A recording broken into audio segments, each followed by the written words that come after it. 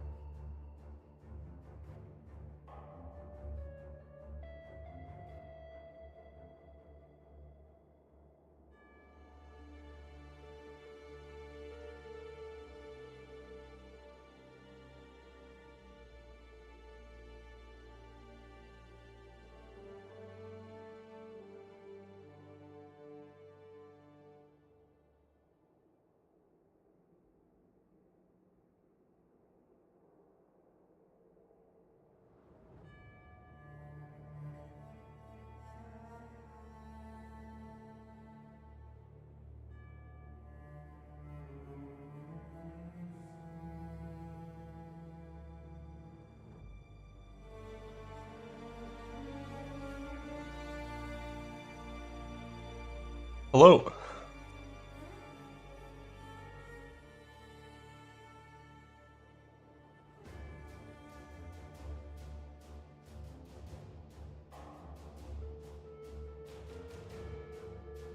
Hello. Hi. And blah. 2 hours.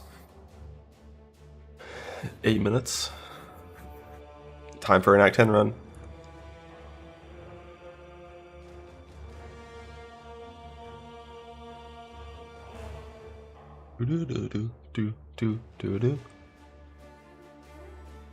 Got a ping from the Path of Exile Discord today. What was that about?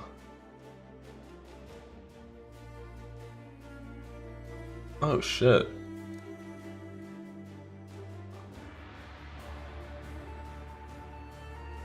Scour chance in one button.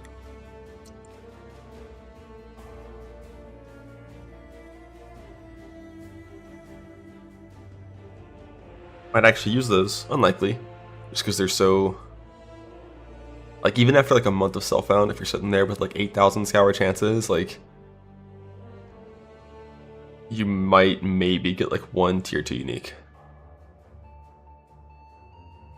Not for a Dorn spam? What would it be for a Dorn spam?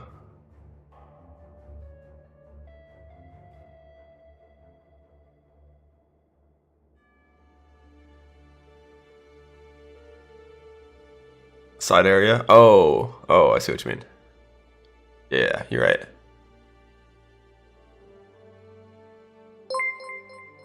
Yeah, I mean, fuck Adorn nowadays. Rest in peace. Some builds, it's of course still really good. And if you're gonna go all the way to having like synthed out jewels, then it's still really good with the high roll, but I'm not gonna be trying to self-farm my own Adorned and self-found to make things. Like with the old roll range, you could do it in self-found and it could be good, but you have to farm like 7 Adorns to get like one that's higher than like 86% or whatever it needs to be for the life mod. Like it'd be okay still. Probably just woke up. I woke up like an hour and a half ago. Any new anime ARPG sponsorships? Maybe, who knows? Nothing in the cards currently. There was just like a bunch of like okay game sponsorships that kind of came out around the same time last month, towards the end of it. So there's like 3 streams in a row. Thanks to the T1 and the T1. It's login time. But I typically don't do any game sponsorships like from the reveal until like 3 weeks into the league, because it's time to grind.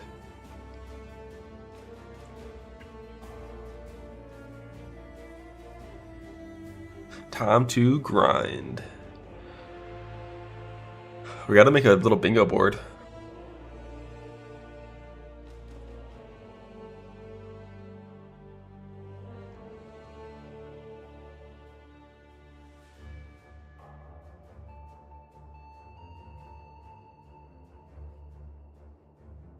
Or did he get flashbanged? Flashbang. Free. Hi, I'm Mark Roberts.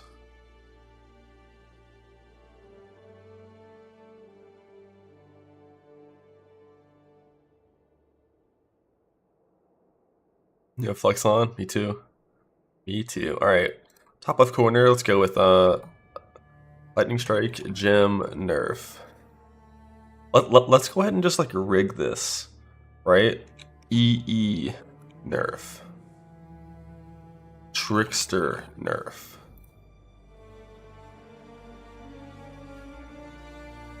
Tincture, Nerf. You think we get it all? Power, Siphon, Mine, Nerf. Alright. Now we're gonna go in the opposite corner with buffs. Let's see. Recombinator removed. Appear. Recombinator stays as is.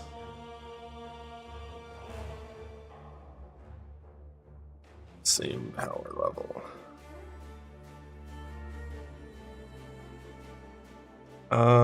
Let's see. All right, boats.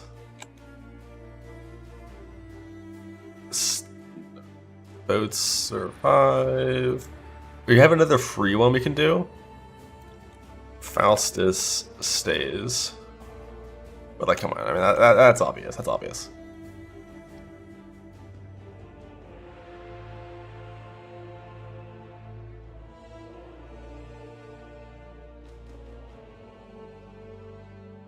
King's March.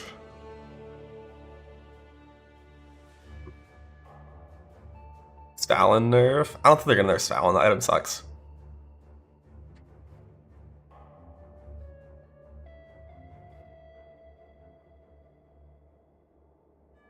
It doesn't actually suck, but it sucks for like hardcore, mostly. Slams nerf.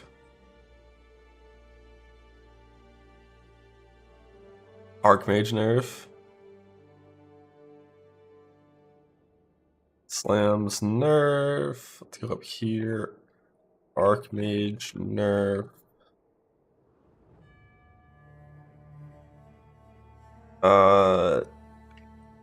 Let's see. Right. Where did I put this one? Right here. Champion. Is it an O or an A? Reverted.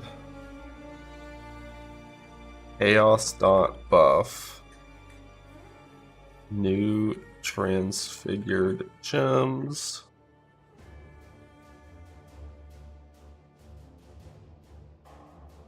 We're not gonna lift explosive concoction. Your eyes in this background. Yeah, it's not ideal. I don't think I have Dark Reader though on this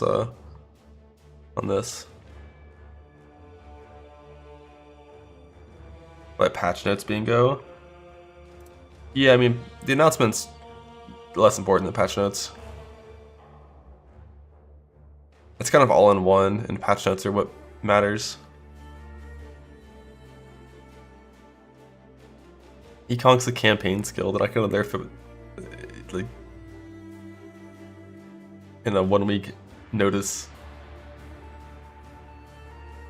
Bleed buffs.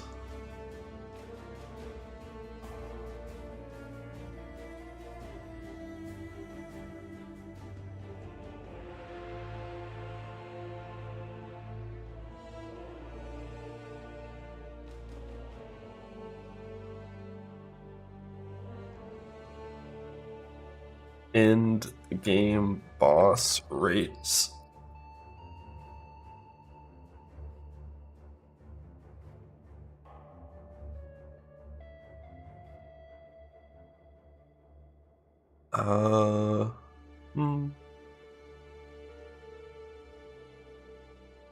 Staying and leaving the same card as wild. Yep.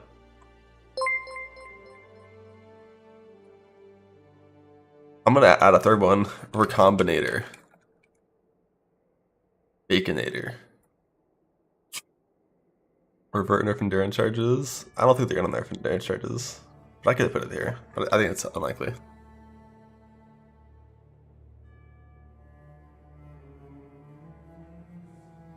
The 18s.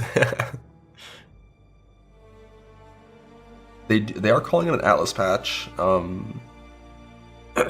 New core end game. So what this means is like in 3.9 the core end game was Cyrus. In 3.13 it became Maven. In 3.17 it became Eater Exarch, and it hasn't changed since then. It's like something that's like the new primary end game. Like a new pinnacle and like a new core system for all that. We'll see.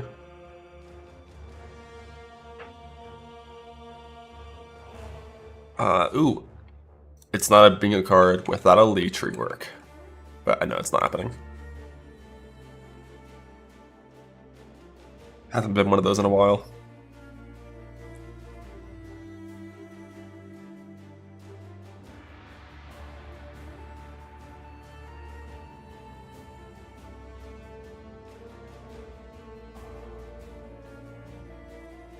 Whereas minions removed? Well, that's implied.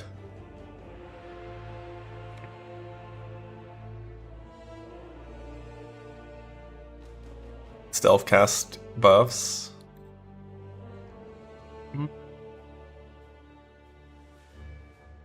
That one right here. Spell buffs. Eater Exarch itemized? They already are. What do you mean? Molten Strike of Zenith nerfed.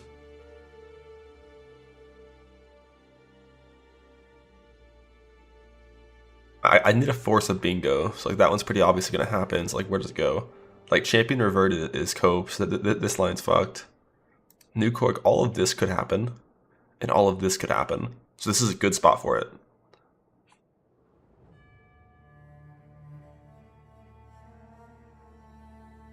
Molten Strike nerf. And that applies to Molten Strike or Zenith. Fuck it, both of them are OP. Let's see. Zana returns.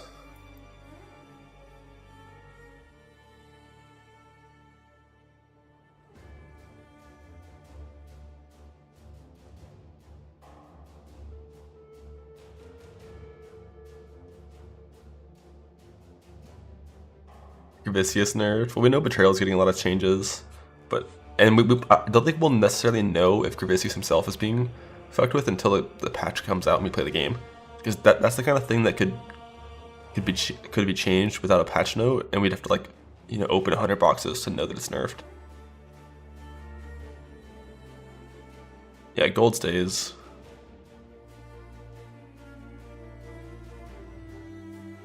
Minus Manacraft's gone. I fucking hope not. If no graph, how belt? Farm div cards like you deserve. Losing an important unveil? I don't think we'll know that necessarily until... Actually, patch notes should have that, because every single unveil probably will be listed in patch notes for the map it's in, maybe. I don't know, we'll see.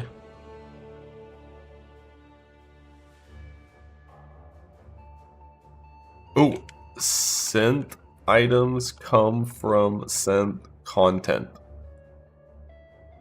That'd be big. Imagine if that was how it worked.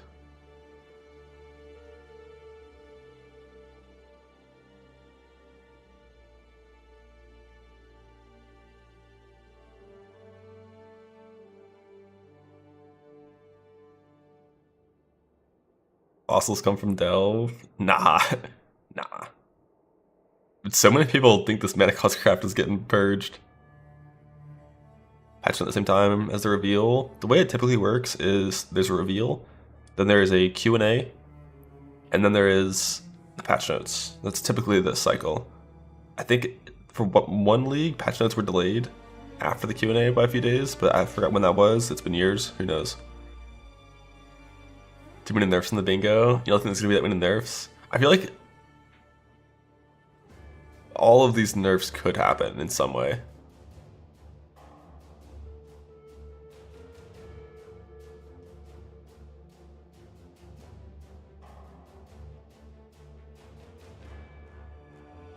Wicked Ward nerf? Nah. I feel like a Wicked Ward nerf, we could maybe just call that a Trickster nerf, you know? Just count it.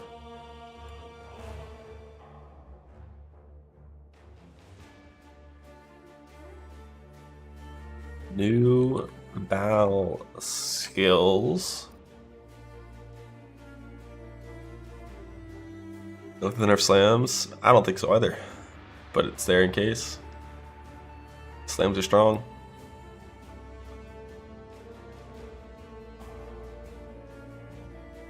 Oh right, bow buffs. How did no one type that?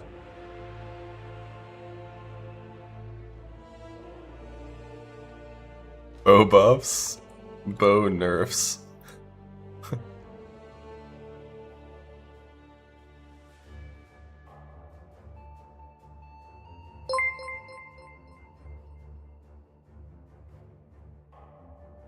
Bow's already good though. Go type that in Fubgun's chat if you're not already permabanned there.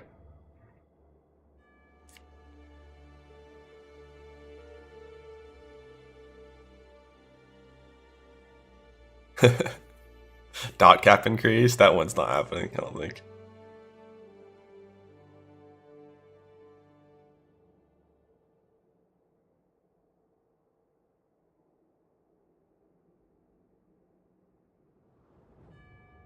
I think I want to move this so bow buffs and spell buffs aren't in the same category.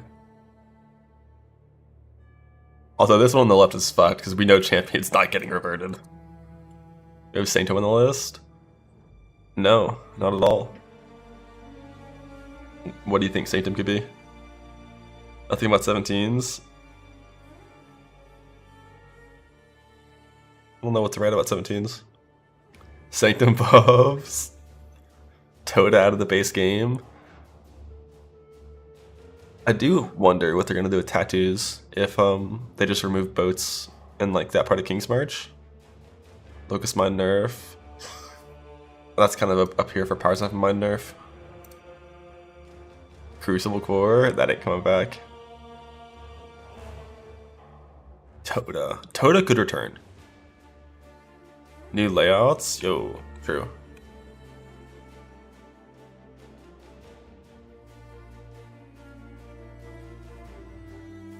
Atlas Jewel Sockets, Atlas Idol Sockets.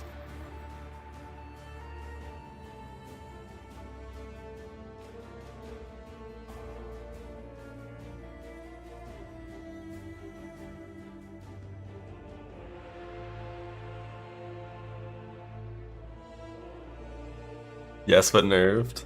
Or Atlas Idol Sockets would be broken if there was enough of them.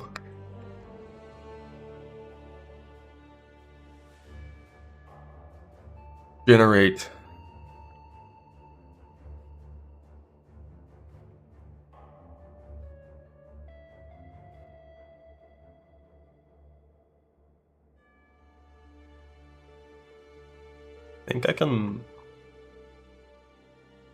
I think y'all can click that and open it for yourself if you want to.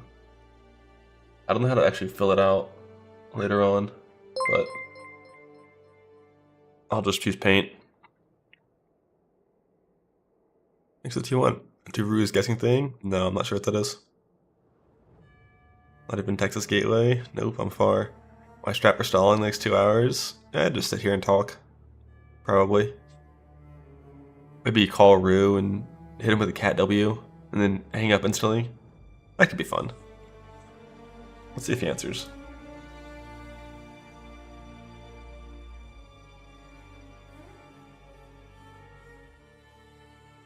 I don't know if he's my friend on Discord.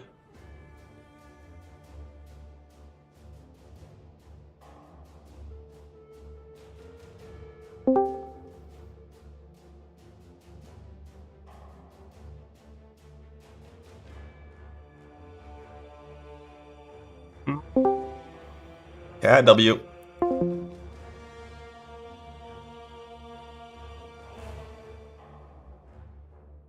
Got him.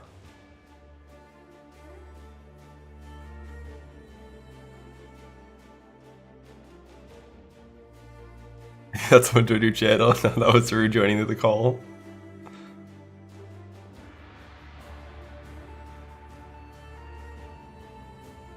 Now we wait.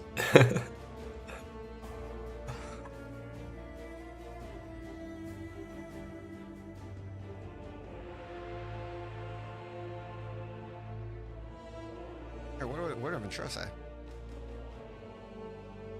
Sorry, I don't have my Discord turned on when it comes to like picking up phone calls in the middle of. Did you just come then?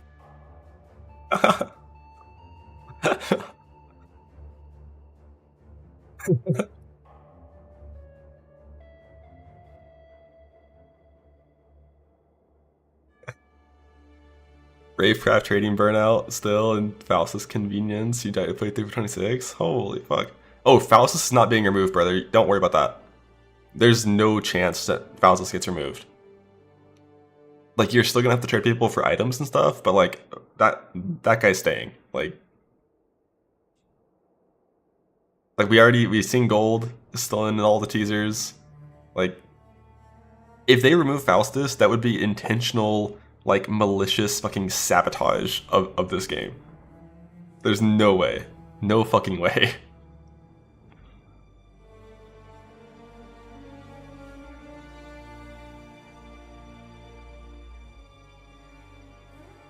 What's wrong with my voice? I've been sick for a little while.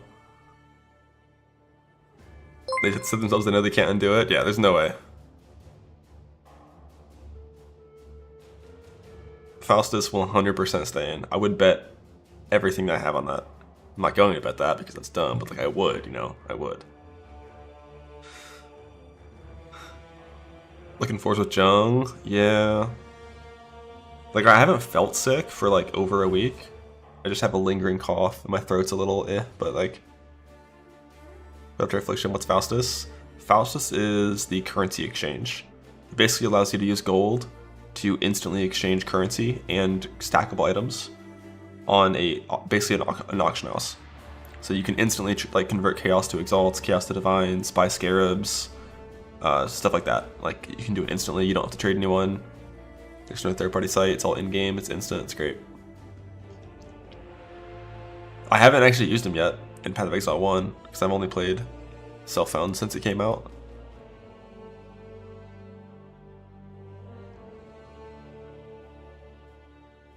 Actually, gift sub to Griffin W. They've given 1,116. Goddamn. Jesus. Congrats on the ad free for a month, bud. Jesus.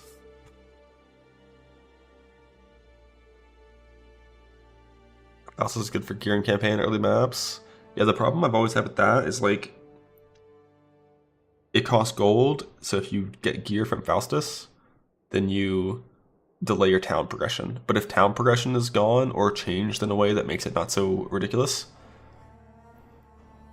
then I definitely want to do that. Like, I love the idea of gambling with gold for item upgrades whenever I have a weak slot, like in like the first 10 hours of gameplay or so.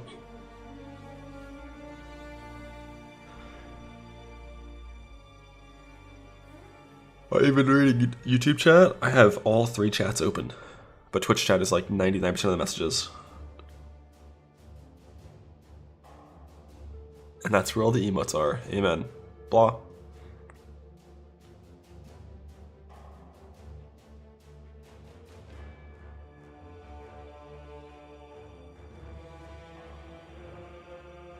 You blawed in YouTube chat. What?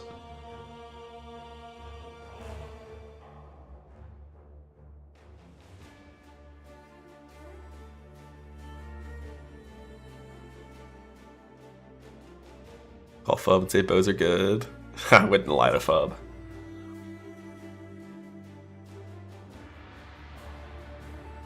Wave Town's still around to lean endgame. Like the main thing that I would want for Town is just simply recruiting gone. Like that's it.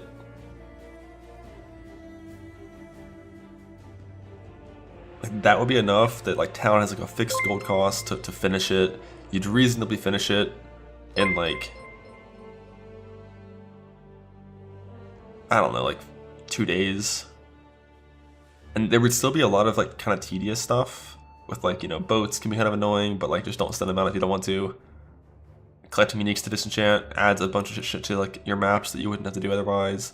The mappers, like going through the loot can feel kind of annoying at times, but like you can just not engage with most of those things if you really don't want to. Yeah, like I agree, Bearded. I also don't want to hoard items for dust and do that stuff. But like, if the recombinator's gone and recruiting is gone, the town will be weak enough that you don't have to do it. I still would, but you don't have to. And like recruiting being gone would make gold not so punishing to the point where I felt like I have to like stack rarity and just like upgrade my town for like 2 weeks straight.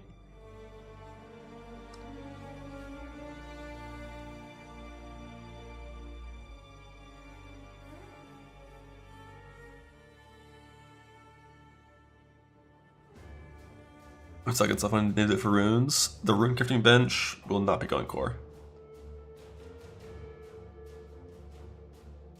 I am very confident that that's just one of those temporary power items like sanctified relics, like crucible stuff, like affliction ascendancy trees, like, you know, necropolis, OPS grave crafting. Like rune crafting is just like that league's temporary power buff.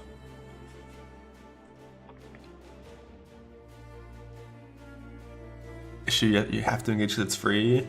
Yeah, that's one of the reasons why like I kind of want Town to die personally, but like I don't think it will.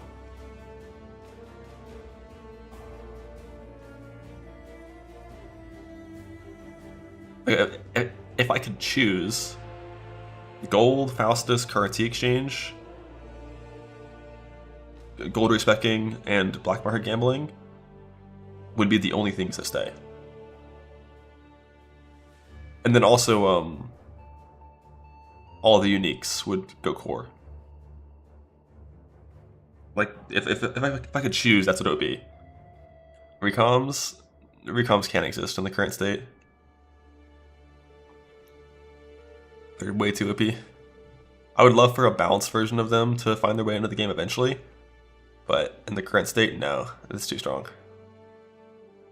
But like, I don't think all of that like is gonna get purged. I think a good amount of King's March is gonna stay. I just don't know how. Because like, are they gonna put like ore in all your maps and stuff? I really don't know. I mean, we're gonna find out in like 2 hours. I have no fucking clue what they're gonna do with King's March.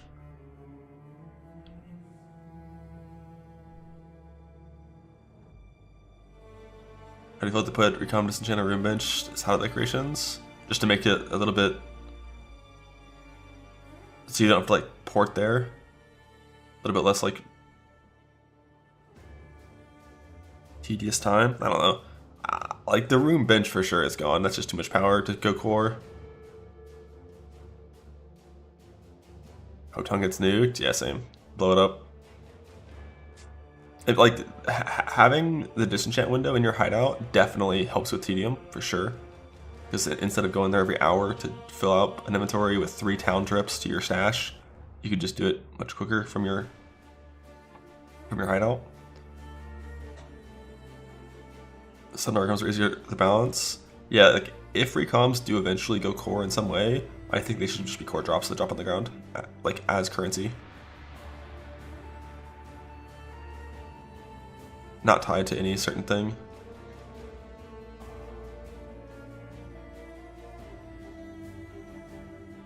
But I don't think they will, in their current state, go core. I'd be so surprised. See the most recent picture of my Discord?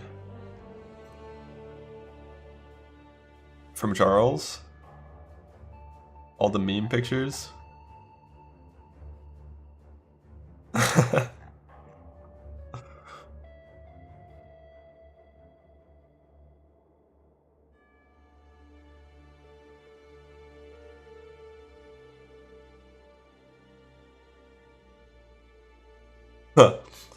It's from B2. Charles stole it. Shameless. Shameless Charles. New leaks.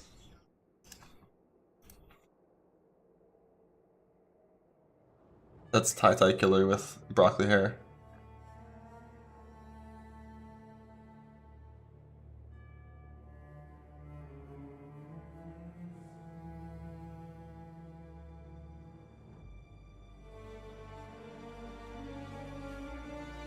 He's Jung Ron.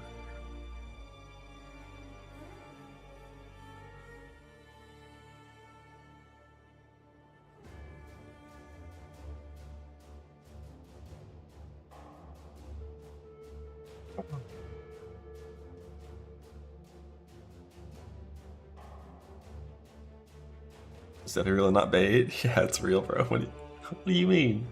Holy shit, 11 months has scarred you.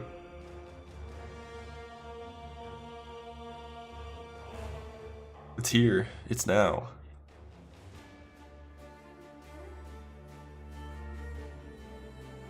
A network error on the stream only? That's a good question. One that you probably can't hear me because you have a network error. Get this for WASD movement? Maybe in like 2 years.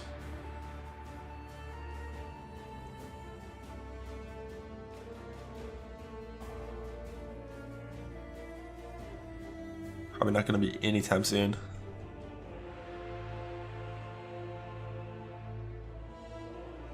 Oh. Car on an NPM doing duo Ubers? What?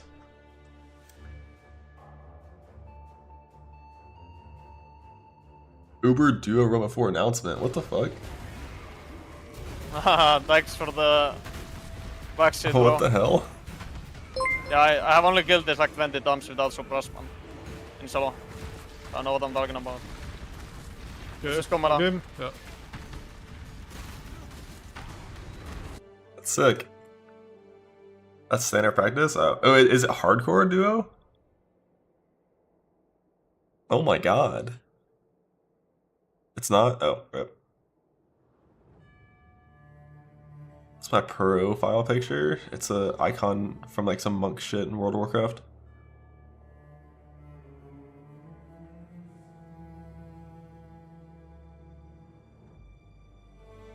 I saw the. I mean, I saw. Like, I clicked the fake Uber Dan video thing, but I didn't watch it. No. Log in on Monk and Miss Pandaria? You mean log in on Mage? Or Rogue? Oh god, it's Rogue time again. That was 8-second kidney shot patch, right?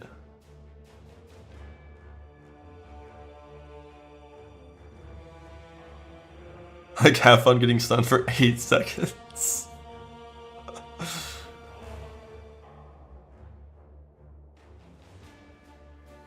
Actually playing? Probably not, no.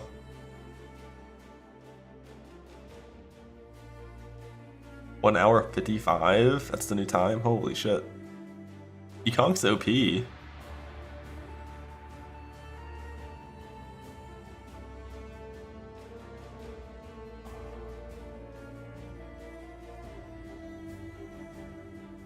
What are you talking about, Ventura? Who said that?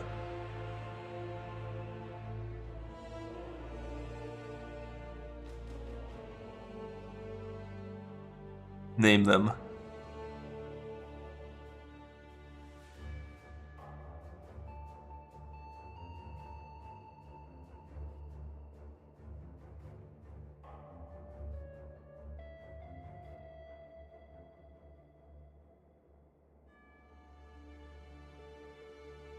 .3.5a. Wrath of the Lich King. I know, wow.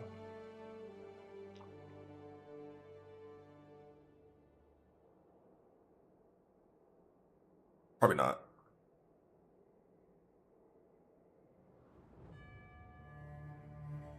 That's an old man's game. Maybe once I turn 30.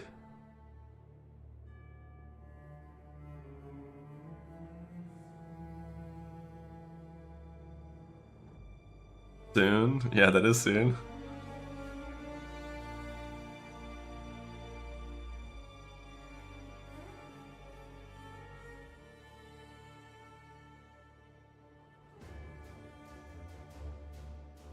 I thought ever something Quantric tanked it.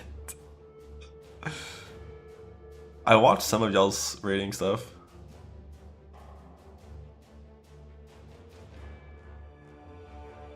I watched some pulls on Onyxia, or at Nefarian.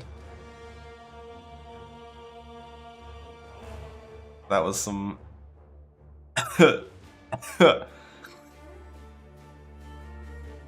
Fondant.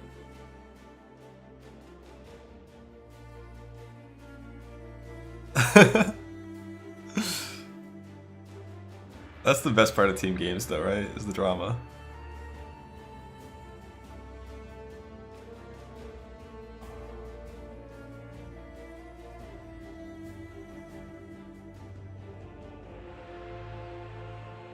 I feel like Ventura could have healed him better, yeah. Probably. I still don't understand, like, what happened in Tai Killer's guild after what boss did they kill when like the guild kind of did get kicked, or like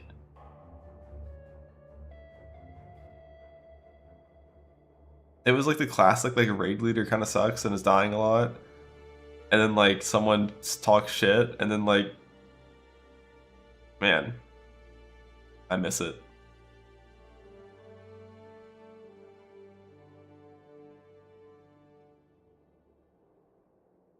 This is why we need more group play in Path of Exile. There hasn't been a PK in so long.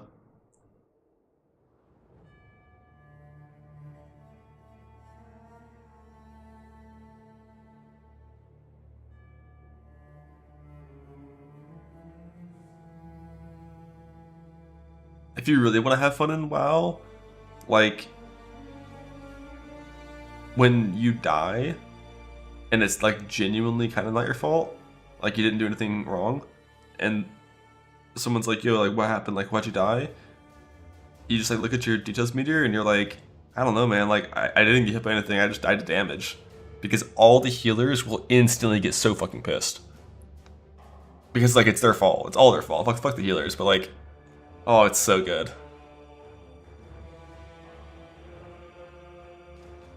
Like it doesn't matter if like you were kind of outranging some of them and you weren't standing at the healing rain, and like if you died and then your death meter, there's nothing avoidable, it's just rot damage. I mean shit, like, you know, like, why was that healing priest exclusively healing her boyfriend? And not me? Weird.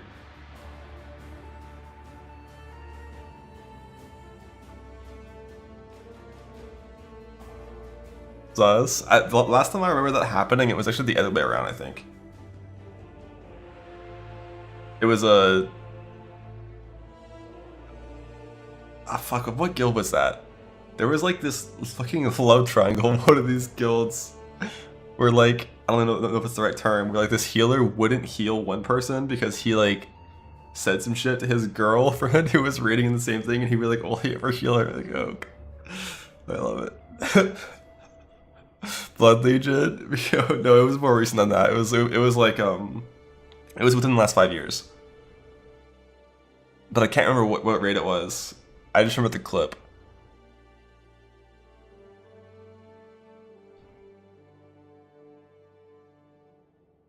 Recent 5 years? Well, Blood Legion was like 12 years ago. That was a Sean guild? I'm pretty sure you're right. I think it was a Sean guild. God bless Sean for making the most drama,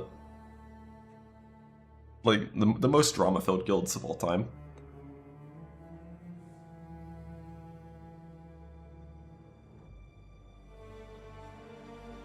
The 1-tier SPK era, good times.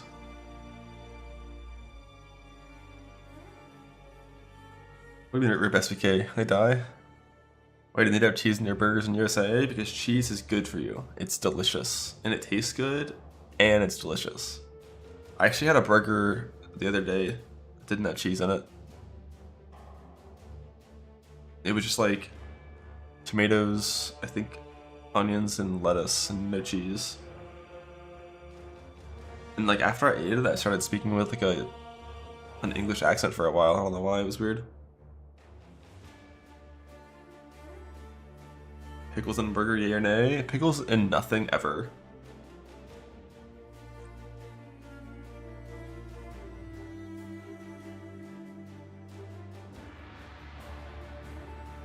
And to be clear, I mean pickled cucumbers.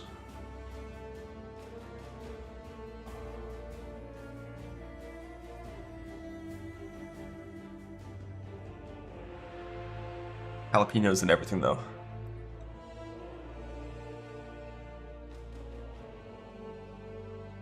What's insane on a burger? PB? I've never tried that, but I will. Next time.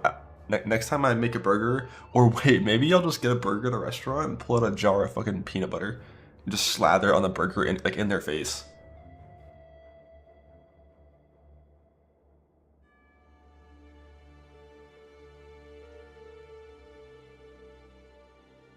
At the counter.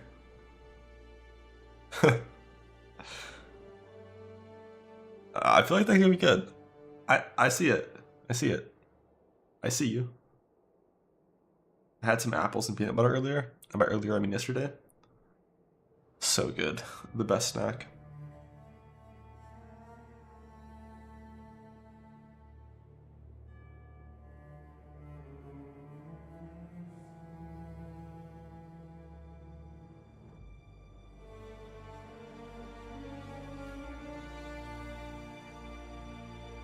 They want a PB&J. They might get a waffle.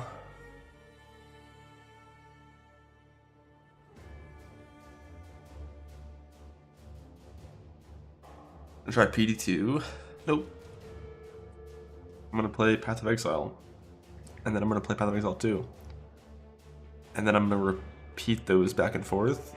And when at the finals, log in. Ready? But no, just some PoE for a couple years, maybe like a decade. I don't know, who knows? Strawberry versus grape jelly on PB&J.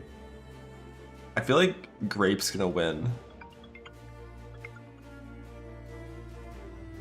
Yeah, phone call. What the hell? This never happens. How dare they?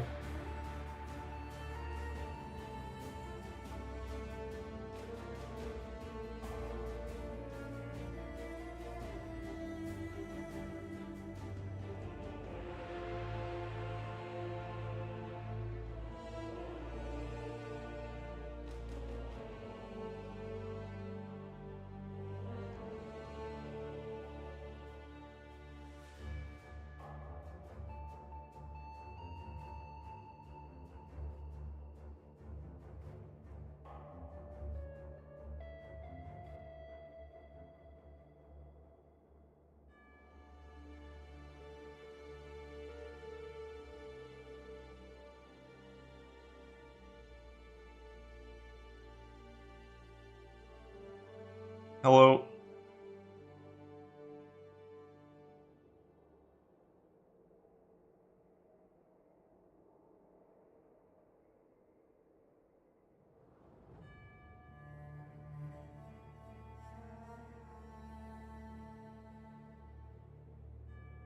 Alright, Crater Lake. Nope. Should I? I can go do that like tomorrow. Let's see. I think I've heard of that one. Oh, it's in Oregon. Kind of a far drive. Maybe later in the summer I'll do that one. Oh, that one looks sick. Can you go to the middle? Like, can you go to this part?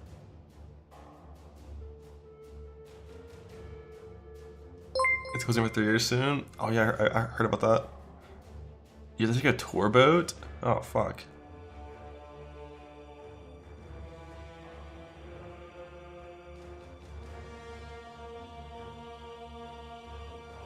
Yeah, it's closing because they're gonna do like some renovations or something on like the trail.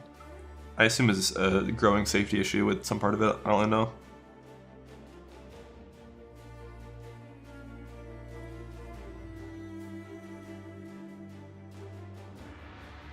Let's see what this hike's like.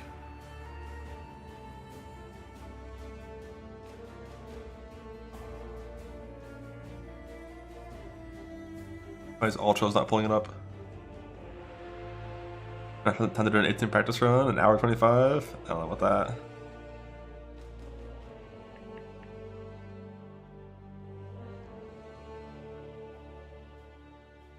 $30 trails.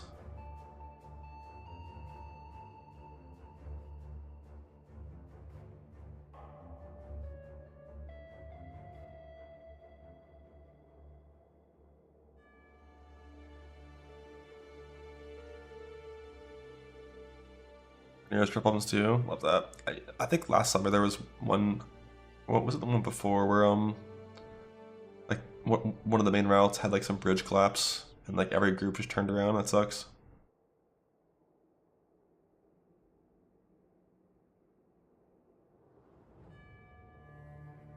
Basic tips. First time setting one up. Bring water. Walk somewhere. Bring some snacks.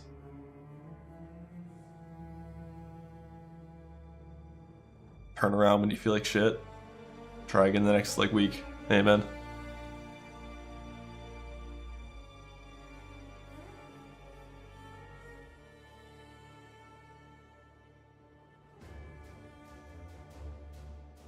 Or do you have a start plan? Nope. You're with no food for 8 hours. I've done some like that where like I have snacks, but like sometimes I just feel like I can't eat. It's weird.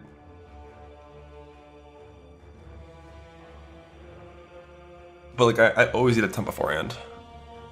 And always gotta have enough water.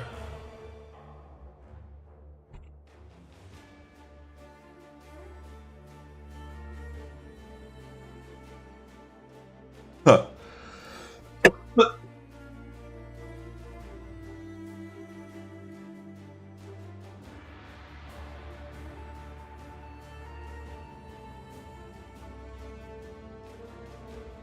Fast hike into overeating. Love a good overeat.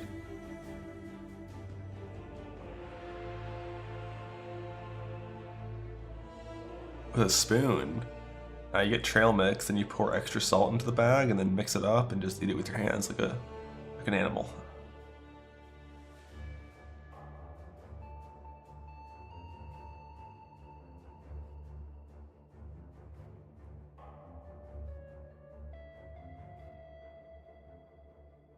Do I ever overeat? No, not really. It's hard to overeat after you walk that far. For that long, with that much elevation. Eat whatever you want. There are no consequences. Prediction, new boss overtuned as fuck. Here's my prediction. New boss is gonna look overtuned as fuck when watching standard players with 46,000 ES fight it, and then it's gonna actually be really easy on like any league start build.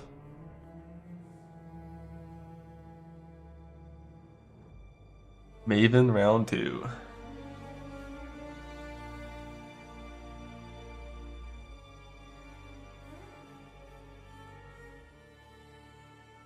Not for league start? Nope.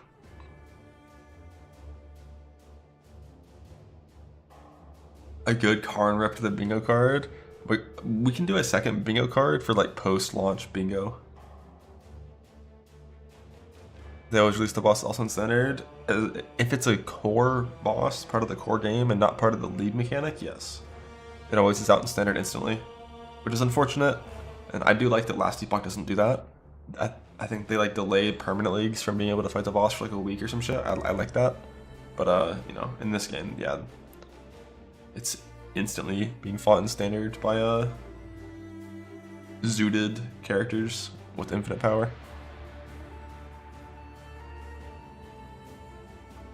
I don't know the name of the challenge league. Wait, wasn't there a teaser that said like name reveal tomorrow? Or isn't it called Secrets of the Atlas? Am I crazy? I'm being gaslit. Oh no, you're saying that's like that's not the league. That's the expansion name. I guess that could be the case. Who knows? Prestige of the Atlas, the league was Archnam. Yeah, you have a point. Could be. The league is called Zana Returns. You enter a map and Zana is in the map trying to kill you. It's like Exile's 2.0, but she doesn't actually fight you. She just spawns like Atlas bosses and Pinnacle bosses and just throws them at you.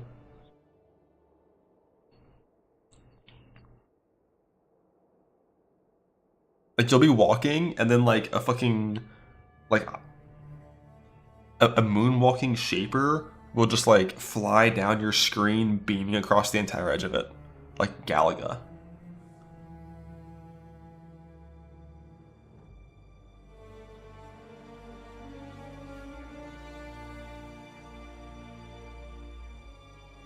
So old 17 months.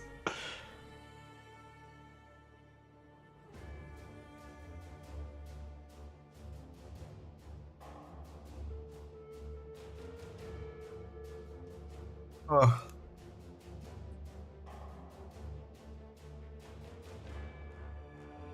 Odds are something above 17's in difficulty. I don't think there's gonna be anything above 17's in difficulty when it comes to like doing the hardest possible 17's. It's like what I would expect is like maybe a new Pinnacle that also has an Uber version. And like maybe some new T17 layouts that have new T17 bosses that could be harder than the current ones, possibly. I would love more layouts of 17s. Especially because like so many of the current ones suck. Like you're just like, alright, I'm gonna do only Fortress. Or like only Sanctuary. Like the other three all kinda suck.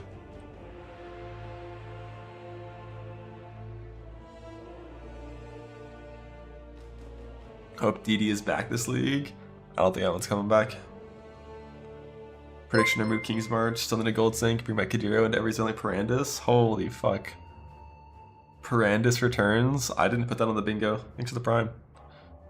And welcome back. Log in. Parandus League 2.0.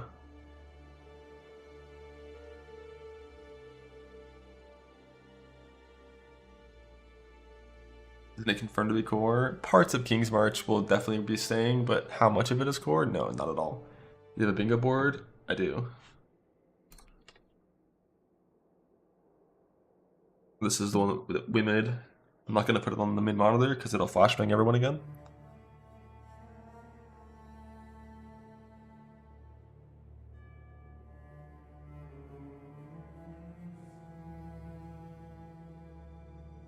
Most new mechanics will use gold from now on. What do you mean use gold? If they have like vendor systems, I could see it. Or like talent tree respec systems, I could see it.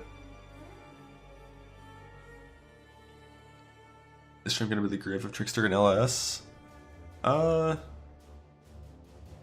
Honestly, I don't think Trickster's gonna get nerfed.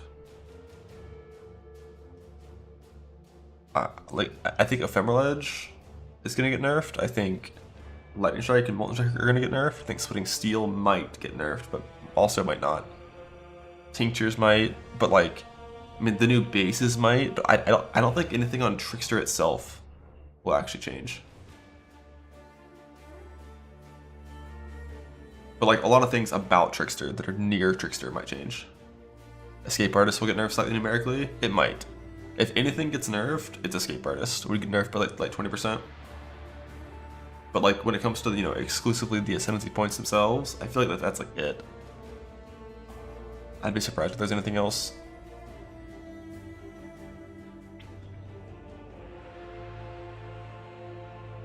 If they nerf EE, that vessel will be Trickster by Energy Blade? Yeah, probably.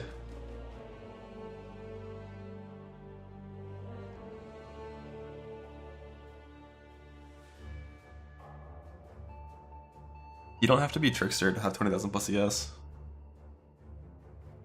Like the most OP part of Trickster is easy access to Overleech. That's the strongest part of Trickster. Like if you unspec that node on a Trickster that gives you the flat ES and flat evasion, you lose a ton of evasion, and you lose like 4,000 ES. But if you look at like Freesia ascendancies, where is this?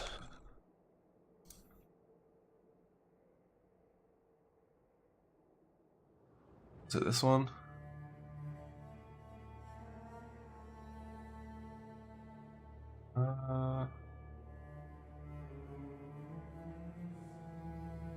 It was this one. Like, this was the setup for Lightning Strike crit with Freesia ascendancies. Not close to finished and stuff. But like, if I was a Trickster, you gain 20% ES. Like, that's good, but that's Fortify, you know? That's Fortify.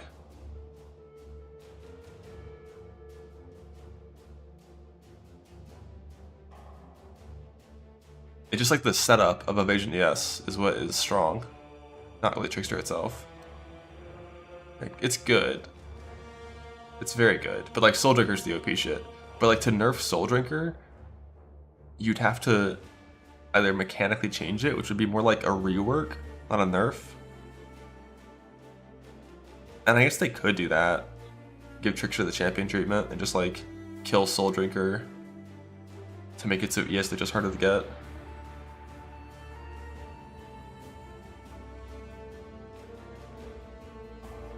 Yeah, it's like Spellwork is good too. You can combine them if you want as well. Yeah, like you can still get ES Overleech on any build you want with Ghost Dance.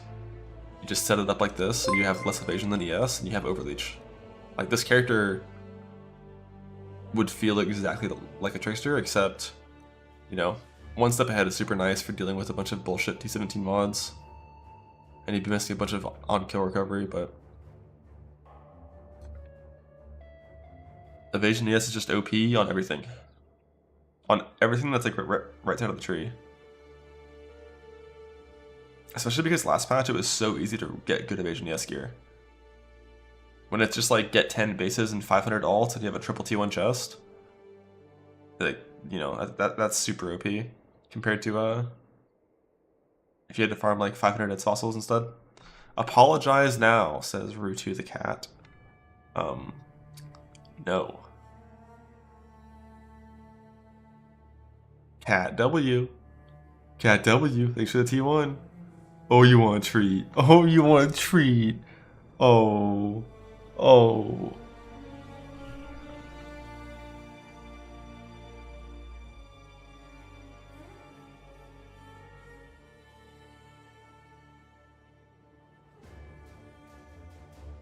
I don't want to ult anymore, please. We'll see.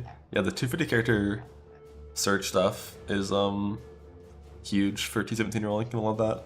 1 hour away. Oh my god.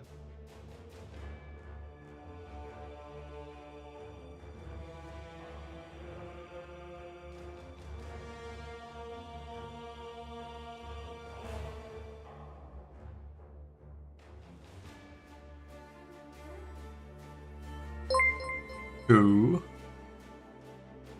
Mr. Prime didn't stream for the last month. I streamed like 5 times in the last month, maybe.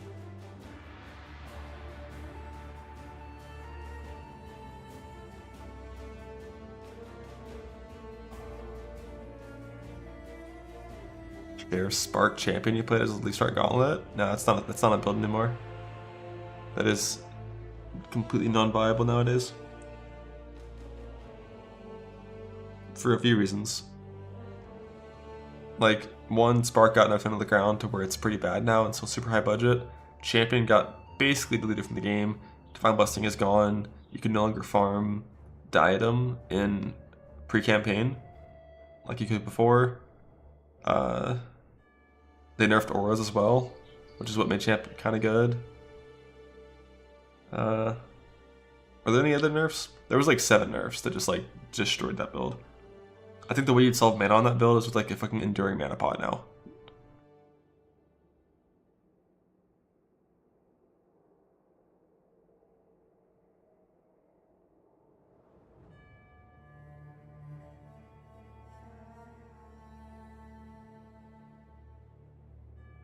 Inspiration? Yeah, I mean, you use that. It helps a little bit, but spells cost like 9,000 mana.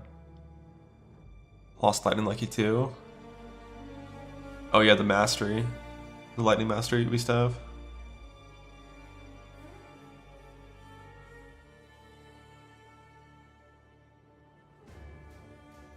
Elron Craft is gone? No way.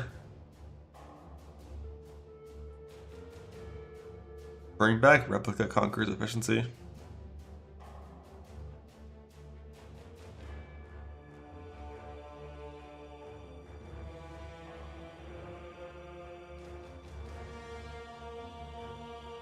We do have a bingo card. First thing you can draw from patch notes. Honestly, there's not really anything that I want to control from patch notes. Like maybe Lightning Strike, but like I just think it's going to be a % damage nerf. Nothing exciting really. I usually just like going down, just scrolling down and reading everything one line at a time.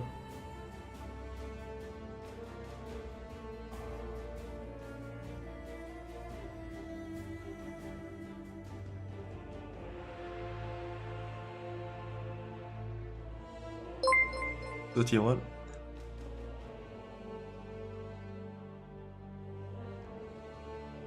Buff Stormbind? What? The methods are just for DD changes? I think DD is officially done. Like the Desecrate changes were it. Like not being able to Spectre abuse Desecrate? GG? GG? Like it's still like DD of Chain Reaction is always going to be viable, just because it has such high damage %. Like it hits so many times, but like Ignite DD, that shit's probably dead until there's Ignite changes or DD changes, I think. But like DD of Chaining is like 800% or 600% damage if you're getting all 8 corpses to blow up and stuff.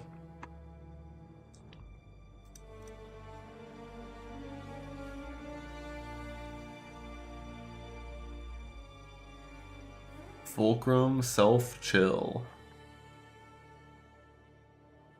This is gonna be an Aureus end build, right? Yeah. This is an Aureus Self Ignite build.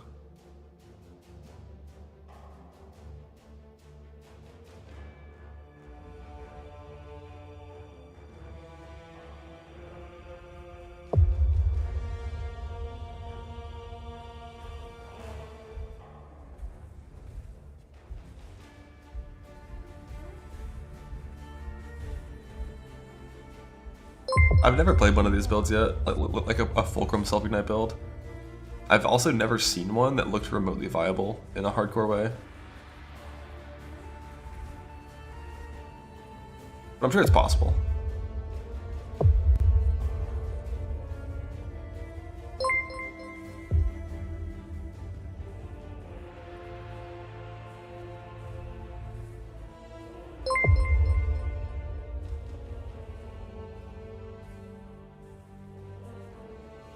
Was viable in Affliction on Chieftain.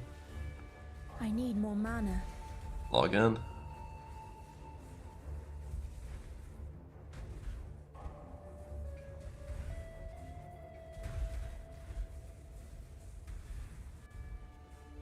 Did we get patches today too? Probably.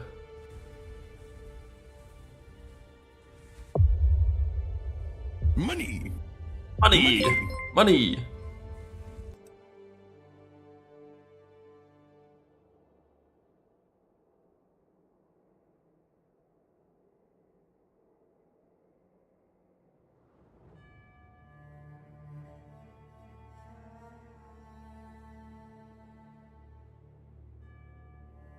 I think that money sound was for a greater Eldritch currency dropping.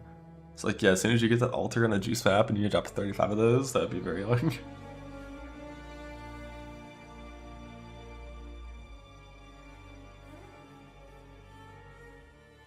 Self-chill Cyclone Scav, log in.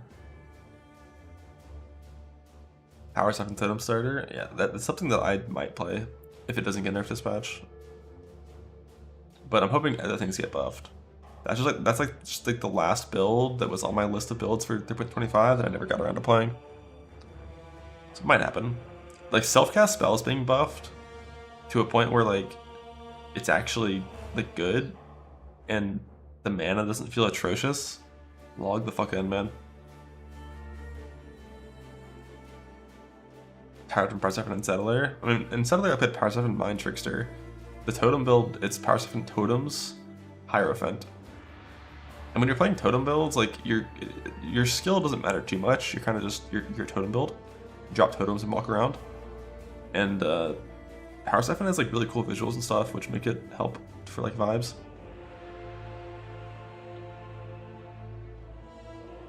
And like the whole gearing process is very different because it's like mana stack. But making Mana Man gear does suck. These Flux during late night gaming. I have Flux on always. 24/7, always on. Casting spells yourself, yep. All post streamers enter a boxing ring. Who's coming out?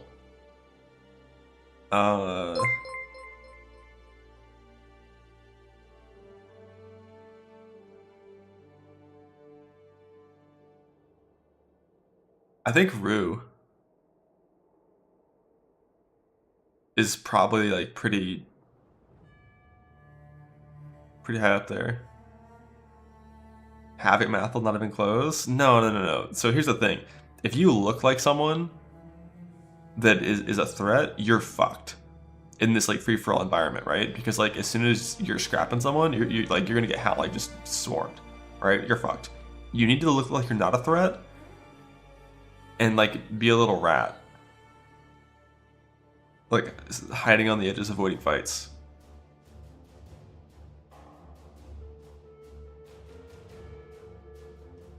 A little cat. Ruins. And no, it's free for all. That's what it sounded like. It was a free for all.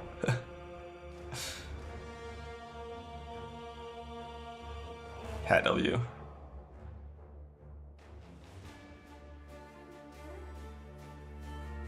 Take a socks off while in the shower or after the shower? Never. Yeah, this guy's right. You wear your wet socks all day until they dry. Then you sleep in them. You never use socks. I have to wear socks. I've became weak.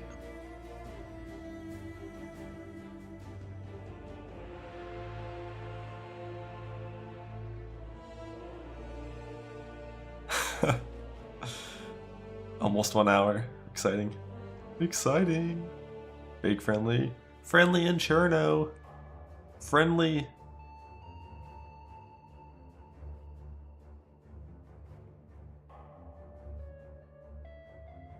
My meal plan for day one. Meal plan for day one.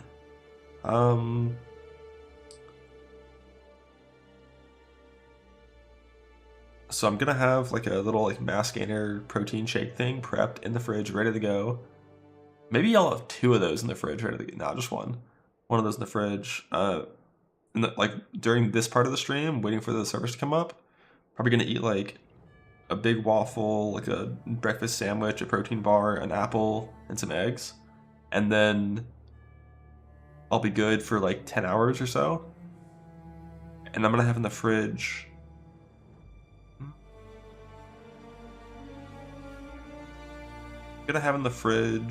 probably like some pre-made wraps, like some chicken salad wraps, maybe some sandwiches, some ham sandwiches that are in the fridge in plastic wrap, just chilling. And some like shitty freezer food that I can just easily reheat. And a stack of protein bars. And also, guess what? Guess what time it is? Drink water. Now.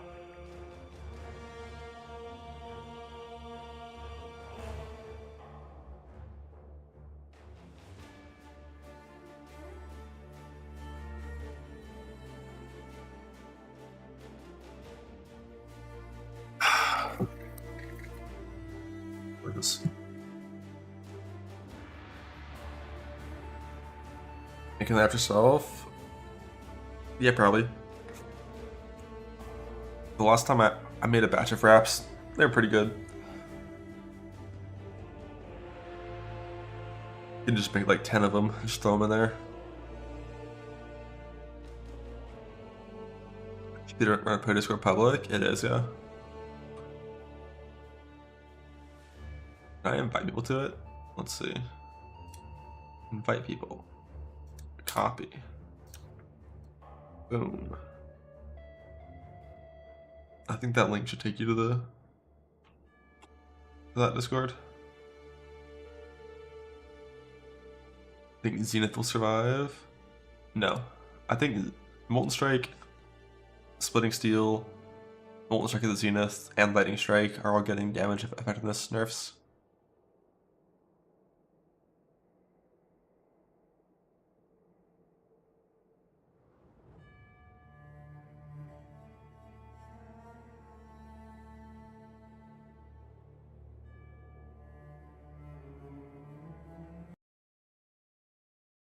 Where's their background music?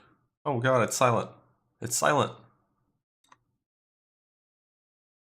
Ice never getting damage effectiveness nerfed. Maybe. I could see it. Or maybe just like an Archmage nerf and then a buff to other spells, maybe. Moment of silence for everyone.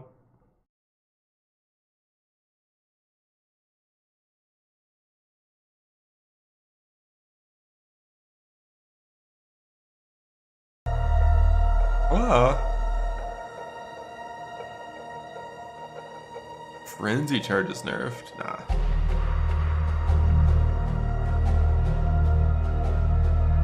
Holy shit. It's starting in like my rib cage and it's expanding in every direction.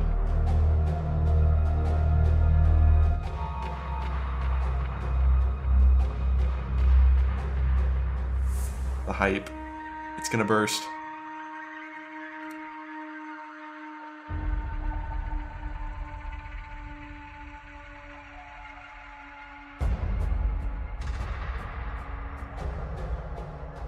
Click the knock button.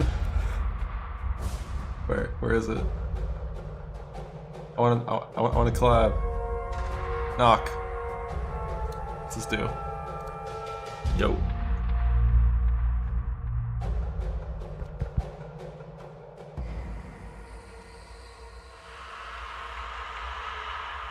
It has been so long. No chat.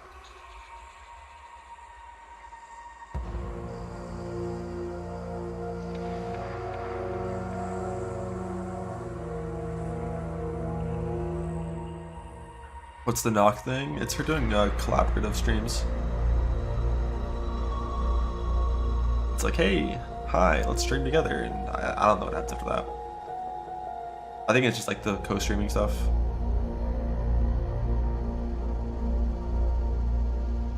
I think the only time I've done that was for that PoE2 race we did for Samsung with Gazzy and Rax and Steel. Was it Steel Mage? I think. I forgot who. I think it was those three. They have a shared chat. Yeah, the shared chat, it gets weird with like when a bunch of different people have different like sponsor things in their chat. It gets kind of out of control pretty fast.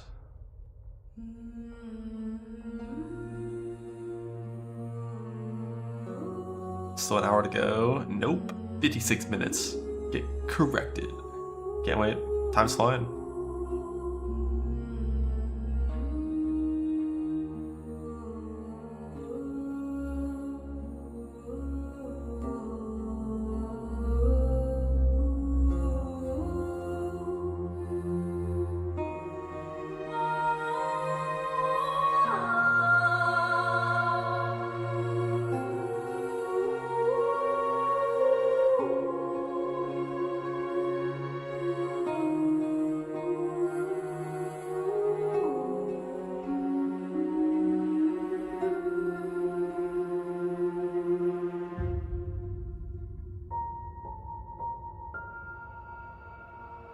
I don't think drops start until the live stream starts, is my guess.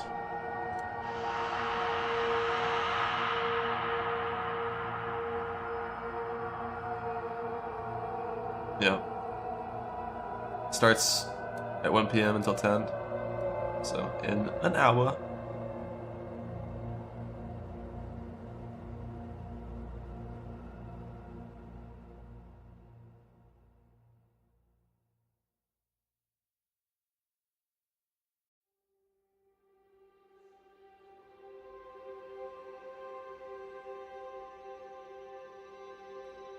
A 2x speed to stream, I wish. Like, it's already been a minute past. It should be available in 1080p. Or wait, you mean this one?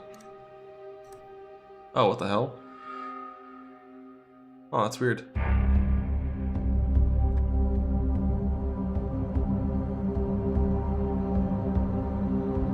Light maps and Ravage maps not getting gold. Unlucky. Some things are bad for gold.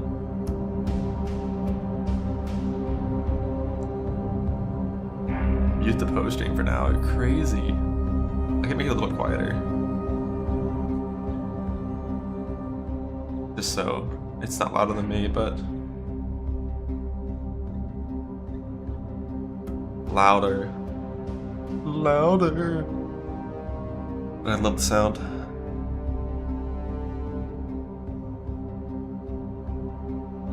Voice the countdown. 59, 58, 57, 56, 55, 54, 53, 52, 51, 50, 49, 48, no.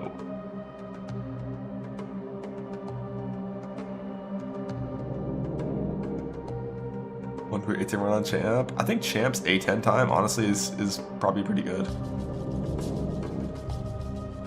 Some Econk Champ, you get Adrenaline in your first lab, like it's probably going to be a decent Act 10 time. Attack speed nodes, proj nodes, onslaught on kill, a sub 2 in a bad run.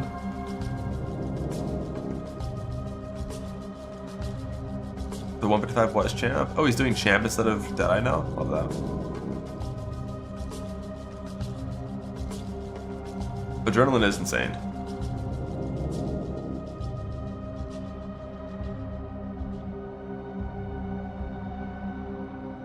You're any percent A10? Oh, I see, I see. That makes sense. I was surprised he cut 20 minutes off while still doing all skill points in labs. But yeah, level 51, no labs, no skill points stuff. I mean, you're still gonna get a lot of skill points, I think, just not all of them. 1k HP, let's fucking go. Still deathless, I bet.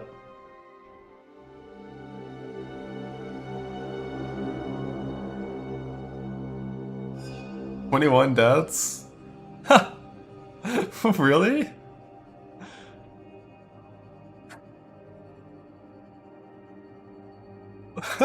Holy shit. I bet you can do like 140 or faster. Just don't get to play anything ever.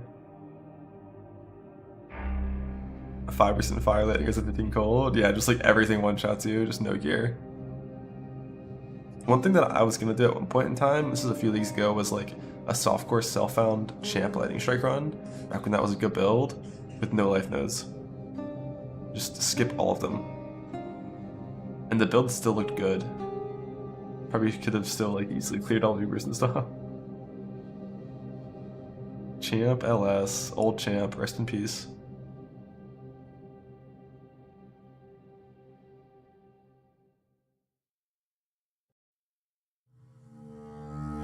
$51 minutes.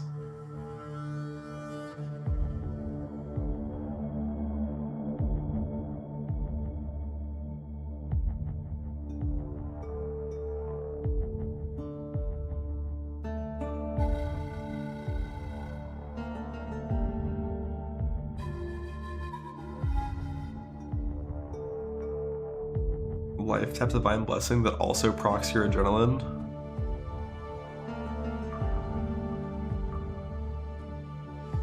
Hope staking isn't too nerfed.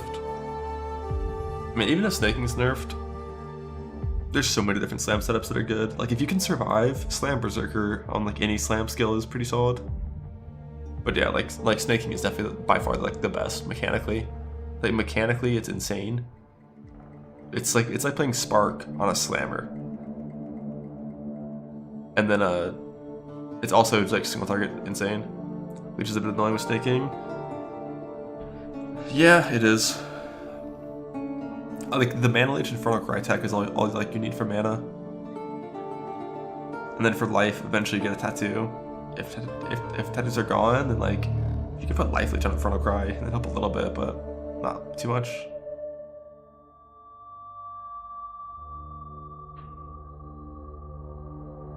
Yeah, Mana Leech Infernal Cry makes your combust proc from Infernal Cry. It'll give you Mana Leech.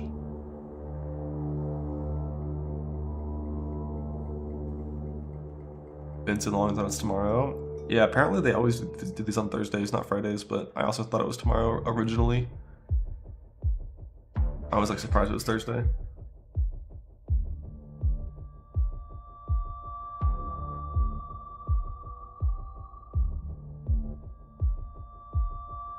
The Bin Zerker? I mean, there's definitely a chance I play Zerker Slams again. Like, Zerker Slams are like one of the best self-found League starts. Honestly, just like League starts in general, even in trade. Like, Zerker Slam day one is so powerful on like dog shit gear. Life res and a good stick. It's all you need to get 4 Void Stones very easily, while being fast.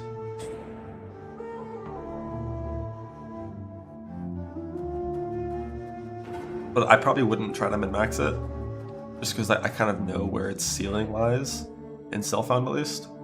And I would just do it for like 4 Void Stones, and then farm gear for a new build until I die, kind of thing.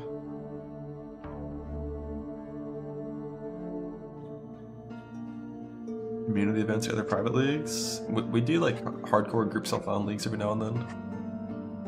We've done like 3 or 4 of them since like 317 that I play in often. But stuff like BPL and whatnot, typically no. You just die on Zerker before you min-max. I mean, the thing like Zerker, it's got a few weaknesses you have to watch out for, but if you make the right choices, it's fine. It's fine until it's not.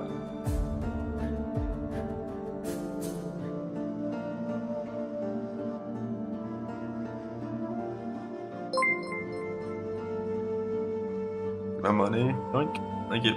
651. Slayer felt good. Yeah, I mean, Slayer slams are good as well. Like, Zerker slams are gonna feel way better, I think, always, but like, Slayer slams work too.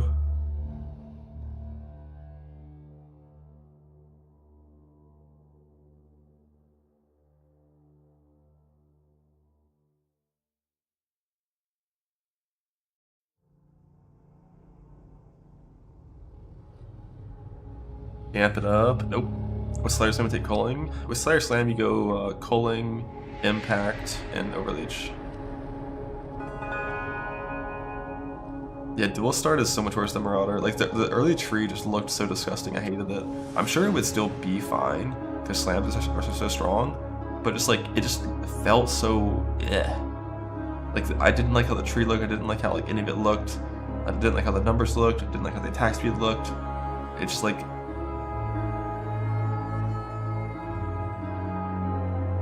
and it's not even like Slayer solves the problem, like some of the same problems of Berserker. If you like most Slayer POVs just take like 20% less damage than Berserker, and that's it. And it's like you have better Overleech and take 20% less damage, but like the thing that killed my Berserker is still gonna kill any Slayer. Like, where you open a box and there's 1,000 monsters with Onslaught that spawn and attack you at once, like, the Slayer's dead to that too. Because Slayers typically don't bother solving the avoid problem. It's one of the things that old champion slams were so nice. You had 10,000 evasion on champ slams with no effort. Just being a champion in a Jade Flask was 10k evasion.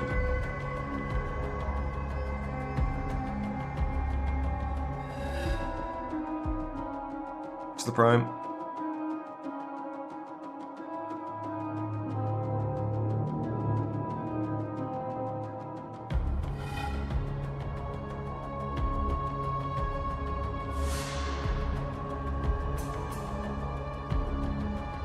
Yeah, I mean, Combs actually snaking is really good. If you're playing like Earth Shatter though, I don't know what you would do. Like you probably wouldn't want to use Combs Axe, just get a good rare.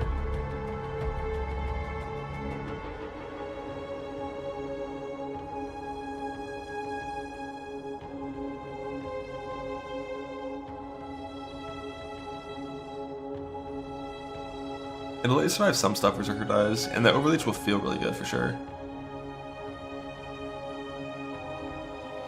And being reflected is nice. There's a lot of things I like about Slayer. But like, yeah.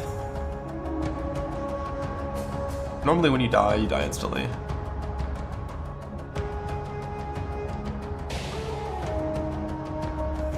Yeah, like not having Leech is one of those things where like I don't really care typically. I'm like a psycho when it comes to that kind of shit. Just like, I got a life pot. That's fine.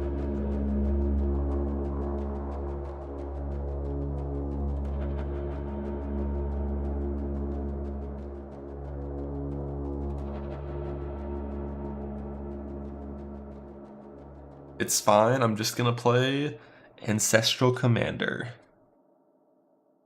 Ancestral Commander slams in my self-found hardcore alt ascendancy league. We still don't know what they're doing for those private leagues yet. Like, is that gonna be available on League Start? Like, if it is, like, there's gonna be like group, like coordinated community private leagues for those things, so everyone's in one league still for trade and whatnot. Who knows? Oh, it's finally fucking here, man. It's actually been 11 months. I feel it in my soul. I feel it in my loins. I feel it in the air. Think it's gonna be the biggest league start ever? No. I doubt it. I'd be very surprised if this league start has some higher numbers than Settlers.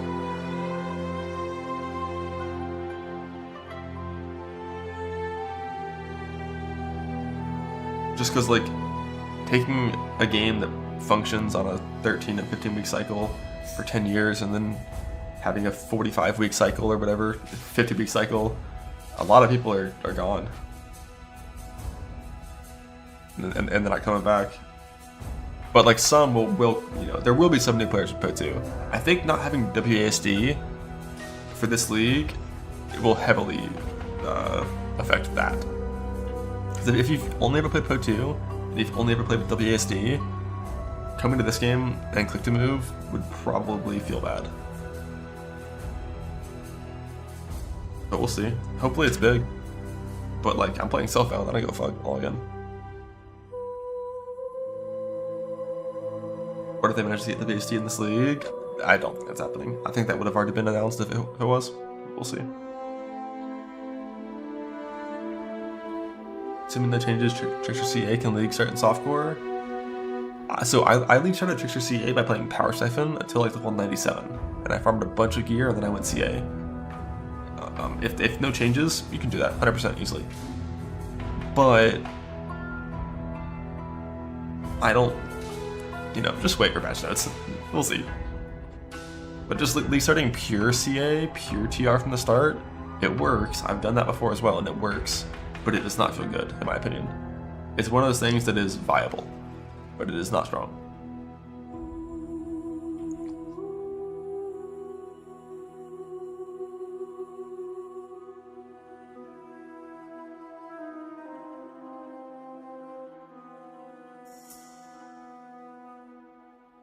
"41 minutes.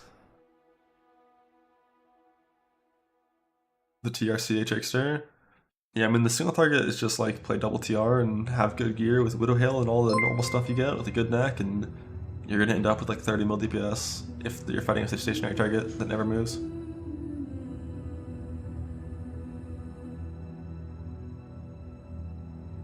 But in maps, you just Val CA and like press TR and it's good. Like, I fucking love when CA is strong. Like, Affliction League, Pathfinder CA, man. Like, everything cost 1 mana. When you got hit, all your like flask got spammed, you had infinite recovery. Like, god, that build was sick. Until I killed it to Flask Siphoner. What do you think's in here?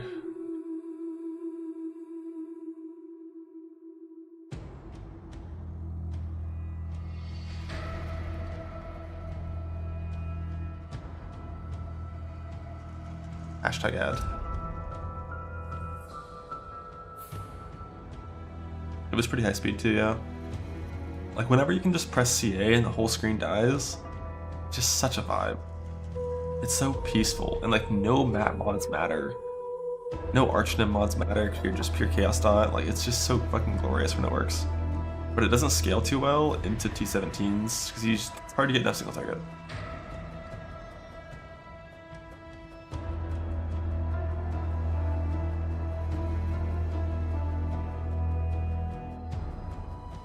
Yeah, the pops were almost entirely cosmetic on that build. Because like CA already covered the entire ground and stuff, and everything was already dead, and like I also love them. Like the one content when you were doing juiced high delirious content, when it was like genuinely hard to kill trash monsters because of like affliction stuff, the pops did help there, and I could feel them there. But if you're like just dashing through easy content, it was not noticeable. Dot cap so we can just do 17. The thing is, dot cap is not actually dot cap in juice T17s, right? Because the things that are scaling monsters, if you mean like Titanic, is toughness. So like the dot cap is not 35 mil, it's much higher because the monsters have damage reduction. Same for Ubers. Like for Ubers, you have to have like 117 million DPS to be dot cap for Ubers, right? Because they have a massive damage reduction penalty. A-bomb boss running away from you. Yeah, that's the thing about TR that just like will never really feel good. Is like if imagine fighting like PoE2 exiles with TR, like things that have like combat AI where they like they try to be smart. It would just always be like unplayable on TR. Like things have to be stationary for that build.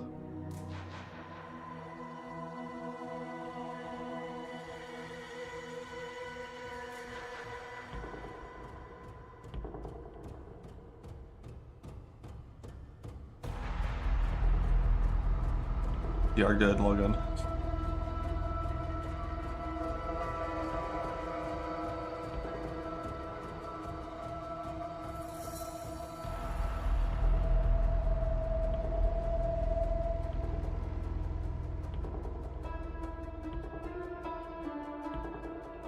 Logan.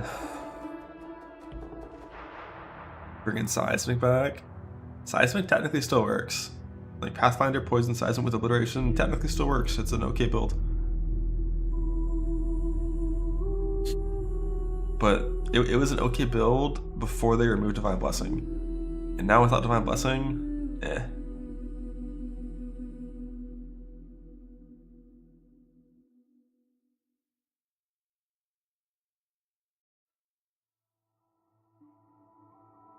But like even just taking like a 3.18 Seismic character and putting it versus modern builds with no nerfs to Seismic, the character would suck. For the poison setups, the character would suck. Like my like day 2 Slammer does like 4x more damage than any of those characters did. We've been power creeped very far. Like when I find a map boss and don't kill it in under a second, I'm like, damn, like I suck. My character's weak. And old like 3.18 Seismic was never killing anything that fast because it was, you know, a duration skill that applied poison, which always has huge ramp times and whatnot. But it was still fun to play. Just like covering the whole screen in these massive Seismics with chaining and exsanguinates, very satisfying.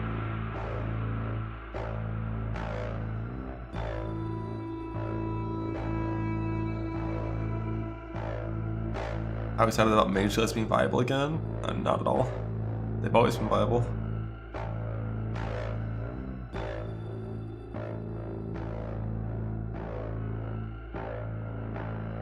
But never played it, don't care to. Fuck minions, amen.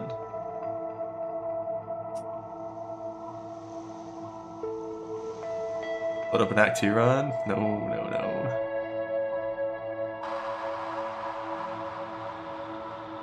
Chill build to play self-fund on? Berserker Slams. Log in.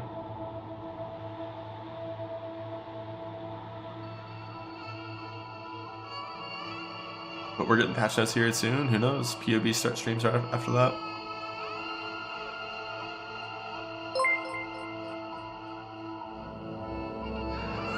Anticipation.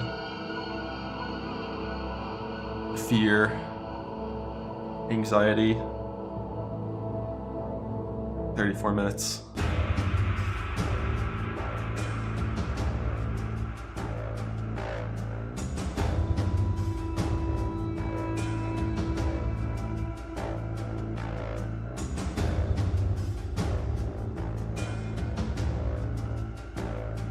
Get bond for pushing links in here. Maybe. Some things are whitelisted, some things aren't. Who knows? Moment to find out. It's a Steam link. Yeah, you're getting shot for sure.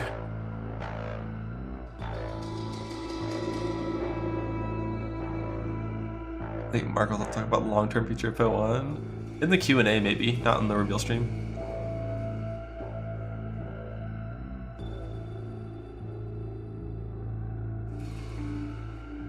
Let's see file names added for Path of Exile stuff.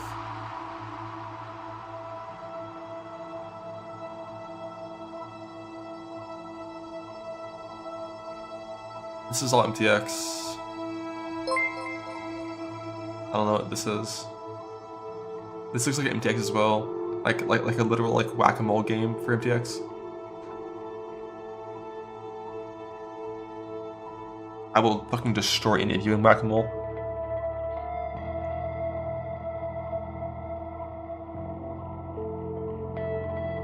$33 minutes.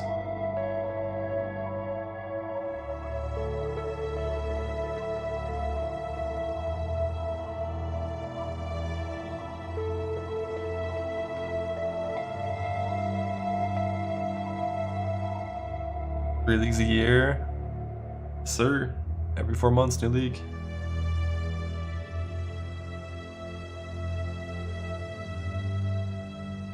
Reuse Po2 boss battles for Po1 new bosses? Yeah, I think so. Like, a lot of the Po1 content we've gotten in the last like 4 years has been things originally made for Po2. And they were just like, fuck it, we already made it, just put it in the first game. And I think that's gonna keep happening with the content being used in both games. It just makes sense to do so.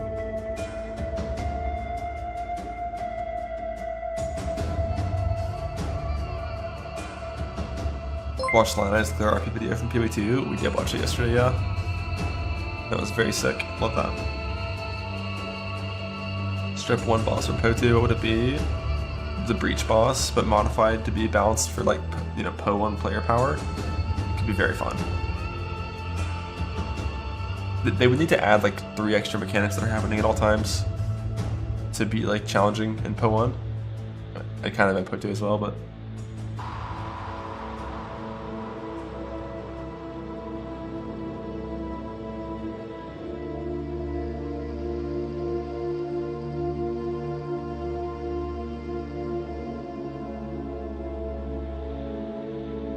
the 4th edict burns.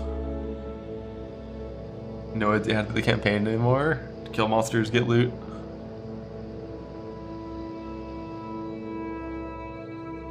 You know what I'm ready for? I'm ready for the announcement that we're getting the Po2 gem system in the first game, except without some of the bad shit.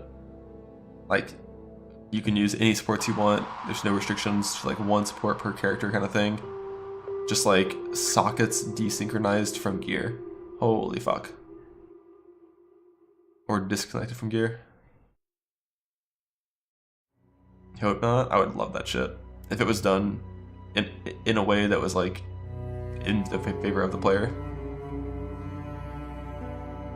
Like the Po2 version has a bunch of Po2 trade-offs that like every system in that game has to have that make it have friction and shit that's bad, but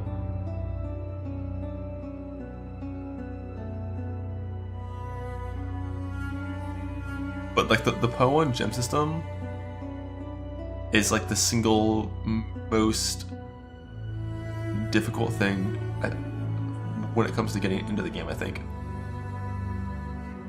If you just like log in and like you pick up gear, you can't use it because the sockets are wrong. You don't actually get any like currency for modifying sockets until the end game, or at the very least end of campaign. If you don't know about the RGB vendor, you don't have any chromes either. It's just like the entire gem management of Po 1 is so bad if you don't like have a plan going into it.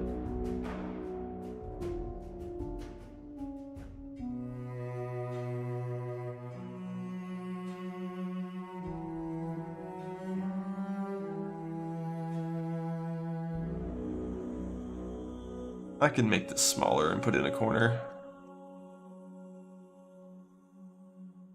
Po 1 sports are good? Yes, I do. Like for your main skill, just like you put things in that make you do the most damage or make you kill monsters the best, that's good.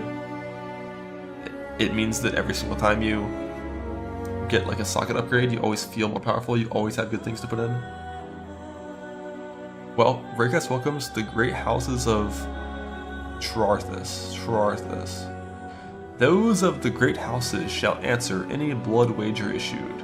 The victor may choose one of 3 fates for those bested to seize a trinket, bind them in employ, or decree banishment. Only the challenger risks death's embrace. All under the great houses of Kaida, Kyaxin, Bardaya, and Azadi shall uphold this code, or forfeit their standing in the death trades. We, the leaders of the House of Trarthus, bind this article to the Charthan Code on this, the 4th mensis of Corathan's primacy, sealed in blood and oath.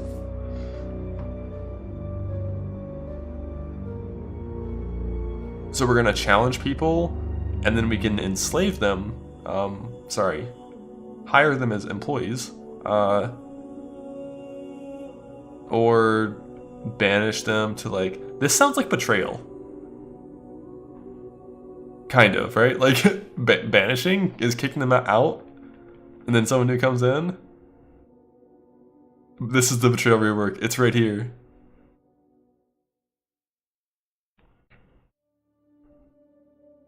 Neat. Sounds like it's gonna be a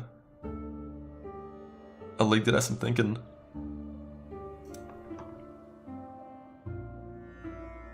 If that is league based. Who knows?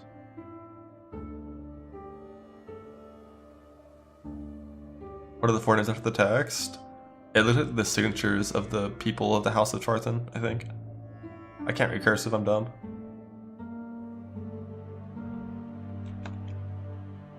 I hit Control-Shift-T to reopen the last tab, and instead of opening that tab, it opened this one.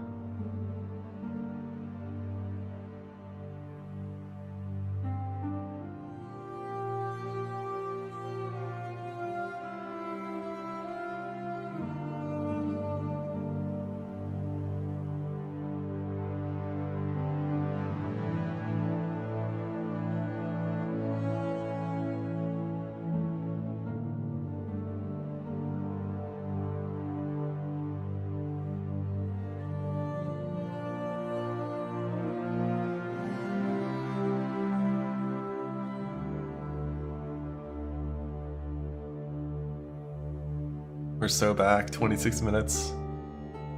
Rework hardware gold drops. I just hope gold isn't as important. Like if there's no recruitment for King's March, gold will not be anywhere near as important because it's only like respecing black market and like currency exchange and like some temporary upgrades, and it'll be fine. But yeah, I definitely hope I don't have to constantly care about gold like I did for the last 11 months.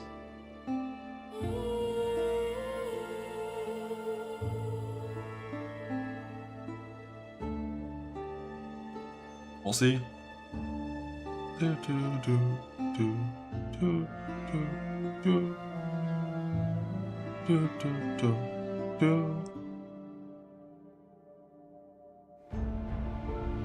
we don't know nothing about what's going core on King's March and what's not. We'll see.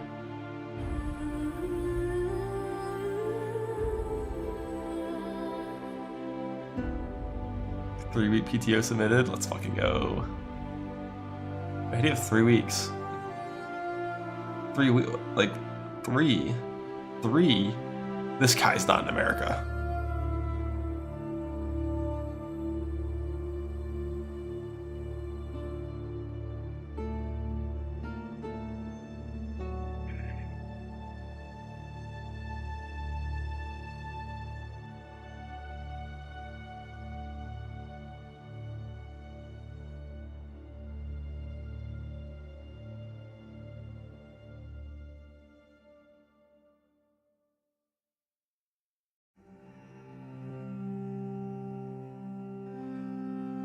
"24 minutes. It's almost here. I can't wait." Once the timer hits like 5 minutes, I'm gonna play 3 minutes of ads to delay the ads as long as possible, and then I'll hit snooze 3 times. But there is still going to be some ad coming back, probably about 90 minutes into the stream. But I will warn you beforehand.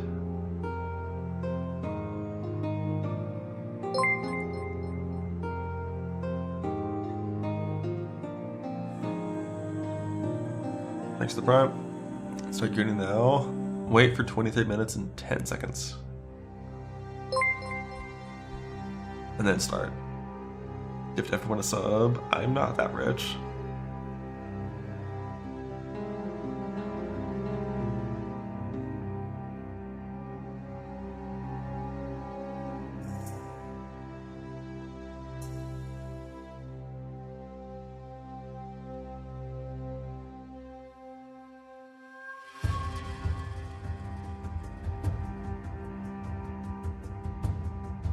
Increased drop rates for Po 1 too. What kind of drop rates do you want to see increased? Some of my sponsored streams. Did you?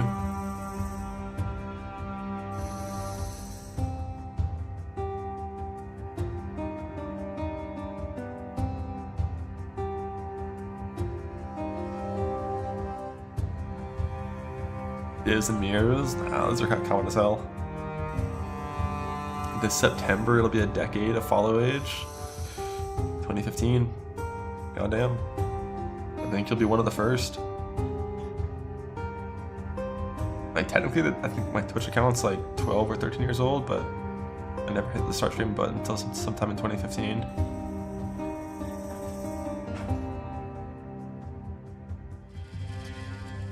A decade. Speculating houses are like last spot trades up on houses, something like that. Oh, that's some cope speculation, but I respect it. Isn't that Justin TV days? I don't know if I made an account in Justin TV days, but I did watch back then, yeah. Anyone remember Own 3D?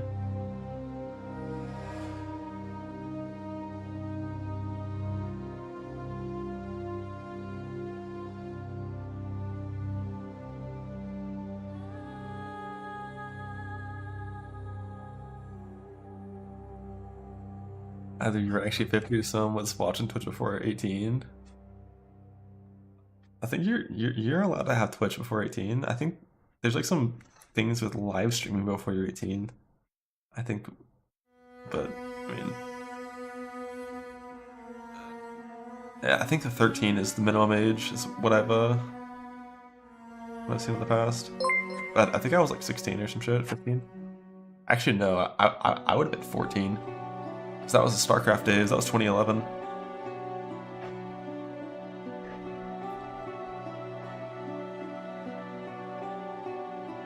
With Day 9 and Husky StarCraft.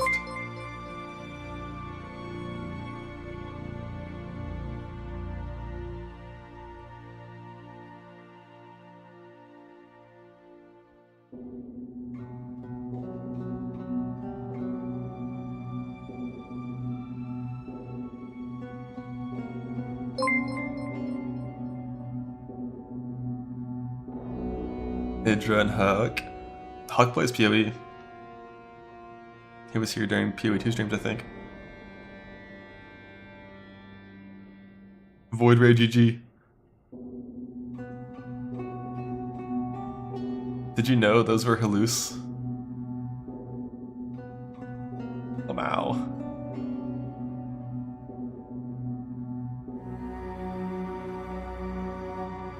"20 minutes.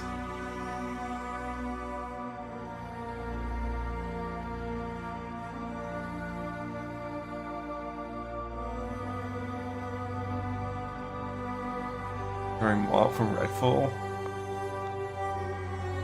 My YouTube's getting blasted with old Redfall games from 12 years ago. 3's games.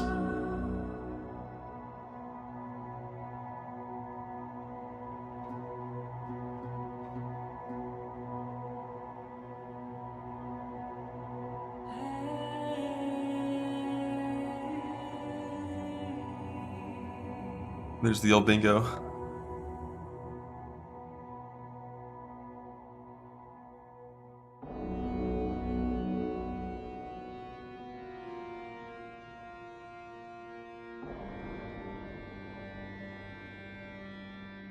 Yep, created January. Is this January?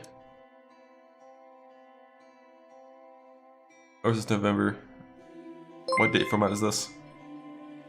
Who knows? I think it's January 11th, 2012.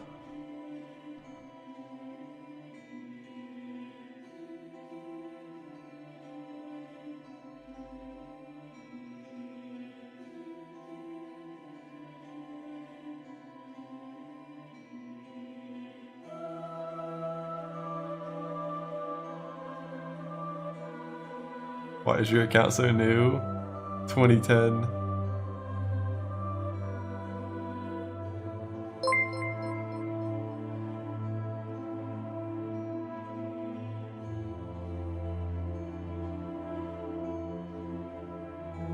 Created 2023. Rest instant. Look at this. Created and followed same day. Rest in peace, your first account, bud.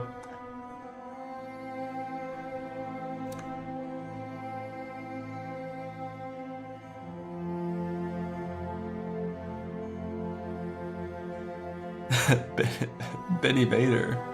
What does that mean? Just kidding.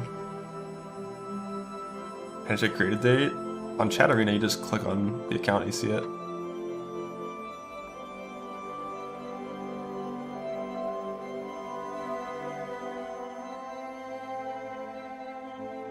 "2011. Where's the 2009?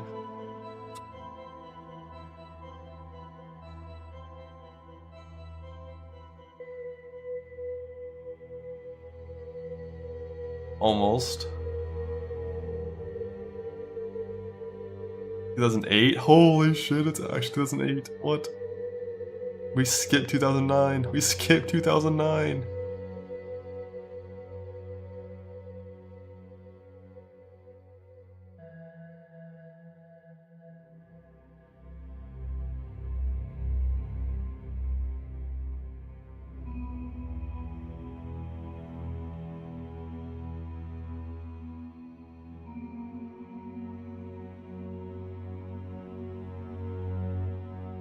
That Twitch account can almost vote.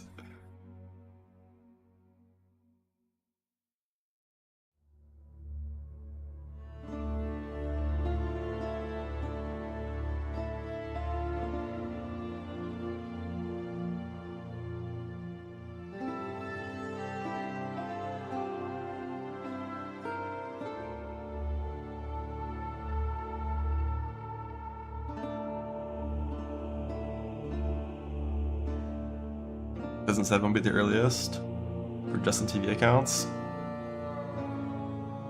Yeah, Robin, it did.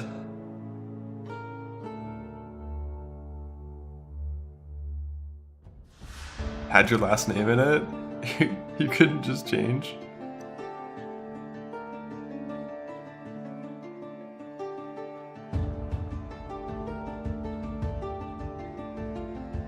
Was that later? Oh damn, unlucky.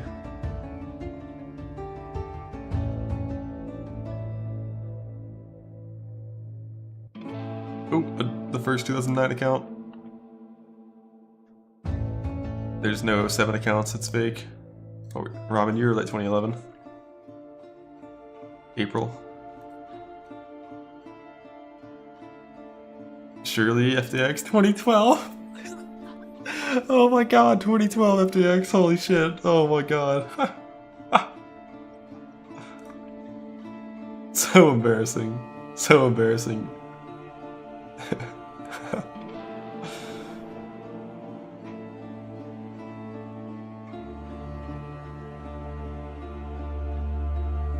"15 minutes, it's almost here."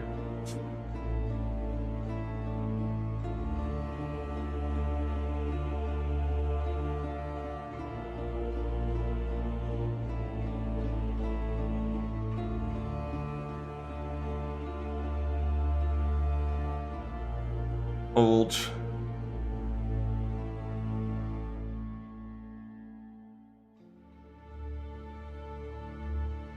Is to make lunch? Yeah, 14 minutes. You're fine. You have time.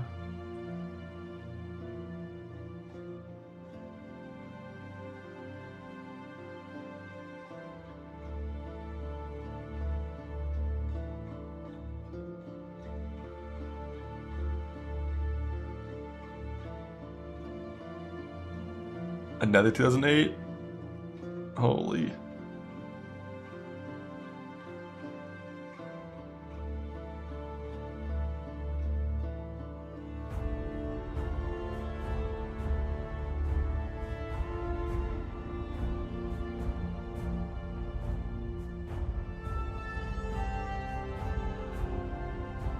Heist Betrayal rework. I do get Heist and Betrayal vibes from these teasers. We'll see.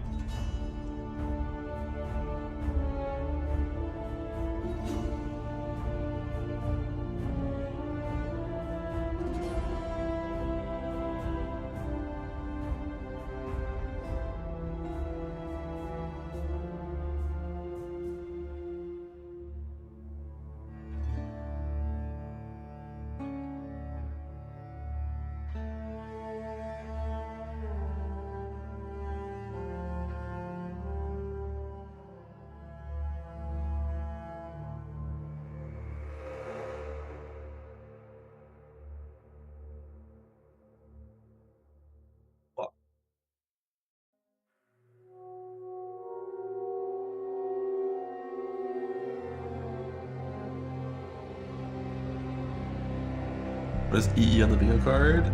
Being nerfed.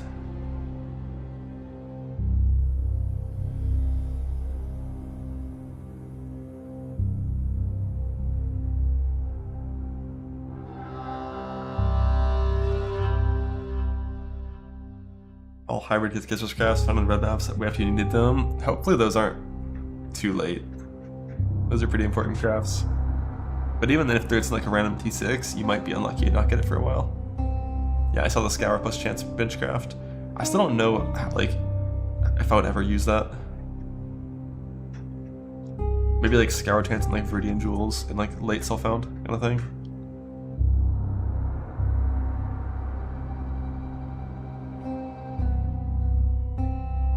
Blue Amethyst Ring Gang, yeah. Just still do Betrayal. Just wear unbuild gear, it's fine. Day 7 for Coward's Trial. I feel like Coward's Trial Scour Chanting is going to be like 10,000 Scour Chance average. It's a rare map.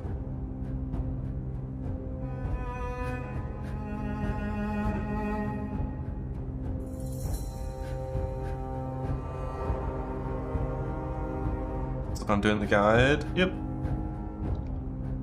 Assuming I'm playing Self-Found and I am confident, I mean, I'm going to make a spreadsheet.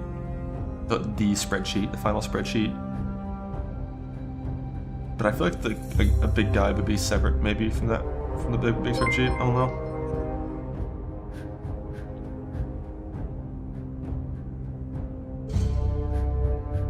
Terrified of Betrayal when you're pushing out of the campaign. It really just depends on your build. If you're like on any kind of like melee build, I feel like it's super safe. Because the things that kill you from Betrayal, it's like getting like multi-proged by Chimeria, chaosed by Tora, like sending in her Toxicrane or some shit. And then it's like getting slammed by one of like the 8 physical slams. Like Leo, Vagan, Haku, Elrion, like they all have Jorgen, they all have big physical slams. So if you have good armor, you're mostly chilling versus betrayal stuff, like armor fortified stuff. It's fine. Like Trickster is one of the Trickster and Gauntlet is one of the few times that I've been like really scared of early betrayal. As soon as you enter yellow and red maps and you have to run rare maps and if you put in things that have damage mods, that's when it's kind of scary.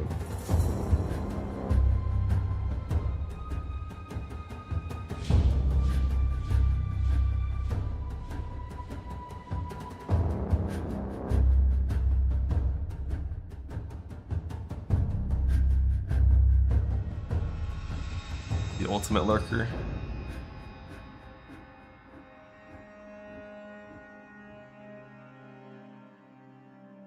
Let it be. Hi, I'm Chris Wilson from GGG. It's not gonna happen, bud. God. Oh, that's a stretch.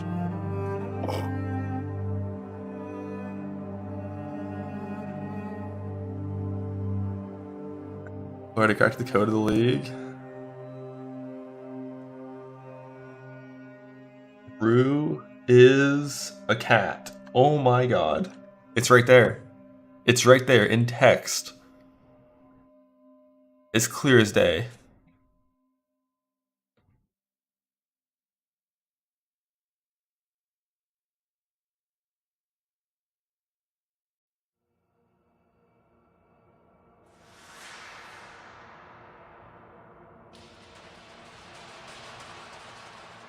Isn't that Rue's a coat? Yeah, it is.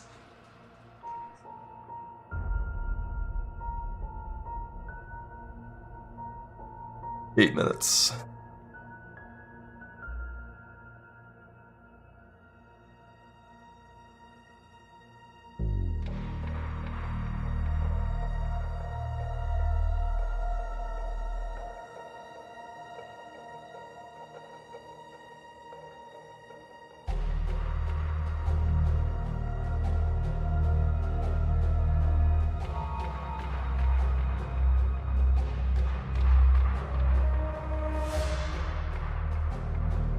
Alright, then the shooting in Act 9 to open...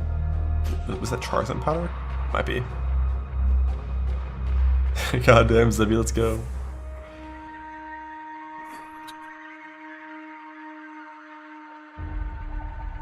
Alright, I'm gonna grab some ads now to try to delay them from happening during the actual stream itself, and I'll be right back in like 3-4 minutes. And then it's time!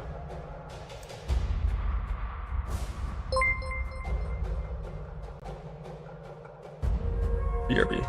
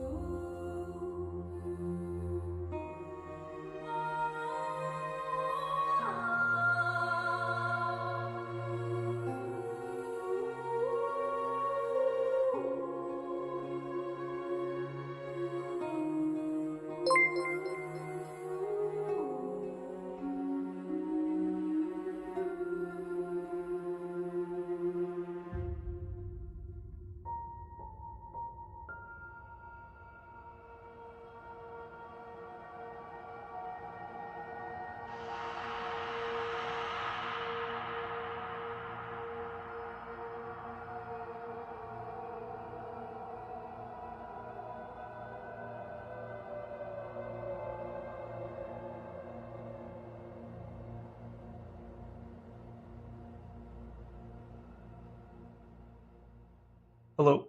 Hi. Who's calling me into Discord after the event ends? What event?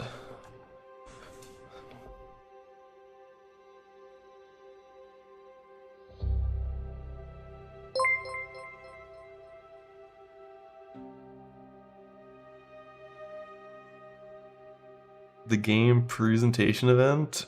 I'm gonna decline them. Thoughts on that?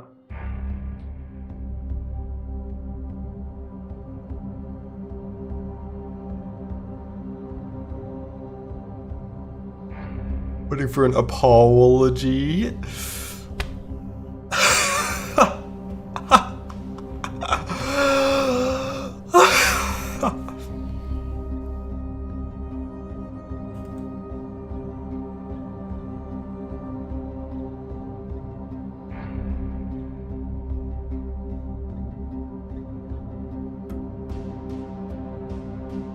Renamed an emote? Remember this? A Karn clip? No. Void accessibility. Where is that now? Getting will be the same. Nothing will change there. Void accessibility. Where is that now? Void accessibility. Where is that now? Getting will be the same. Nothing will change there. Void accessibility. Where is that now? Getting. I have no fucking clue what he's saying. I'm trying so hard. Is anyone French? Can they translate? I do the same thing sometimes. It happens. Sometimes you just try to get the words out, and it doesn't work.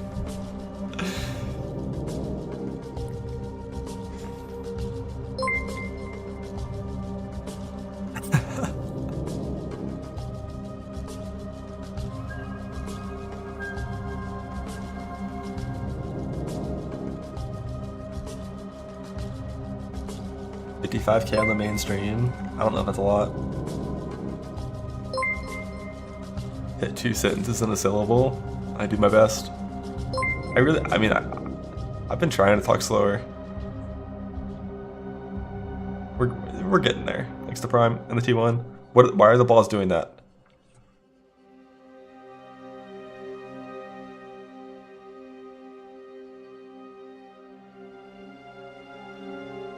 It's hard talking slow. It is. Mute alerts for the reveal. That's a good idea.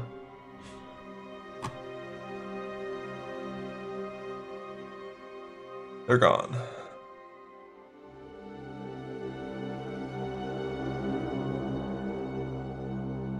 Yeah, my throat kind of hurts. In like a weird way. I don't like it.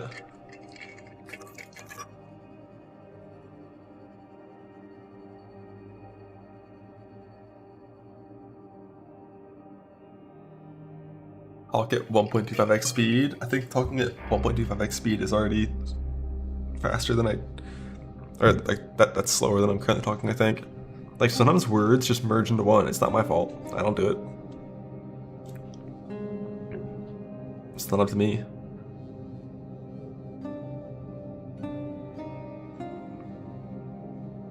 It's the Prime. Long minute. Oh my god, 59, 58, 57, 56, 55. 54, 53, 52, 51, 50, 49, 48, 47, 46, 40 something. What's below 46? What is it? I'm looking at my second monitor. Friendly reminder, if you want Twitch drops, your Path of Exile account has to be linked to your Twitch account. And then you watch any stream in this category, including mine, and you'll get them.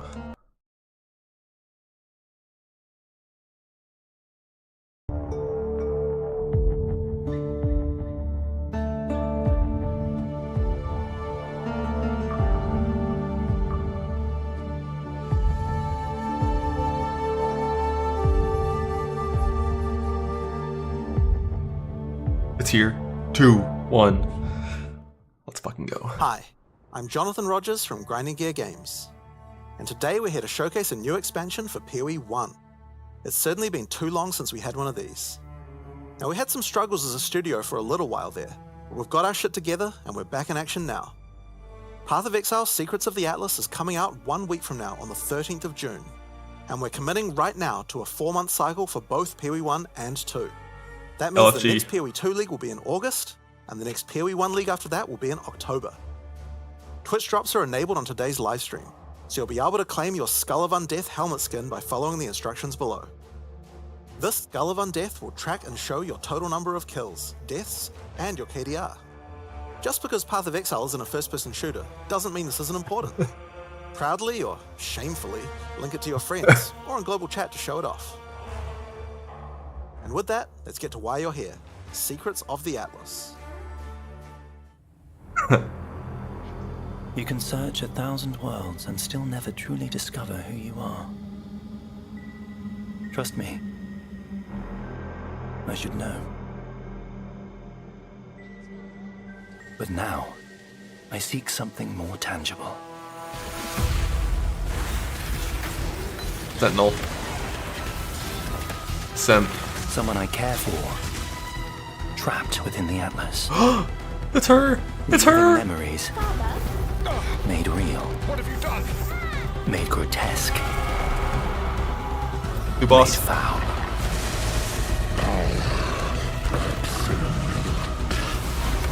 These manifestations must be destroyed. Their threads must be eradicated. Oh, let's go. I must have answers. Bullet hell, dodge the circles, open the lines. We It's must Baby find Zana! the originator. We must save my sister. Evil Zana.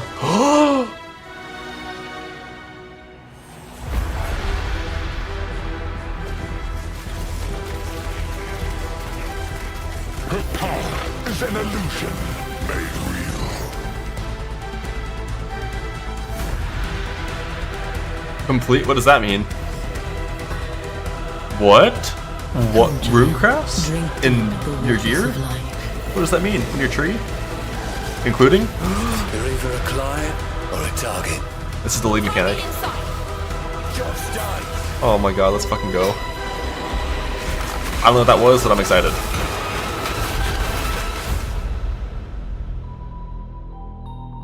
Your sanity is not promised to you here.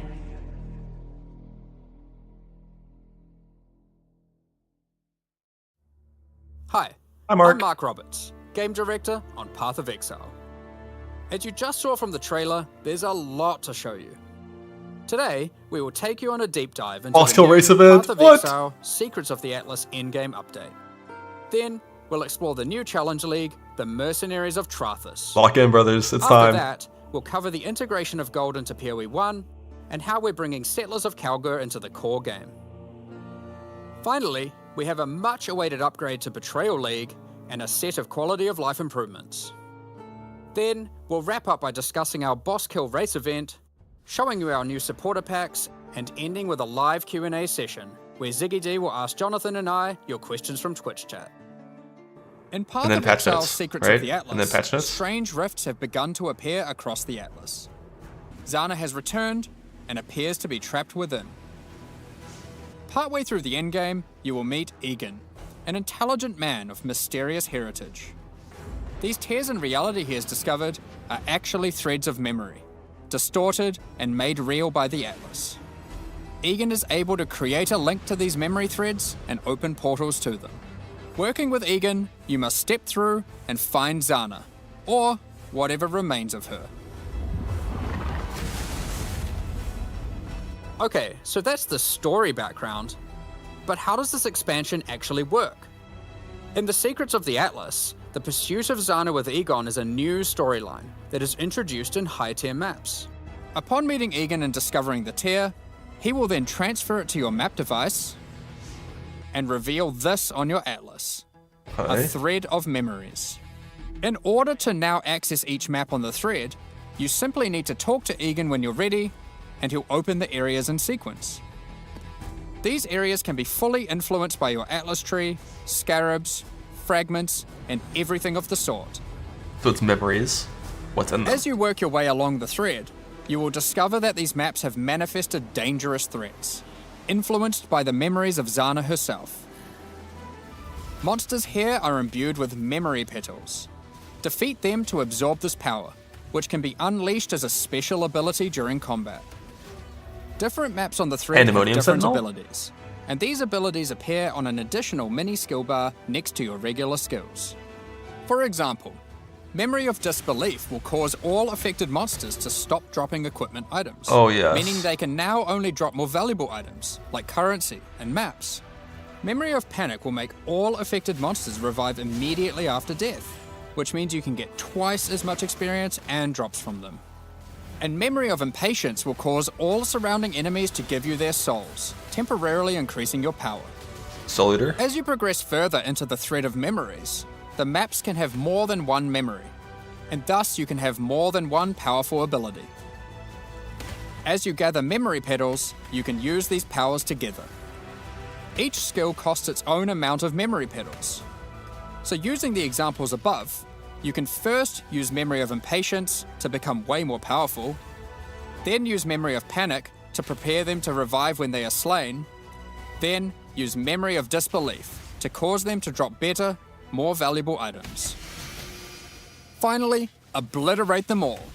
The Memory of Panic will kick in, causing them to revive, and then wipe them out again, allowing you to get all the experience and enhanced drops twice.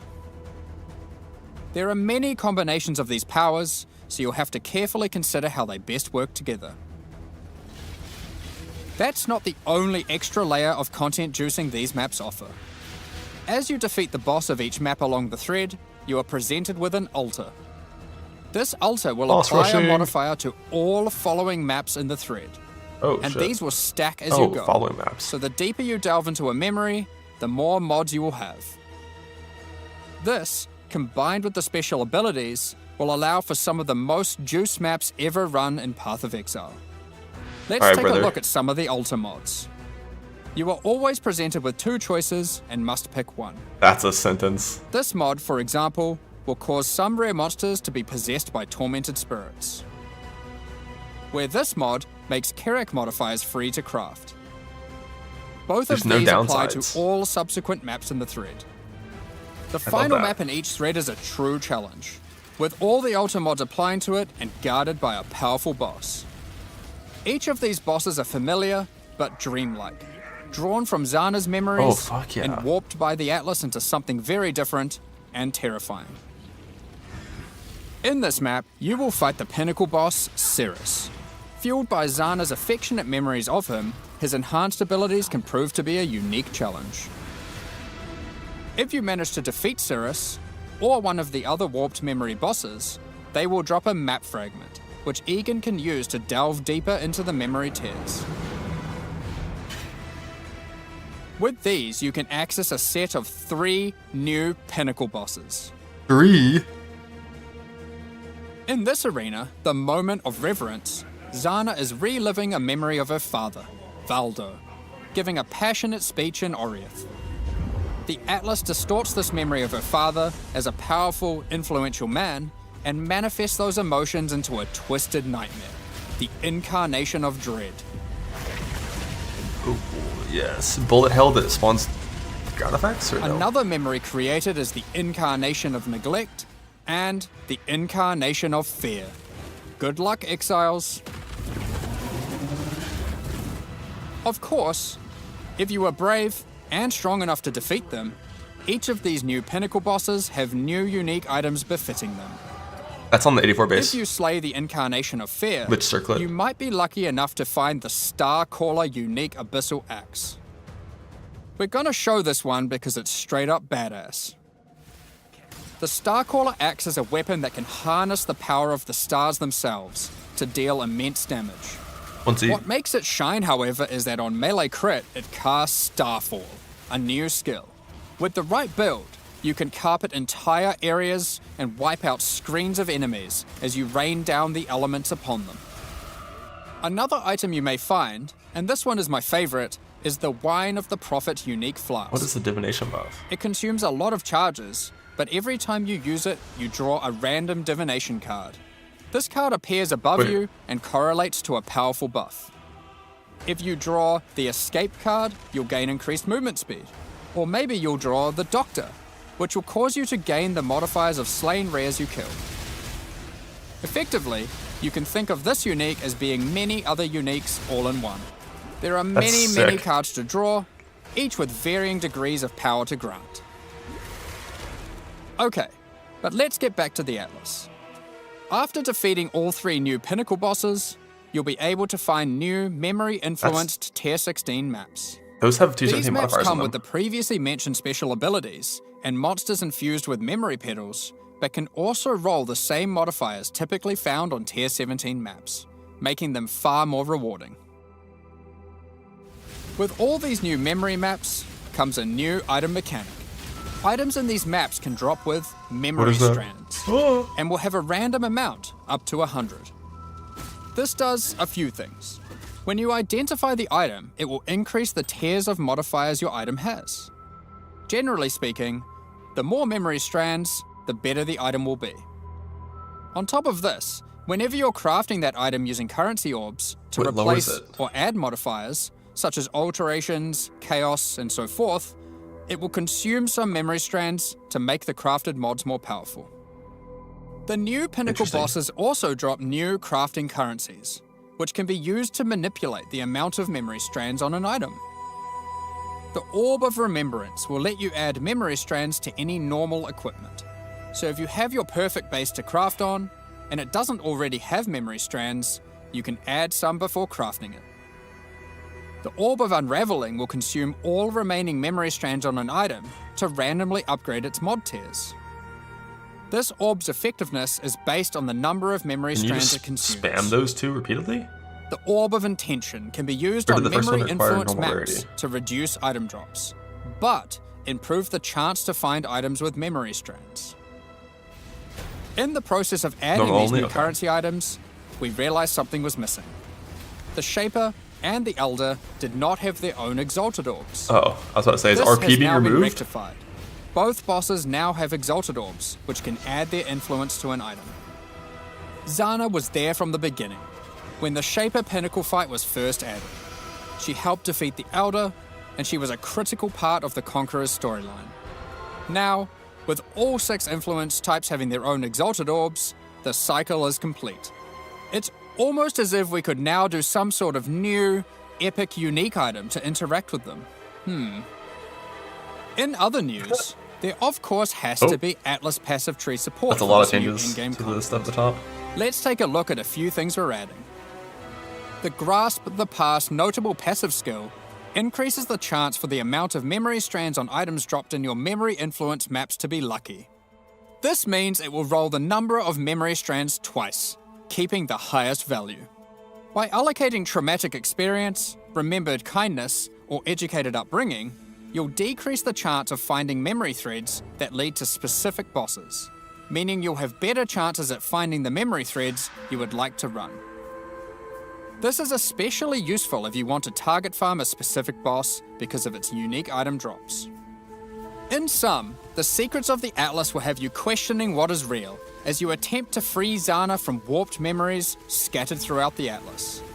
You'll fight new Guardian and Pinnacle bosses tormenting her, find crazy new Pinnacle uniques, combine and unleash memory petal empowered skills, juice maps to new heights, and craft powerful new items.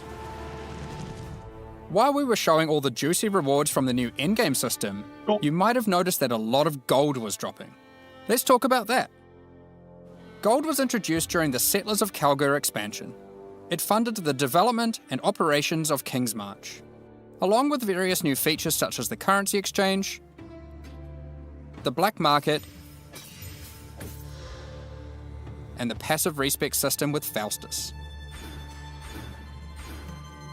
Those features offered by Faustus will be here to stay, along with some of the other services King's March has to offer. We'll get Showing more the into that plots. later, Oh but God. don't worry. King's March has already been completed. There will Okay, be no cool. more town building. Let's fucking go. Like before, gold will be used for town services, but we're also adding a new way to use it in the upcoming league. It's time to talk about Mercenaries of Trathus. In this league, you will meet veterans who have travelled all the way from the lawless cities of Trathus. They're ready to offer their sinister services, but not for free. You will encounter these mercenaries as you journey through Rayclast, one in each area. They have their own personalities and come with different builds, skills, and items already equipped. After meeting them, as per the Trathan Code, they will challenge you to a duel, a test of strength and conviction. Before beginning the duel, you will be offered an overview of the mercenary you've encountered. Here, you can see the gear they have equipped, the skills they employ, and any support effects augmenting those skills. T2C. You must now make a choice. You can hire their services, take one of their items, or exile them. If you choose to hire them, for a gold cost, they will accompany you as a skilled combatant to assist you in fighting monsters throughout Rayclast. Once you've decided, you can begin the duel. This is a great opportunity to Don't test play TR. Don't play TR. They move. They have legs. Do not However, play TR. they're testing you too. They also walk. don't want to be working for an amateur. So, what items might they be using? Generally speaking, mercenary gear is more powerful than what you'd normally find from defeating monsters, as they've been crafting their items too. This is the way Exile should work in PoE 2. They can also come equipped with unique items, those that would make sense for the skills they are using. There are even some new unique items that can only be obtained from defeating them.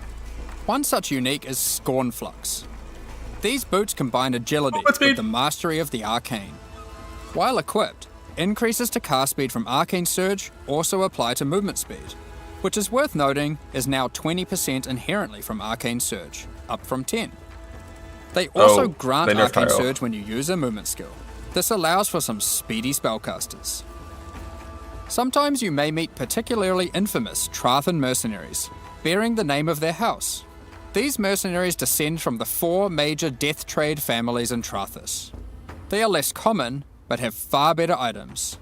And they are also the sole source of items with new, infamous modifiers, unseen before in Rayclast, such as these gloves, which convert all of your minions' fire damage to chaos damage.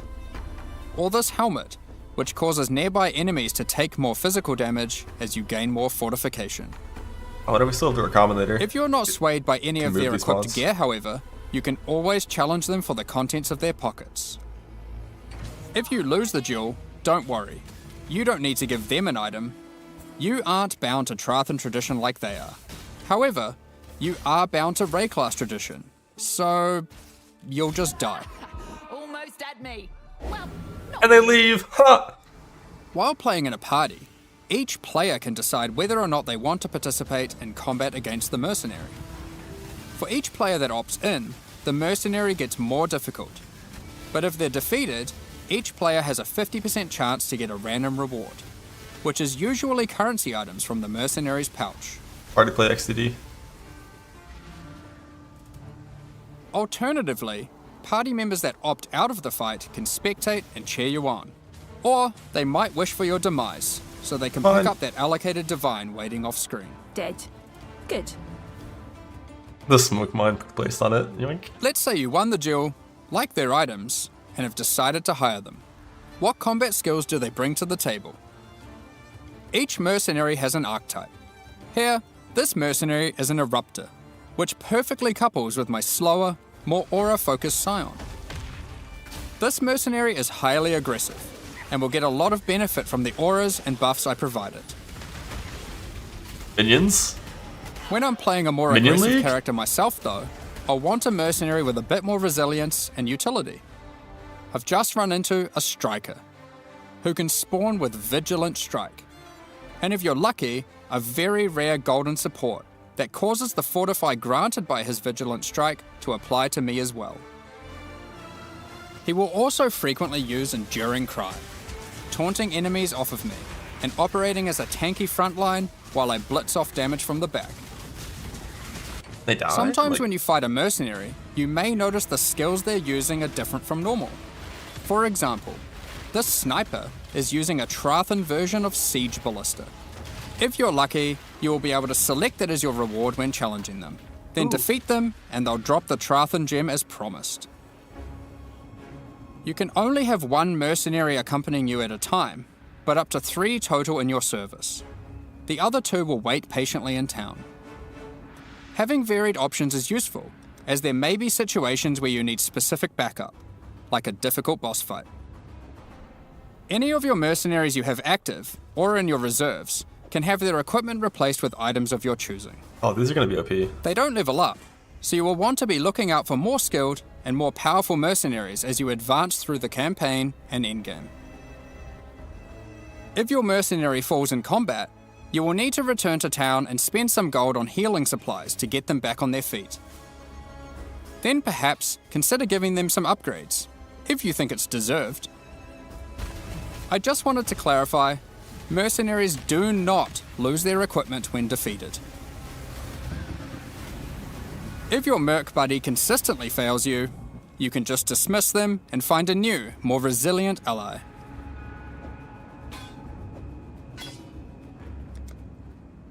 You walk your path, I'll walk mine. Earlier, I mentioned you could exile mercenaries. If you keep running into a mercenary archetype and you think, man, this guy stinks, the gear is trash and they have no auras, you can then choose to exile them.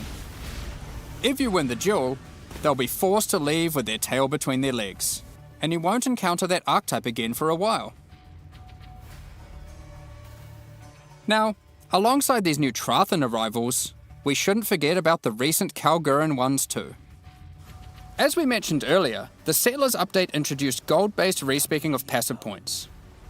You can now do so by talking to a number of NPCs throughout Rayclast, starting with Bestil and Lionized Watch.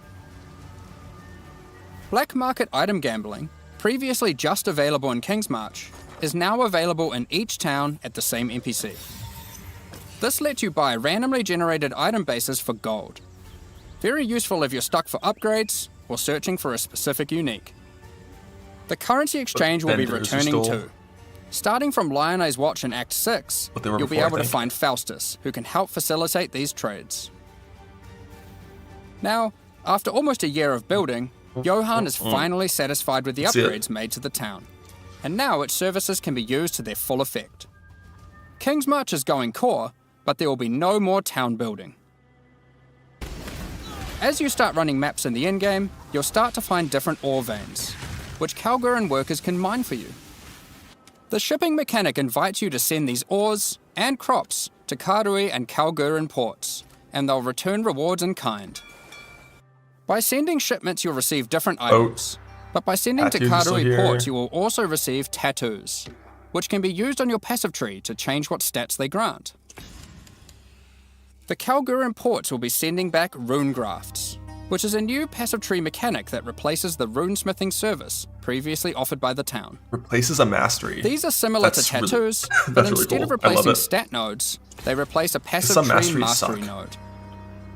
For example, Runegraft of the Bound reduces bonuses gained from boots, but increases bonuses gained from gloves. Runegraft of the River has a chance to recover your life to full if you reach low life. And the Runegraft of Time, which has a chance for your cooldown skills to instantly recover from their cooldown, which I will note includes cooldowns on your triggers, just in case you wanted to trigger even more spells. There are many other Runegrafts which cover a wide range of different builds and stats. Some are more common and others rarer. You can only use one of a given type at a time, but you can use them on any mastery on your passive tree, which can be particularly useful for off-class investment. Isla has continued to make modifications to the Recombinator. She has developed a new method of recombination that you may recognize from Path of Exile 2. Yes, sir. For those unfamiliar, this method allows you to decide which modifiers on the two input items you want to try merge together, 8% and it has a success chance you can see. This method can result in the items being destroyed. However, it is a good option to use when trying to create items with fewer mods to use as crafting projects. Given the existing recombinating mechanic was very powerful for top-end crafting, we didn't want to remove it.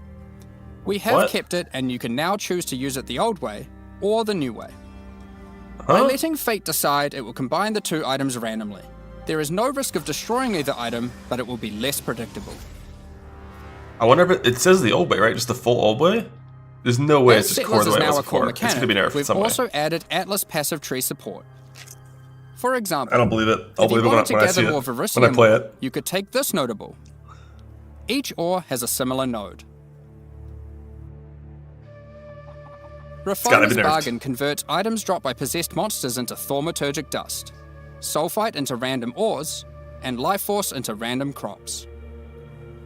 Oh, We've also fuck added yeah. a set of Calguran That's scarabs, sick. so Oh, you I'm can so add more excited. ore I'm playing deposits, Spellbound. increase the rarity of monsters that guard ore deposits to at least magic, or gather smelted bars from ore you mark instead of ores. To sum it all up, Kingsmarch is now a thriving town where you can employ a swath of workers to collect resources, refine ores, craft items, and run maps for you. Send shipments of resources in exchange for tattoos and rune grafts, using those to modify your passive tree to an extent never seen before. Following on from that, They did we've say also employ. made a substantial rework to another important mechanic, Betrayal. As a refresher, and to explain to new players, let's briefly explain what Betrayal is. Betrayal is a mechanic introduced in Act 9 and tells the story of Jun Ortoy and her investigation of the Immortal Syndicate. This is a mysterious group of exiles who can seemingly come back from death. You must help Jun to uncover their leader, the Syndicate Mastermind. The Immortal Syndicate is organized into 4 divisions: Transportation, Fortification, Research, and Intervention. As you encounter the Immortal Syndicate members, you'll gain intelligence for each of these divisions to discover the location of their leaders, tracking them to their safe houses. Defeating the division leaders at their safe houses will reward you with intelligence on the Syndicate Mastermind. In your journey to track down the Syndicate leader, you'll manipulate the members of the Immortal Syndicate to change divisions, form friendships and rivalries, and even banish them from the Syndicate for a time. Historically, after encountering and defeating the Syndicate Mastermind, the state of the Immortal Syndicate arena is would different. reset, requiring you to start from the beginning of the investigation again. This has always been a difficult decision for players and can often feel bad. Do you fight the Mastermind for a chance at the special loot, or keep farming the safe houses that you've spent so long setting up? Well, in the Secrets of the Atlas expansion, we've split out the Mastermind to be completely separate from the core mechanic. Neat. The boss is now accessible through a new fragment that has a chance to drop from the safe house leaders at high levels. The Mastermind no longer resets the state of the Immortal Syndicate. And no longer has You intelligence can at now all. build your betrayal board to your liking, optimize it, do Mastermind fights, and reap the rewards without having to lose all your progress every time.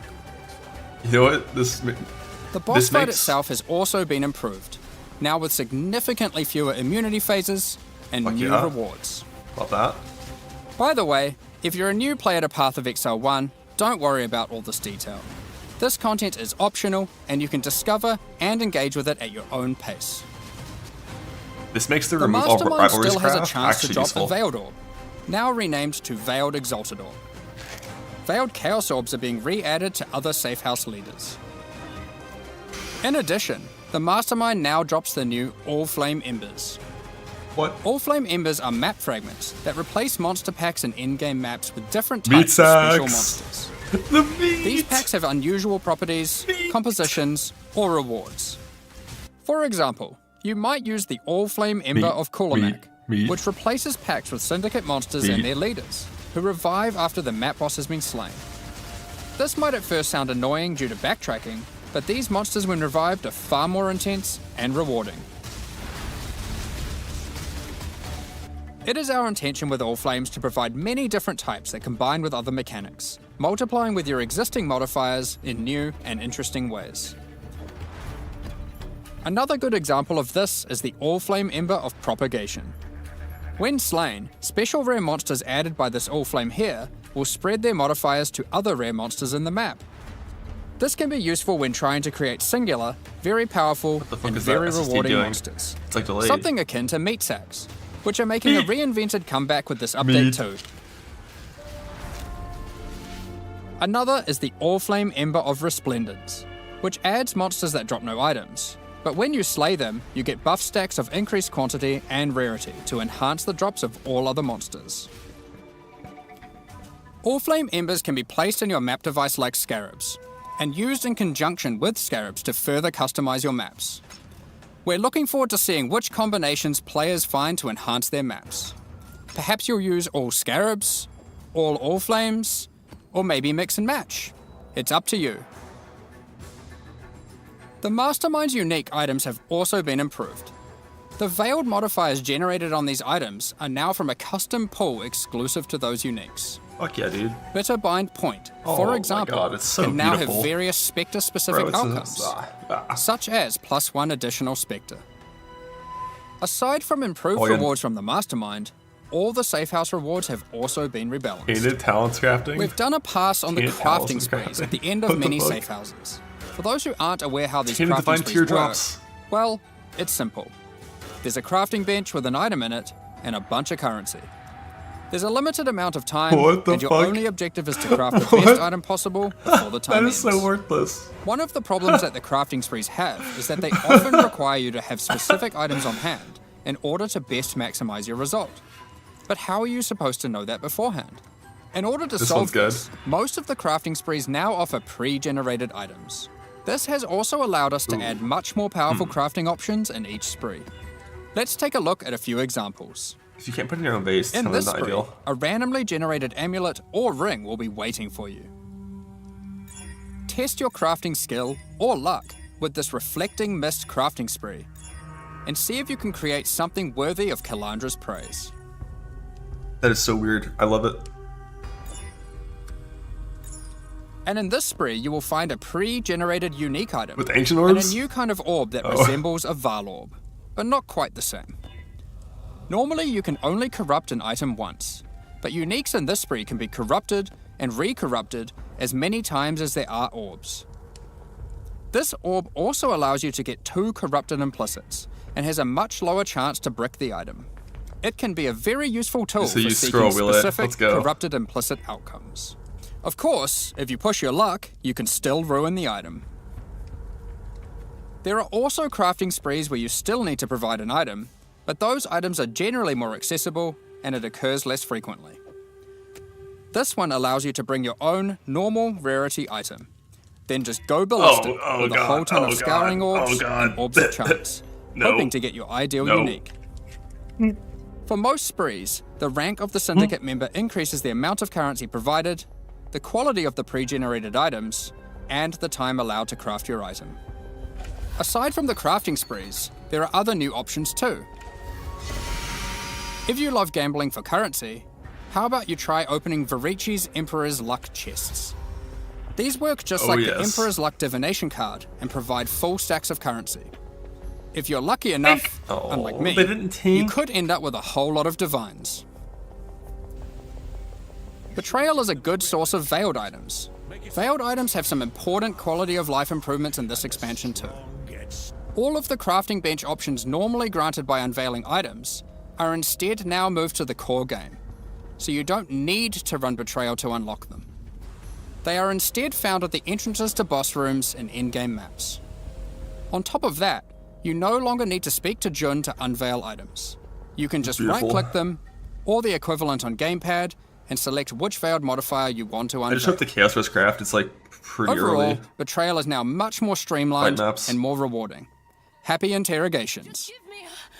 So all of those crafting spree examples they gave, I don't like any. I think they're like Now, fucking before miss we one get is into kind our of cool. quality of life All the rest of additions, them, let's fuck quickly no. talk Like, about some what are we doing? character balance. We will be doing our regular character balance changes, where we are bringing outliers in line to help Val evolve the one? meta, The Val one's but cool. we are also focusing our attention on buffing some specific things. This includes spellcasting supports that specifically enhance self-casting builds, channeled spells, adding new options to the Guardian, Berserker, Elementalist, Saboteur, Berserker? and Champion Ascendancy Berserker? classes, Berserker? which include some favorites from some Let's of the go. alternate classes from Legacy of Frisia, and buffing a whole bunch of transfigured gems Wait. that never really hit the mark. They buff unloading? Combined Unloading with was the OP new already. in-game crafting, That was one of the better improved skills. Betrayal crafting options, rune graphs for your passive tree, new Log in. pinnacle unique items, new modifiers and Trathan gems from the mercenaries, and of course the mercenaries themselves to act as an extension to your character. It's safe to say there's a lot of new character options and builds to think about. Instead of delving into all of these in more detail, we figured we'd just let you absorb them through the patch notes so you can do it at your own pace. Yep. In the Secrets of the Atlas expansion, we've also added a lot of the quality of life features that we know you've all been asking for. A lot of these have already been posted, but let's take a look now in case you missed any. You can now pause the game at any time by pressing escape to open the menu, or by opening any full screen interface, like the passive tree. You'll also be paused if any lag is detected or if you disconnect. It's worth noting that in certain pinnacle arenas, a debuff will be applied to you that prevents you from pausing. We're also making a change to how you use currency items on strongboxes and monsters imprisoned in essences. Based on the currency in your inventory and the state of the strongbox, these buttons will appear. Valuable currency like divine orbs have been excluded from this as it would often be wasteful to use in this context. The same applies to essences with the remnant of corruption currency. Orbs of Horizon have been updated. They can now reroll your Elder and Conqueror Guardian maps. Doing so will reroll the base map and the Guardian of that map. God bless. The map device now has a small additional inventory. This is particularly useful if you're rolling many maps to run in sequence. God bless. Or if you want to use varying amounts of scarabs or other map fragments. During breach encounters, all the splinters will be automatically collected and dropped at the end of the breach. On gamepads, we have separated the targeting of monsters and non-monsters, so you are able to target them independently. This removes a bunch of frustration when you are trying to interact with objects in the world and monsters are nearby. You no longer have to kill all of them first. Vendor windows will now remember your last search. This is remembered until you log out and is remembered on a per NPC basis. The amount of characters you can type in the search field has also been increased. When using currency items, after right-clicking them, it will highlight all other items which that currency can be used on. There are many other quality of life improvements, so keep an eye on the patch notes after this livestream concludes. Alongside the launch of Secrets of the Atlas, we are hosting a competitive event where players will race to be the first to kill the new pinnacle bosses. All three? The event will take place in the hardcore, solo self-found Mercenaries of Trathus League. We have some interesting prizes in store for the winners. Keep an eye on the news in the lead up to launch for more details about how the event will work and what its prizes are.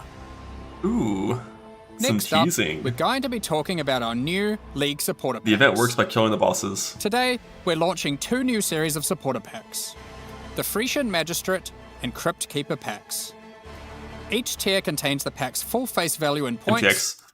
I think the way the race is going to work, I think it's going to be like the 317 or 18 race was, but it's going to be restricted so only one person can win each boss. And it's going to be like the first to kill the boss wins for each boss, but like you can't multiple win or some shit. So there's three winners. That's what I'm calling. Roses. You can select which parts of the character you want to have covered. Either your entire body, your lower body, or your upper body. As you approach waypoints, it will emit leaves and golden petals towards it. When activating the waypoint, it will create a burst around you. Is that walking animation weird? Envelop your weapon in thorny vines and golden flora with the Frisian Magistrate weapon effect. Your weapon will also create a trail to match as you swing, and even comes with its own hit effect when slaying enemies. You are the law while wearing the armor of the powerful Frisian Grand Magistrate. The Spider Blossom Head activates its defense mechanism, disguising it as an elegant flower when near rare or unique enemies. Was there a Q&A? The Frisian Imperial Magistrate back attachment comes in 2 forms. Is that happening? Equip either the Tombstone variant, which will leave tombstones in your honor when you meet your demise, or equip the Cape variant to cause the corpses of slain enemies to become enveloped in rose-thorn vines and blossom with golden flowers. Keep track of how well, or poorly, your ultimatums with the Trial Master have gone with the Trials of Chaos hideout decoration. It will keep track of the total number of waves completed, the total number of ultimatums succeeded, or even failed. I'm gonna mute. So I mentioned during the betrayal thing, but I love that like the remove all rivalry craft or option on betrayal for the first time ever is actually going to be useful. Because like before, you would always just reset your board by doing Katarina, but now like you can turn your rivalry or friendship into rivalries, and then remove all rivalries if you want to clear your board, because you can't clear it by fighting the boss anymore. The reason you would do that would be if you wanted to change what you were farming. Like if you're farming certain safe houses, you only want connections between that safe house and the other ones. Like if you're farming like grab and transport, for example, you don't want connections between research and intervention. You only want things from grav or the other person in transport to everywhere else. So you'd want to, if you're setting it up for like a certain farm, which you almost never do, but like now you can't. What the fuck is this? This is whack-a-mole. It also This is the comes with whack-a-mole. a scoreboard, so you can try to set new records to show off to your friends, or just visitors coming to trade. Equip yourself with the Ghostly Dead as you ride the line between the living and the dead with the Sacred Crypt Keeper back attachment. The Sacred Archives map device resembles a magical library with the works of scholars that come to life when you open a map. This map device tracks how many of each core league you've completed in in-game maps. Thoughts on lead mechanic? We know so little These about packs it, are but it now seems cool. available for purchase on both PC I'm more and interested console, in the base game changes than the lead Exile, mechanic though. Mercenaries of Trathus. Additionally, any microtransactions from the supporter packs will be made available for use in Path of Exile 2.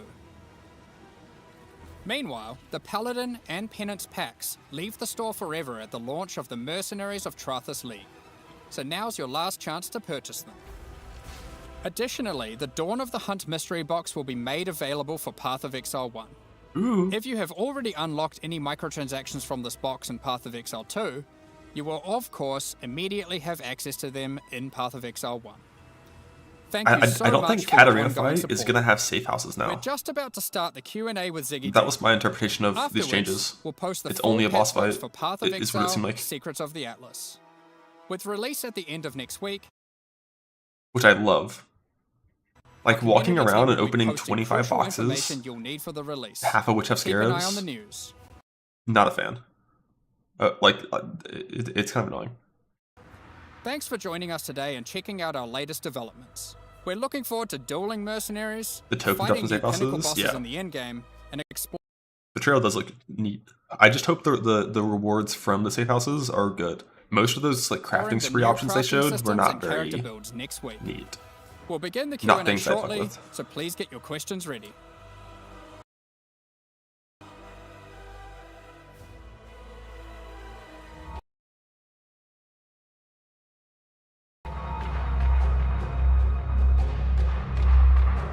It's a stream, not me. Yeah, that's what I thought.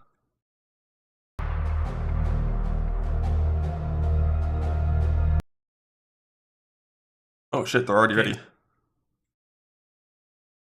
Exiles to another, I expect, very large Q&A covering Let's go. all that we have to cover for Secrets of the Atlas. I am, of course, joined by Jonathan and Mark. Welcome back, folks. Thanks for chatting with us once again. Always great to have you.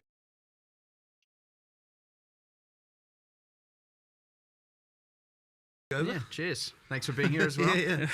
That's it. There was a lot of, I think, pressure on this one for you guys. Like, it's been a long time since we've had a big Path of Exile 1 expansion.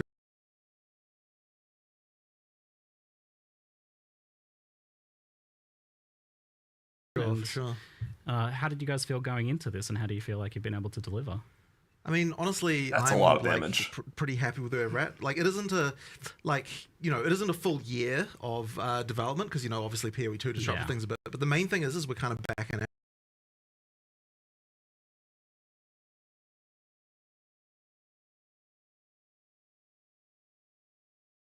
action now. You know, we've worked out the model for how the studio can function doing the stuff, and ultimately what it required is kind of like merging the teams back together, kind of having everything so that, like, you know, like everyone's able to work on both games, not necessarily simultaneously for a given like person, but effectively, you know, we need sort of like, you know, our best people to be able to work on both.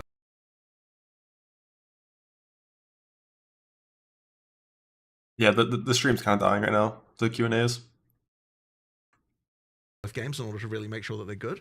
And so, you know, that effectively means that merge sort of approach is definitely way better. And so now we've kind of got that, and like, you know, now that we're back to sort of fixing deadlines again and everything like that, I think it will just like go a lot smoother. And like, you know, I'm pretty happy with like, you know, effectively that we kind of got our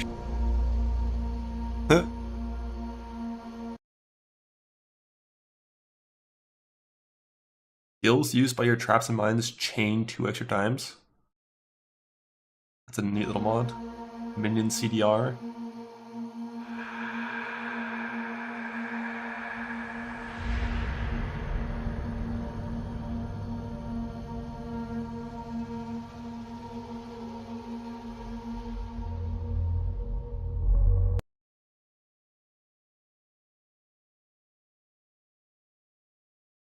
Physical damage instead of lightning on the Stormcall.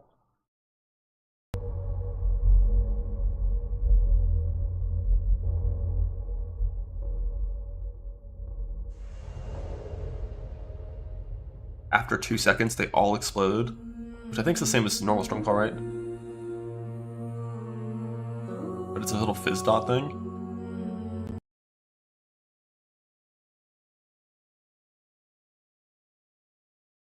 Gain 1 Val Soul per second. Oh, that is cool. That is so good for good Val skill builds. Like yeah, this one is, so like certain ones are stackable and certain ones aren't, right? Or is it like none of them are stackable? Because like all the ones they showed were not stackable.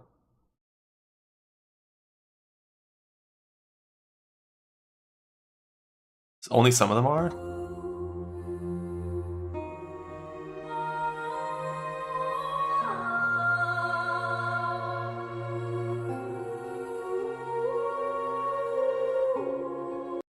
Only after you use in the tree? I thought they were all limited 1. That was my interpretation as well.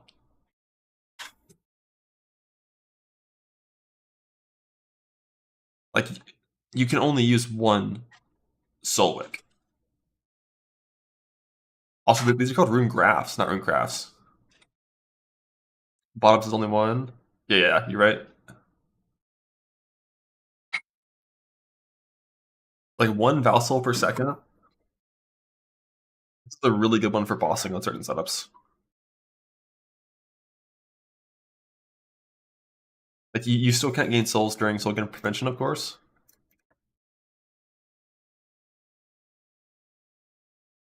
But, like, very good to just, like, double VLS. Some RP happens, double VLS kind of thing.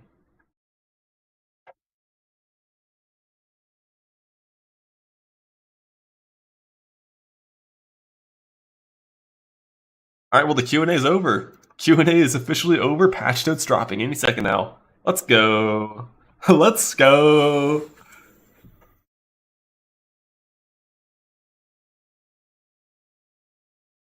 Good job, Ziggy D. In and out. I'm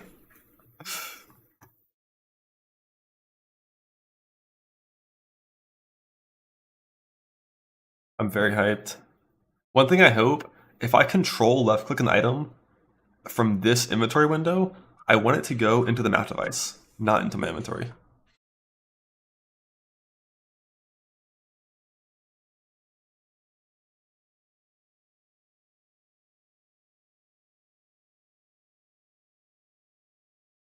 I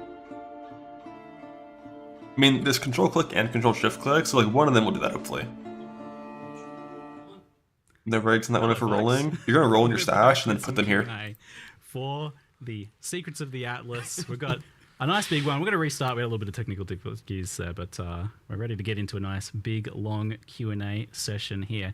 So I did ask the question that after nearly a year since the last major Path of Exile release, it feels like there's, you know, a fair bit of pressure on this one to be something pretty major, but also to show that you guys still love and care about Path of Exile 1 and have a future for it. Sure, yeah. So, you know, as I was just saying, you know, like I feel like we've kind of finally got our shit together as a studio now, you know, as I said in the intro. So we've sort of changed our approach. We've we've merged the development teams back together. We've kind of got everyone on one floor in the middle layer, like all the developers. Now we're kind of making it so that we're effectively moving people backwards and forwards from PoE 1 and 2, sort of as needed. And that's definitely a much better structure for us, because it just means that we get all our best people can work on whatever game needs it right now.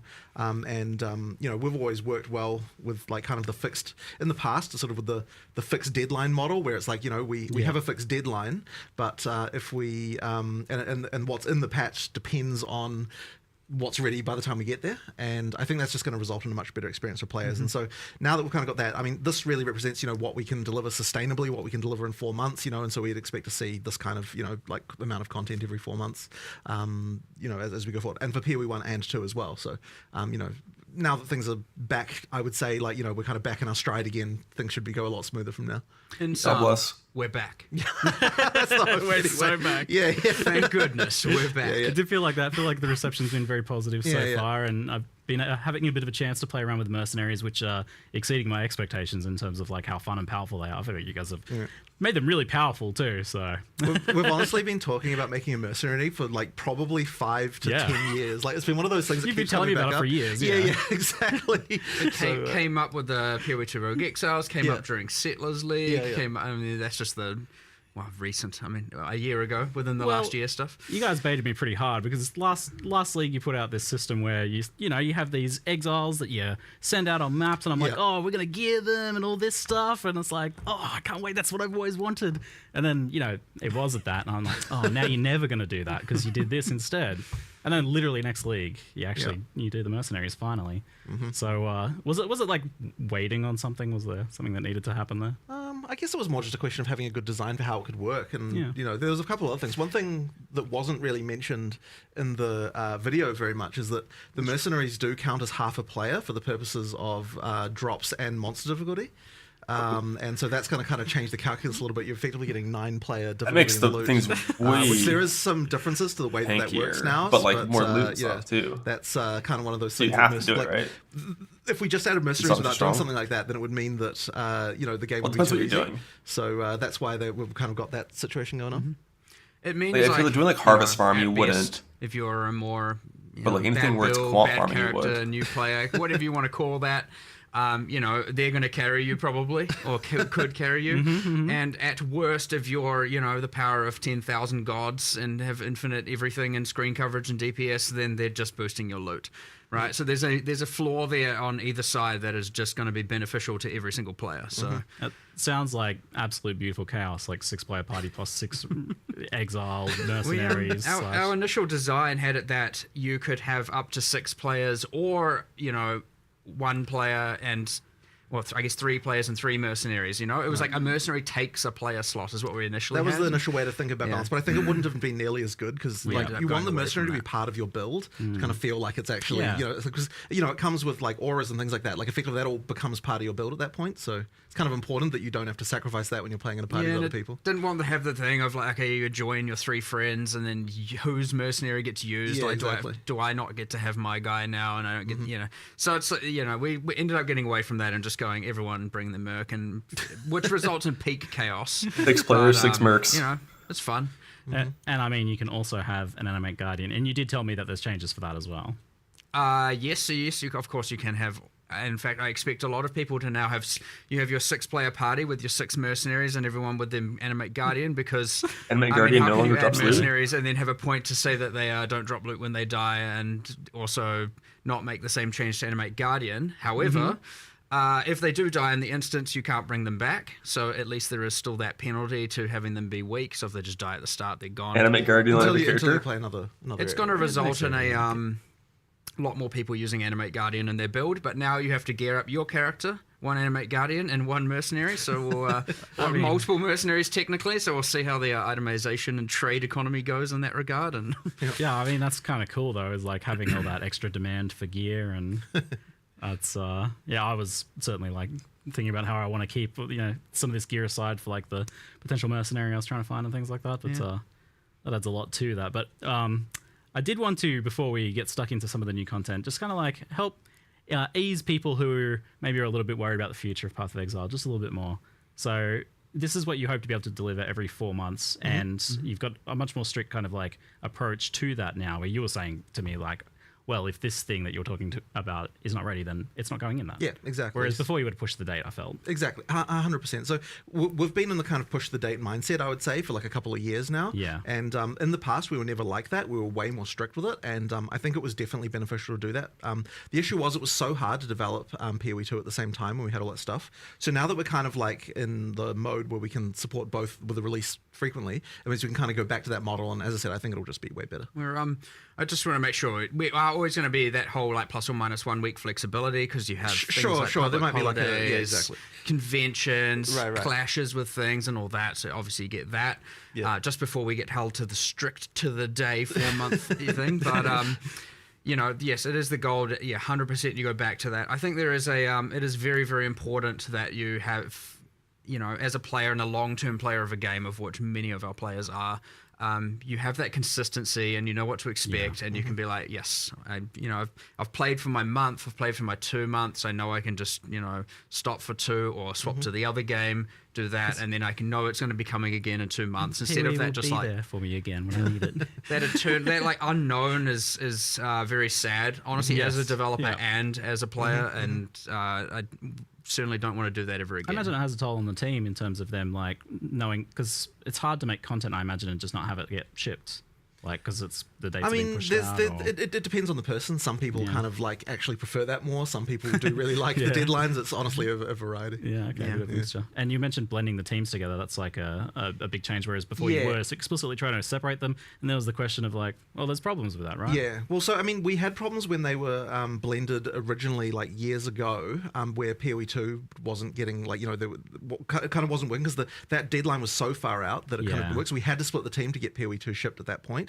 But now that we're back in, you know, like releasing frequently, it just makes more sense to bring everyone back together again. And it keeps the expertise up and makes sure that, you know, like the games are, you know, there's just technical things like making sure that the engine is like in sync for both games and that kind of stuff. Like, there's just so many elements that sort of make it better to have everyone merged together, I think. I imagine it helps with the cross-pollination between games. We just got pausing, which is for sure one of my most wanted quality of life improvements. That's a phenomenal announcement, but I certainly see people asking about things like WASD and stuff like that, and this support for the future is unfortunately WASD just can't really happen because, well, okay, I say that, but there's the thing, right? So effectively, in order for WASD to happen, we would need to be able to change the rigs over to the PoE 2 character rigs.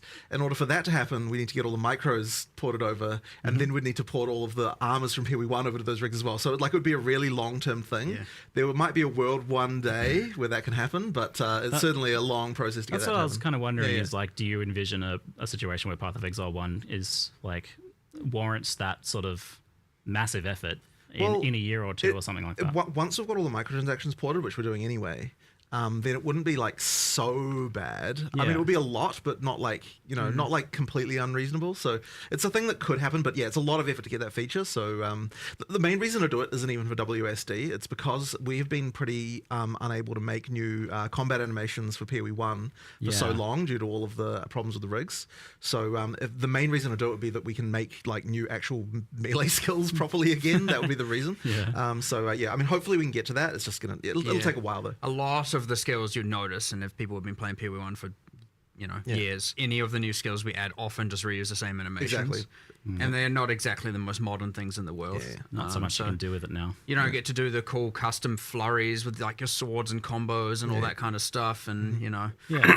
I mean, you still obviously have Cyclone, where you just spin in a circle, you know. God bless. You remove all the effects from that, you're literally just on a pivot doing this. It looks a little bit silly, but I mean, I am keen to do it though. Like it's just it'll take a while. Yeah. It's I feel like I notice the kind of an increasing disparity between like the bosses in PoE 1 kind of like pushing further ahead because you have a bit more freedom, I guess, to use more modern. Well, the bosses are new, like new content, right? So they get to just and the engine's the same, so you get to use all the modern tech for completely new content. So they're looking like better and better and better, but the players are kind of staying a bit behind. So don't need to rig anything to the bosses. They don't need to equip 10,000 microtransactions, thankfully. You know, but just one Santa hat. But it seems like you've got a plan of kind of like how to approach it potentially. Sure. Yeah. All right. So while we're on this kind of like frank discussion, is like something that people often have been mentioning is this idea that like maybe they love Path of Exile 1, but they're not that interested in Path of Exile 2. and they maybe feel like their money when they buy a supporter pack for Path of Exile 1 is going to a company that's developing both games, and one of those being something that they're maybe not that interested in. Right. Well, I mean, like ultimately, you know, like now that we're kind of in the shared model, like it's kind of. It doesn't really, it's sort of hard for us to say, like, you know, that like money goes to one particular team or another. Like, it doesn't really work like that because we're all merged. The main thing is just to understand is that when we're in PoE 1 development mode, then PoE 1 takes precedence, and like any resource that it needs, like there's not going to be we can't do this because PoE 2 needs it. And when we're in PoE 2 development mode, it's like, it's the opposite of that, right? Where like we've got that sort of going on. So there's always going to be people working on each game, like all the time. But it's like, if one's going to come out soon, that one is getting all the attention. And so like every resource that PoE 1 could possibly need for this expansion was moved to it, if, you know, to make that happen. Yeah, I got to see that firsthand walking around. It was like 95% of people working on PoE 1 right now. Right, So. in this moment, because it's in the last week. But yeah, but it's kind of variable. Like, I mean, if you look at things like the, you know, I mean, you've probably got a better idea of the breakdown. But it's like how much of the VFX team was working on PoE 1 versus 2 in like the last, you know. Yeah, the whole, all but one is currently on PoE, all but two. I guess that doesn't really make sense. They don't know how many. So 80% of the team is on PoE 1 right now. Yeah, yeah. But it's kind of variable through the months. But like, you know, the dynamic thing is because obviously we had like 021 for PoE 2 that we're working on, and like yesterday I moved some people onto that, quickly got some stuff across the line, literally 2 hours later moved them back, and like it's like pretty hyperactive, right? Like, but honestly, that's kind of how our leadership style is. We kind of just we're a little bit crazy. But I also think that developing 0 to 1 at the same time is kind of proof that it's possible. You know, like to make sure that we can actually support both games at the same time. I mean, with the level of support we need. I mean, you know, there's those videos even that were made by the, you know, like we're getting more people. It's like we can kind of manage it. So you know, I do feel like this is a positive upswing in that regard. Like it was definitely a bit of wavering there for a while, but I went from a 1-game studio to a 2-game studio. One thing to note, and this is you say about the bosses going up and the characters, you know, saying this, like that is also because we are, you know, it is very, very, very useful in the same sense that certain game features get taken from one game to another. Like we see a lot of the quality of life stuff come to PoE 1. Those bosses are, you know, animated or rigs from PoE 2 that we have like fully remodeled and reskinned. So you get to reuse that entire animation set. Sure, you got to tweak some stuff, but then like you can have one animation be 8 different skills if you know, put your mind to it and actually design the different outcomes. Awesome. So you end up with this thing where, you know, we're actually harvesting a lot of materials back from PoE 2 to 1. And this is how we're going to be able to get even more bosses, even more monsters, even more of that content just all the time. So it's in ways where players can't tell though. Like it's really quite invisible. You wouldn't. Some people might be able to see. Like, wait, I feel like I've seen that before, maybe, but you'd have to look real close and be real into it. Yeah. And so obviously, I know me saying it removes the allure of it, but like it is like ultra beneficial to be able to harvest all that art. And so you could look at it as like, oh, that PoE 2 art is going on PoE 2. It's not like. All of that, I'm just constantly going, I'm going to take that, you know. And the tech as well, of course, right? Like any new renderer features we're making, like all that stuff, like, you get to use it all. So hopefully it's a positive thing. But I think to wrap it up, I think what it all really comes down to is people just want to know that they can feel confident that my opinion, one has a future where you guys love it. If this next patch comes out in October, we're chilling. We're happy. Be, the year of Path of Exile, 100%, right? I mean, we're talking, what, every 4 months, both games? It's every 2 months, 6 releases. 6 releases a year.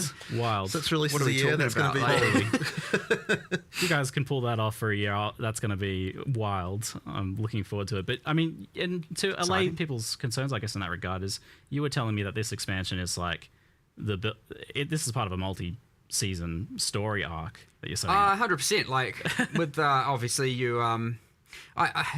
there's a whole bunch I can rant about here, but effectively, yeah, obviously you see Zana coming back. I know, spoiler, sorry, but it kind of was important. Yep. You know, you got Zana coming back, and you've got, you know, it's an additive storyline for now, and that was kind of on purpose because I wanted the end game to be still familiar. I wanted people coming back after almost a year to still have the core of the end game be familiar, but have this additive layer on top that's cool and new and they can explore. And I didn't want to like completely rework all the mechanics, and people are like, I want PoE 1, finally a PoE 1 expansion. They come back and they're like, the hell is this end game? This isn't what I remember. This isn't what I was familiar with. So it was really important with this update to have a layer of familiarity across the board, and then like improved and reworked things and removing, you know, obviously with Betrayal, we've removed a lot of the constraints and annoyance and all of that, but it's still mostly just additive stuff on top. Same with the end game. The League is Definitely obviously excited for New additive Betrayal. Mercenaries. So having that there, so Assuming there's Grav that is still core there. path of Exile 1 familiarity was important for this one. But yes, it is like part one of a new arc of the end game storyline. Zana's back. We've got a whole new thing to explore. I'm not going to spoil too much of what exactly happens, but there's some cool shit in there. But effectively, it's like a way to think about it is we're now kind of we're going to, over obviously a relatively long time, have the era of the primordials kind of phase out and have the era of this new endgame phase in. And so, yeah, it's kind of set up for, right now it's an additive one. Maybe the next endgame one would be a bit more transformative, and then we'll go from there and just explore through this new storyline. So that'd be fun. I can tell you're excited for like the future of PoE1, which is this is a good shift, I think. And you were saying you've even got like a good idea that for 326 that you really want to. 327, yes. Oh, sorry, yeah, the next one. Next one. I do, yes. So like another thing with like this expansion, right, is like it's quite content heavy. When you do an in-game expansion in a league, it's a lot of content. Yeah. So like, you know, you have some things have to take priority, other things have to take less priority, and so like the character stuff where we've done, you know, a decent chunk of character balance and the new systems interact with all of that. You know, there's clearly ones like, I know Settlers had like just the giga melee rebalance and rework, and it changed like 1,000 systems in drastic ways and all of that. But again, I wanted this time more familiarity, and then 327, we're going to go just ballistic on the characters and do as much as we possibly can to like, you know, Lightning Strike not nerfed. and I don't know, maybe fully revamp wand builds and create a whole new thing there. And now we have to because I said that. But, you know, that kind of stuff. So yeah, obviously you have ones that are more content centric, ones that are more character balance centric, and different focuses like that. So this one, content, end game. We wanted our core players who have been playing for 10 years, the ones that are really looking for PoE, who are like mostly playing in the end game, to really have that like expansion and new boss fights. And that was a discussion we had yesterday. Actually, was this idea that you don't necessarily have to worry about new player onboarding as much for Path of Exile 1 now, but that's more the focus for PoE 2. I would definitely say that, yeah, for PoE 1, it's like it's now very easy to just say, you know what, like if this isn't new player friendly, it's okay. Like we're making a game for the experienced PoE 1 players, so like we can just go ham with all that stuff. Yeah, you can kind of go nuts with you know, like if you're a new player, then PoE 2 is obviously going to be more appealing, you know, like I'd imagine they're more likely to want to go there. But of course, PoE 1's still, you know, like it's still like we're not going to throw that away completely, but it's like certainly in terms of the focus of the content, like a lot more sort of in-game stuff, you know, the pinnacles obviously and things like that. Like this is stuff that appeals to someone who actually is able to get to that content. So you know, yeah. Of course, you've still got the leagues. You know, the mercenaries. I think you initially, when we first told you about it, you seemed a little bit like, oh yeah, I don't know how big that's going to be. But then when you actually played it, it's like, you know, it's quite a thing. Yes, it was beyond what I expected playing it. Right. Because I brought up a concern after watching the reveals that I felt like there was a bit of a gap, some disparity in kind of what you revealed once I got the sense of like what was Secrets of Atlas versus Mercenaries of Trathis. You know, I had some concerns. I was like, okay, so the Mercenaries thing seems like really awesome, and that kind of is like, by the time you get to endgame, you've kind of started to explore a lot of that. And, you know, there's still more progression beyond that, but that's like, it's not necessarily like a ton of new content for that mechanic beyond that. And then you've got this new Secrets of the Atlas system, which starts at tier 14. It's very endgame pinnacle content focus. So I'm like, it feels like there's kind of a gap there between tier 1 and 14. But you mentioned yesterday after that discussion that maybe you've changed it. I initially was like, you know, people are coming back after a long time. They're going to come back, and yeah, some people have been playing, but like the majority of people haven't, and they're going to come back, get to that end game, and be like, all right, let's get my footing back, refigure things out. Obviously, Settlers is there, but I understand a lot of people have experienced that in the last year, so that's not going to feel too new, but there's a little bit going on there. You've obviously got Betrayal, and then yes, we have our whole like certain scarabs up, certain scarabs down kind of balance, which I will note, by the way, only a portion of which will be in the initial set of patch notes. We'll have more scarab changes coming soon. Patch note expansions to be announced. People who, ideally our PoE 1 players know by now, we get a little bit feral and we just go to the end. We go till Friday of the release date for our balance changes, so not everything is there, but a lot of it is. Hopefully all the character class skill changes are in. You know, there's all those changes, and I thought, yeah, it's all good. What we'll do is aim for the people who really want new pinnacle fights. Like, when we added the tier 17s, they were a bridge between pinnacle and uber pinnacles. So they weren't even the kind of highest tier of difficulty in the game. And you could argue these aren't either because they're pinnacles, but they are a step above the existing pinnacles. They are a bit harder. That being said, of course, the old pinnacles are so clarify, there undertuned. is a quest version of them where it is you get to tier 14s and you will find them deterministically and get through 3 of them, all 3 of them, just for the narrative. You get to explore all that. They're easier balance. Love that. And then you get into farm mode where you get the true rewards and the true, difficulty test.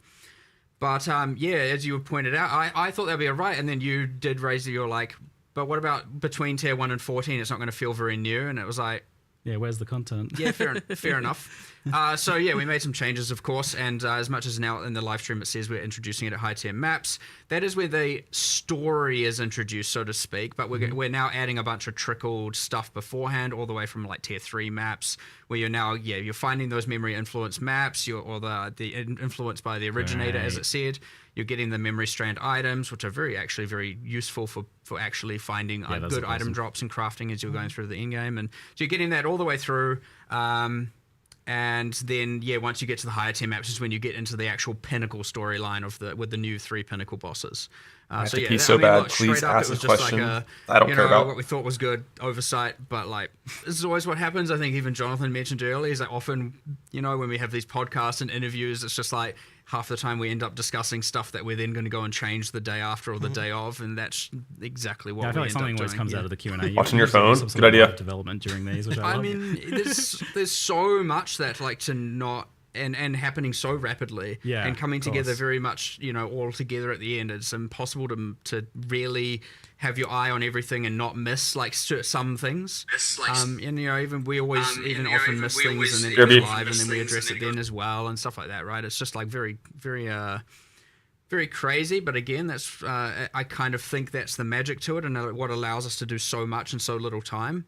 But it is also the thing as well that's going to result in the 6 expansions coming in the next year for the combined games. So so now the state of it looks like veteran players are going to be exploring the mercenaries as they're leveling up. They're going to be going into the end game and kitting out, trying to find their ideal mercenaries, gearing them up, swapping them around, starting to interact with memory packs of enemies that drop memory influenced maps, that drop memory influenced items that they can craft, which I'm excited about that as a progression, the crafting system with the boosted craft. And that was, you mentioned a way of kind of getting the tiering system into Path of Exile 1. The initial idea there was how can we get the tier 2, tier 3, tier 4, tier 5 item drops from PoE 2 system into PoE 1, and it was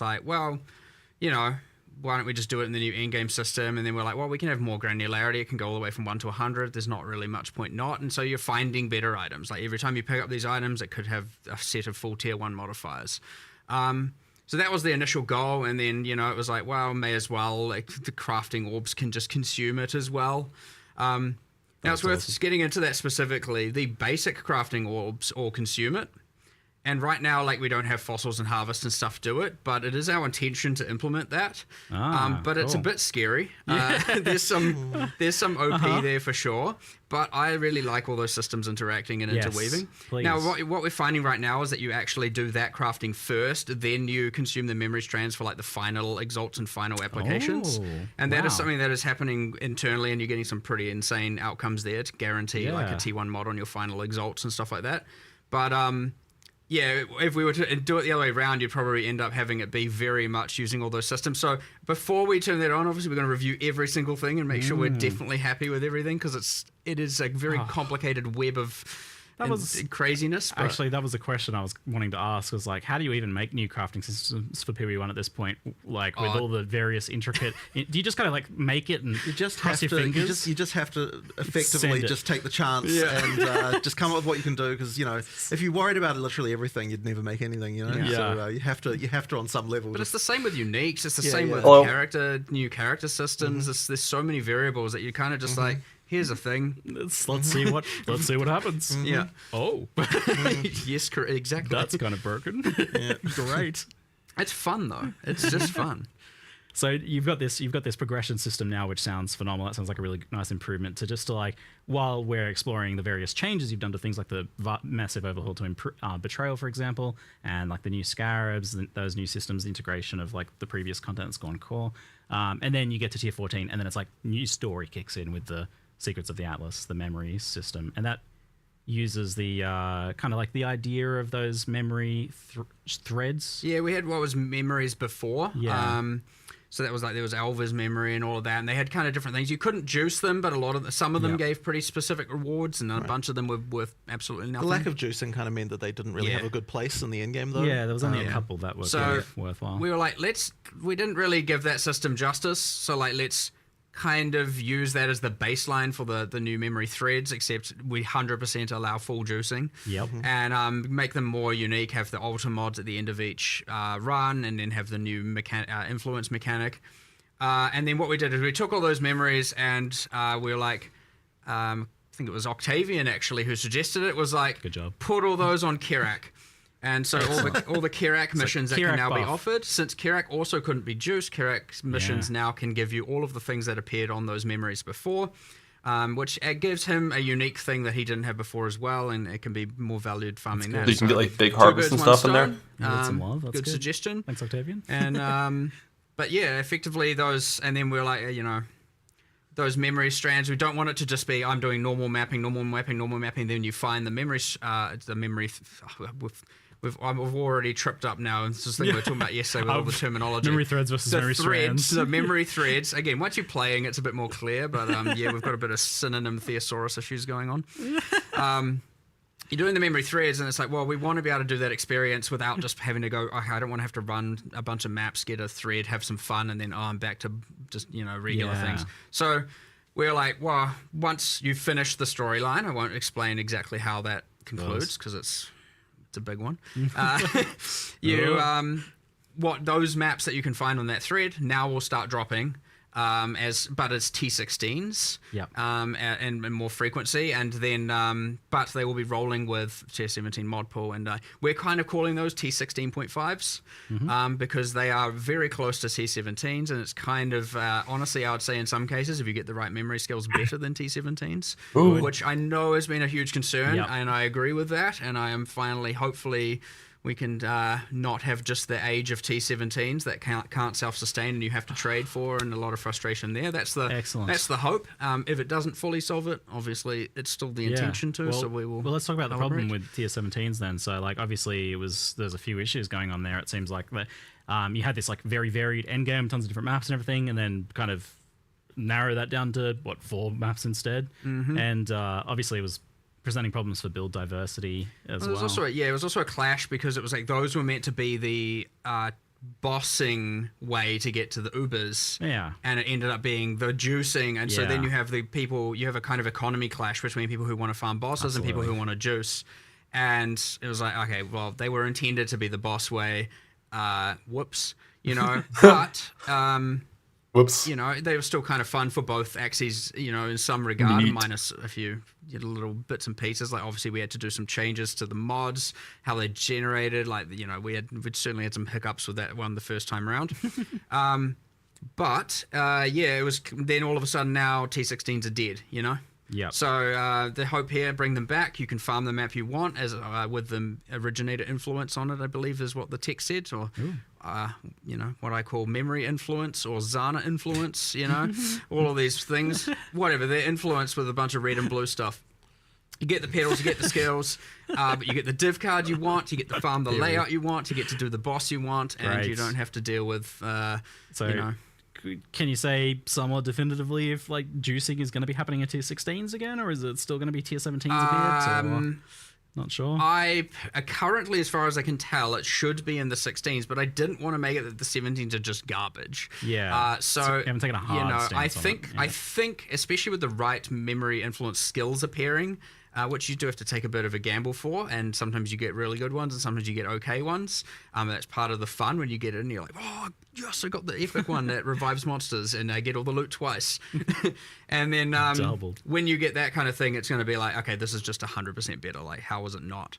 And then, of course, multiply that with all the All Flames and, there's going to be some madness occurring. Not Necropolis tier madness, but there will be madness. We have learned from that a bit. Don't you worry about that. No more meat. Out of control on a level. No more meat. But still new tiers of madness. There's a question from chat about Atlas passive skill tree and with it expanding, like with all these new things being added to it. Is that something you consider as to like how many points you end up getting and those decisions like between things? I like the amount of points you get and the amount you can invest in a given tree loadout. I think that is correct. Still feels right. Like we do remove a little bit of nodes and we have added some, but I wouldn't we've added new ways to juice via the influence. We've added new ways to add more things to the all flames and stuff like that, and there's new multiplicative things going on there. I wouldn't also then want to just be like, here's another plus 20% on the tree as well. I think that choice matters. I like that choice matters, and I think you should have to give up something to get something of the new thing, or have one of your loadouts focus on that and two of the others focus on something else. So something else that sounds like it's going to help is you mentioned to me this idea that you might be getting more access to the content from the investment nodes that you're taking anyway via scarabs, right? Scarab drops. Oh yeah, true. I mean, it was more of a SSF feature, but it will work for everyone. But both the map device where you apply like Breach League and a bunch of the nodes on the Atlas tree that are like, chance to have breaches in your maps, both also now increase the chance of you getting scarabs of that league's type. Which is kind of how PoE 2 did it as well with their leagues, where they're like self-sustaining mechanics from the thing you're farming. Love that. Great. It's the same thing here. We just wanted to push that a bit more, give a little bit more agency, and influence the scarabs you're getting. That way, you're getting more of the ones you want, because there are a lot of scarabs, of course, and you can block a decent chunk of them, and you can invest in some others. And we're just like more agency is better here, like straight up. So may as well, and it just simply adds more value to the map device craft. So why not? All right.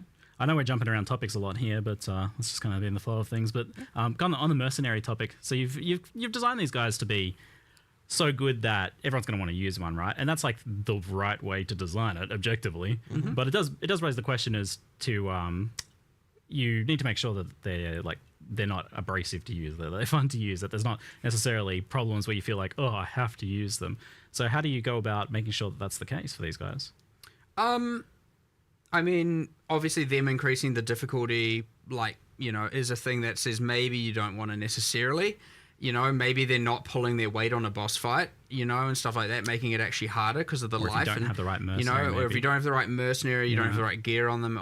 These are factors. However, generally they should be fun to have with you. You should want to engage with it. That is the league. If you're not playing in the league, or you don't want to engage with the league as much, you still got the end game, you still got betrayal, you still got the settlers, all that stuff is all still there. The character balance changes, everything's still there. Character balance changes. Lightning strike nerfed. Ideally, you'd want to engage with the mercenaries. They are generally more beneficial than not.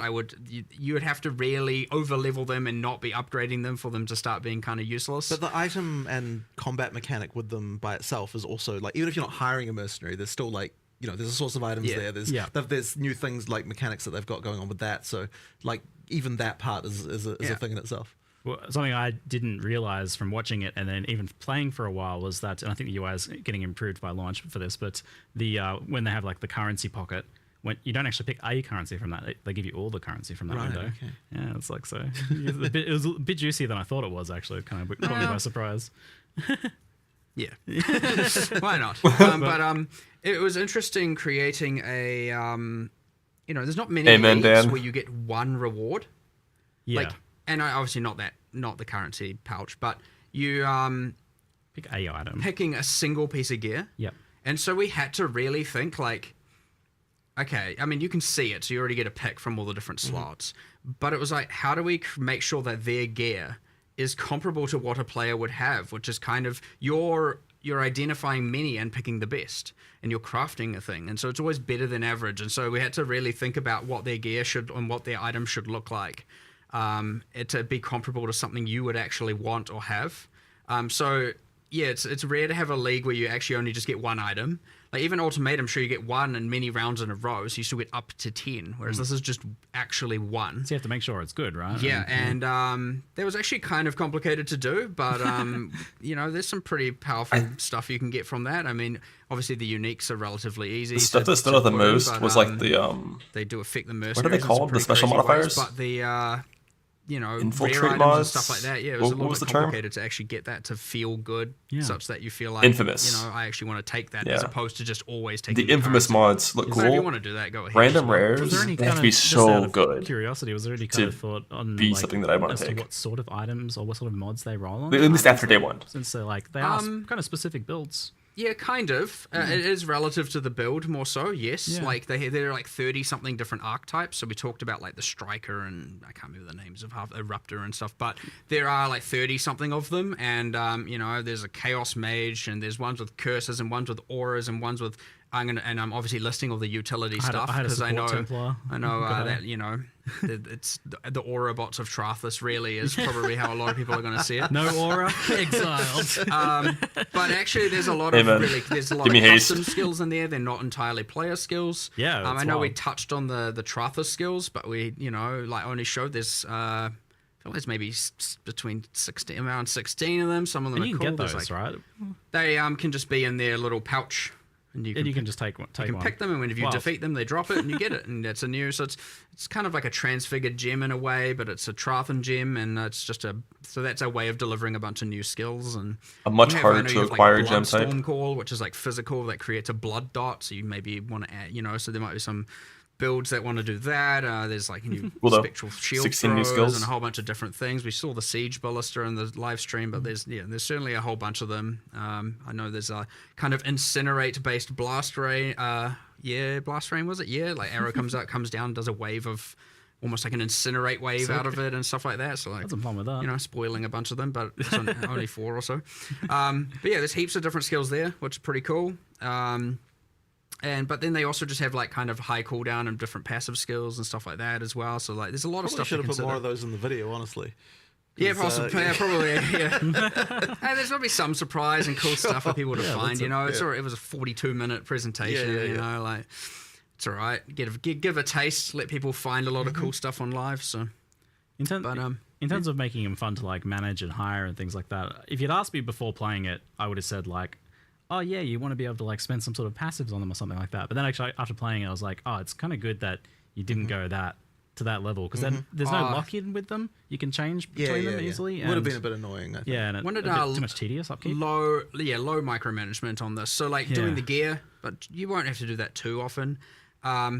They don't level up. They don't have like they have a passive tree behind the scenes. You just don't get to You just see it don't or see it, engage yeah. with it. That's I Like, wasn't actually sure. Was that I mean, implemented it's stupid, actually man. allocating individual nodes? no, 'Cause I assumed not. I They assumed have not. they have a I assumed Trathan not. passive tree. Okay. Secret proprietary. Yeah. Right, I mean, right. like they gain stats as they Yeah. as they level up, and it's kind of relative to the archetype, and there's some stuff going Mm-hmm. on. But you don't need to care about that. It's just as far as you know, they're higher level. They've made somewhat intelligent decisions about their passive points and whatnot, and they're pretty good. Or effect. Of Haste. course, you know.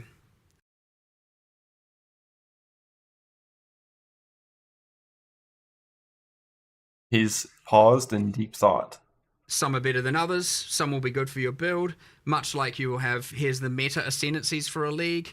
Probably those, each meta ascendancy then has the meta mercenary for the league, and so on and so forth. Yeah, it'll be And matched to your builds, Yeah, I it's imagine. going to be pretty crazy, I suspect, in the end. There's like, you know, as much as it's pretty simple to just arrange them, there's going to be a lot of little minor complexities. So. That's poor path of building, guys. I was going to say, like, are they going to have to implement some interesting... They're definitely going to be a part of your build, so Yeah, it's yeah. going to go in there. Just custom config, it's fine. 100%. They can give you auras and various other buffing skills. I had a Templar that had like an aura, and he had Yeah, the what is it, Smite with the lightning aura. Your from it. meta build, then for Give that him you full need your rarity 3 meta and give him the mercenaries gloves and for the then kills your to count for meta him. Animate Guardian, and then you've Easy. got, you know, like, oh my god, too many. I mean, at least a lot more items will be getting put to use, so that's good. I'll be curious to see how the Animate Guardian feels, because I don't know, like that one has obviously the skill gem cost as well, potentially like supports and things Yeah, like of that. course, and of course. But, so that's obviously a bit more of a tax, whereas these guys are just a free add-on on top. You don't, they don't cost you anything except gold. I mean, gold. Yeah, gold. You know.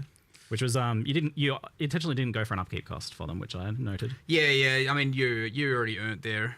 You still got to pay them a little bit, but you defeated them. You don't need to pay them by the hour anymore. There's a gold cost if they die, which I found I had a couple die early on, but then they were mostly, especially if I picked good ones, they were staying alive. Like I had one guy that I was ridiculously tanky, and then some of them had like 4k life, and this guy had like vitality and enduring cry and kind of like a fizz aura and immortal call and things like that. I'm like, oh yeah, these guys are kind of better than me.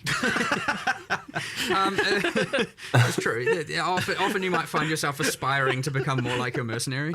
Yes. But look, these are trained fighters from a ruthless place in Trathus, and they've come here, and they're like, "What are all you weaklings doing?" And so, you know, it was quite confronting when I was like doing my usual running through mud flats with my ranger in a Hessian sackcloth clothing, and then I run into literally the ranger one, and they're like wearing Giga MTXs, and they got like all these different supported skills, and they're like comboing them together. And I'm like, what? It's giving you something to aspire to. It's like, oh, this is what I can become. And it's, oh, whoops. I felt really good when I fired them later. Yeah, look, remember they came here of their own choice. They haven't been exiled here as a criminal left to rot on a beach. I have to say, they kind of feel like suckers. So they've got this honor code system, right, that says that if a challenger comes and challenges them, they have to wager literally one of the pieces of clothing they're wearing of the challenger's choosing, and the challenger doesn't have to put up anything. Like, you don't have to wager anything of yourself. Yes, you should have to wager your items. Amen. We might have be like, oh yeah, you have to gamble your item. But if you remove the game mechanic from the equation and you go, okay, let's say you and I have a duel and I get to take your shoes, and my sacrifice is I have to die. I don't think that's a fair trade. Now, but this is in a world where you can revive. Yeah, but they don't know that. Okay, fair Good enough. Good and point. honestly, if I have to go your shoes versus my 15% experience, I don't know if I'm gonna. Pretty nice boots. Yeah, sure, but Death, that's part of my level I just lost. So I don't know if I'll take that trade. Yeah, well, you got me there. That's a good point. We'll get some more questions about the mercenaries there. Do mercenaries count as minions? Has been asked. Oh, I said 15%, and I realized that is not correct. Oh, what was the? I'm just making up numbers. Oh, no. Ignore me. Yeah. I know that's the wrong number. No. What have you done? That's going to be quoted. I just quickly now everyone's thinking chat, and I'm like, oh, jeez, I just changed. made something up on the spot in the heat of the moment. Don't worry about me. The question was, do mercenaries count as minions for the purpose of various minion-based things? Like they don't count as a semantic minion for minion damage and all of that. But I know, for example, all the how there's bosses and they have certain skills because they're less avoidable. They deal less damage to your minions. Oh, yeah. They also count as they also get that damage reduction from those things because they're not going, there's an AoE here, I'm getting out of it, and they're going to jump back in like you are. They're just going to soak the damage, and so we've made it so obviously that, they don't take as much damage from those unavoidable attacks, so to speak, and much like how your minions do and whatnot. But again, they are pretty tanky. So on top of that, on that same spirit of live improvements happening as we're talking about it, it's like yesterday I was asking can you heal them with the minion flasks or something like that to heal them in between combats, and later I got a message saying that you guys have changed it so that they heal out of combat now. Yeah, it was taken from the it's something I actually really like that the minions do in PoE 2, where when there's some downtime they kind of regenerate back to full life. So that change was made yesterday actually, and yeah, so now the mercenary, you don't have that thing where you have to give it some life regen, and explored a few different options, but it was just you know what? Just if there's a little bit of downtime, or it's more if they haven't lost life in the last some amount of time, they just back to full life. So love it. Yeah, life recharge. It's just good quality of life. Yeah, you don't just have them sitting at 10% life, and you're like, what am I supposed to do? Technical bosses cannot be tagged. No, so those they can be update dynamically. Content is one of the other questions I'm saying. Yeah, anywhere, everywhere in the game. No restrictions on that. Yep. Nice, cool. Well, they update dynamically. They will gain life from the question. Based on the questions, don't believe that you can have a 6-person party and have 6 mercenaries. That you wouldn't allow that. That's too crazy. I mean, it is too crazy, but you do allow that, right? We do. Yeah, we do. That's the thing. Okay. I mean, it's a lot. It's a lot of auras. But all the auras. I'm very much looking forward to playing my. Everyone knows I play my support characters, and you'd expect, you're a support character, so you can get a DPS merc now and not have to play with your friends. But I'm thinking, well, hold on, I can be a support character and have a support mercenary and support my friends even more. So it's all win. That sounds about you. Perfect. Yeah, I mean, while leveling, I certainly felt like the DPS ones were viable if I was playing more of a supportive role, or if I was struggling in that regard. They did seem like they were actually able to kill things. Is that something that can happen in an endgame though? That seems hard to believe. I mean, look, at the end of the day, you can give them Headhunter, you can give them all of that stuff, and they take the damage, they scale it. The only thing they don't have is, your skill, which could be bad, and thus they could be better than you, or you could be very good, and in which case, I'm just saying, like they are still a computer, right? They are still at the end of the day doing that, so they might not make the smartest decisions that you agree with. There's like custom AI for each skill, right? There is 100%, and so they're a bit above the 50 percentile of players. Yeah, they might be. I'd say around 55% percentile average. Better than half you. Computers can be good. So, but at the end of the day, when you're like, giga zooming and obliterating everything before it can even appear on your screen entirely, there's a question of how much use can they really be, and that's where I come in and say, look, the floor is still they're half a party member worth of loot increase, and they are, whatever auras and all of that. So you might pivot from more.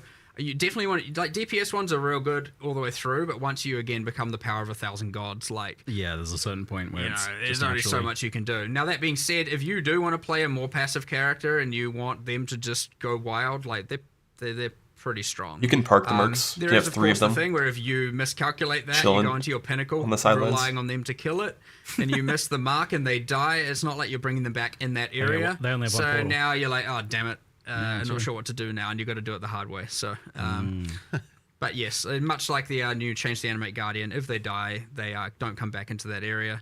Seems like a good way of doing it. Sequential instances, yeah. Much better than the losing gear and all that, all that we drama. Went through all that. I even had the maybe in Ruthless they should lose an item, or maybe I was like, is that a thing? I was like, oh, no, look, it's either right or wrong. Let's just go with what we know is right, what people will like, and what is not going to just cause a bunch of unnecessary. Oh my god, now I got to do this again, and something unpredictable happens, or some monster skill is like particularly imbalanced, and it's like, oh my god, it just lost so much currency, so all good. Sounds great, awesome. So Settlers Town went core. We didn't have to rebuild it. Phenomenal, thank you.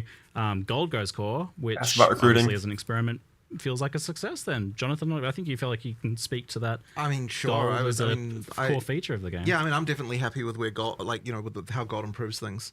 I mean, we originally did it as a way to reduce the number of things that monsters can drop while still having it so that they feel like they drop things. Yeah, like culling the But I mean, I honestly I think it's been a straight up improvement, and obviously it's really good to be able to work with the the new the trade, the currency market and stuff like that. Like, I think that stuff, like, I don't know that there'd be another way to do that as successfully as the way that works.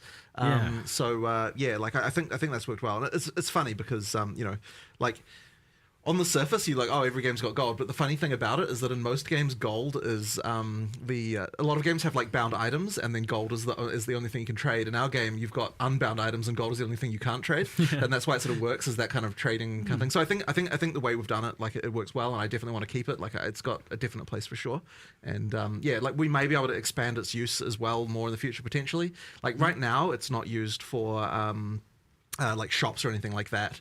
It's used for gambling, but it's not used for the regular shops. And like, there were some issues around that, but we might change that one day. Sort of hard to say, but I think it's definitely it's good. Yeah. Okay. And that means obviously currency exchange is staying core and things like that. It looks like shipments were staying core, and that's one that I see is like mixed opinions on. Some people love it. It's passive income, and but it's also like an obligation. It's a thing you got to check in on. It's busy work to an extent. We did some changes here, so we did slow down. We made them take longer, and proportionally, in some cases, increase the rewards. The intention there being, of course, that way you have to deal with it less. Yeah. I mean, it's not the focus of the league anymore. It's we don't want it to be overtaking what you're doing all the time. Yeah. And look, I expect these things to be a bit divisive, 100%. Some people love it, some people don't. And that's great. That's everything in PoE, and that's everything we add. And you can choose to do it, you can choose not to do it. Maybe you choose to just do the crops and do the shipments and not worry about all the other stuff to do with it. Maybe you just use the map runners and put all of your gold investment into that. There will be other ways to spend gold in the future. Maybe because you don't want to deal with them, you build up an excess, and then all of a sudden we add the gambling strongbox from PoE 2 or something like that to sink the rest. Yes, who knows? dude. Yeah, we'll see. Do it so good. It's a fun strongbox, but That is a good one. that will come to PoE 1. I promise you. 100%. So But, there'll be ways to do it, but we'll feel it out and see how much gold people are getting relative to losing as well a bit, and then see. But the intention here is that if it's feeling annoying and how much you have to deal with it, then we've missed the mark, and we'll probably even, adjust things a bit further as well. Okay, yeah. But again, like everything, it's up to you, your agency, your choice. Like, You touched on an interesting point, because I feel like before it wasn't optional because it was there and it was free stuff, so why wouldn't you do it? But now you're actually, both in terms of gold but also your passive application, like, are you actually even investing in having those ores appear versus something else? So it's not necessarily just like a free thing on top that you're obligated to do. It's now a more conscious decision. I could see it feeling mandatory, and if it does feel mandatory, then we've missed the mark a little bit for sure. You want to avoid that. I don't want it to feel so mandatory, but that being said, I also wouldn't want it to feel so terrible that you never want to engage with it. So there's always a fine line to hit. And but there's stuff you can only get from there, so there's always going to be that yeah, element. for sure. If you want to get the tattoos and rune grafts, and some of those rune grafts, a lot of them are like pretty crazy off-build stuff, and there's a good set of like chase ones in there, and there's some pretty crazy stuff in there to get, but Rune stays. I think it's a rune better crafting, system. I not like crafting. the idea that now Settlers is It's on getting your two passive tree different now. passive tree mechanics that can coexist as Tattoos, the runes, rewards, Totally aside different. from obviously recombinating and map running and stuff. But as opposed to like just the freaking insane enchants that you were getting on your weapons So before. the enchants are gone then. This replaces that, yeah. Yeah, they replaced mastery tattoos. They were a little bit cool. much on the power creep axis. It was kind of just a bit crazy, but I wouldn't say that we won't see some sort of weapon enchant system back in the future. Yeah. And we're a bit more regulated and stuff like that, but because there's room for that, there's design space for that, but we never know what form. But I like that Settlers is where you go to get your alternate passive tree stuff. I think for changing masteries and changing nodes, I like that as the the reward from it. It was a pretty funny reveal of the live reveal of the recombination changes, because everyone was like, "Oh no, you did it! You got rid of the old one and replaced it with this." But then obviously the old one's still there. We're here seeing all of the L's, and then I'm like, "Don't worry, they'll come back. They'll come back. It's all right." It was very entertaining from our perspective. So that's all right. And then all of a sudden, L's www saved. I love it. I very thoroughly enjoy watching chat. Yeah. So you kept the old version of recombination. Is that changed or nerfed in any way, or is that just as it was? The old way, I can't speak to that with an absolute certainty, and I would have to talk to, oh god, one of the main designers dealing with that. It's nerfed. It's nerfed. I can't say. Say like we should pretty much keep it the same, Yep. and if there is a change, it needs to be like very much justified. It's not like I feel like the exclusive people like it for mod a reason. system Like, shouldn't look the keeping way it it does. alongside the other one and then Like gutting it. Is that's what obviously makes not- it so dumb. Not the play. You may as well have It's not just kept it bad. at that point. So yeah, it was certainly the intention that we keep it. It's still a favorite. Like if anything, I would be okay with making things more expensive. So it's a little bit harder to use at the top end when you're doing like the very I think that is maybe the thing we concluded when you're interacting with a lot of the really special modifiers that you normally can't get on items. We're making it a bit more expensive. But I don't think that was a huge constraint anyway, Not a unless you barrier were for the people doing unless it you were usually. going to it. Yeah. Sure. So, I would prefer to do something like that instead of nerfing the power of it at this point. And I'm like 99% sure we didn't nerf the actual functionality of it. But Yep. I'll verify, That'll and be if the it is patch the test, I case, assume. I will let the community know afterwards. Okay. On the topic of gold, an ongoing thing has been that Recombinate. gold is, very present from the core Atlas mechanics and certain things, but other things just literally don't drop it. You do Blight or whatever and you just don't get gold, or, Sanctum just doesn't get gold. That's obviously a separate topic, but is this something that has been normalized across the game? Do you want players to be in a position where they can't use it? We are making some adjustments. So, when we did that, obviously we went through the entire game, of which there is a lot, and specifically we're like, do this, too much gold, lower, and we had penalties and increases all over the place, and a bunch of stuff was too low. Some stuff is, and I wouldn't say it's too high. It was actually probably relatively nice mostly. There was just a bunch of stuff that's just dead.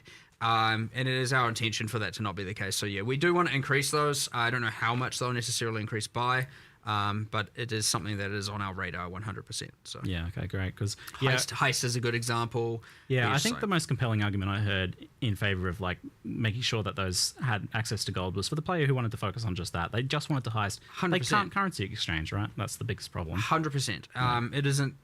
it is just like let's say it is already a relatively divisive league, and then also the gold sucks. It's easy to perceive that as dead. So Yeah. Look, there are some things where we maybe make an intentional decision because they are like too rewarding to be like it's not a place you're going to get a lot of gold, Sanctum, and then when we're like, okay, which we'll make some changes too. But then you have the things like heist, where I would say it isn't that regard, and it's just like, why is the gold bad here? And it's like, look, we just missed the mark. So The ASA one. Oh, well, I guess since we brought it up, the Anti-Sanctum Alliance has been constantly messaging me, asking about whether Sanctum's going to see any changes in terms of just kind of how much raw currency it prints early league for like a low investment for like really knowledgeable players, giving them such a massive advantage over less ones. Obviously, that's always the case, but it seems to a severe magnitude. I don't have the exact changes because they're we're like going to do them today or Monday. Sanctum nerve, let's go. I would say no, it seems crazy. So they're not like massive grand rework, but at least for now, we're certainly going to give it less of the edge it has. Mm-hmm. I don't exactly know what form, but it's not just going to be untouched. In terms of like a grander future, like I would like to shift away from it just being pure regular currency and move into something where it has its own item and own reward mechanic that has some sort of interaction with something. Like almost every league has something special, and that one is just like obviously it's got a relic meta system, but it's just like it's like here's 8 raw divines per hour. Here's a different style of gameplay, but just like here's all the and currency. then 8 divines per hour of gum, so and then it becomes very relics. quantifiably better or worse than just like core game. And obviously very, very early, it's very strong. And then, maybe juicing catches up, but then, it obviously gets a little bit crazy. In different axes, you get a lot more uniques, a lot more different things. But it's still, it's just that there's very easily quantifiable thing where it's like a very good strategy if you know what you're doing, especially very early on, as you're saying. But it needs its own thing. It 100% needs its own thing. So, but at least for now, it doesn't have to be as good as it is for how easy it is to do so. So we'll make some changes. I just don't know the exact specifics. And as a result, they won't be in the patch notes today. It will be in another coming soon section because it is. Yes. Great. I mean, again, I'm not. Why would we not stop? Why would we stop developing now? We have another week before. It's like, what are we going to do? Sit around, twiddle your thumbs? Exactly. Sounds good. With the big changes to Betrayal, which look phenomenal, that's obviously like a big overhaul for that and something that was really long awaited. It does kind of make me want to ask, like, do you have like another one that you're really looking forward to giving a similar treatment? I hear a lot of feedback about like quality of life around Bestiary, for example, being not where people want it. That is on our radar. There's I know for like itemizing beasts and improving the quality of life there is a little bit annoying. Maybe more than a little bit. But like talking about like the Sanctum reward as an example, there's some others, like I'd love to give Blight a bit of an overhaul. I'd love to do something with Delve. It's just all those. There's probably Delve more is just a reward issue. issue. Look at the full list. I'll be like, here's some obvious ones, but look, these things fall out of popularity. They fall out of favor. They get outdated, they become old, like legacy of a decade. It's what happens. But the good thing is, much like with Betrayal, we circle back and give it a whole fresh coat of paint, new rewards, new systems, new interactions, or step forward the storyline and evolve it into a mini sequel sometimes as an option. There's all these kinds of things that are completely things we could do. So like, purely hypothetical. Maybe you're now later on you're just delving and oh my god, there were the 3 cities and now there's a 4th city with a 4th boss and you have what is this thing I'm finding? 100% confirmed. Again, now because hypotheticals have to become realities. 100% confirmed. Also, just like the Blight overhaul coming next week, and in my mind, you didn't even say it, but like temples are getting reworked. So I was like, you didn't even say it, but I said that in my mind, and now it's true. So. I'll hold you to that. Cannot confirm nor deny. Phenomenal. Some rapid fire quality of life things to kind of follow on from the Bestiary mention. We have like the ID all things in your inventory from PoE2. Love it. Would love to see it in Path of Exile 1. Any reason why it couldn't be a thing or wouldn't be a thing? What? Do you hate it? Do you hate my hands? I can't remember what. Control click at an NPC and it's on my list. It's still on my list. It's I had my here's all the quality of life stuff. It was like There was a section where it's like to discuss later again, and I put it in that, and I actually genuinely cannot remember why it wasn't just immediately and obviously doable. Yeah, it seems like the thing if you want to do, you'd be like, yes, do it. So I assumed some hiccup. There was one thing that was like blocking me from just being like, hey, 100% just do it. I just can't remember what it was, chaos recipe. It's a thing we can get around Game and make exploded. happen for sure. But like, yes, the being able to go to town and ID all was very useful, and hideout as well was an extreme upgrade that I liked. So, well, tell me who whatever Dev is working on, then I'll go make them lunch or something so they can focus. I'll take you to them afterwards. But you have to now, because if I'm going to be held to things I'm saying, you have to now buy them lunch. So, okay, I'll see what I can do. Some of the older bosses with phases, Chimera is the one that stands out to me. Is like immunity phases. Yeah, just like really long immunity phases. In Chimera. well, They feel quite dated at this point. Katarina got the same treatment, where it's Yep. just like, oh, okay, like, you know, maybe like 40 immunity phases is just a bit much. It's not. I don't know what the number was. It wasn't. Katarina it was just a bit much. Either 8 or 12, I think. A lot of those are going to need a bit of overhaul Based as on well. how It's you hard to justify going back define and them. spending a lot of time on that, but there's sometimes very easy things we can do, because instead of doing that, we could just be making a brand new boss that's like way more epic, way more fun, and fits into a more modern and core thing. Whereas like some of those are just like very high end game, get some fragments. It's one boss of 4 that then gets to a pinnacle, and like, you know, you want your pinnacles to be good. You certainly want your end of line bosses like, you know, Katarina to be good, and that having as many immunity phases as it was just doesn't hold up now. Like, I would say it didn't even really hold up then either. It just, again, it takes you to really back out of the new stuff and go back and look at the thing to go, what is actually wrong with this, and look through everything and go, yeah, there's actually more bad here than I thought. And then you go through and fix it all and change it all and revamp it all and, you know, do it again X years later. Yeah. It's been a while since we talked about this, but with a discussion about gold and the currency exchange, I feel like it's worth revisiting. Just like, how do you feel that the old trade manifesto holds up from way back in the day? Like now, in light of, I would say that the currency exchange, like, kind of definitely shows that there's a, I mean, it's not like we didn't know there wasn't demand for instant trade, right? But the currency exchange definitely helped things a lot.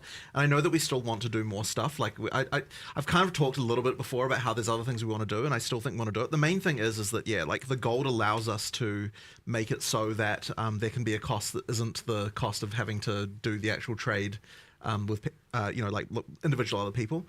And so I do think there is a world where we can go to, like, where we can have a different system. We'll probably prototype that in PoE 2 first, I reckon. Yep, told you, auction house in PoE 2. No, we still don't have It's a happening. permanent standard economy that, I mean, okay, in PoE 2 we've got an economy that will exist forever, but that's not going to be standard, right? Because that'll be the early access economy that will stick around. So we've still got an opportunity here to completely damage the economy without while being able to recover from it.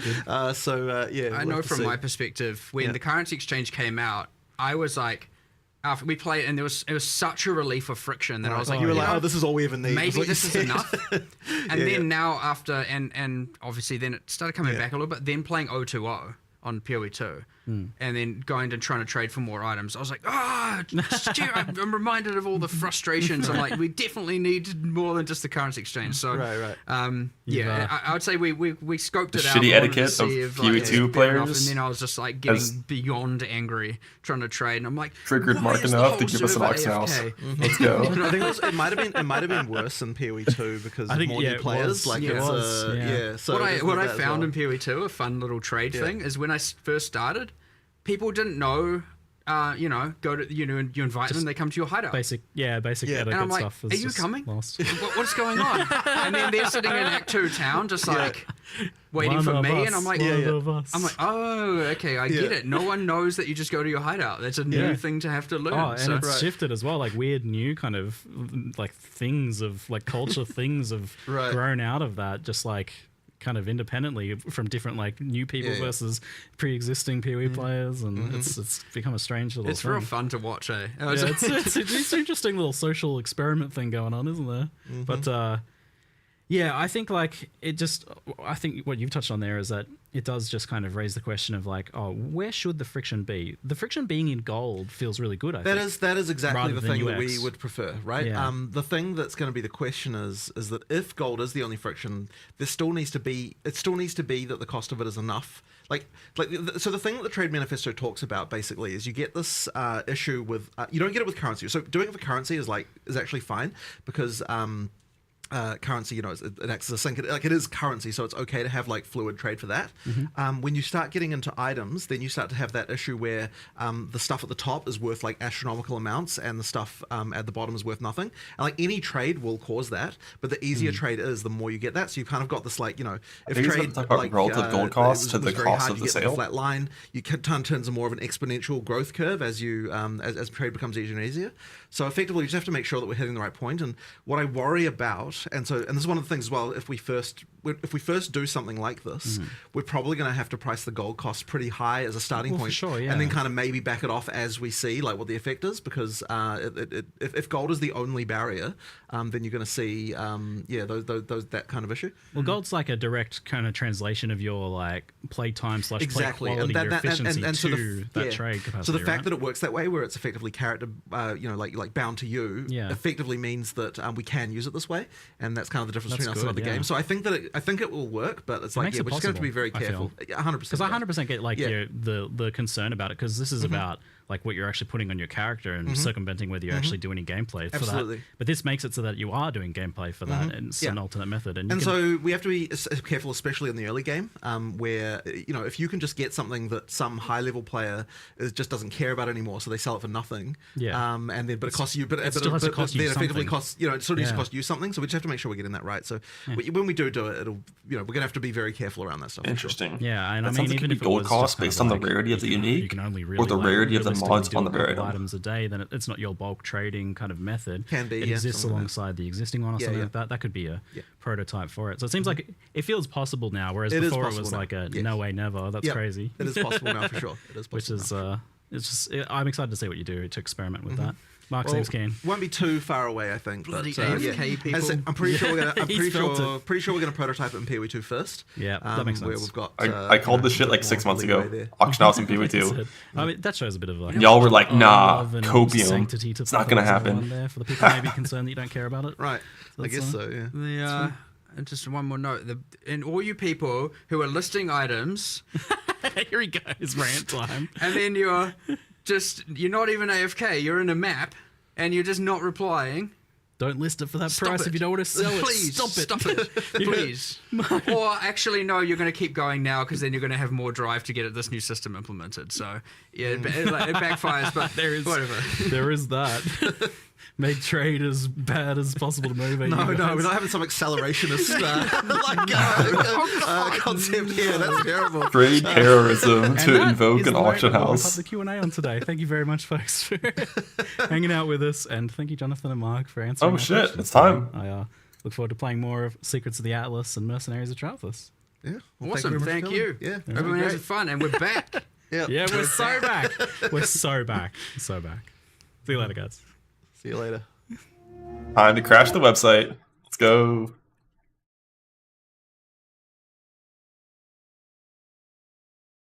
Why Heist League? Why?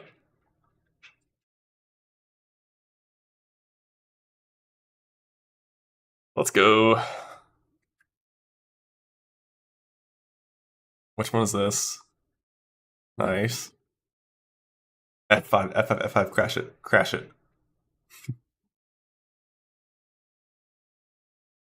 I'm gonna open up this for some background noise. It's a patch. What?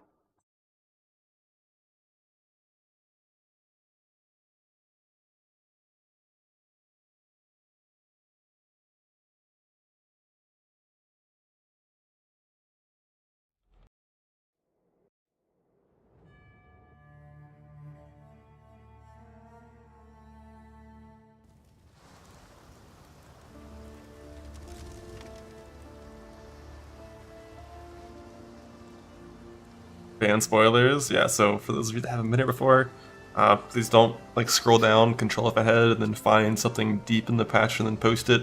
We're gonna walk through the patch notes, top to bottom, and read everything. And it's gonna be great.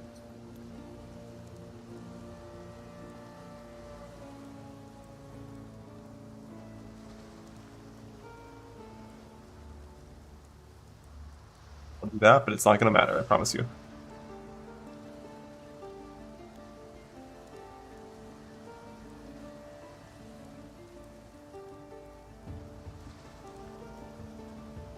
Needs to be bigger. I don't want it to block being able to read it for y'all.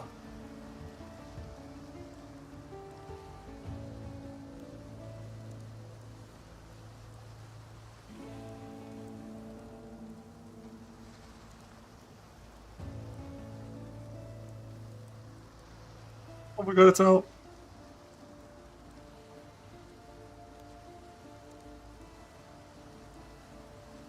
Crimson Dance new SST viable? I don't think new SST is a bleed setup, right? Isn't that going to be hit based? It's like a bunch of small hits.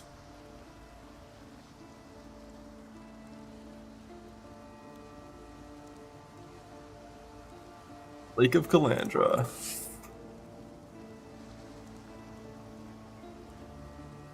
What's all the set of this league? Thank you for the T1. A Bex Twitter post. What? It would be wrong to do that here.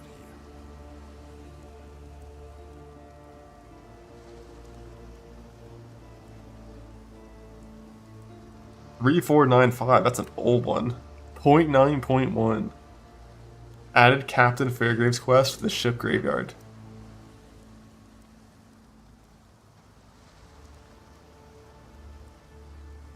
Heck, EE nerf for Gamba. You just want to see just that? I can check for that. Sure, bud.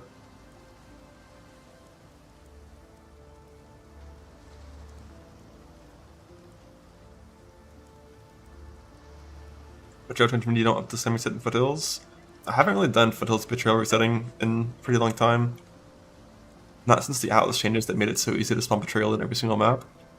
But basically spam resetting Betrayal in Foothills wouldn't be for getting crafts, it'd be for getting gear.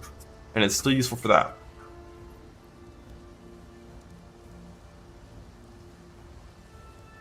There it is.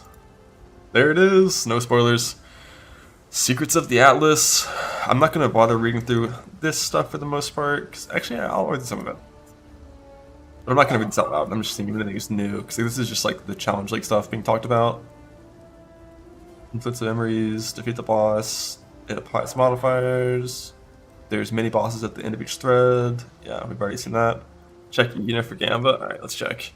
Femoral Edge nerfed to 10 to 15%. Not even that big of a nerf. Still gonna be using that over Energy Blade in I'll read everything that's an actual change. Mercenaries Challenge League. There's mercenaries that exist in your thing. You can make them your friend, or you can duel them and take their shit. You can exile them if you don't like them. There's new infamous modifiers on those mercenaries. The mercenaries being there makes the maps harder and more rewarding. You can gear them with gear, they don't drop on the ground. You can create private league versions of these leagues with mods that make the game harder. Have they talked about like free ship private leagues yet? Like what's happening there? Stare. The new challenge leagues have challenges. Total stuff. Alright, here we go. New content and features. Added the new gem, focus channeling, sports channeling spells. You cast yourself, empowering damage. The longer they are cast, which also increases the cost. Weird. The new Exalted Orbs. Randomizing the memory strands on a normal item. Unraveling consumes it to upgrade the tier modifiers. I think Orb of Unraveling is going to be the strongest of these three orbs. I think it's going to be like the most OP, most used of all these. Bunch of new unique items, some only from mercenaries. Pause is now in the game, and hopefully it works well, and so does the lag prevention stuff. Because in PoE 2, like I've never even came close to dying to a DC. It was really good. Hopefully it's the same in this game. Ooh, less people in Rogue Harbor for the softcore issues. Just play Self-Found Hardcore and there's no one in there ever. Oh shit, a message is output to chat when see or miss spawns. Make it a little easier to always see them. You'll never miss them. As long as you can look at your chat and notice the differences, love that. Now cancel unaccepted invites to their guild, let's go. In-game changes. Players can only gain this experience in the following areas. These are all of the boss fights that are exclusively boss fights. So things like Breachstones and Cortex are not included. This is only boss fights that are just the boss. I guess Shaper's Realm technically has experience if this is including base Shaper, but it's not that big. Palace memories have been removed entirely, and now they're part of red tier Keurig missions. Some new red tier missions they might recognize. Interesting. There's only a few of these that ever mattered. I'm not surprised this happened. What's one of the experience change? No longer gain or lose experience. It's so softcore players can die fighting bosses and not feel bad about it. Because the way it works right now, you just wait until you level up and then you fight the boss, and if you die, you don't lose experience. But you feel like you have to wait until you level up if you're concerned about it, and it's just like, it's kind of dumb, so they just made it so you don't lose experience anymore because it makes sense. Your character should always be deleted if you die to a boss ever, no matter what. Amen. Breach splinters are automatically collected and dropped at the end, which is sick. Commonly found scarabs can now drop a higher status character maps and found less often. God fucking bless, I love this. Same for currency. Like we saw Titanic drop in Section 3. Love this change. And you can now Horizon, Elder, and Conqueror maps and change the Guardian. Huge self-found change. So sick. Completing a non-unique map at a tier lower than is naturally found no longer grants bonus. This means Kirak will be way less useful for giving you unique maps. Oh, wait, no, non-unique. I'm dumb as fuck. Non-unique map at a lower tier than it's not longer. So, okay, so basically, what you could do before is if you had all whites and yellows completed and used an explorer or scouting report, a white tier map could be it would always be the red tiers because you've already done all white and yellow. So you could have a tier 5 map that's like a tier 16 naturally, and if it's corrupted, you'd get completion even though it's tier 5. So no more Kirak Explorer stuff. But like this, it doesn't matter. Like this doesn't matter. It's not really a nerf that. I think the only time I ever even considered doing this was in Gauntlet. Because it's only Explorer scouting reports, and it would only work once you've already completed all of a lower tier. So it's not a big deal.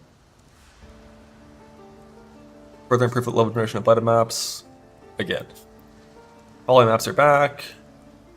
Let's see what's good. That's back. Arid Lake's kind of good. It's okay. Park can be cool.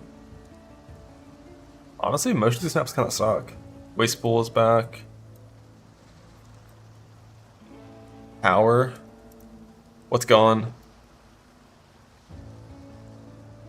I missed Courthouse and Coves. Oh, those are good maps. Dry Sea and Fields. Oh my god.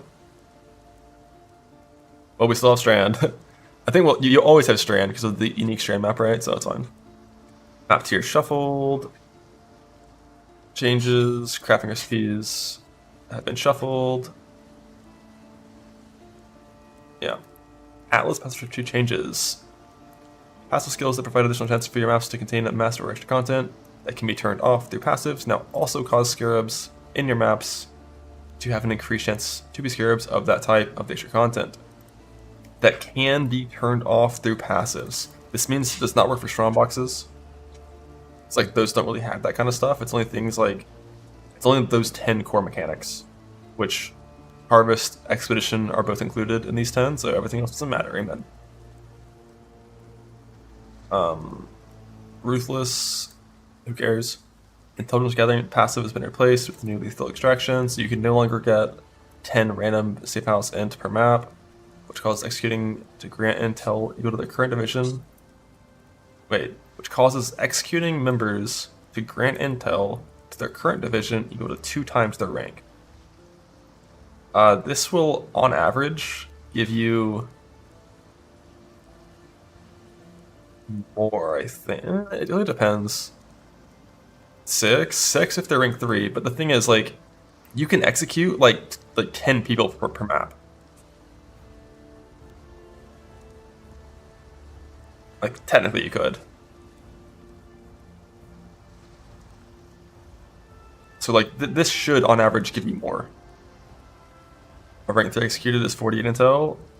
Yeah, but like, there's a cap on how many people you can interrogate.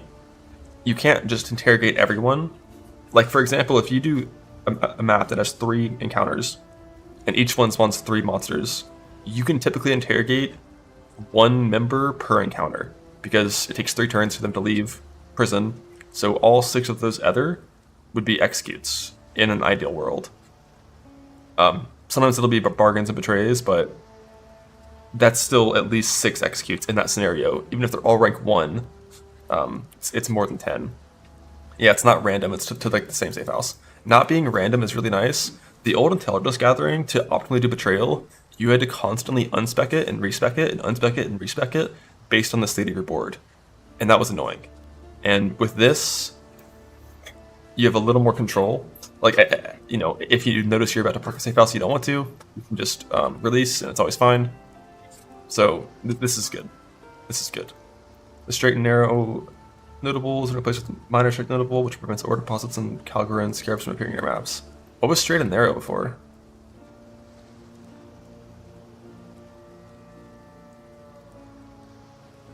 Oh, you can no longer block heist.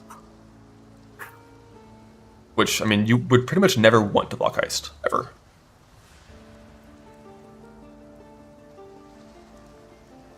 This is better. Added 2 Atlas Miracles to the tree, which modified the in-game content. Settlers in the core game. Alright, let's see. A full year of building, the town, there's no more town building. Gold to from monsters which pay for workers' wages, it will pass the tree respecting in the black market and currency exchange. From the end game, you go to King's March and maps to start to find extra veins. Send this ore or crops grow into the town. So crops are just going to always be passive, right? By shipping items to crew ports, you get tattoos. By shipping to Calgary, you get rune graphs, which are mastery tattoos, which is sick. Recombinator, you can decide on the 2 items you put in the recombinator like to merge. So this is one pretty important change, which might be important. It likely will be. With the current version of Recombinator in Po 1, you would never do something where it's like, I harvest Reforged Defense, 2 different items, then I merge them together. You would never do that. It's dog shit. It's so bad. The only way the current Recombinator works in an optimal way is if you only have mods that you want on the item. Like, if you have 2 mods you want and 4 that you don't, the current Recombinator is trash. But the new Recombinator is actually really good in that scenario. So this this might replace alt spamming for certain crafts, for certain stages of your like crafting process. Like, you might recombinate defense, or like Bearded said, suppression. You might chaos spam shit to get suppression on one item, and then you like alt spam to get like T1 int on another, and you'd use the new version of the recombinator instead of the old one, because in that scenario it's a lot better. Whereas alting for suppression on like a hybrid item sucks. So like, assuming they actually didn't nerf the previous version of recombinating, and you have both, like, this is just more choices. I'm so surprised, because this really seems like they didn't nerf the old version at all, which is definitely too strong, and it's going to be broken to shit still, and we're going to make crazy fucking gear. And we have the secondary option, which makes rare items a lot more useful. And like Essence is a lot more useful. So like, goddamn. Log the fuck in.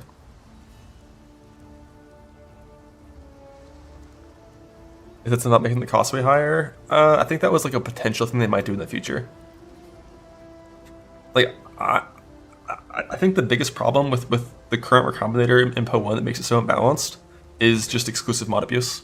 I think without exclusive mod abuse, if it's only just like sending normal items together, it's fine. I mean, it's honestly probably still too OP without that, but like, that's what makes it like way over the board.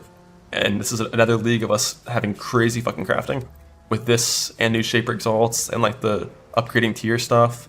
Although I'll be honest, still having the old version of Recombinator makes me care a lot less about this new orb that upgrades the tier, because all of my items are going to be full tier 1 already. because I have the Recombinator, so that's fine.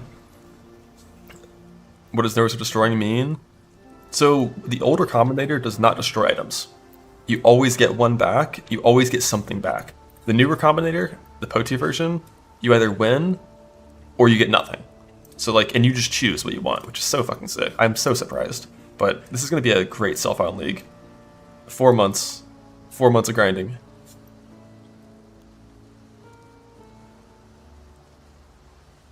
You monitor coming to Veiled Chaos? Well, Veiled Chaos would destroy the item in that scenario.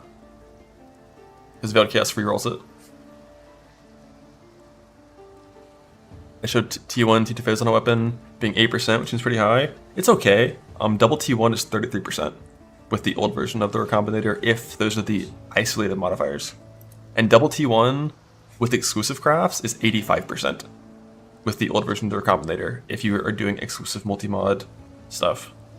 So like the old version is still like, you know, by far the strongest, but the new version has use cases that are going to be important. You put 26 Recombinators, you just use the old version for 5 mod items. You can just use the old version. Both are in the game. Holy fuck. Both are in the game. Both are in the game. What does it mean? What does it mean? It's so OP. Stare.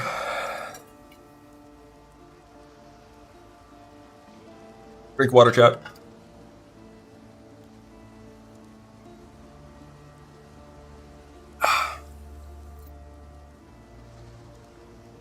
Added 4 new settlers clusters to the map. So like, all of the settlers stuff in the maps is all ore based, right? And like, if I only care about currency from boats, I don't care about any of this shit. Obviously, if I care about tattoos, which I do, and if I care about rune graphs, which I might, then I do care about ore. But aside from that, like, all I care about is crops, which are still totally passive, it seems.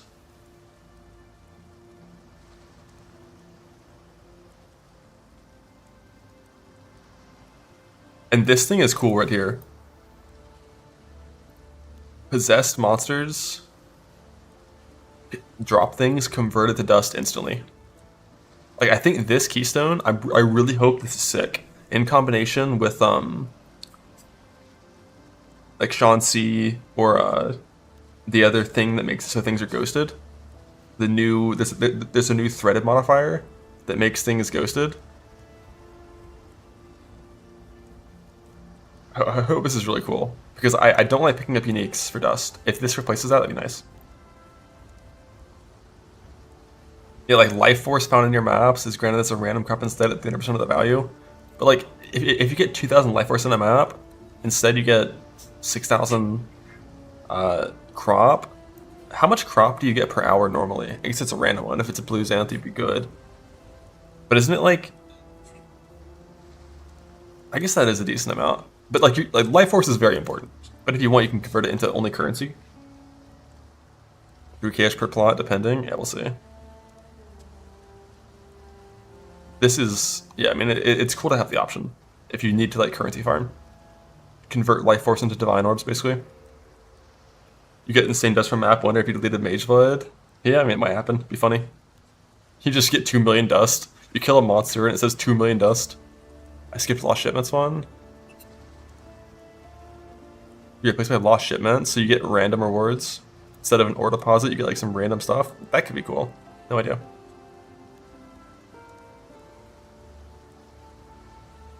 Some other outcast skills have been moved locations.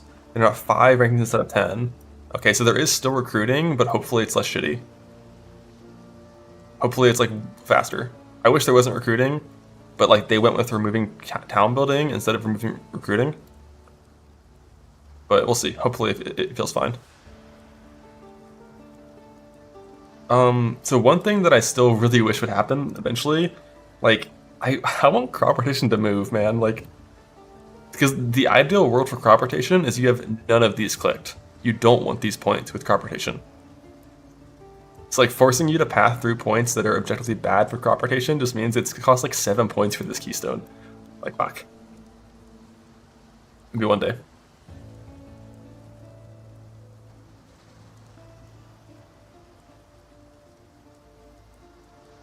Alright, Betrayal rework. Mastermind boss fight is now separate and defeating the boss millionaire resets the board. And I'm pretty sure you also... There's no safe house rewards in the Mastermind fight. Like, the Mastermind fight is purely the Mastermind fight. And safe houses are purely safe houses. Mastermind fight drops from safe houses themselves. Skipped banana. Adjusted banana to more... What does that even mean? Moved a lamppost. I know which lamppost this is. So the Disenchanter still exists, right? I wish there was a stash in the Disenchanter's room. No lamppost. I can't. King's Arch isn't in the game right now, right?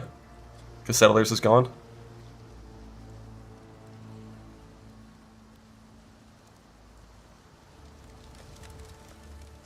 Is it? Oh no, it's not gone yet. Alright, that's what I think that's in a few days. Oh, hello there.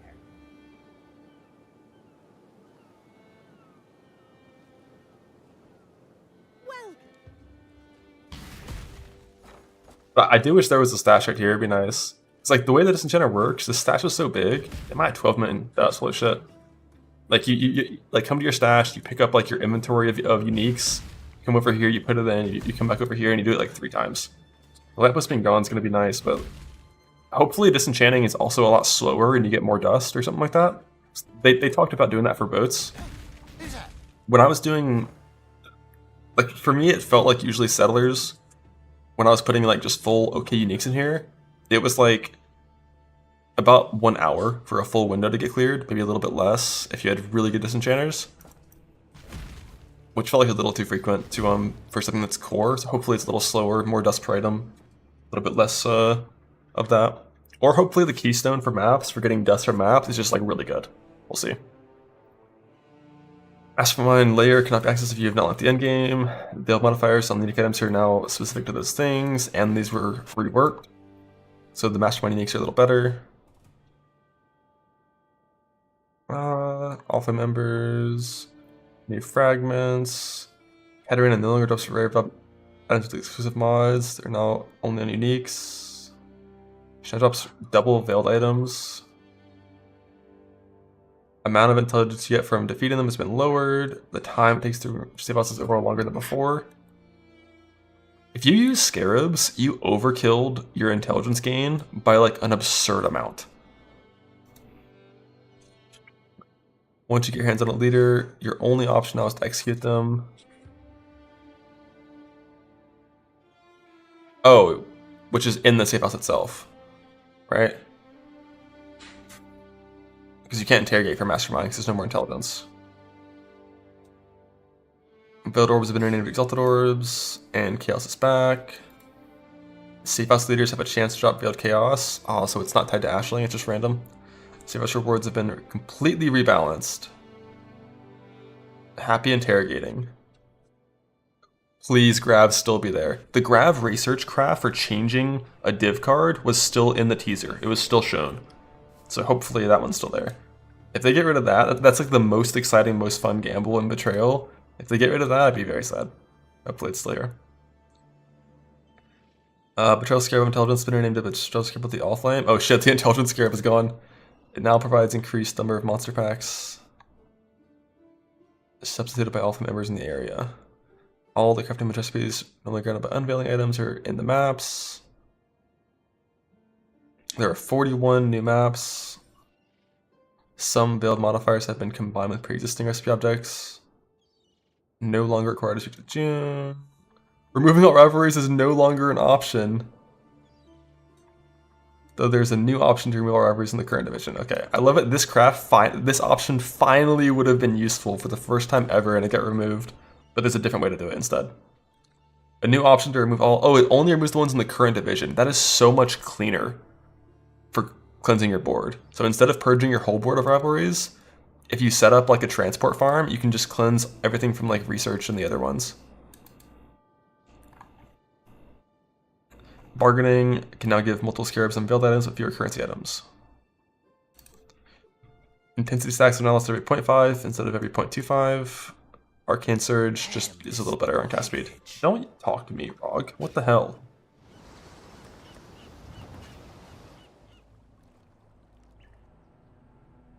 skill gem changes. We've arrived. The most important part of the league. Animate Guardian. Animate Guardians now retain items when they die. If it dies, you cannot summon an item again in that, or a guardian again in that area. So Animate Guardian actually kind of okay to use now. It's not just like a super annoying thing that dies and then you're pissed. Minions still shouldn't exist, unfortunately. They do, but it is what it is. Bane of Condemnation has higher cast time and 30% higher chaos dot DPS.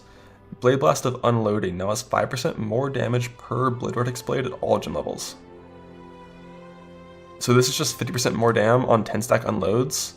Blade Blast Sabo is so back. I mean, like, Blade Blast Sabo was already good. It got nerfed this patch by the removal of Divine Blessing, but this was already one of the best, I'm going to call it a self-cast skill that there was. Like, it was like kind of, they changed Sabo. I don't know, I haven't gotten there yet. Like, for Sabo, I heard that it said they added something to Sabo, not changed. We'll see when I get there, but even, oh fuck, ads, unlucky. Alright, we wait. We wait. We pause. Hold. Hold. Hold. Scrolling up so you can't skip ahead. And I'm going to zoom in a little bit, because I know some of you guys can't read when it's like that.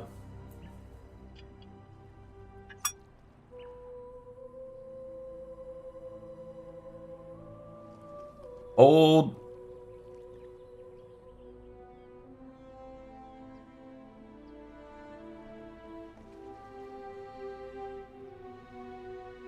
Alright, unholding.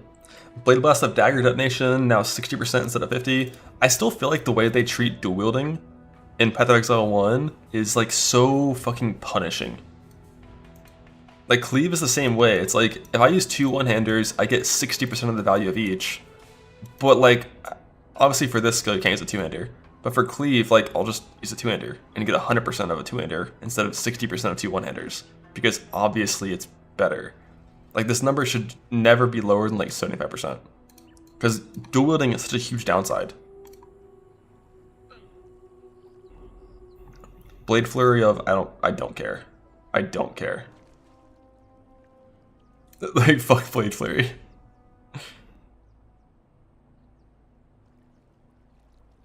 It does a little more. Like, Blade Flurry does a little more. Cool. Blade Trap of Greatswords, a little more damage, a little lower cooldown. This skill actually has really high damage numbers, so it's just like, it's annoying to scale Blade Trap in the first place, but we'll see. It's definitely a thing. Blade Trap of Laceration can now also be used with one-handed axes. I remember when Jung had to use this skill in that gauntlet. It's because base Blade Trap was banned. Wasn't it this one? They buffed it. No longer has more damage with bleeding. Now has bleeding is inflicted faster and higher base damage. Blade Flurry. Buffed. Just does more damage. Quality requires you to go to max stages. Blade Vortex with the Scythe. Wasn't the skill like genuinely disgustingly awful? I wonder what it is now. Mana cost increased, cast time massively increased. Damage increased, duration increased.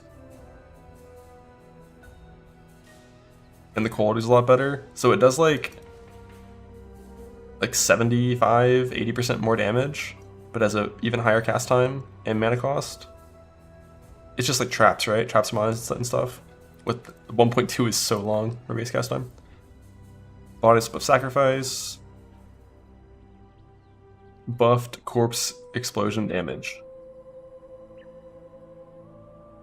Buffed quality. It's time. Minion, Ignite, Body Swap, it's time. Body Swap Ignite was already a thing that was like kind of real, but it was only real because of corpses from or no, it was because of specters, right, from corpses from Necropolis or some shit that made it insane. But it's a thing. Body Swap Animate Guardian that you can only have once per so. Blight, 30% more damage, right? No, 20. Blight of Atrophy, Blight of Contagion. Looks like Chaos Dot across the board is like 20% more damage, which is okay. Still isn't going to be like a T17 blaster build, but a little better for league start stuff. Bone Shatter of Carnage. Now has better AoE scaling. And actually has a quality that's a little better. I mean, is it really a little better? Like damage against stunned enemies? Isn't this the bad? Isn't this like the unusable Bone Shatter? I think it's like the unusable one.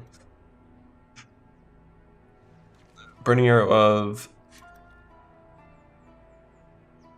faster attack speed, more damage within your life scaling. The Dan build is stronger. Log in. Carrying Golem of Scavenging. Minion. Why are they in the game? Minions. Who cares? Okay. Crackling Lance of Branching. Does more damage. Disintegration. Does more damage. Cold Snap. Does more damage. And more Cold Dot as well. Another Chaos Dot buff, about 20%.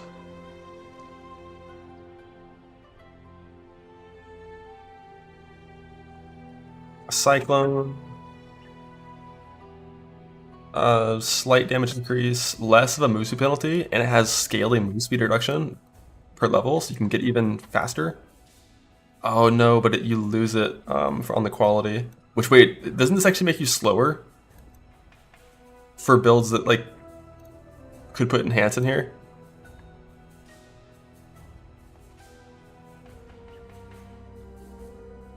Rest in peace, Cyclone.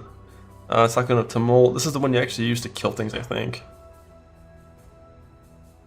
A bunch of things changed. I'm going to assume these changes mean you do a little more damage. I don't want to read all that. I don't care. Death Aura. Slightly more damage. Yeah, like he has that across the board at like 20% more. DD of Chain Reaction. Nerfed into the ground. You thought you could play DD? Nah. It was already not good and get fucked. I mean, the reason why is because DD of Chain Reaction hits 16 times. Assuming you have enough corpses.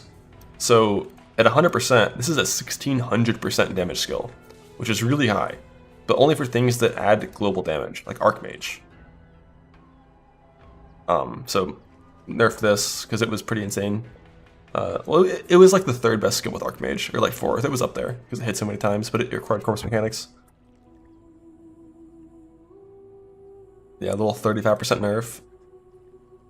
Discharge of Misery. Just a little bit better across the board, a little more dam.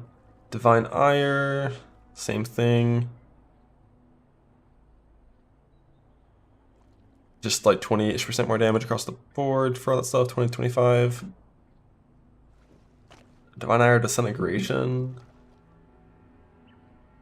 Ramps slower, does a lot more dam. Holy Lightning. A little bit more damage.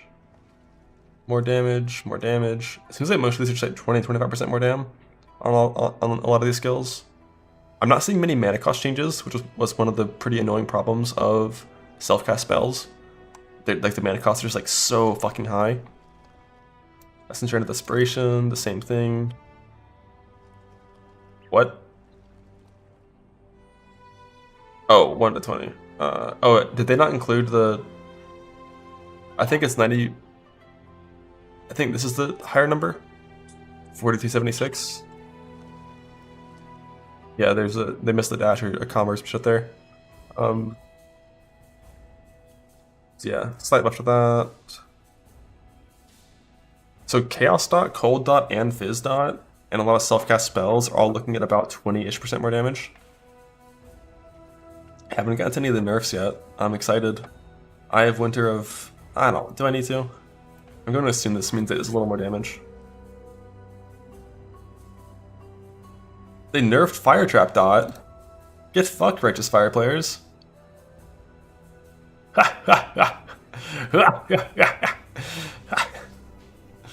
Flame Blast of Celerity. Slower cast time. Higher mana cost, but you're a totem build anyways. Scales bigger area. more damage per stage, 40% more per stage, but less radius scaling. This is the totem version, right, of the skill? The radius is the same because they buffed the base, removed the quality. The quality, I think over here is better. Isn't this like 60% more damage? From 165 to 260, but it loses some cast speed. Nah, it's not. That's not 60% more. I think it's like 50% more, 40% more, or something like that when you factor in the cast speed as well.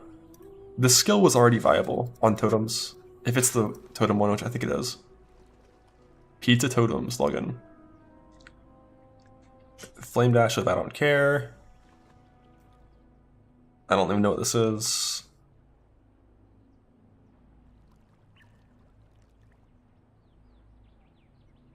Firestorm of meteors.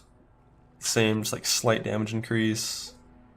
Frostblades, just got a less damage with hits and ailments on its proj. Catabasis. Wow.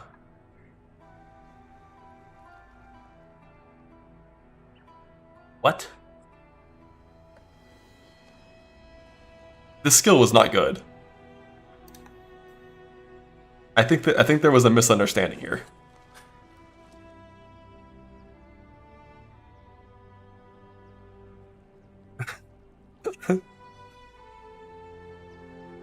Forbidden Red of self-sacrifice.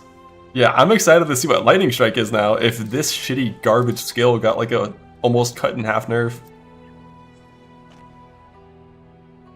Soul Sacrifice, more damn, more damn, more damn, slightly more damn and higher crit. Is this no Hex Blast nerf? Sanctum Runners rejoice, although Sanctum might be dead. Holy Flame Totem has better targeting AI.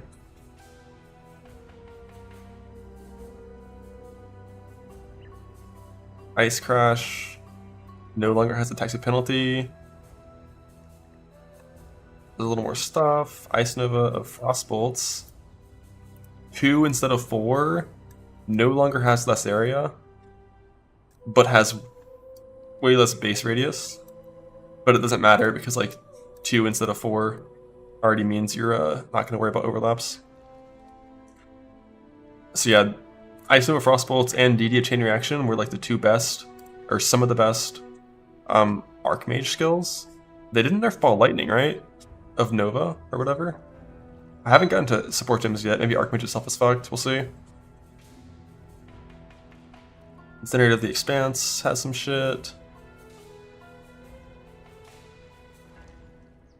A little more damage, I assume. Incinerator, I don't care still. Infernal Cry, mana cost changed. Yeah, this one had an oddly low mana cost. Now it has the same as the other war cries, I think. But if you auto-exert it, you don't care, it gets overwritten. Lightning Conduit better. Lightning Strike, projectiles now deal half damage. Is that it? Bro, how does Catabasis get a bigger nerf than Lightning Strike? Catabasis was dog shit. Like, Catabasis was not good. It was a cope skill that you used if you wanted to be unique. If you wanted to stand, it wasn't good. Like, it was... The clear was pretty solid because it was like a strike splash clear, which is okay. But like, it wasn't... It was nowhere near good as good as Lightning Strike before you even factor in VLS. Like, this is a pretty decent nerf, but it's still gonna be good.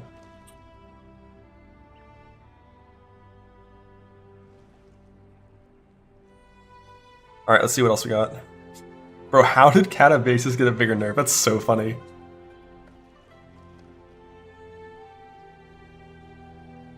Cat.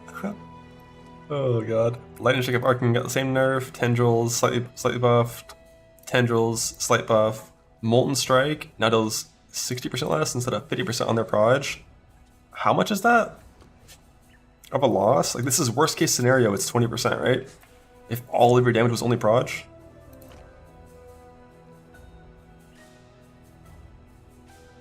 quality.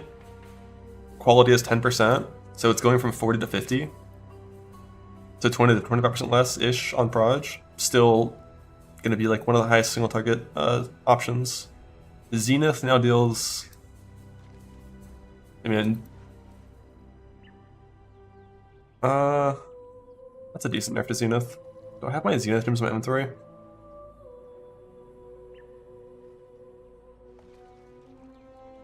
My, like this character I'm playing in Hardcore Self-Found, I killed Uber Exarch in like 4 seconds. With Zenith, if I farmed a Nimbus to replace the Sword Enchant, I would kill him in like 7? Maybe? this skill is still insane, for sure.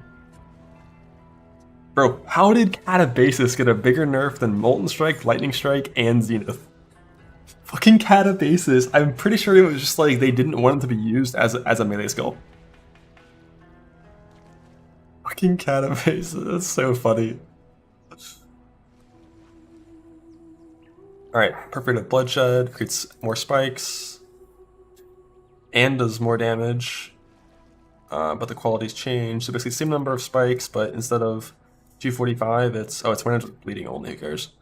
Perforated Duality, more spikes. Baseline not tied to quality. I assume this is a typo and meant to say 20% damage in blood, not 5%.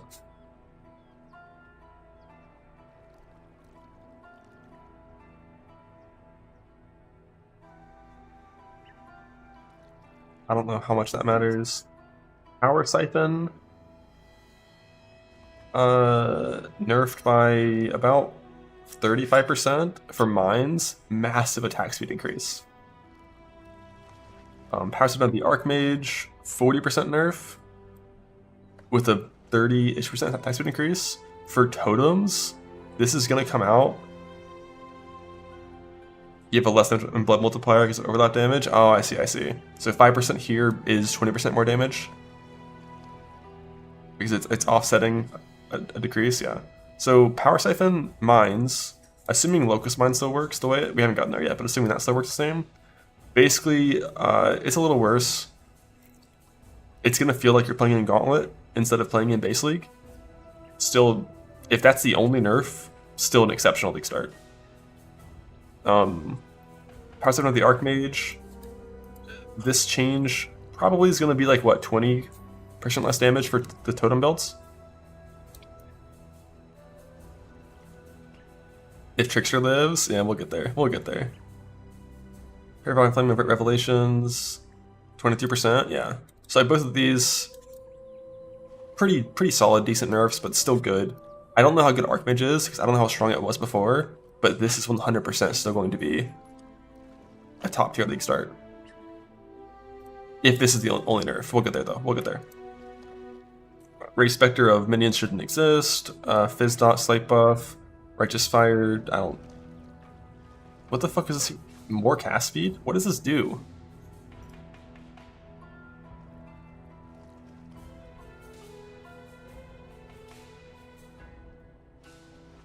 Huh? That's just new? It just never had it before, now it does? Burn 7% of your mana as base fire damage per second. So if you're blood magic, there's no... It says 1 life remaining, not mana. If you're blood magic, it's free, and you just get 25 more cast speed on every single blood magic build. The effect ends when you have 1 life remaining. If you're a life tap build, you also will be fine, right? Because you wouldn't care that your mana is always 0. Or no, this is burning your life based on your mana. Oh, I see. Burning your life based on your mana. Yeah, Power of Purpose, if you were like an EB build, could also make it so this is like no damage to you. That's really cool. It's a much easier to run RF for self-cast builds. Because if you have like 1k mana, like 700 fire per second, after resist, 200 per second, not a problem at all. Like running this is super easy on every build that has like 1k or less mana. And if you go the Legion Jewel, you have 200 mana, it's totally free. This is a big self-cast buff.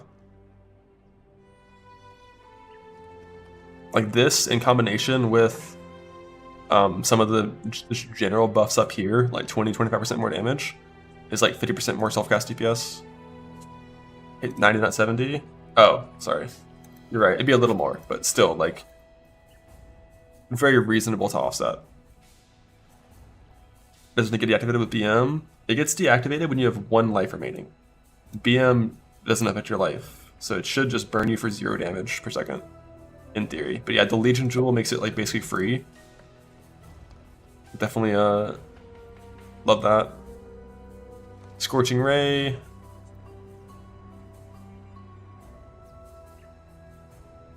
little bit better exposure, a little more damage. I guess they want you to Scorching Ray on RF, not Fire Trap. Is this better than Fire Trap now, I wonder? It's just so annoying to do. We'll see. Scorching Ray buff. Scourge Arrow. What?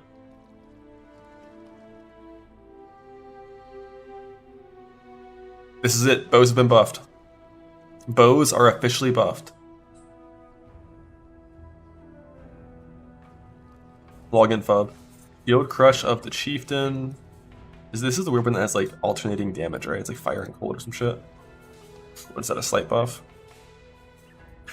Siphoning Trap, who cares? Soul Rend. Same. So all Chaos dots like 20% more DPS. Spellslinger, way less reservation, might actually be usable in some scenarios. Love that. We'll see. Splitting Steel Proj can no longer return. Holy fuck. Slight damage buff. Yo, this is like, bro. How is Lightning Strike so unbelievably fucking powerful? It just dodges nerfs, doesn't give a shit. Like, Splitting Steel and Cat got nerfed more than Lightning Strike did. But yeah, this kills Splitting Steel, I think. But it is better radius. The clear is going to feel a little better, but your single target is gone with this, right? He doesn't know. There might be more Lightning Strike nerfs somewhere else, we'll see. Can you override with Nemesis? No, this just means it cannot return. They will never be able to return. It disables it functionally, mechanically, it's gone. Stormburst, same for the ammunition one. Stormburst, pass faster, lower mana cost. Chaos Golem? What does that mean?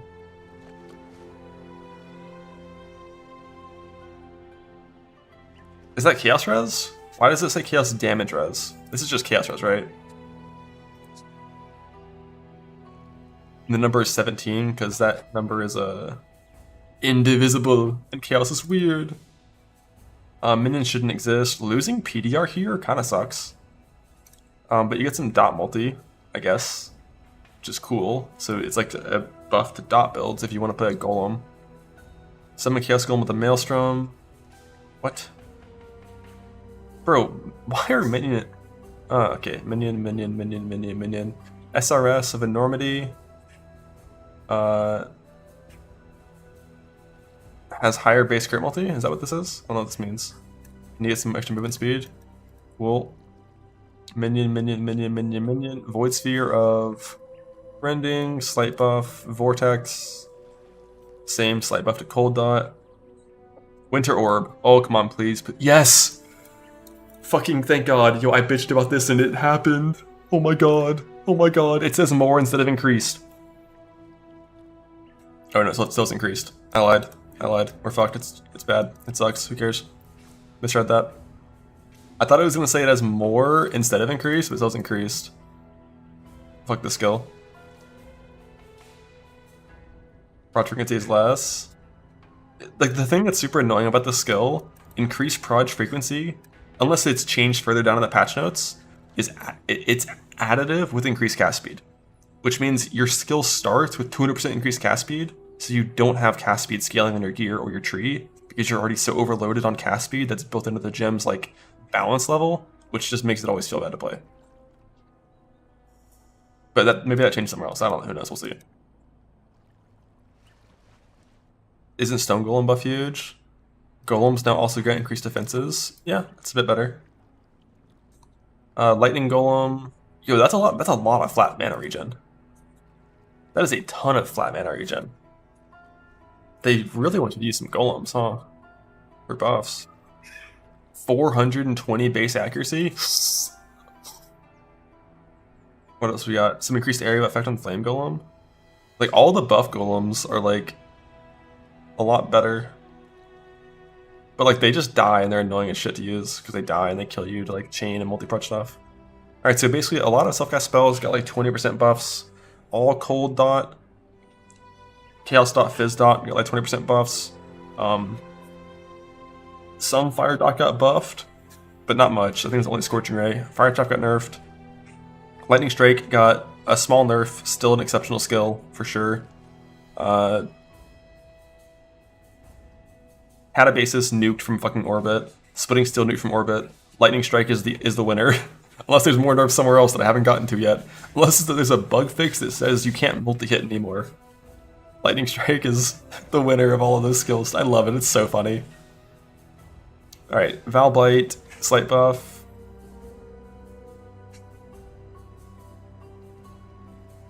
I'm at it now. Val Lightning Strike. I assume Val Lightning Strike is also going to have the text line that says 50% less proj damage, in addition to this nerf. Because this is like a 20% damage nerf to VLS. But assuming it also has the 50% less proj, then maybe it's a... I mean, it's still going to be good. It's still going to be good. You doubt it because it doesn't have a melee part. Does VLS not have a melee and ranged hit if it's on the target? It does so much damage, I just assumed it did. That's 30%? It's like 25%, right?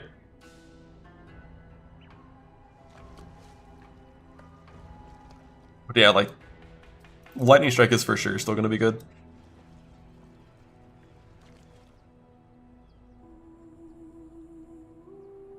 You'll go like a little bit less focused into the proj and more things that scale both, but this is still going to be top tier. It's a 50% nerf to the proj, but you have a melee hit and a proj hit. So like, on most Lightning Strike builds, if you were using return proj Nemesis stuff, you were majority proj by a pretty big portion. But unlike my Slayer LS character, like pre-return proj setup, it's like 60-40. So the 60 is now cut in half, which is like 30% less damage, but like, that skill was sick. Yeah, like your clear would be a little worse. The skill is a little worse. It's still one of the best mechanical battle skills in the game. It's still going to be great. I didn't see what kind of picture of Snaking nerf. The biggest nerf to that is the enchant's gone, and that enchant was disgustingly overpowered. Minus 5% from EE. You don't have to play Trickster. Lightning Strike, you can play Slayer and stuff, but yeah, like Lightning Strike nerfed, still good, maybe not the best. Like, I like slams a lot. Seeing all this stuff, slams unnerfed with these are pretty sensible nerfs. Molten Strike of the Zenith is still going to be like exceptional single target. Blade Blast of Unloading Sabo is definitely back with that. Isn't that just like a 50% buff to that skill? Unless there's some nerfs later on. Infernal Cry has a higher mana cost, but I said the enchant is the one that's nerfed.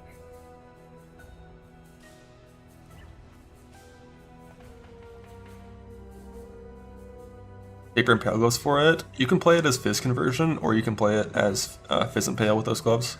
Your choice. How do you staking mainly start with Marauder? You just farm it in Merc Lab. Alright. And Zerker has a new ascendancy point as well, doesn't it? We haven't gotten there yet. Oh, I'm so fucking excited. Let's go. Berserker slams are back. They've always been back. They're so good. Login. It's probably not 50% cost of 10 detonates. I see what you mean. It could be some of them. Stop posting the green frog. Stop it. I don't really care about any of these. Val Reap's a small buff. Sport gem changes. Yo, Arcane Surge. They want you to put it in your main gem. They really want you to put it in your main gem.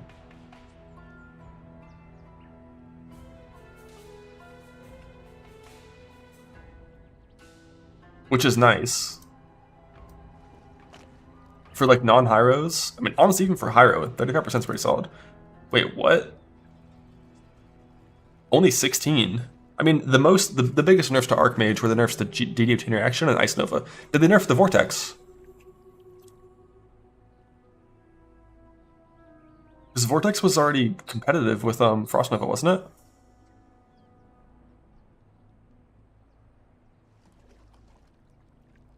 Like, there's a Vortex and a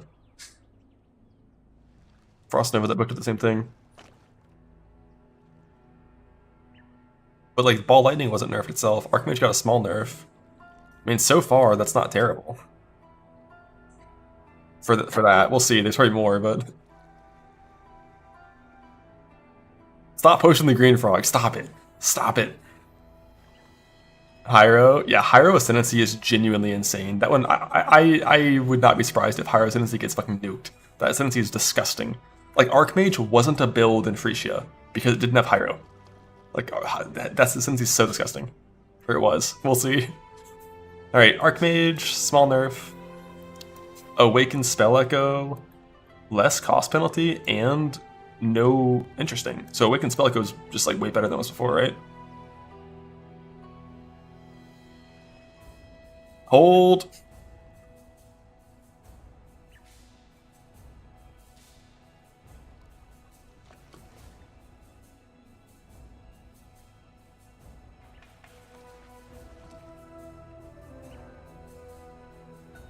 Here, be 1 sec, while ads are playing.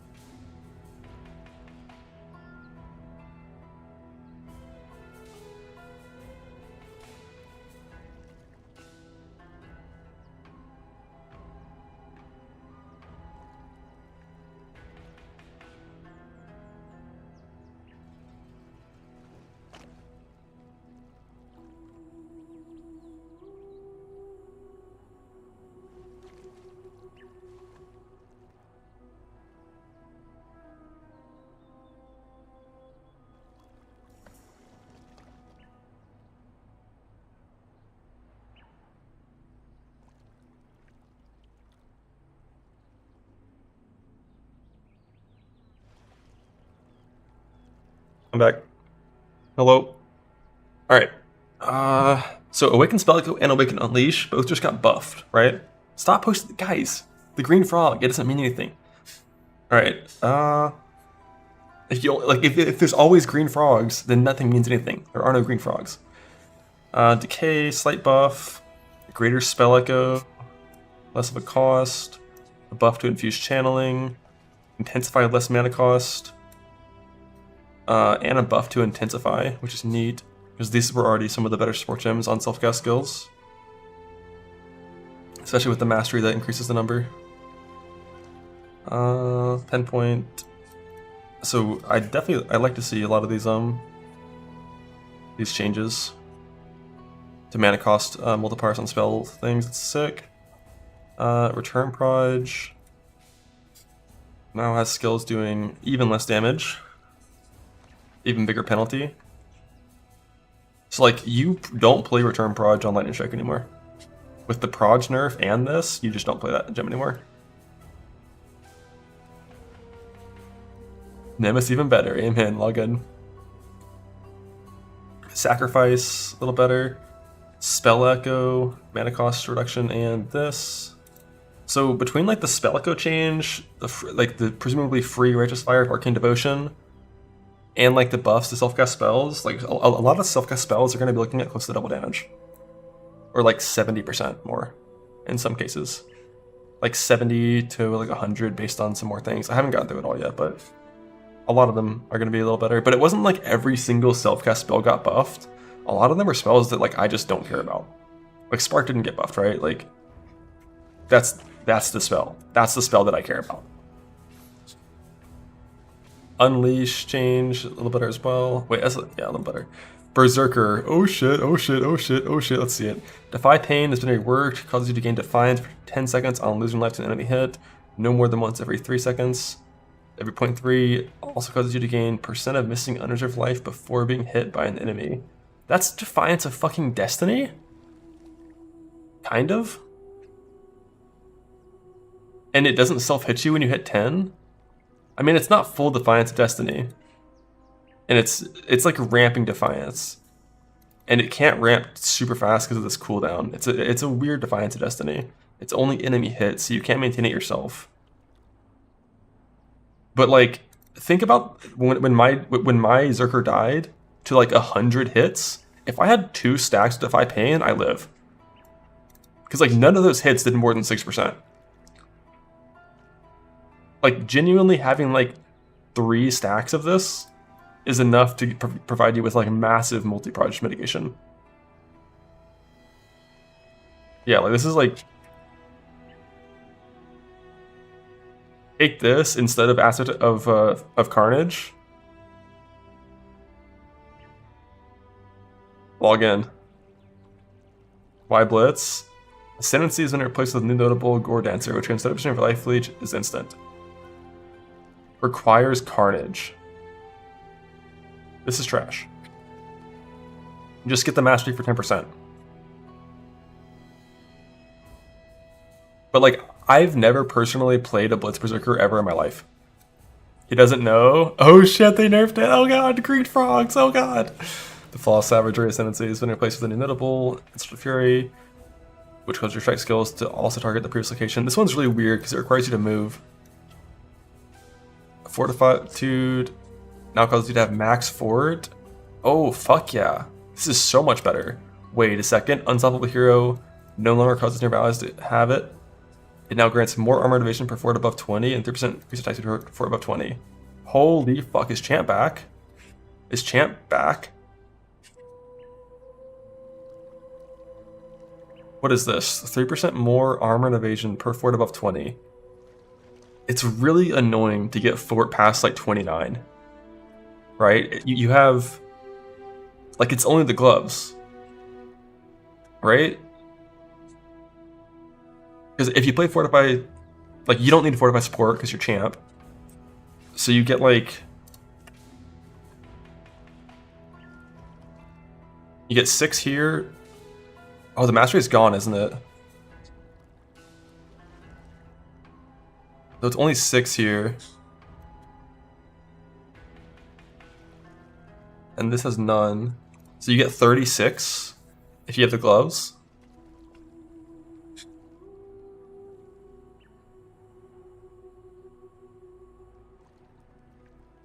+7 from a good little pride. Alright, brother. Alright, brother. Fucking softcore trade lethal prides. Get out of here. Get out of here. You can get +2. +3 from lethal pride. But like you could, with the gloves, you could reasonably get like 40 fort. Permanent 40 fort. Which would give you 60% more armor and evasion and increase attack speed. New ring was 20% bonus stat on gloves. Holy shit, we're getting more. Is initial neck mod too? Maybe. The helm, I think it's the helmet plus it too, right? Yeah, new champ actually may be usable in some scenarios. Perseverance champ, it's just like Determined Grace is still so bad.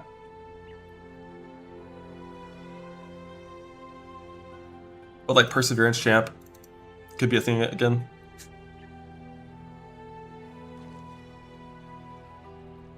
But this is still, I'm not playing this on slams. Like, I'm playing Zerker on slams. Especially with this Defy Pain change. Because you never needed Carnage on Zerker. You never needed Carnage. Like, fucking Combs Primacy could kill Ubers in like 2 minutes.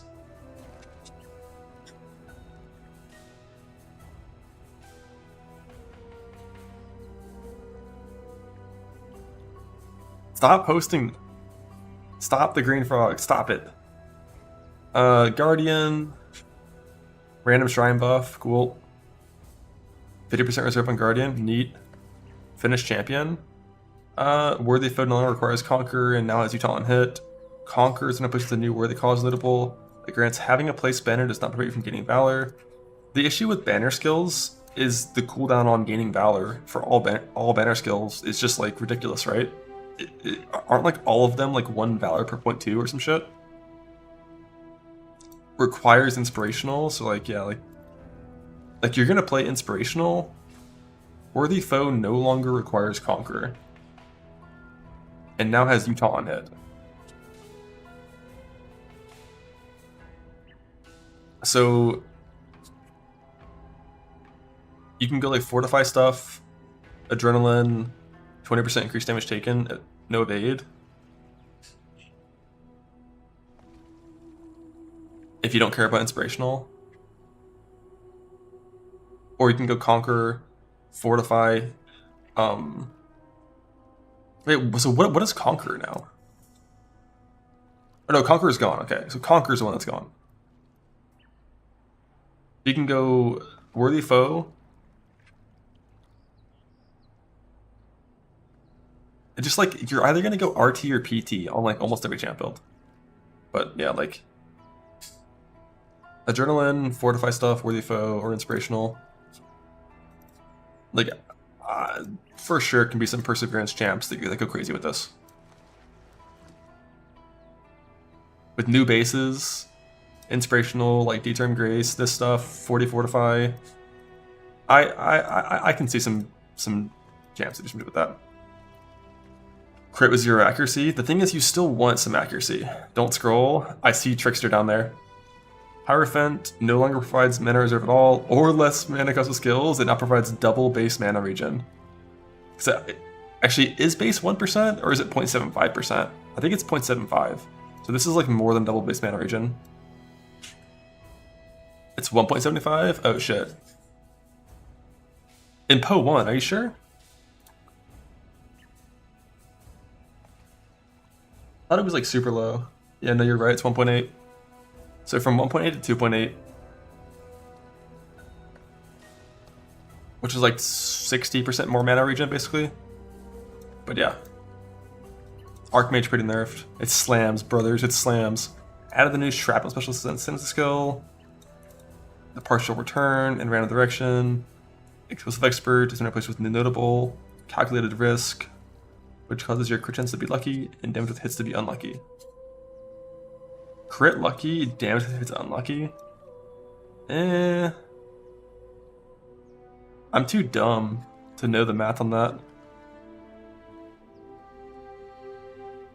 Like the old Blade Blast setup on Sabo took what, Perfect Crime, Clockwork, Born in the Shadows, and then either like one of these two.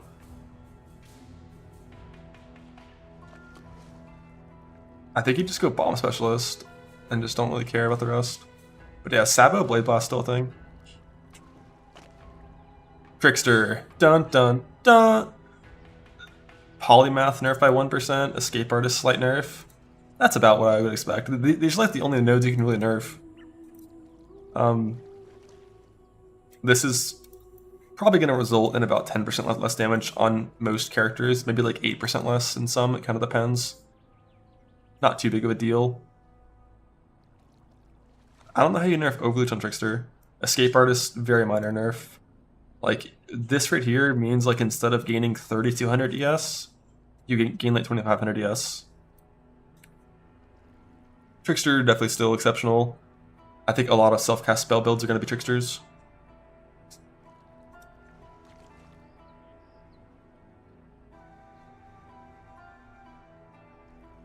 We already control F to Thermal Edge and saw that small nerf to that. Trickster Zenith, best build in the game. Trickster Zenith 2-hand with Energy Blade, login. Take a million masters for Runegrafts anyways. Yeah, that will help with Trickster getting a little more value, I think. I do think a Runegraph Mastery would count for Polymath as the base Mastery. So like a Leech Mastery that gets Runegrafted would still be a Leech Mastery for Trickster, I think. Veterinary Guardian, I just don't really care about it. It's neat. Cool.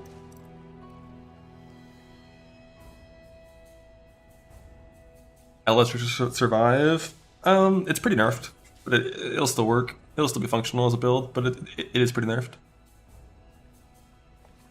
Elementalist, Shaper of Storms no longer has more effective ailments. It now has shocks from hits always do more. So this makes shocking on non-lightning setups better, but probably a little worse for lightning setups. Shaper of Winter no longer has more effective chill if they're cold. Enemies chilled by your hits lessen their damage dealt by chill effect. Enemies chilled by your hits have damage taken increased by chill effect. This is my ring. That's my ring.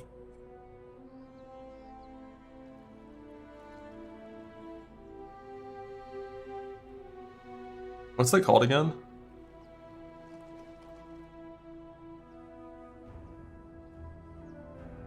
Oh no, the increased damage taken part never made it into the live game, right? That was only during the talks.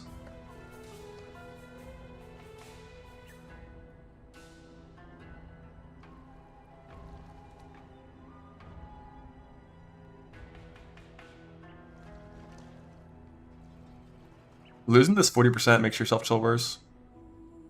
Shaper Flames no longer has more damage with Ignite. Wow, that sucks.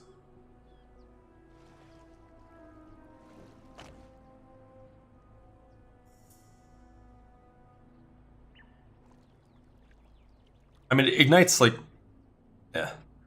You get full Fizz Convert. This doesn't stack additively with your Fizz conversion on your character. It's multiplicative.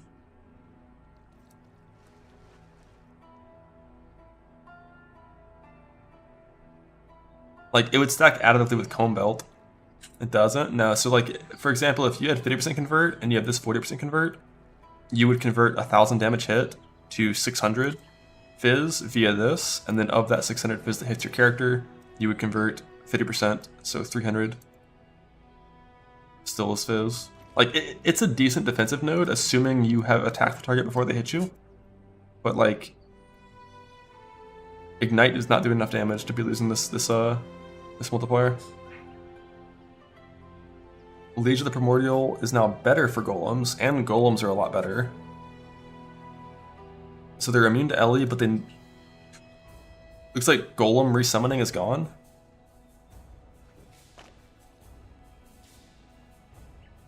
Buffer Ignite with non-fire damage though. True. If you weren't doing max high fire. Elemental sensitive passive skill then places new notable, which grants increased reserve of Herald. And increased Herald buff effect. Interesting. Weird.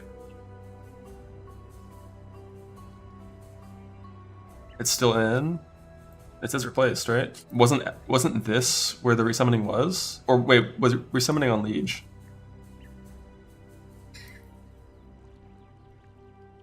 Oh, never mind, we're good.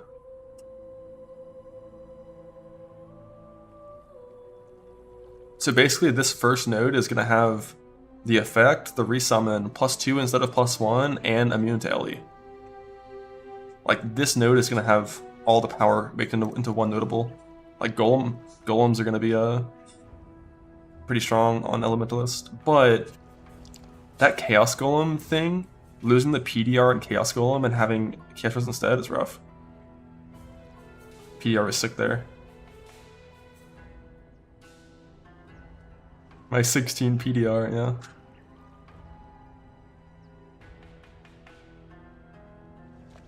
Passive changes. Invert nerfed. Rest in peace. Invert was super strong. Might go back to considering multi-curse resist reduction setups instead of just always playing invert. Because like invert plus pen was just always the right choice. Leech Mastery is now 5% instead of 10. Still OP. For any fast-hitting build, still OP. Like this mastery on my Trickster at 10%, for example, was the equivalent of 230 ES on hit. Now it's 115 or whatever, which is still 4 times higher than the Watcher's Eye mod. Like, this should not exist. This shouldn't exist. Still OP as fuck. High risk village with instant. Yeah, on skills that hit that fast, like it's still insane.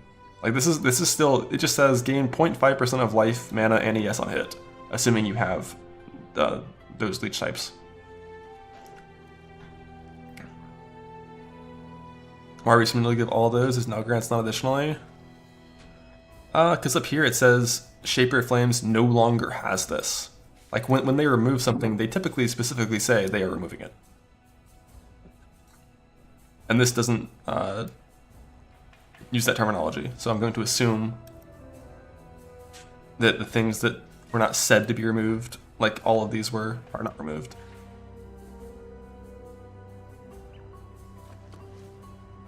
Leech passive nerfed, link. Wand passive mastery that granted unnerve on hit with wands. New mastery that gets more reserve efficiency of spellslinger things. Additional passive changes related to the casters and cold damage that we're still finalizing. Check back soon. Cool. Unique item balance changes. The balance of Terra Jewel now properly gives unaffected by instead of immunity, which is relevant for some things. Bitterbind, minions, 4 mod Cane of Coolomac. This item might actually be useful sometimes with 4 mods, but it's rarely found with 4 mods that then have to unveil good. Devouring Diadem no longer has +1. Ephemeral Edge nerfed down to 15% instead of 20, and it has to be divined well. Mercenaries lot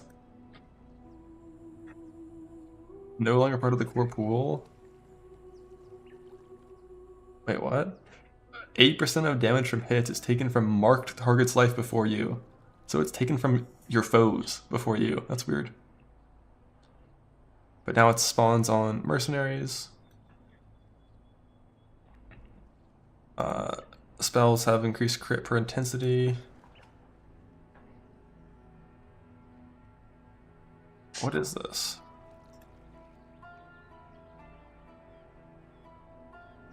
25% increased spell damage, 50% increase per intensity, but they constantly are losing intensity.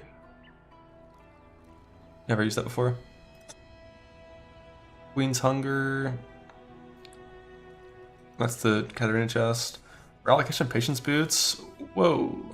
Now I have 1 of either Maximum Endurance, Frenzy, or Power. Oh shit. So instead of having all of them maxed, it's 1 of them, but they have their move speed back. And randomly immune to Corrupting Blood. So, max number of endurance, like, they're still good. Like, max number of endurance plus brutal charge stuff still works. Like, they're still good. For some builds, they might even be better. Because you get your speed back. Yeah, for Slayer it's worse, but like, I never would have equipped these boots on a Slayer in the first place. Like, just get the charges properly.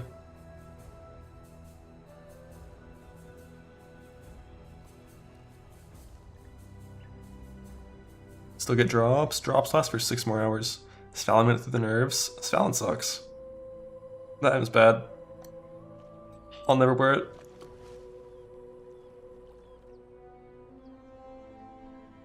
You see a merc with the gloves on and fight it, and hit it for 1 million fizz, you take 80k fizz and die instantly. Only if the merc has marked you. Right? Because like you have to be marked first. That'd be funny if that could happen. If the merc can mark you while wearing those gloves, and you just one-shot yourself to reflect.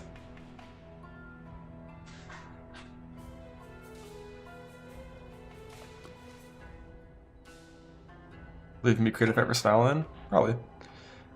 Divination Script of 20 now causes an area to contain additional packs of Divination Test magic monsters that have increased instructive cards. They now display Divination Touched underneath the health bar. So small buff to that. Legend now has a limit of 1, previously 2. The only 1 would have applied. What is Legend?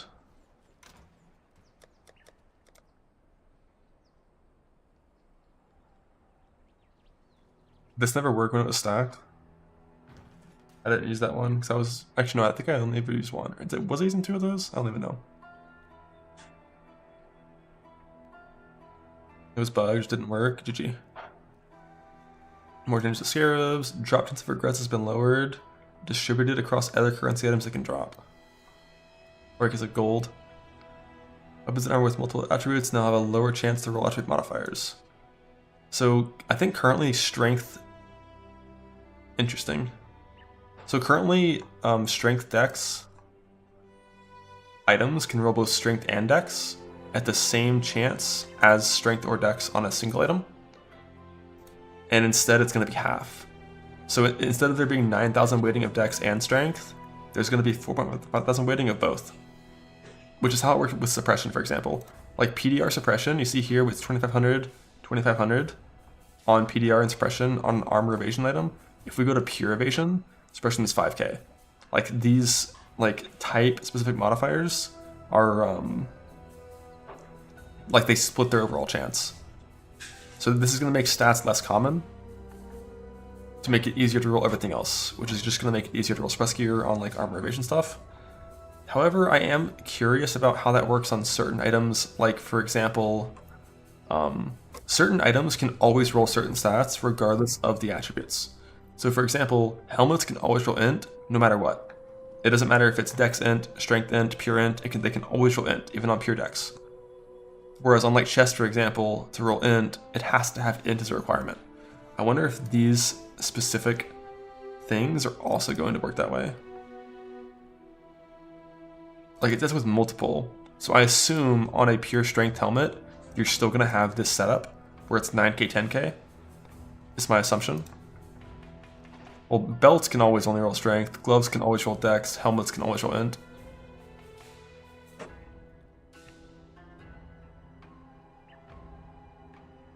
But it's neat. I like it. Life and mana leech modifiers on items and jewels now roll sizes instead of prefixes. What does this mean for fizz augmenting weapons? Probably super good, right? I mean, the recombinator still exists, so I'm just going to make it with recombinators, but I think this is probably pretty good. Yeah, the whole like suffix leech crafting in combination with like prefix augmenting is always weird. Having the same mod on both sides of the item. I think it also is going to make jewel rolling a lot easier for getting life mana leech jewels, I think, by a little bit. Scepters stuff. Now roll attack modifiers left often. 4 wands if you're trying to play attack wands.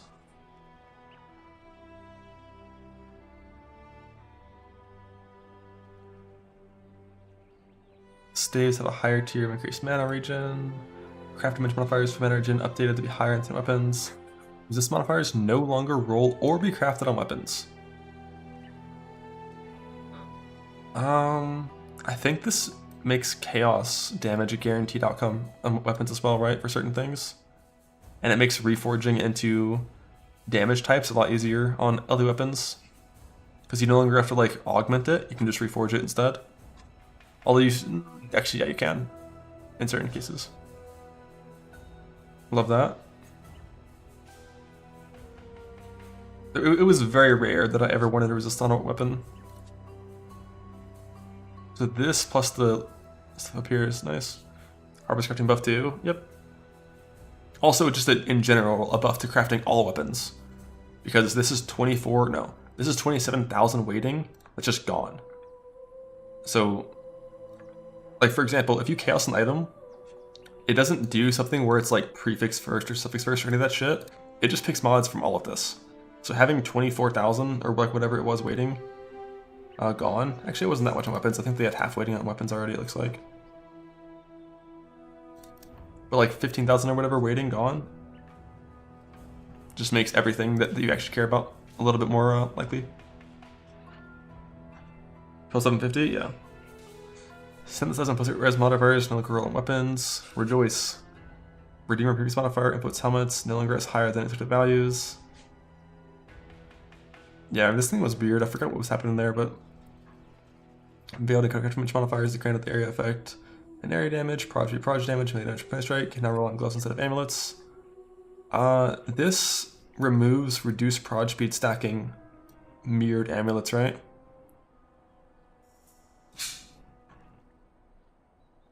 And reduced area effect stacking as well. Both of which were mechanics that, you know, are fine to be dead. Rip MSOZ. Nah, that skill is still insane.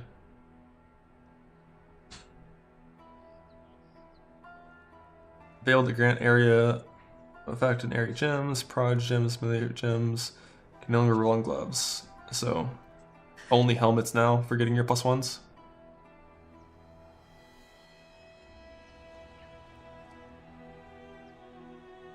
Wait, this also means spark gloves are dead too, right?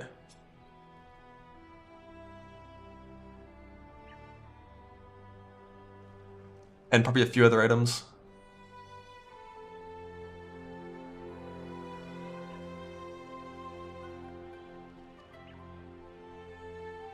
My card? Yeah. I made a div card for a memory. And the memories got deleted from the game the next patch. What the hell?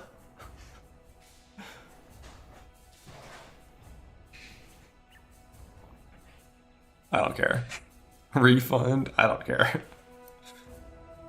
Hybrid added early damage veiled and counter modifiers can roll on amulets in addition to ring shields and quivers. This is gonna make prefix unveiling on amulets a little bit harder, but I feel like normally you always did suffix unveils on amulets, right? In most cases. Yeah, this is my card.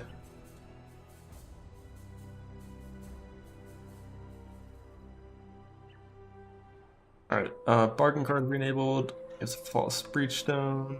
Yo, a div card for the Light of Meaning jewel?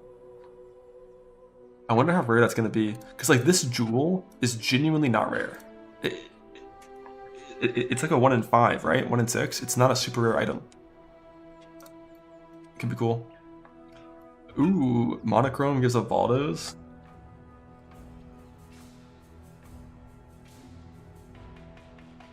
Sambodi's gives a tabula, we don't care. Corrupted Light of Meaning jewel. Some cool extra div cards. Please Gravicius still be in the game. Please Gravicius. Betrayal Farm with these new extra cool outcomes. Give me that.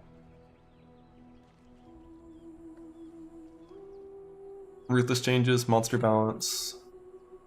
What? Oh man. This was so nice that they just dropped on the ground when fighting them. You have to actually look at the fucking ritual window to get omens now? That sucks.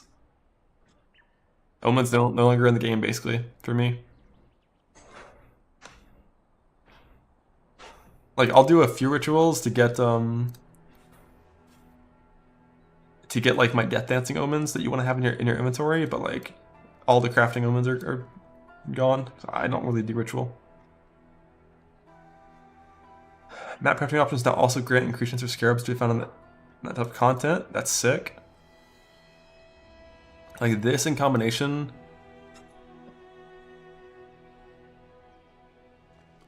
Abyss now costs more and it is stronger. Settlers cost 3. Chaos for ore deposits. Ambush is just cheaper. Interesting. Why? Cool. This is already one of the most common and best things to put on your maps. Cool. Anarchy costs more, but has way more exiles.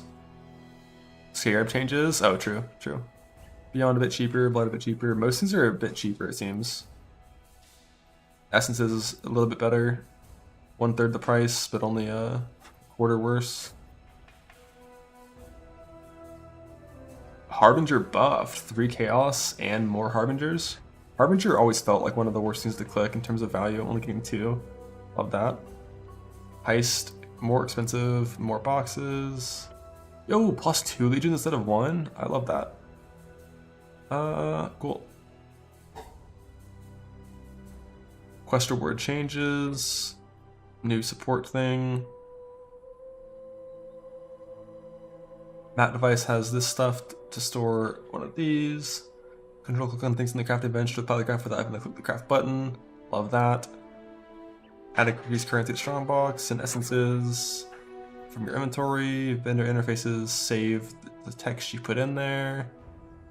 Attempting to build a blight tower now pauses the game on controller. Weird. Multiple league actions are bound on the same input. The game will now attempt to proc each one in order until one succeeds. Blah. I think this means like your keybind to open a ritual menu will work if you're like near expedition or like something like that. Enemy and interactable targeting, controller stuff, updated this 250 character size regex limit for searching your stash. Love that. Huge for T17 farming. I gotta go ahead and prep some of these before the league, get the spreadsheet going. What was it before? 50. 250 means you can actually search for exactly what you want with one string always. It's gonna make growing them so much better.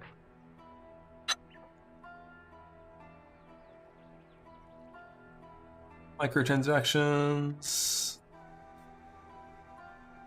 Don't really care. Fixed a bug, we're in Stilled Flask, we're not being used. Been fighting the Trial Master. A weird Fallon bug with Absolution. Oh, Rage on melee hit will now work for bows with Lionized Fall. Chaining or turn could desync. Lucky blocks that are rolled an additional time. Triple block. Wait, what was that doing? Wait, so this was getting triple rolls instead of double? 98 instead of 80? Holy shit, that was so... Ha! God damn.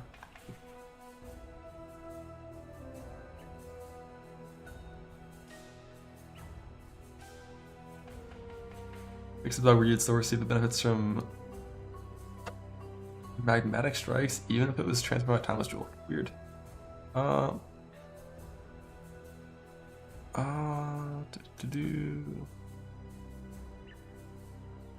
Hacks the Blade Flurry was only using the multiplier of your offhand, even when dual wielding or using your main hand. Wait, so... Interesting. Fix the bug where the discharge skill had no area of effect. Oh no, we're dying in sewers again. We're dying in sewers again.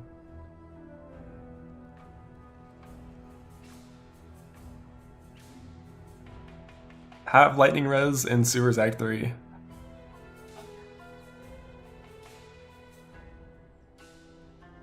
Fix the bug with some weird shit here.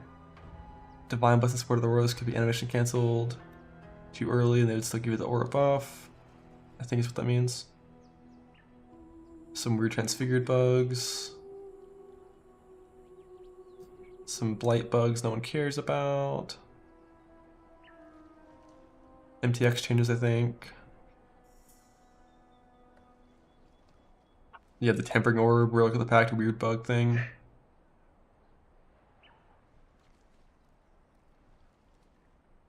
Some weird migration issue that doesn't really matter to me. The unique dropping identified instead of unidentified. Foothills resetting fixed. I knew this shit was a bug. I was surprised it never got fixed. I think that was this patch, right? Where like they just started spawning on waypoints randomly and like on entrances. Huge. That was a stealth, fuck you. Love it.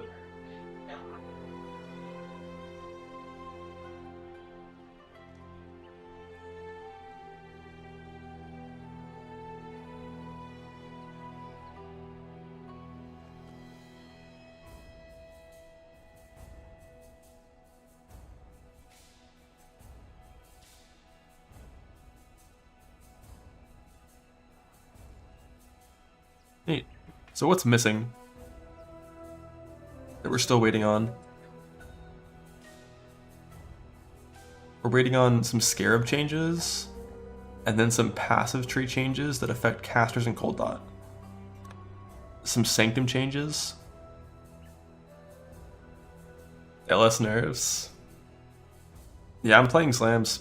It's Berserker time. Brother, what the fuck is this? Like, the biggest problem that Zerker always had was, like, speccing into Carnage genuinely isn't that strong. Like, your character doesn't gain that much power. Because you have to offset the increased damage taken. So, like, you have these 6 really good points, and then it's like, I guess I'll take Carnage, it's fine, but, like, it's like, eh. But now, instead of Carnage, you can go Nudify Pain, which is going to solve your multi-hit defense problems. Is it snaking? Yep. Still make 86% cardio with your combinators, as long as you use the older combinator, yeah. But yeah, like that, this new version of Defy Pain is so strong.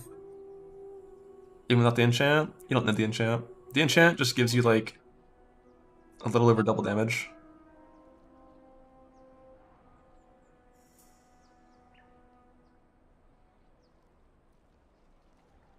Item turned out rare 1 mod, something has changed. From our combinator attempt, turned out rare 1 mod? Interesting. Yeah, that is true. That never would have been possible before. But technically that's ideal if the item always stays rare. Because then you never have to do any like regal annulling shit. Or any weird stuff to like craft.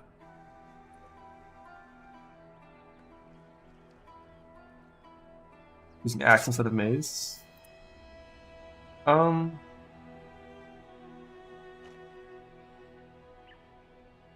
Yes.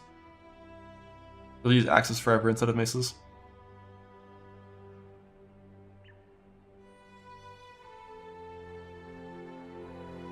Elder Axe Weapon got nerfed though. What changed about that? Oh, leeches the suffix now, so you can't force the fizz on. Like, the Elder Axe crafting is good, but like, I'm fine with just going for the Warlord Exalt. For free Culling Strike. I think that's like comparable. Like, you can get Culling somewhere else, and then it's like, you know, whatever, but... Yeah, I agree, too much trouble, just go Culling. Invert nerf on snaking? Yeah, you can just not play invert, or just still play it, and like... It is what it is, it's a small nerf. But that's the only nerf, right? And the buff to Defy Pain is so huge.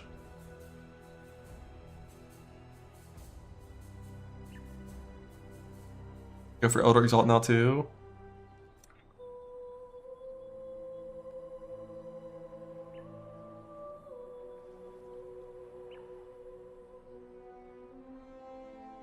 Yeah, but there's like, you're not gonna hit the Fizz mod.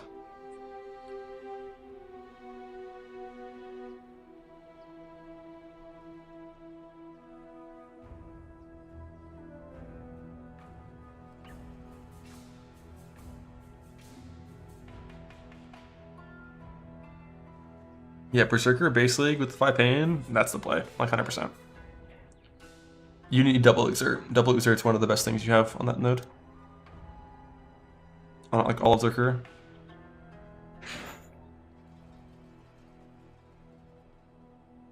Yeah, weapon intents are gone, but yeah. It's like global power gone for everyone, it's fine. Like certain builds lost more than others, like you know, 2-ended sword, return proj, wand crafts, maces, some of the strongest ones. You play axes. Like the only reason you ever went with maces was because of the enchant. Without enchants, you play axes. They attack faster, they do more damage, the points in the tree are better for better attack speed. You can anoint onslaught on kill, like, you know, before you have any clusters set up. Or just play combs for a long time. Like, you're gonna play combs for a long time on Lurker. Like, you're doing all pinnacles on combs. Your goal is to get a combs for your, like, little race. What was the Mason chant? Gain 50% of physical damage as extra fire, cold, and lightning. How come this isn't 20 div? It can't be. It's a T4 unique. Like, if you play a character to level 90 running mirror maps, I think you have, like a 1/3 chance to just have it calms, because it's just so common. Like, during this little GSF thing we played, privately, last thing, I found like 3 of them. Like the first 2 days, like it's super common. And you can maybe target farm it a little bit with New Betrayal, we'll see. Ain't nobody too into that. Yeah, you could.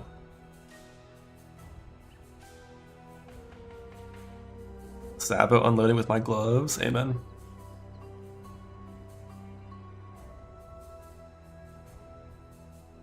Our casts are still shit. No, I think there's definitely going to be some self-cast setups that are solid. Your first series that could have a combs too, true. Permanent Heist. I think if you just run rare maps and spec reared in your Atlas and stuff, you'll just get one. Spoiler free zone still? Nope. No more spoilers.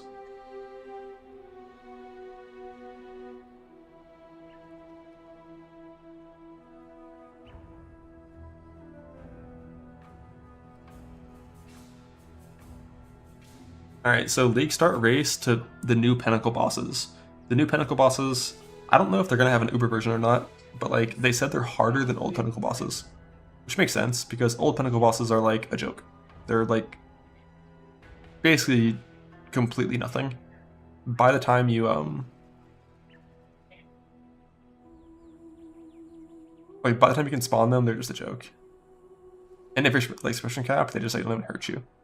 They've been so power creep, so it makes sense that these 3 new Pinnacles are going to be a little higher in difficulty than the old ones, probably somewhere between Pinnacles and Ubers. I mean, it makes sense to be scared of Exarch. That like Exarch fucks, and he fucks because the balls aren't coded as spells. Like I said, it ends day 1. It'll for sure end day 1. Like unless it's like really hard to spawn them, it's gonna end day 1. Unless they're like Uber tier.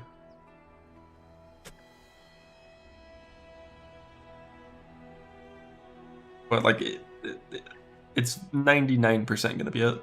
Like they're gonna be cleared on the first day. Especially with how fast you can progress on Light Zerker. Points you point, what patch notes are out for PoE2? Holy shit, straight to it. That's not that much. We can read this real quick. A bunch of new endgame runes, talismans, and soul cores. Mythic items more common. Unique items drop in a way that will not make amulets super rare. Ooh, nerf party play, get fucked. Dude, party play was cheating the whole time. I fucking hate party players. Modify tier when I versed, so that tier 1 is actually the best mod like it always should have been. God bless. Omens adjusted heavily to have the rare more powerful ones more frequently. The rarest one should appear 6 times more frequently. So like, damn, this might mean like 3 times more Whittlings, 6 times more of the rare ones. If it's something like that, that'd be pretty cool. Refund all option in the skill tree, but you have to have enough gold for it. Massively increased chance to upgrade. The upgrade chance before was like 1 in 40 or some shit, right? It was like so low. 1 in 10, 1 in 40, who knows? Smothered type spawns cancel tiles. Spawn frequency halved and damage lowered. Fixed an issue where volatile plants were dealing a little over double their intended damage. Yeah, even if you were Kiesros capped, these things just killed you. Empowering volatile plants mod. Unarmed monsters had its damage reduced. Volatile, like this shit accounted for half of all in-game deaths. Crazy. Crazy. 2 instead of 3. Helm drop still working for another 5 hours, yeah. And when the rare dies, the things go away. Like, God bless. God bless. Forsaken Miners, death animation no longer leaves a prime grenade in their corpse. This was one of the worst telegraph post-death mechanics. It was just like, they had like a 30% chance to leave a grenade on their corpse, and there was like such a small visual for it, it blew up so fast. Glad that one's gone. Tornado's nerfed. Draven nerfed.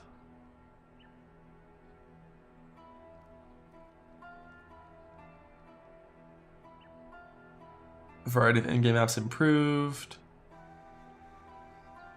Made it so different packs of monsters can spawn in more maps. More variety, less like this biome, this map always has certain types. Or wait. Yeah, like more variety, cool. The distance you can see features in the Fog of War is based on the distance to the nearest revealed map, making it more consistent.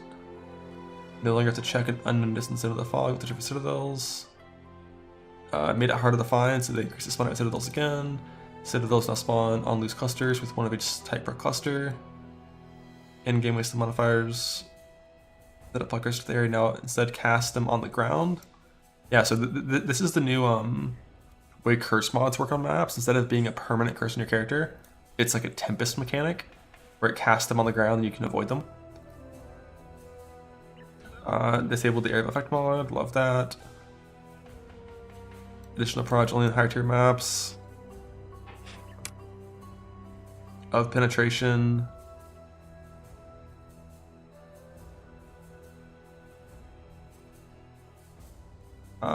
Is now rolls 10 to 15 instead of 25 static. Exiles have a much higher chance to solve with unique items. Made ritual ground effects a little less shitty. Is that res pen? Yeah, that is. Viridian Wildwood buffed. Made it so Omen Altars are easier to see in the Wildwood. Of that unique map.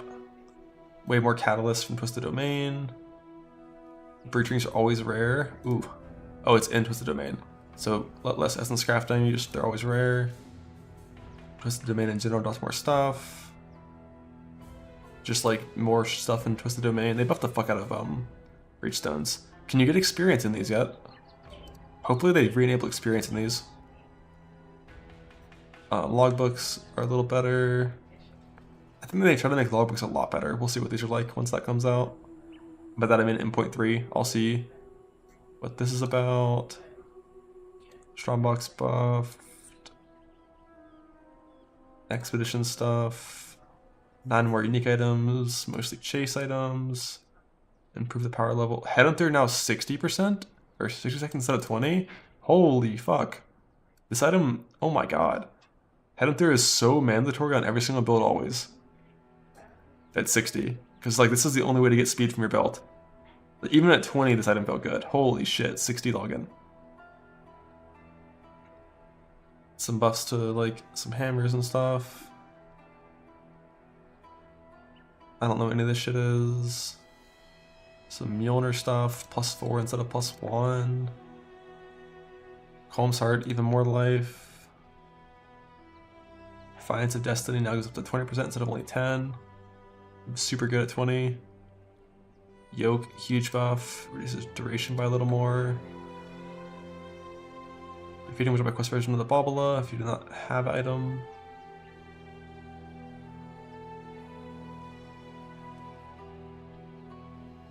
Some physics stuff, audio, search filters are more clear. The affliction for no ES isn't as brutal anymore. Easier to proc clasped hands.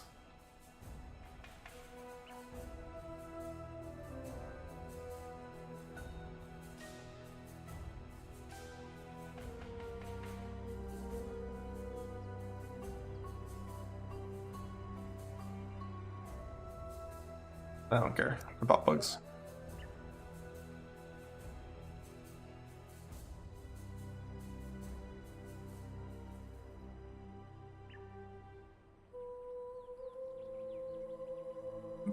Yep. All right, time to practice some Marauder runs. It's time. Marauder, Volcanic Fissure of Snaking runs. Because I'm like 99% certain that's the way. That's the way. I want to look at more of these self-cast spell buffs and see if any of the spells that I actually care about got buffed. Like Winter Orb is cool, but as long as this increases additive with cast speed, I just don't like the skill.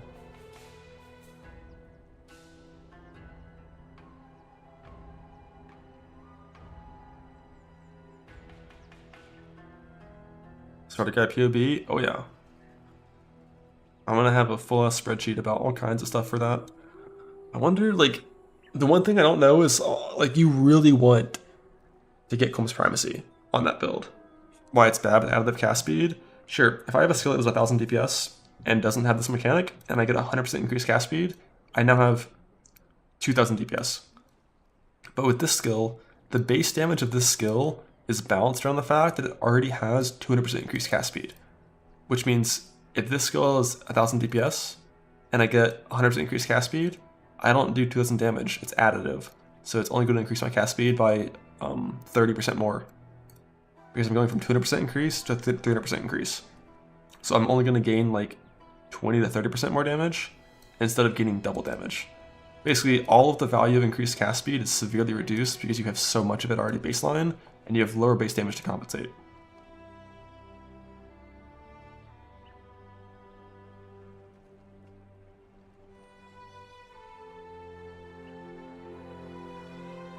Tried using Crumble for your Combs, didn't work at all, even as some Strongbox nodes. Ancient Orbs, maybe Gwenin. They did buff the Harbinger thing on the Atlas tree. Isn't 200 to 300% more? 200 to 350% more, a 200% increase in cast speed is triple damage, a 300% increase in cast speed is 4 times damage. So it's going from triple to 4x, which is 33% more damage in that scenario.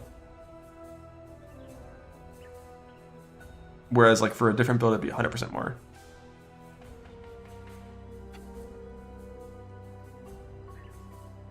It just like vastly like decreases the value of like, you know, that scaling method. But the thing is, you still want to scale cast speed for like Frostbite of Witchery Blast if you're playing that, or like your other spells.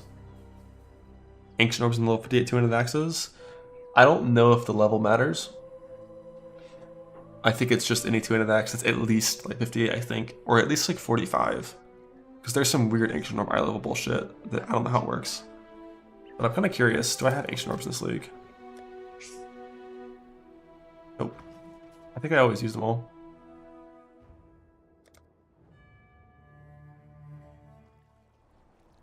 Ignore lose endurance charge gain on fort downside with replica badge with new champ node.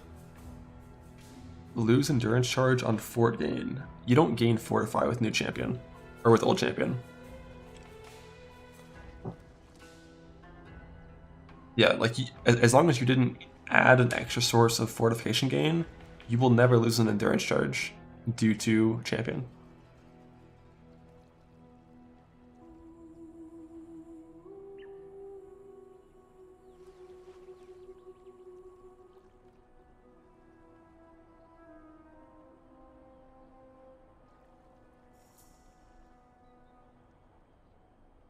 So if you have like 7 or 8 endurance charges, log in. Maybe I can find diff card replacement. Do I get one? Let's see. If I do, it's going to be a Twitch or a Path of Exile DM probably on the website. Ooh, I do. Nice. Maybe. Let's see. If you have a percent reward, won't defer to a change. You can change the reward. What are y'all thinking? Combs Primacy div card. I'm just kidding.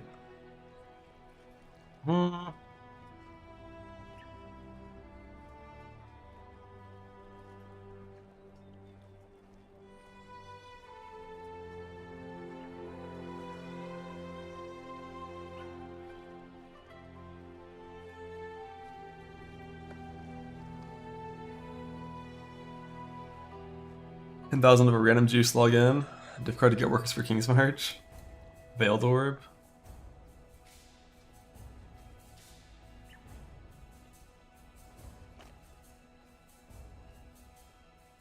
What's this armor MTX? This is from an old softcore race reward from like 10 years ago in Bloodlines League. You had to like get level 80, kill some bosses, do some shit.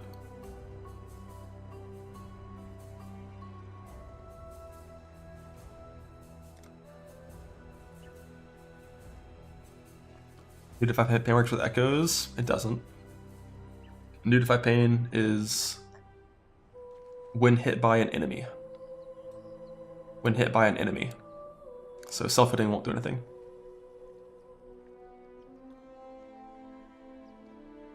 I don't think that was 8 out of 8. It was 4 out of 4. Wasn't it? There'll be time for that soon enough.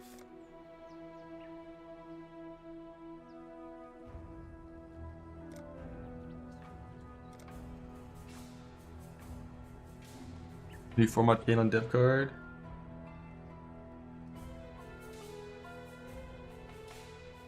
You think it was 8 out of 8 and you just got 1 every 2 instead of every 1? It might have been, I'm not sure. It's been forever.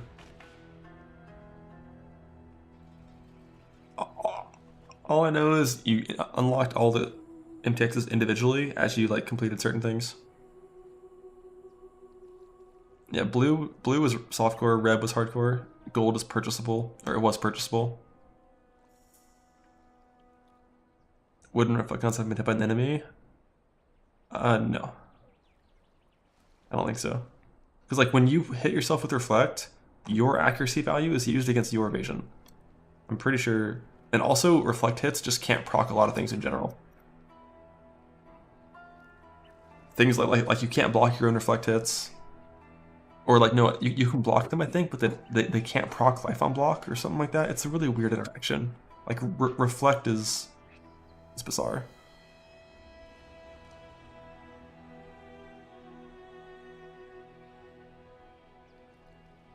But yeah, time to practice some snaking runs. Is 3% enough? It's 3% per stack. And you'll have anywhere from 0 to 9 stacks based on just how much you've gotten hit recently and what you're at.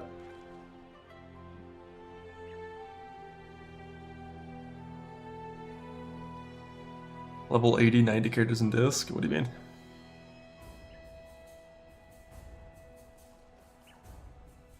Just a bunch of staking runs? Linked to Old Blade Blast Savo? Oh, the Griffin, I see. What league was that?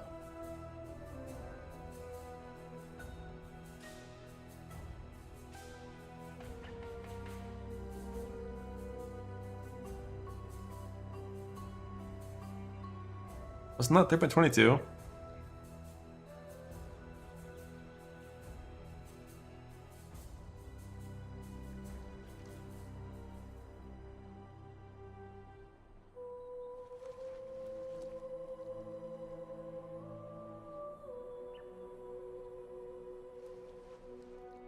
Like this is the character. This is the character pretty late game though. When I was... Bro, this character was wearing Mage Blood and a Driftwood wand at the same time.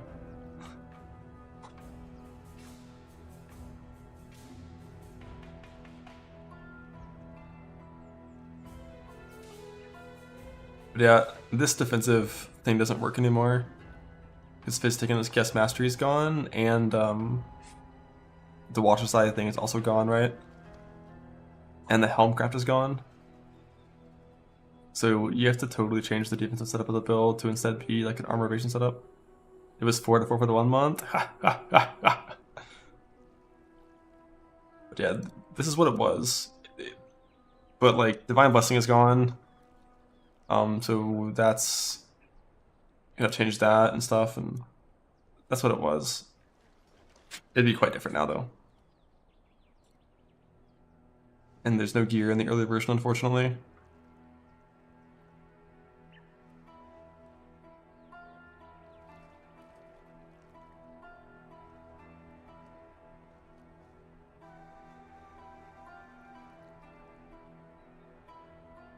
What's the Perseverance build? It's play Berserker.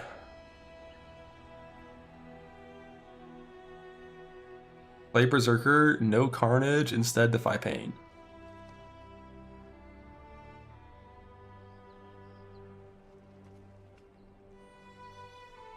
Gas build? That's what we were looking at a second ago. Like, I don't care about Winter Orb. Like, what spells got buffed that I actually would want to press?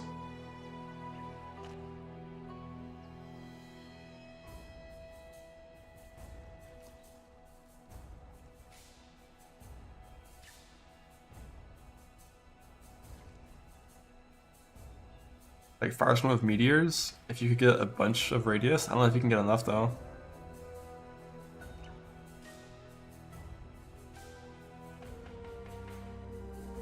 Flame Blast totems. Because the new RF you can use on that build technically, although one of the Eye of Winners maybe? Yeah, it could be. I'm too dumb to know. I've only ever played this on like the bullshit Arcanist brand build.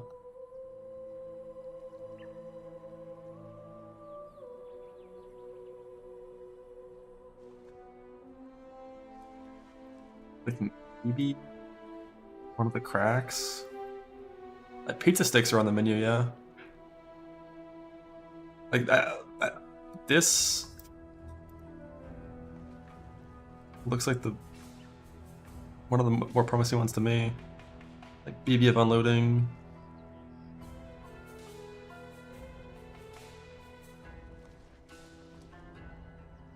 But like I'm just playing slams. This is a slam patch.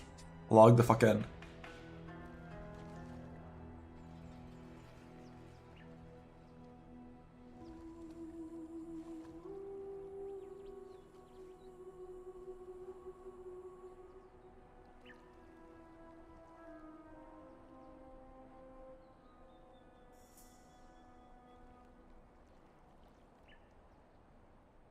Baiting the slam, going trickster again.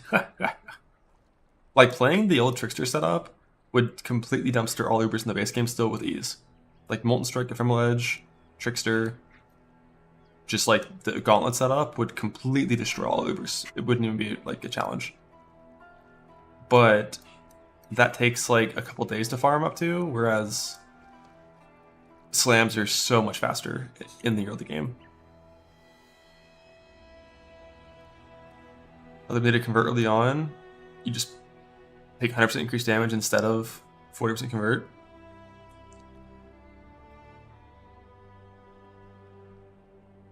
What leech problems?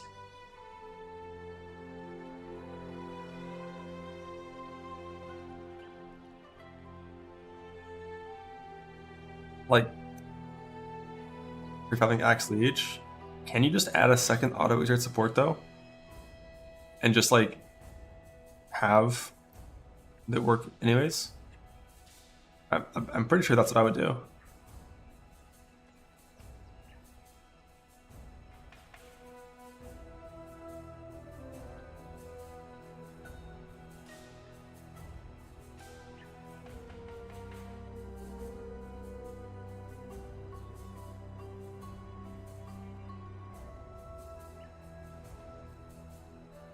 Yeah, the sockets are like a little rough, but if you don't have the full like enlightened everything set up, I'm pretty sure you can do it.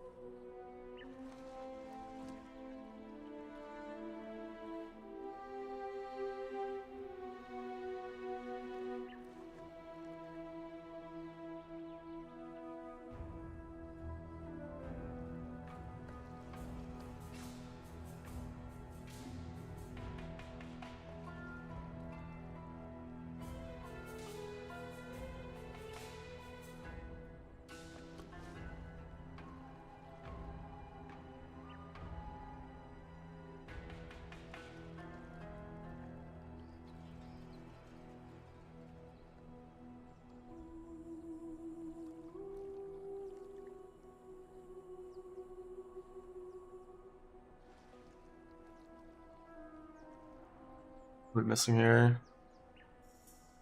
Did I play Blood Rage in this character? Did I not bother? I don't remember.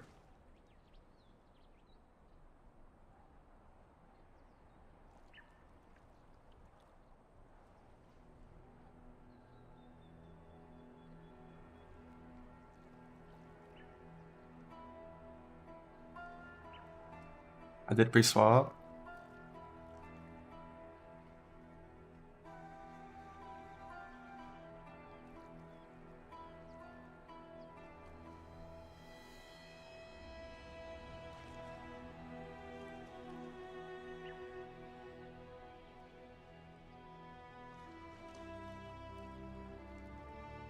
I wouldn't necessarily trust POB for armor values for that stuff.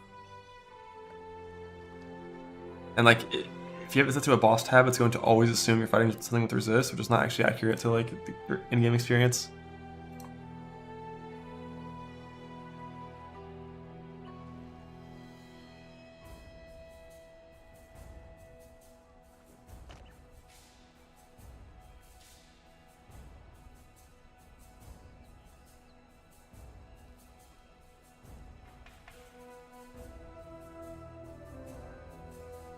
I'm missing a war card, aren't I?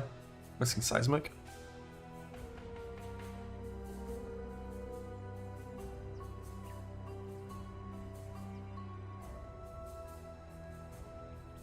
Battle Mages, Intimidating, Infernal Cry, Seismic Cry.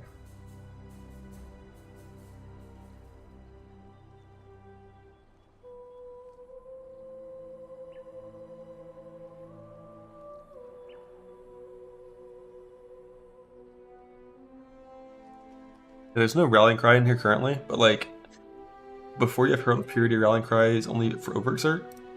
And like, you're not gonna have Echoes, because like, this is a, you know, setting things up for much more early game.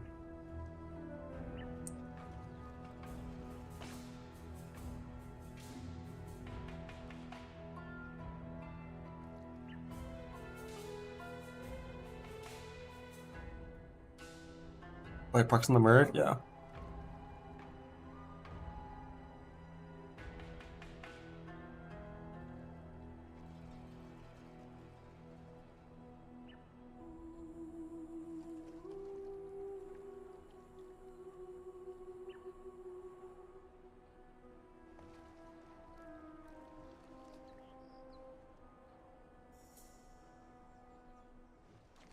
Put in AG? Nah, we ain't doing any of that. Invert, make the res positive if you check her into negative. Yep. We're about to get gutted. Nah, we're chilling, we're chilling. We have Seismic and Tim.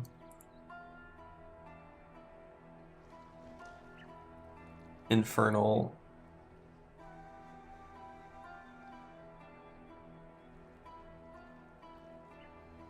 And Battle Mages. Got a little 4 war cries chilling. Yeah, Frostblades is dead. Like, refute. Frostblades got a bigger nerf than Lightning Strike did.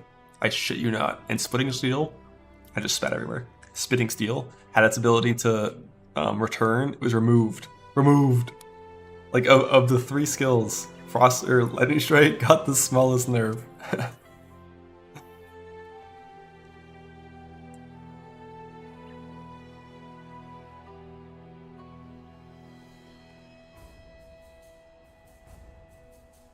No more Trinity.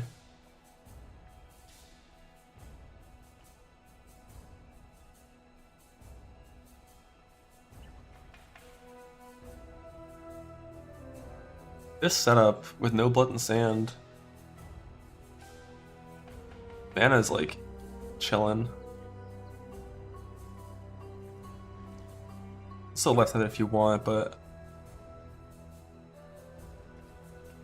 especially before you get Elrond crafts.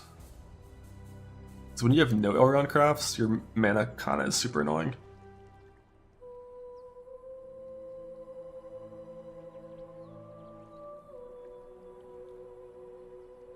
Infernal costs more now too? No, it doesn't. If it's being auto-exerted, it has the fixed mana cost.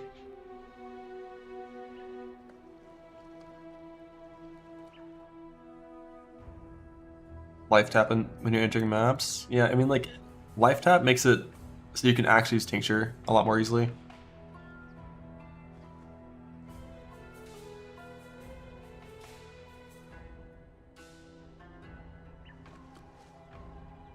And like, if you have Fissure and like an okay weapon, like, you're always going to be chilling.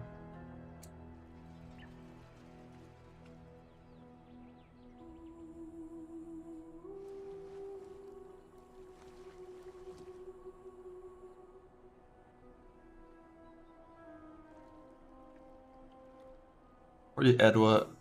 Edwa.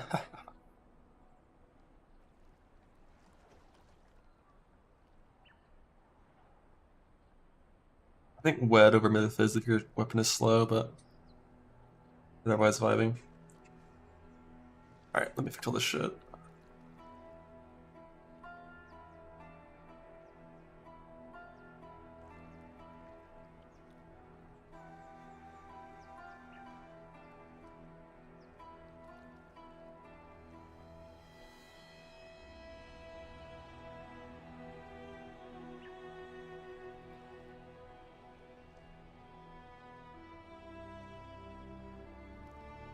I forgot the wording already.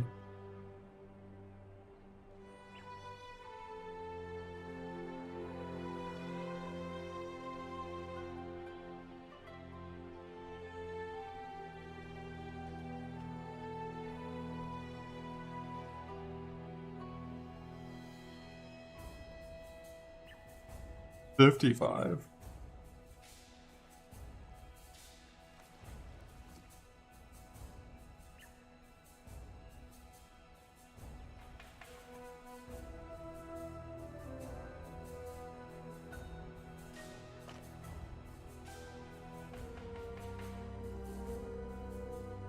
Oh, good. Going on, just checking the damage different numbers and seeing the relative difference to it.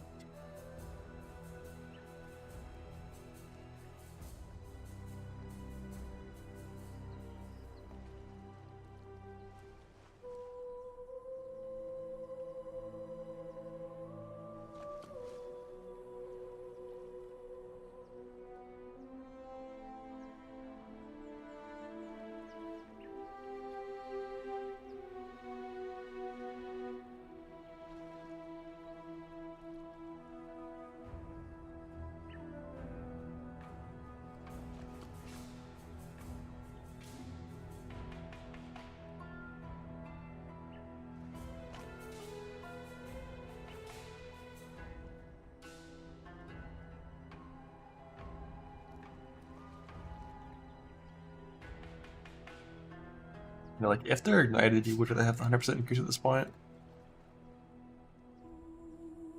Alright, I still have the wrong enchant on here. Let me fix this gear.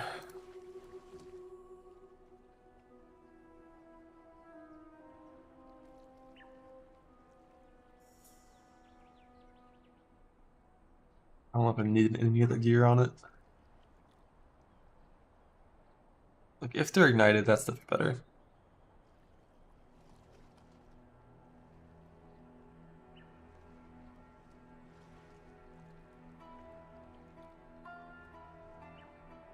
But, like, you don't have that high of chance to ignite.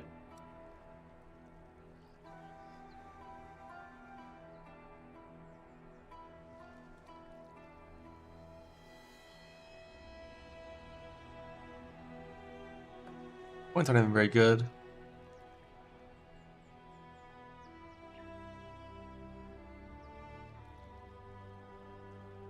Like, if you don't care about the chance, it's like you're not going to ignite fast enough with 15% after they just have convert.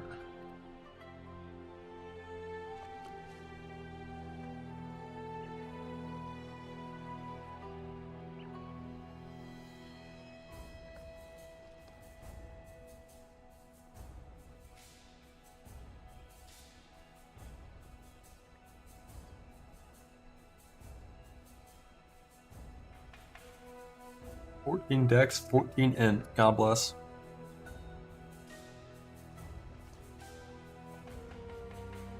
But I know I can play with way less than these stats.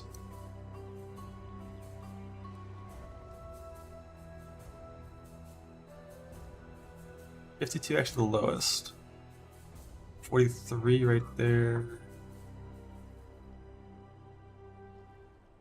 Yeah, 52 is the lowest you can have. In the tree, thank you. Yeah, I had this dumbass extra suppress note here. For one little leech thing, which we're not gonna have.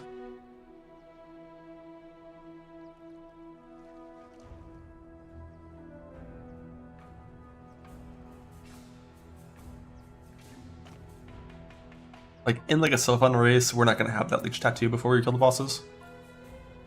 Which is like one of the reasons to just not convert the other 40%. Like, getting mana leech is not a problem, but getting life leech is a little more of a problem. For drops are on for I think 5 more hours. Watch the stream for 45 minutes with your Twitch account linked to your Poe account, I think, something like that.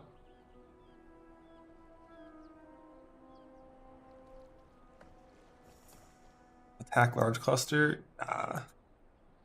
So in like a league start race environment, you want your gear to be as shitty as possible. Like, you want everything to function on an extremely low gear level. No cluster farming, no anything. What was your point about Leech? Point starved? Do you feel point starved? What did you do that made you feel point starved? Did you like go into Templar? Get max res and tireless? That's what I did before.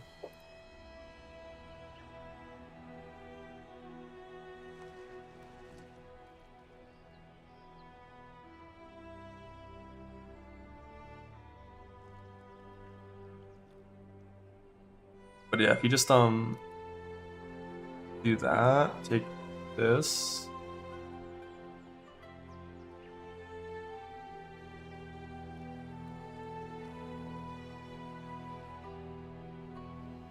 And I just always want more things. More sockets in these builds. No, fortified tree. Ah shit, you're right. This was the endgame tree before. Clusters. We have some wasted points down here. And technically we need the disciple. Max rage. Yeah, these points are pretty solid on foams. Like once you have foams. Before you have foams, they're not. Even then, like they're pretty solid. They're pretty okay.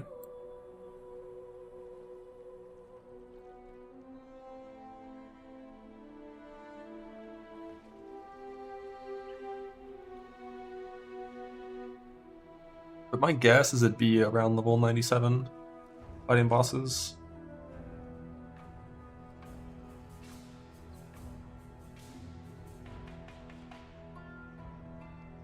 But with this you have Leech still.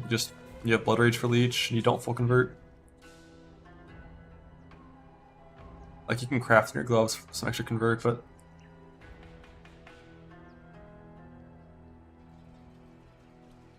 a full auto crit setup? Yep.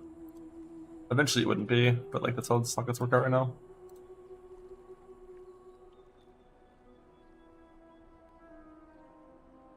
Now the Anoint is Hatchet Master most likely.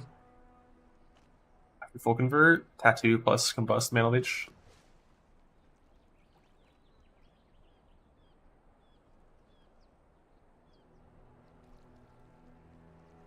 Yeah, Power Cipher Mines basically is going to feel like you're playing Gauntlet at all times with the damage. But it's fine. You only use Enduring Cry when fighting bosses.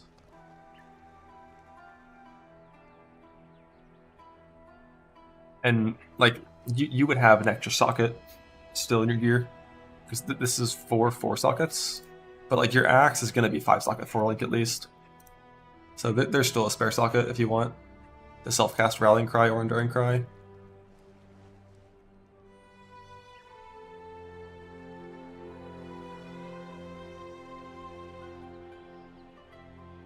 The new Fire Pin Ring sick for snaking. For super in-game snaking, yeah, probably. Just get like 200% pen, like easily.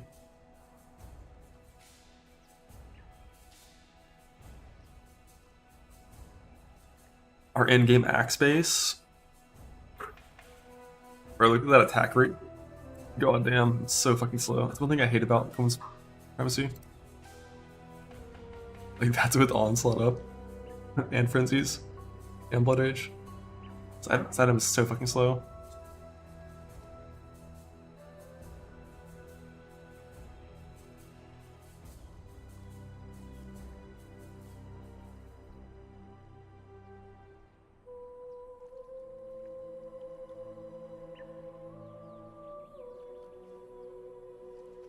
Homes to Ubers. Nope.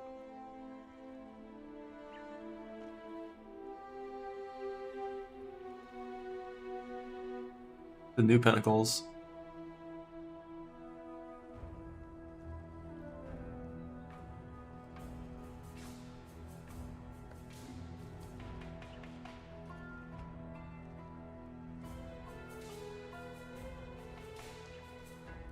Go Heist Mace? Nah, definitely not.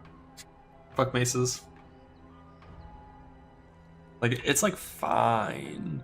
Without the enchant, I'm just using an axe all day. Val axe for sure. The points in the tree is just so much better. Gotta have the attack speed.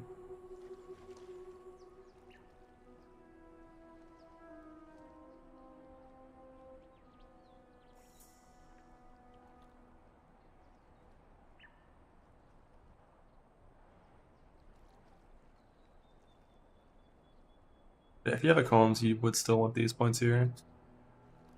But now it's a level 100 tree, which we're not playing to 100 in this scenario. If you didn't have this mastery, I mean, like, you have to have this point if you're doing that.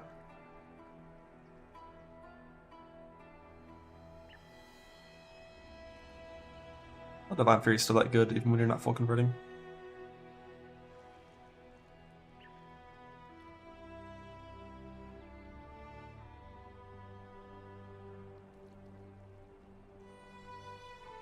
With Combust, no need the Ignite chance.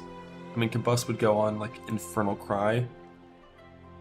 And it would not be reliable enough, because you only proc one Combust per attack, whereas you hit 3 times per attack. So, 25% chance, kind of low.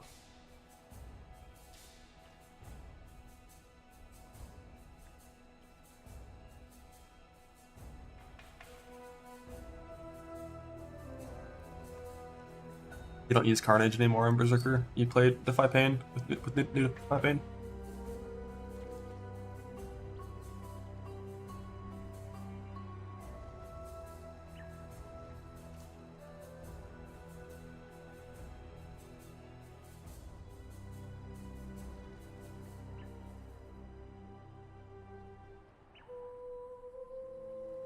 I don't think there's enough life things here to go life mastery, is there? And there aren't even like 5% clicked anywhere. There's some 6s, but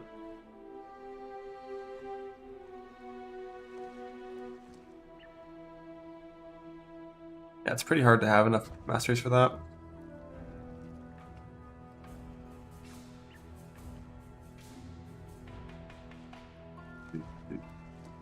Fighting a boss, you wouldn't have savagery in this stuff clicked.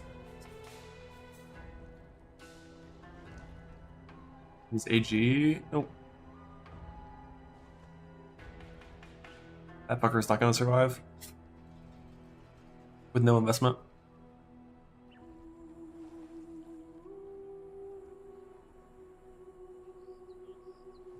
Builds, new folder. It's time. 3.26 folder created. Holy shit.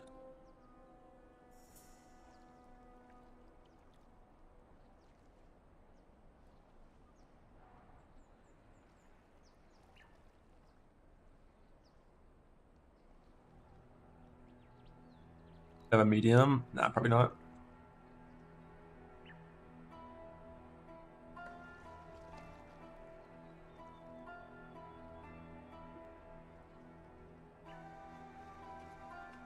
There's no reason to play champion for snaking. You're only ever a champion build if you're playing Perseverance with like 100k armor innovation. Aside from that, Zerker's the right choice, Slayer's an okay second choice.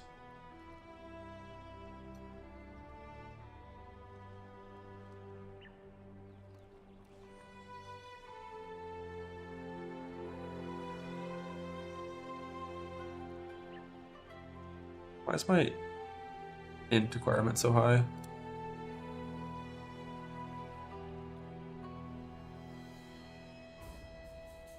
Pretty sure you can play with like way less than that, because you don't need these to be leveled.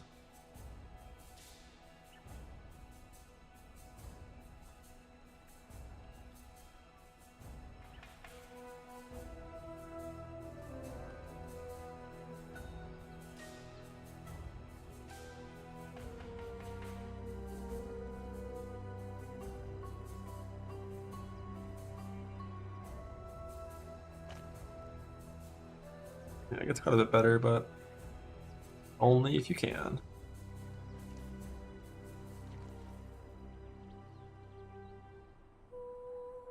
Yeah, like you want levels on Herald of Ash if possible, but you don't want to require like points for it or extra things on your gear.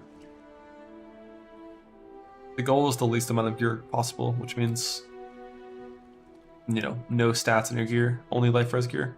And then like if you end up with extra enter decks, you can level your shit up, but wouldn't find better than punishment. If you full convert, it'd be competitive, but punishment also gives you damage reduction as well.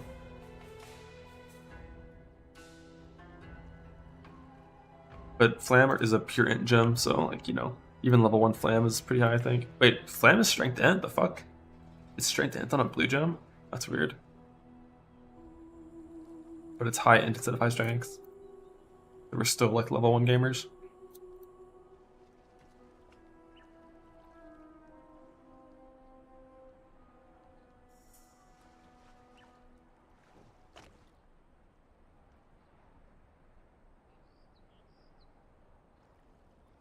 Damn, bro, you can go so high level with that amount of decks.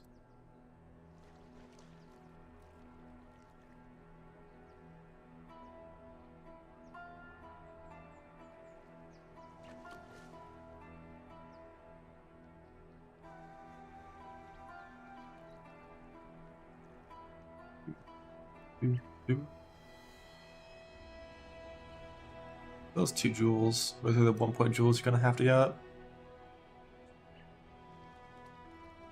Yeah, we have patch notes. Slams when Lightning Strike, still good. Catabasis, Lamau.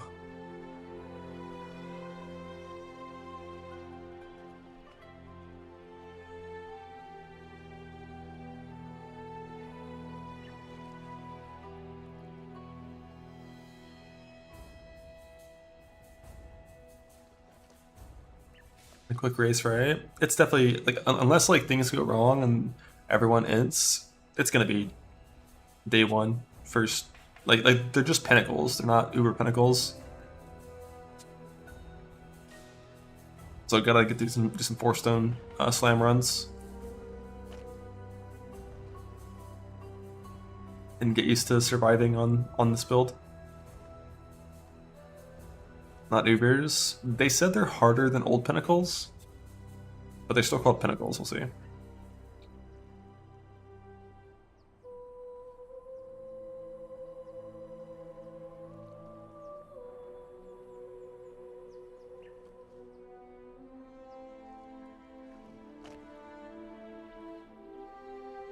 Like 217 boss level. That is quest versions. Yeah, so they haven't given the details of the race yet. It's possible there's going to be Uber versions too, and like that's what the race is too. No one really knows.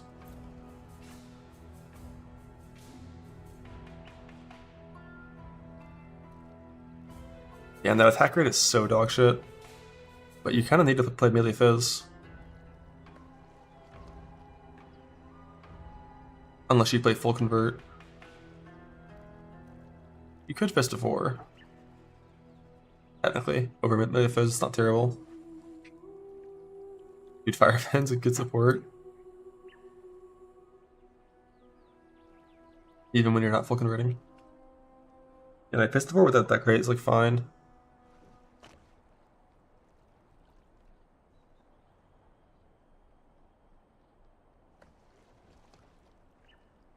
Berserker, when you're using a Combs Primacy, you never attack too fast.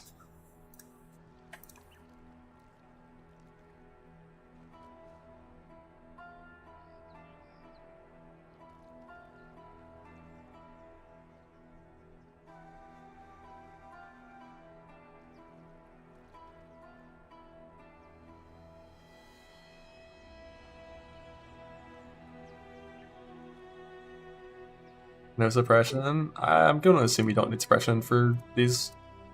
Like when you have endurance charges, that little life gain on hit stuff, fortify, and like plus like 6 max res, you shouldn't need suppression to survive.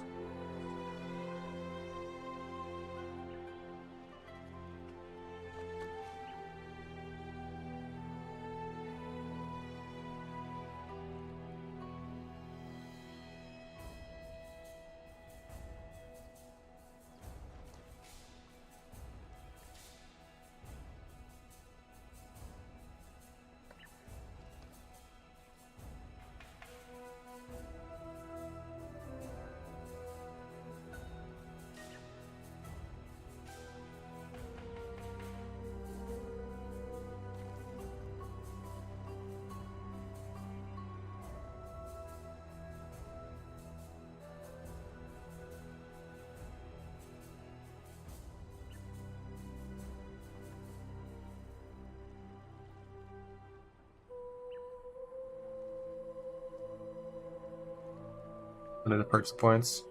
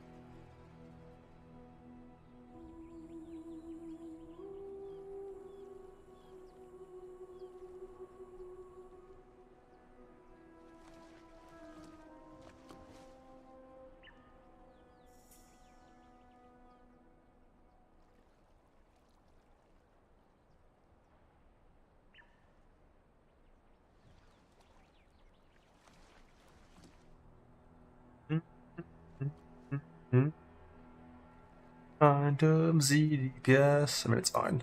Tentacles. With triple hitting. We're not gonna have frenzies on one target. But also, as soon as the first 3 points, like for fighting the boss itself, you can just like get rid of all this shit and like.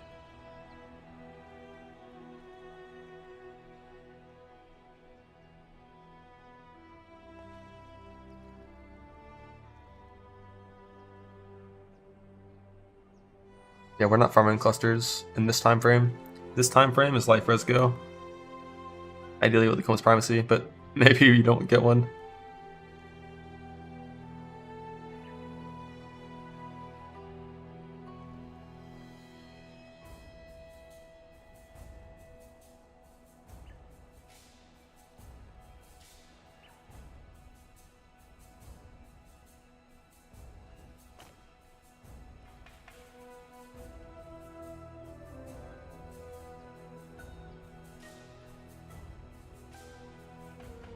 I wonder if you Herald of Purity instead of Herald of Ash. It's probably just better.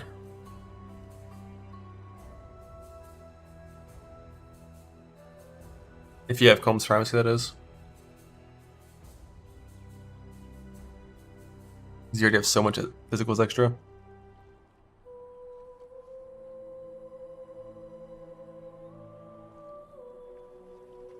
You can never full Fizz Impale the skill it converts by default.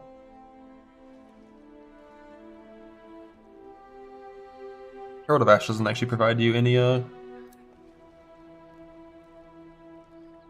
actual benefit in your clear. It's pretty a cosmetic thing. But Herald of Purity does add some risk of dying to multi-hit. But if you're playing New Zerker with the Defy Pain stuff, you're less worried about that.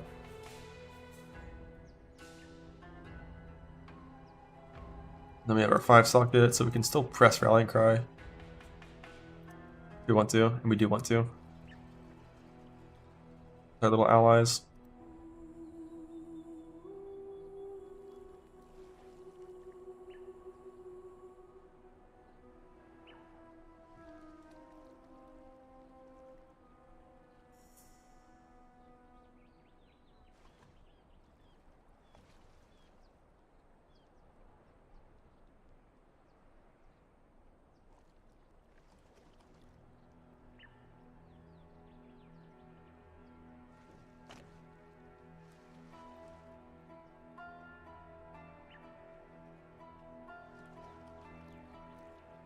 Yeah, Invert Master's a bit worse, but it's not too big of a deal.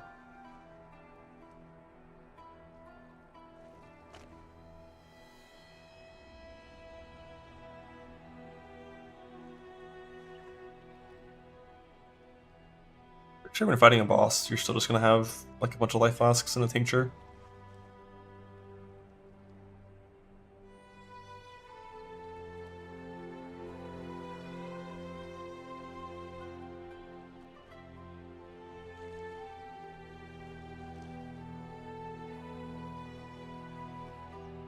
Play. You don't need to reduce mana cost. Probably just max res.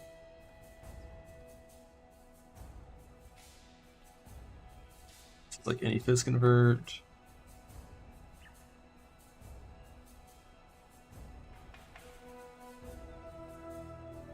Getting like 3,800 armor is like super easy. Getting max res here is a bit harder. It's pretty rare mod. Although you could just go for Frenzy Charge and then keep the points, and then you actually would have frenzies when fighting bosses. That's a common mod.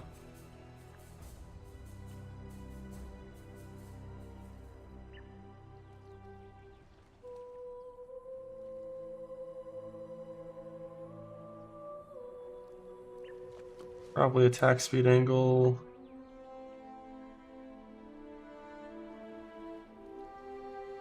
Then a bit of conversion.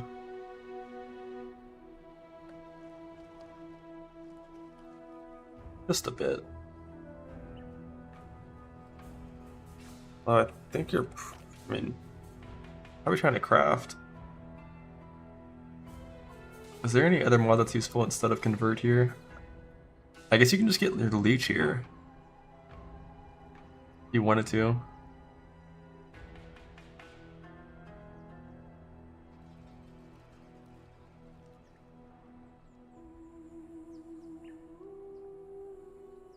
Because if you do this, your leech does get bricked. Like if you convert 95%, it seems like that is too much to the point where leech is bad.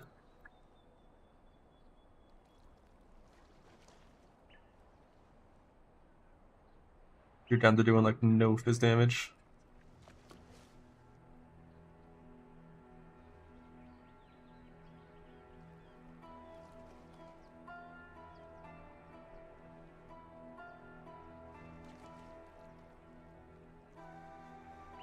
It's interesting how weak conversion looks. Like when you're fighting a target that has resist, with invert being nerfed, not having combustion or exposure, like converting your damage is actually bad. If you just like, you just kind of skip these points probably. I see what you mean, really, with just like skipping them altogether.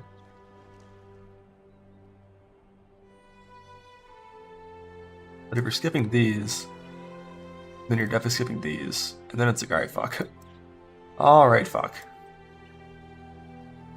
What am I clicking, like butchery?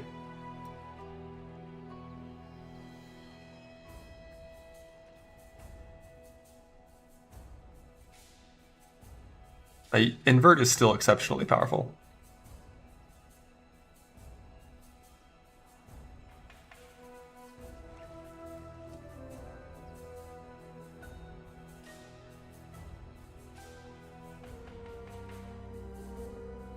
Exposure, Curse, Combust, Merc though? It could. I don't think you're using a Merc when fighting a boss.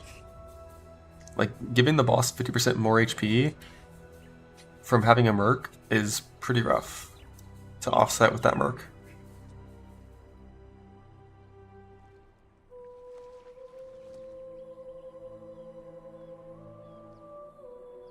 Yeah, like having a Merc in your party counts as half a party member.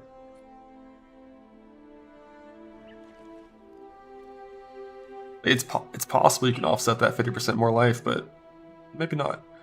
Although it is one extra ally for Herald of Purity as well, which is nice.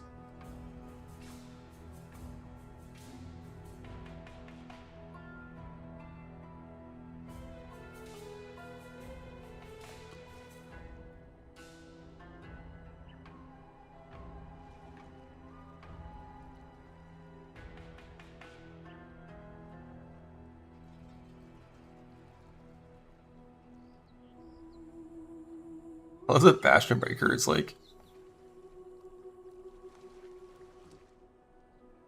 decent points in this scenario. Because like the ignore PDR is actually useful if you're staying 40% fizz. And 10% more max is always good. We only have like 2 extra points right now. Might need some res nodes collect, who knows? That nodes collect.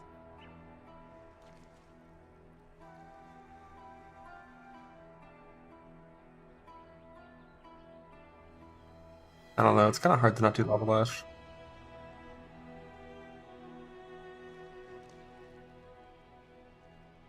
But if we just get our chance to ignite from somewhere else, and then it's fine.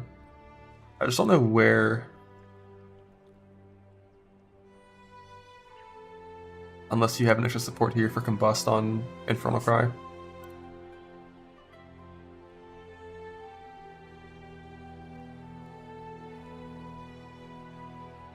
But it's like, where do you get that from? That extra gem? Besides having a 5-link 6-locket axe, which I don't think you're gonna... I mean, you probably have, but not reliably. Get a tattoo. We're not gonna have any tattoos. I know we're not being serious, but we're not gonna have any tattoos in this time frame, and also 5%'s not enough. We need more than that.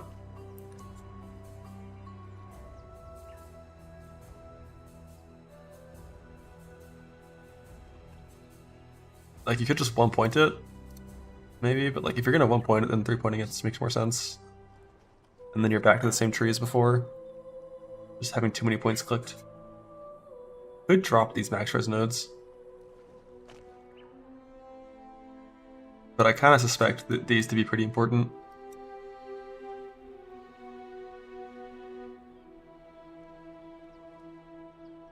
Also, have mine is fine.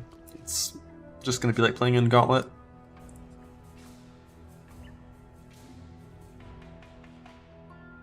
Like, it's gonna be like playing -1 support gem forever. It's fine.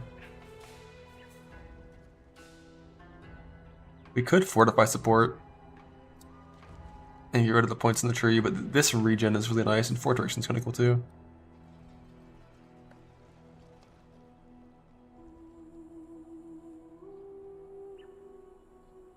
Where does the ignite chance come from? Justify going into Templar somehow, you get 10% here. That's hard to do.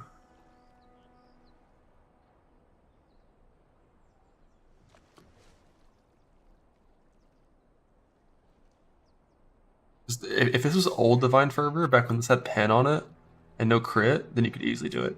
You could easily justify going into Templar for these two, and just swim training.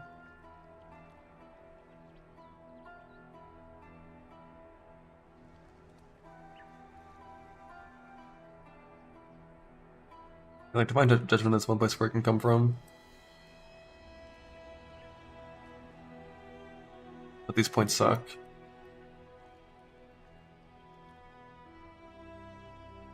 We have to trade these rage nodes for it. 6% dam loss.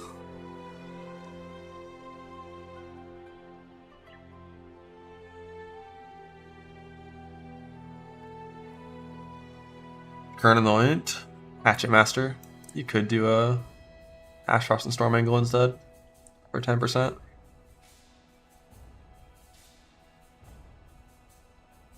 Yeah, like you just 1-pointing 15% is better than dropping these rage nodes for Divine Judgment. There's no 5% weapons to drop, only 6%. Yeah, like you could just 1-point 15% it by trying to ignite for the 100% increased damage Fire Mastery. If only sockets weren't so fucked, just throw in the old Combust right here on Infernal Cry and just call it a day. Like, that would by far be the most convenient. But all my sockets I like currently, and I don't want to change anything.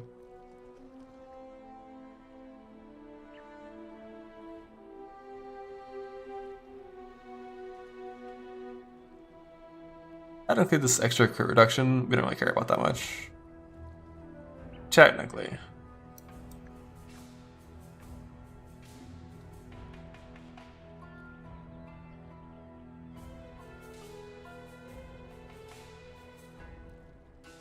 Part of the mana leech, because auto exert's gonna drain your mana on your war cries. And like your guard skill and stuff, and your punishments being procced every attack, which will drain your mana. And your tincture will drain your mana, so you don't have leech to offset that drain to have higher tincture uptime. A few different reasons.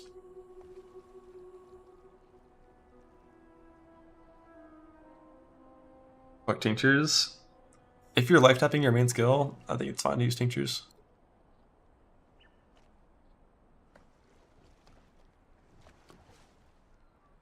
Punishment against the trade doesn't drain mana? Yeah, it does nowadays. All this stuff drains mana nowadays. And for punishment, it's a decent chunk. 18.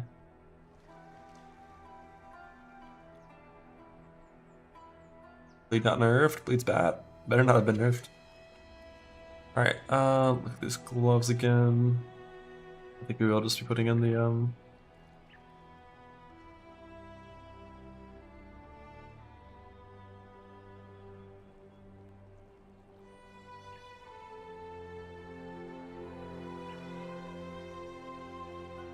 like, converting to fire, like, isn't even good with this current shred.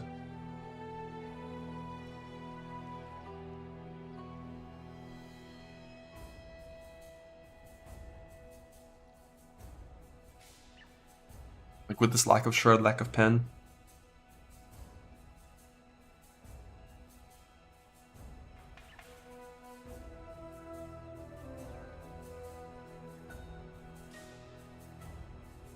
But nothing else here is really good.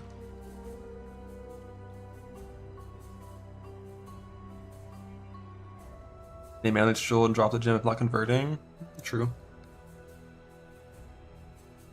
You can definitely do that. So what does that solve? Let's just put Combust here. Rely on Combust. From Infernal Cry to Ignite.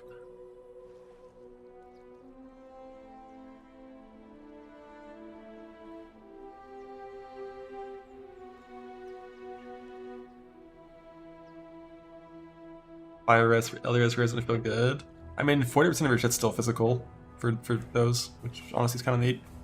And then you still have some invert and like some pen, but yeah. It'd be rough.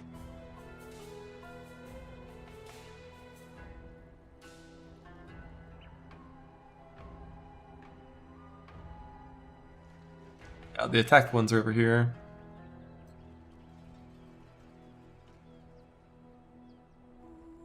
Like early on, you just wouldn't have these points because you don't have the Ignite early on.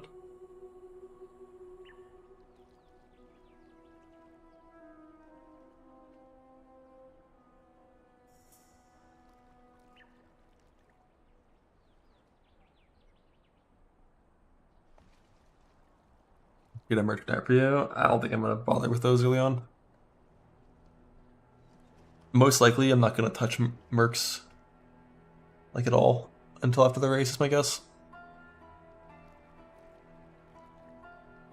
I just don't see a Merc providing 50% more damage to offset the life increase to bosses until you have a bunch of really good stuff on them, which like I'd have to figure out and like learn. Don't want to waste time learning.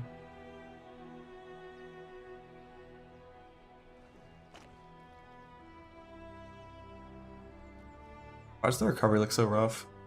I know POB is still bugged and it doesn't understand that this does not get skill by rage effect. So we have a bit extra degen here. But I think even without factoring that in, we're still a ways off. No Hardy. Yeah, I didn't take it last time either. I used to always take it, but not last time.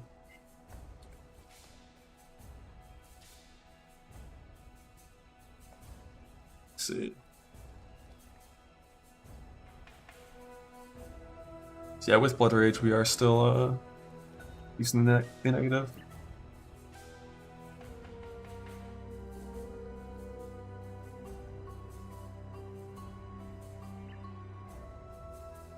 Or why that is. If I just had life regenerals on my gear last time randomly. Bro, what do you even put on your blue side here? Is chance to... Oh, I guess you can fire expose. In an idle world. That's gonna be best.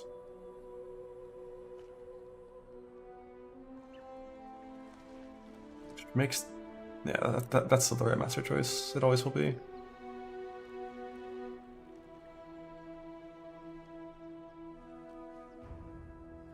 Possible action speed, but that's a rare one. Might not get it. What is there anything weird we did the blue side last time? I think it was like chance to avoid. That's what we kind of had to do, unless you get a really good abyss tool. If you do get a really good abyss tool, you can go physical as fire, or you can go like intimidating cry CDR. But intimidating cry CDR is kind of fake in POB, because unless you're stationary, you don't actually burn through that many things that fast. Yeah, the races are always up on hardcore.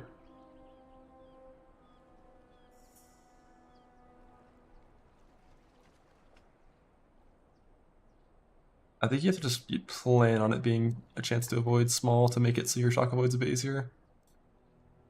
And doesn't require like double tier 1 or like high rolls. No such thing as early annoyance. That's not how it works. Your character has to function long before you have oils.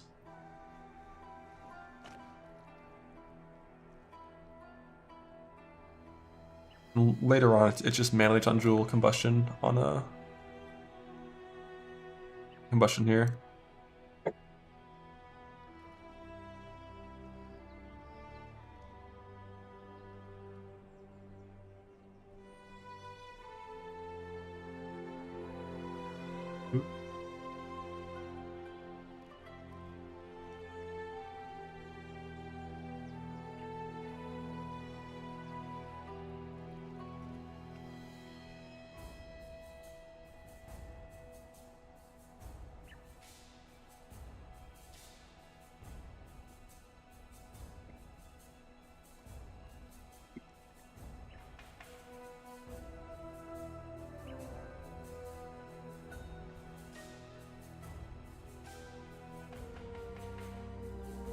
Just be a hardy gamer.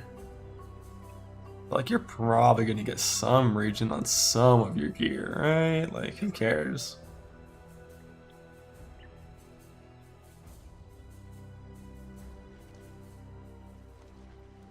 Still have to do one swap somewhere.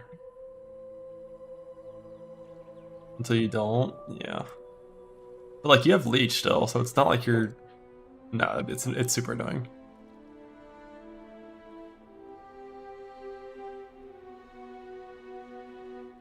Click on the meantime? Yeah, pretty much.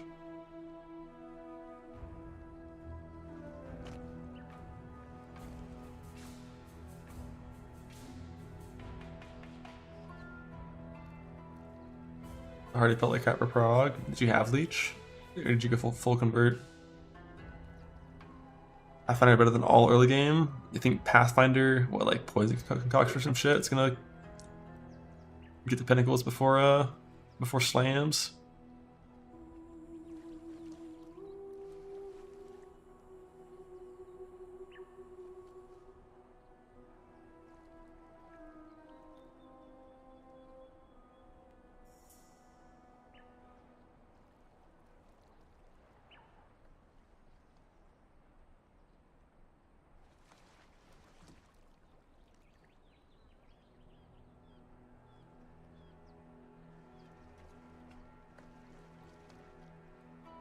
World of Warcraft.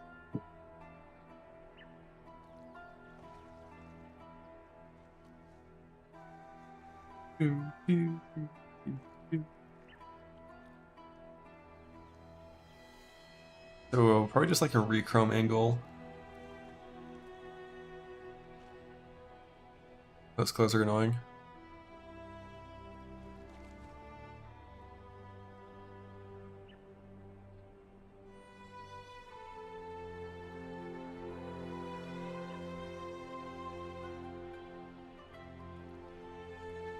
Also, Herald of Purity is pretty annoying. When it's low level like this, they'll get one shot by everything and just won't actually ever be alive. Like one int node means they can go max level up at the angle.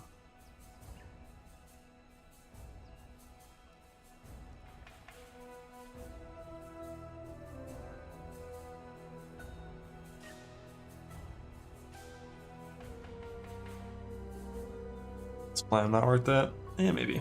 The thing is, we're not full convert. If you're full convert, I think Flam is better than Punishment, but we're not full convert in this setup.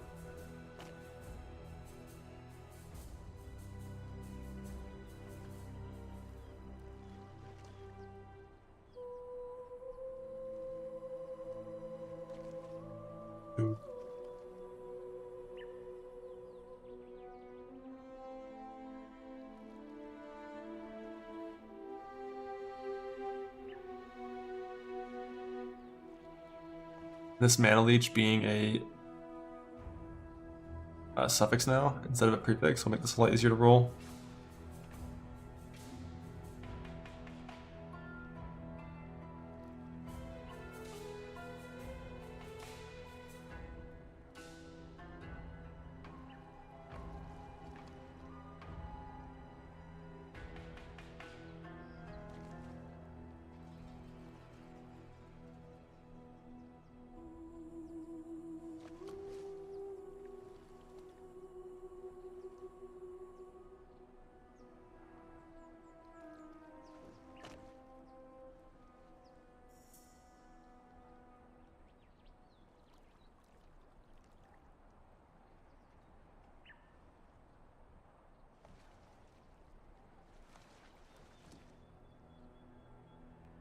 I think his convert to fire is probably good.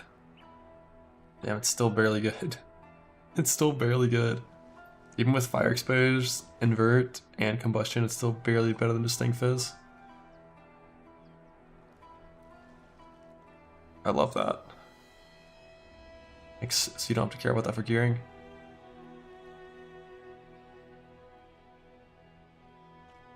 Two Rage Masteries.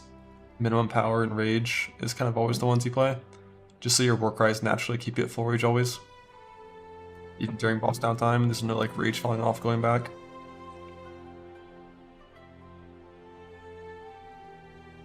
Technically, like you could just play neither of those and just rely on rage on hit. If you wanted to. With this setup. Because you don't care about minimum power with this setup, I don't think. As soon as you have the full cluster set up, then you want the minimum power stuff, but at this point you don't.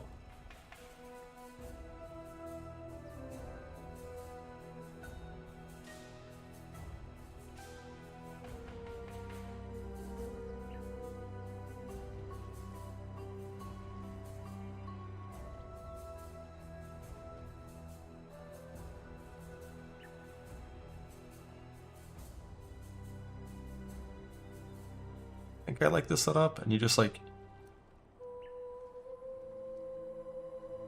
have to click on like one of these points down here if you want this mastery until later. The only thing is like the region is still bricked.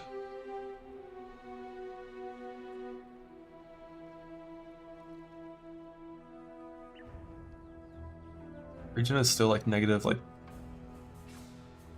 negative what actually? Brian King, Moralikesh, we're moving.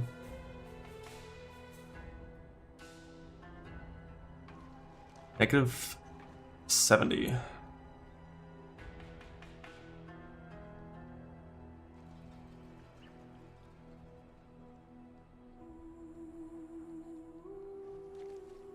Negative 70 while moving is not too bad. Like one of these items will have a region roll. It's fine. It's fine. And yeah, Bleach, it's fine.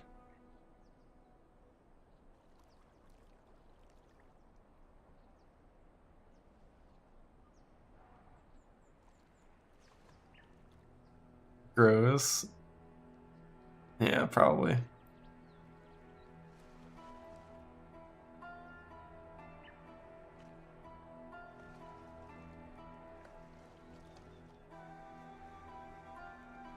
I think I like this though. It also has the flexibility of being able to go into these points if needed temporarily.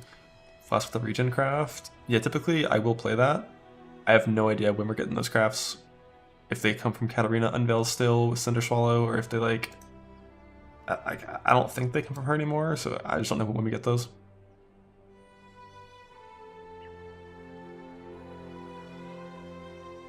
Yeah, but we didn't think about playing this in the PL, we just logged in and played it. With no optimization at all, no fucks given.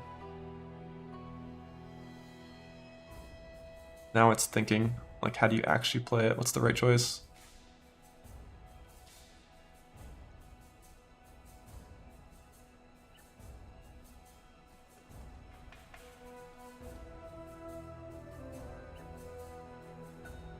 Yeah, in the video, the fast one still had the experience bar, but on like the shield, it didn't have it. So I'm not really sure there.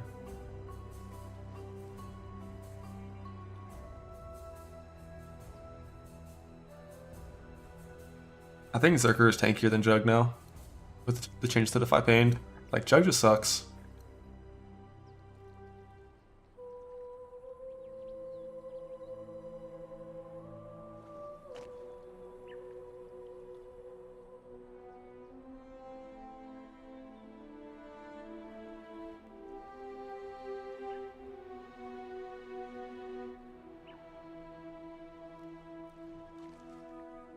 And New Defy Pain, love it.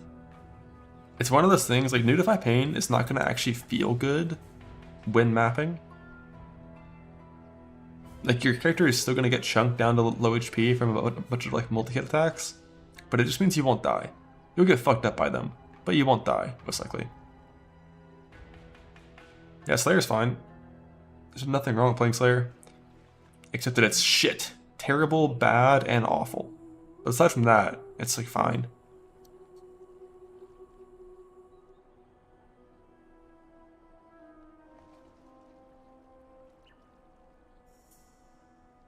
Like, genuinely, Slayer is fine. Like, if you really like Slayer, there's nothing wrong with Slayer.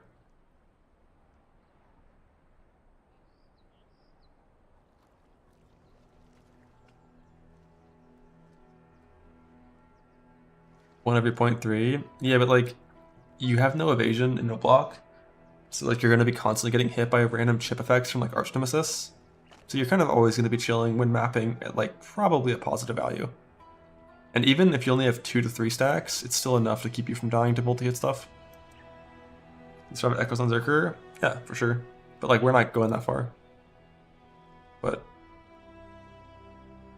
you have the same PDR versus your self-hit on Zerker as you do on Commander. And then as soon as you have your Divine Shield set up, you're chilling.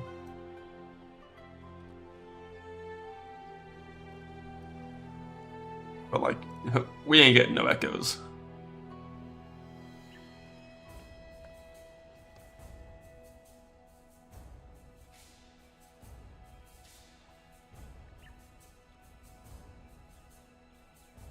Dan's getting echoes. There's, like, no chance you're fighting a T17.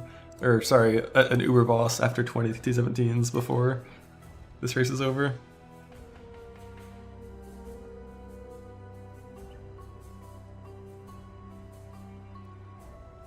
I still would need to rechrome this item and get rid of momentum.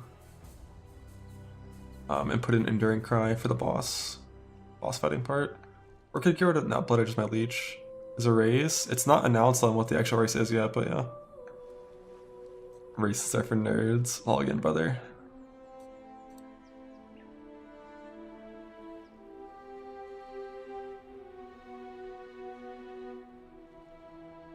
What is the objective? There's 3 new Pinnacle bosses. The race is somewhat related to those in some way. We don't know yet. It could be kill all 3. It could be first to kill one of them kind of thing. Who knows?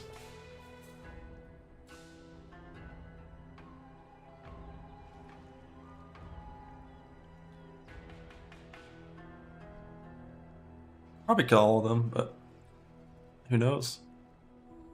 Doing leveling up for Snake King? I will. I'm like 90% certain this is the right choice. I think it's better than Earth Shatter. Oh yeah.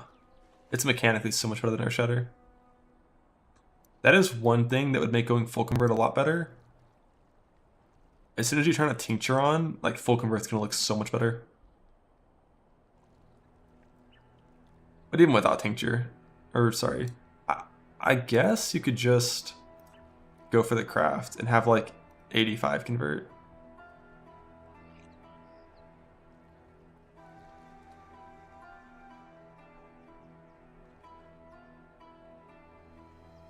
What did I just do? That was not a craft. That was an implicit.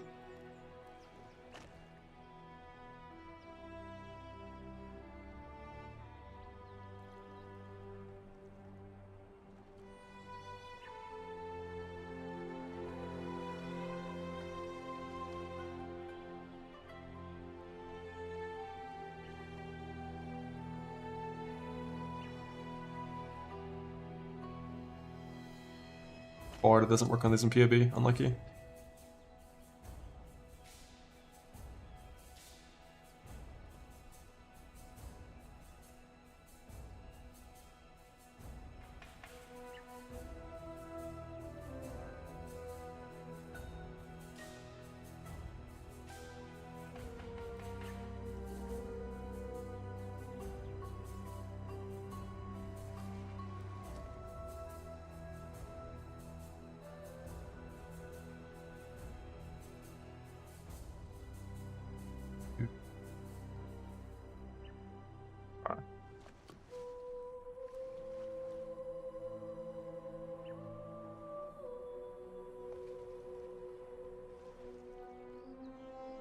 Because you don't have friendly charges on bosses with Blood Rage.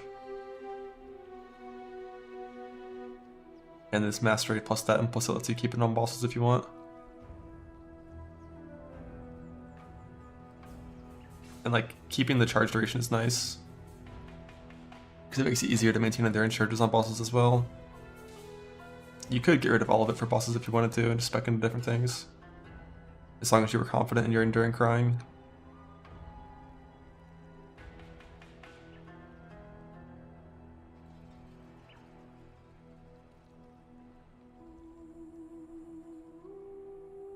But on the AG, no AG. I'm certain I'm at max forward.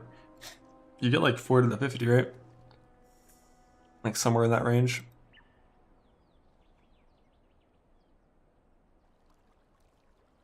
If you have the neck and full endurance charge back, and like I think there's an influence hat as well for like +5 or some shit.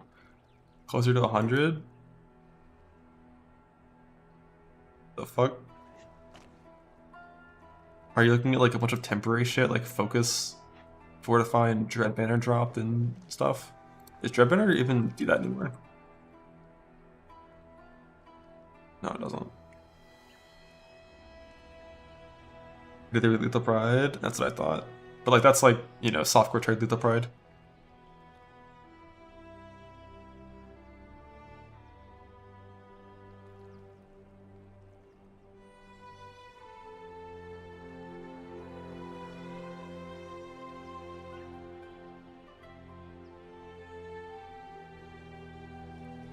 Yeah, banners are so fucking bad now.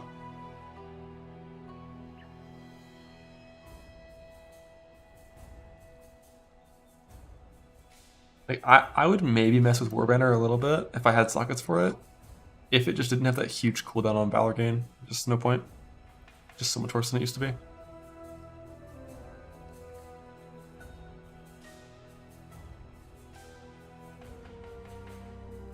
Why not, like, what is the self-found end game after this race?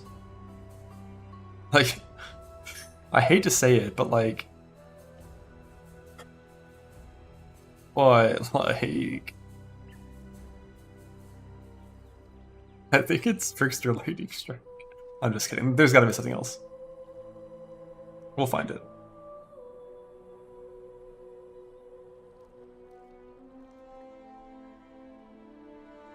Like maybe instead of Ephemeral Edge, you pivot to an eventual like Energy Blade setup.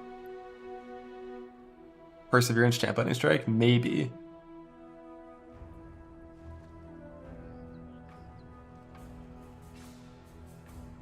Cryptic Blood doesn't matter, you just get a Life Flask with removing Cryptic Blood on hit. The mastery you take when mapping that I will have for most of the game is this.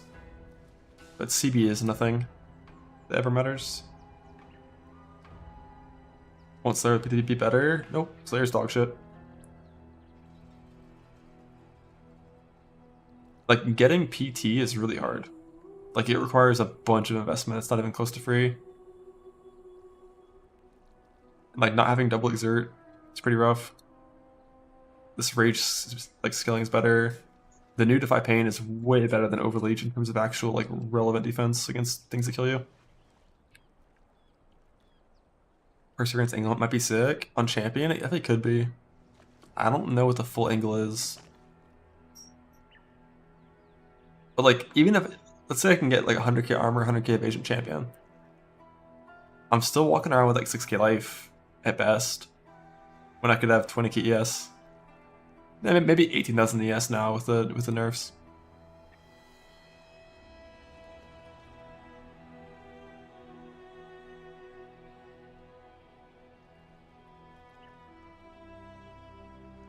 Maybe there's like some self-cast spell.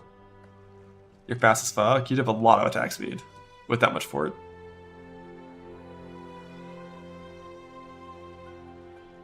If you have only 3% Defiance, yeah, you might still die. If you have 6 or 9%, I'm not worried about it in most cases. Like, if you have exactly 0 or 1 stacks, yeah, it's rough, but like, you're gonna on average have more than that. Saba, really magma, what's that's about? Has to do with the return proj stuff. Yeah, I mean, to be on 0% when you're taking damage, you have to have already reached 10 stacks, be sitting on 10 stacks, and then jump into a pack of monsters and get chunked instantly. Underestimating half proj damage a little bit? I'm not.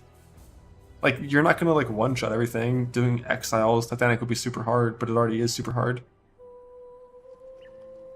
The thing is, you can just Molten Strike swap for bosses, which I never bothered to do, but if you do that, it's like double damage over LS already.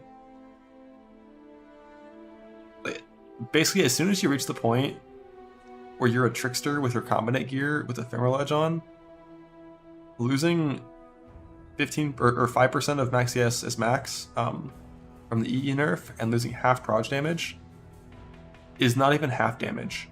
Actually, maybe it is about half damage. But like, just go look at what those triggers look like on like everything. Like, you instantly kill everything. And Molten Strike barely got nerfed. Like 12, 15% nerf. You can still pretty easily get like 15 mil on Molten Strike.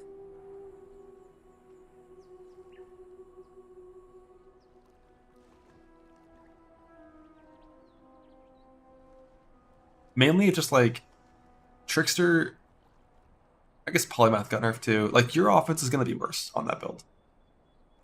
Like, map bosses might survive more than a half second. But when you're talking about like in-game hardcore self-found, the first thing is always like, alright, how do I survive? What's my defense? How do I make my character fucking insane defensively? And the answer is still Trickster. So then it's like, how do I kill things? Maybe some of the new self-cast spells could maybe get there. Cold Dot, Chaos Dot buffs were nowhere near enough to ever be considered on a Trickster. Like, you're not going to break like 10 mil with Bisgear, 5 mil probably in hardcore self-found. And Sylvan Man is annoying as fuck on that. Like,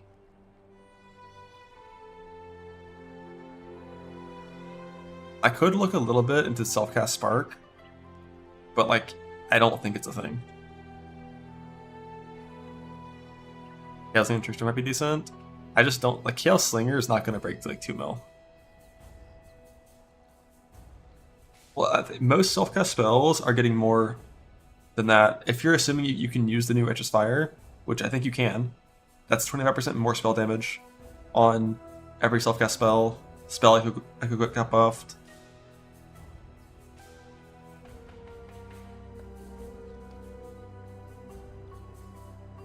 Yeah, I mean, honestly, if Trade League Trickster, then like Blade Blast of Unloading with Perfect Crime stolen from Forbidden Jewels on Trickster could be very solid.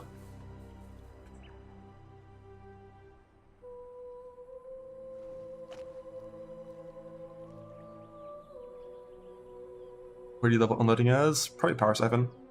Like, Power Siphon Trickster is probably still the right choice for Trickster League starts. It's just worse than it was before, but it's probably still the best choice.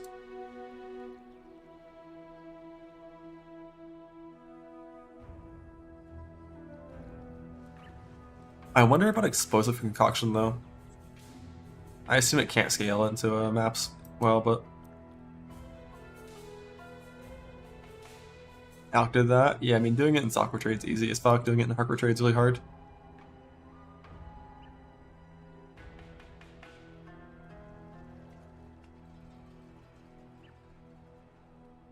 New Zerker node good? Yes. The new Defy Pain is extremely good. It's OP. Flame Blast Totems, log in. The Sanctuary of Thought nerf doesn't matter too much for that build, right? I don't think you even took that. Like Ritual Conviction, Arcane Blessing. Or Ritual Conviction, Divine Guidance. Maybe Ritual Divine Guidance, Arcane Blessing.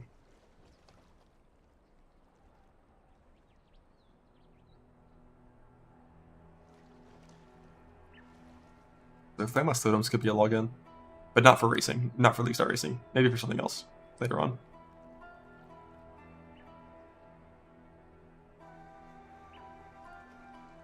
I do wonder, like, what if it is Earthshatter?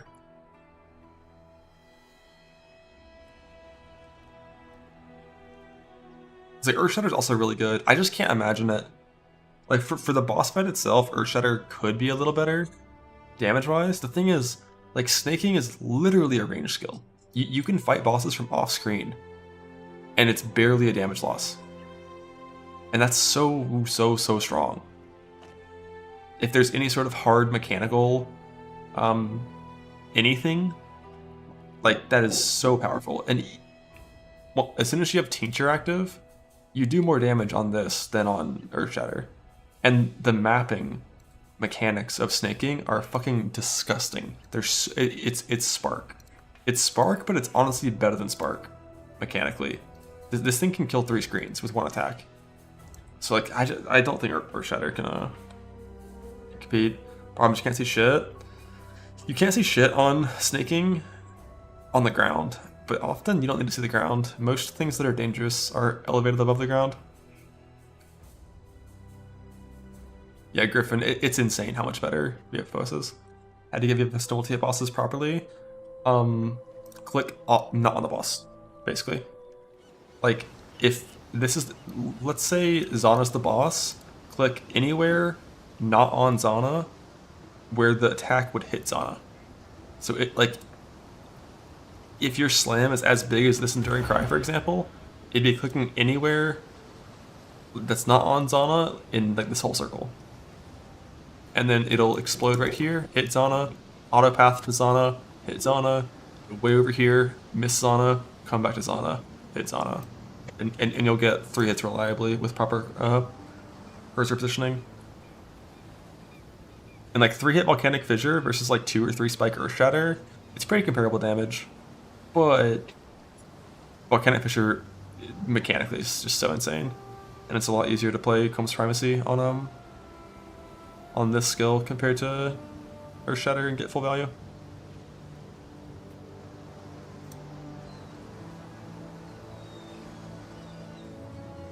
Yeah, I'm pretty sure this tree is correct. The only thing I'm kind of not sure about still is just like regen. I get stuck in lab for a bit. I think the average time spent in lab to get snaking is about 40 minutes, maybe 30 minutes. To get snaking 20 quality, not just snaking. Like, if you run 6 labs, your chance of getting the guaranteed staking outcome is like, what, a coin flip, maybe like 75%? And basically what you do is you get a Volcanic Fissure Gem, you run labs, you quality your Volcanic Fissure Gem in normal, cruel, and Merc lab, and then you run Merc lab, continuing to quality it until it's 20 quality, or until you see the guaranteed convert outcome.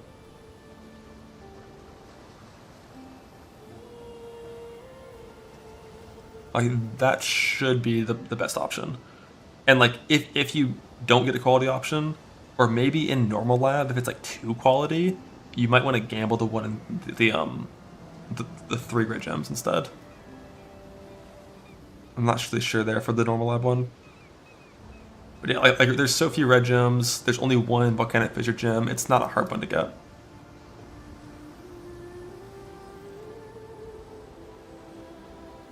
And when the race is going to be probably between 12 and 25 hours, losing 30 minutes to get an all-qual gem will easily be made up in the mapping speed being saved, because it's just such an insane skill mechanically.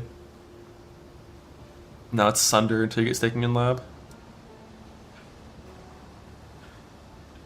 Shield Charge Act 1, Sunder until Merc lab, farm 20 quality snaking till forever.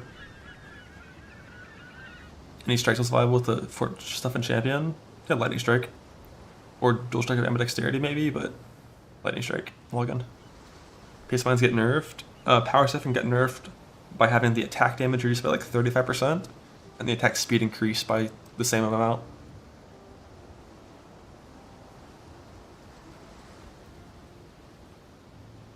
So Power Siphon best living Silver Trickster is still Power Siphon. Still Power Siphon Mines, even after the nerf that where they tried to make you not use it as mines. Like Peacock's also viable. I'm sure Ellie Concoction's also viable for campaign. But Power Siphon you can for sure still play pretty much all the way to your 2-stone. And it'll be fine.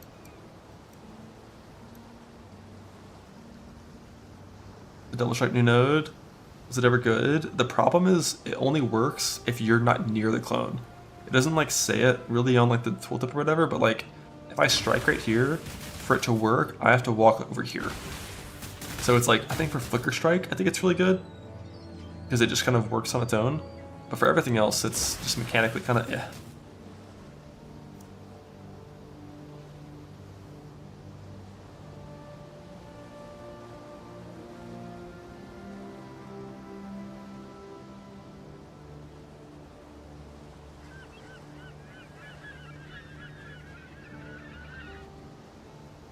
What about double Hydrosphere attack?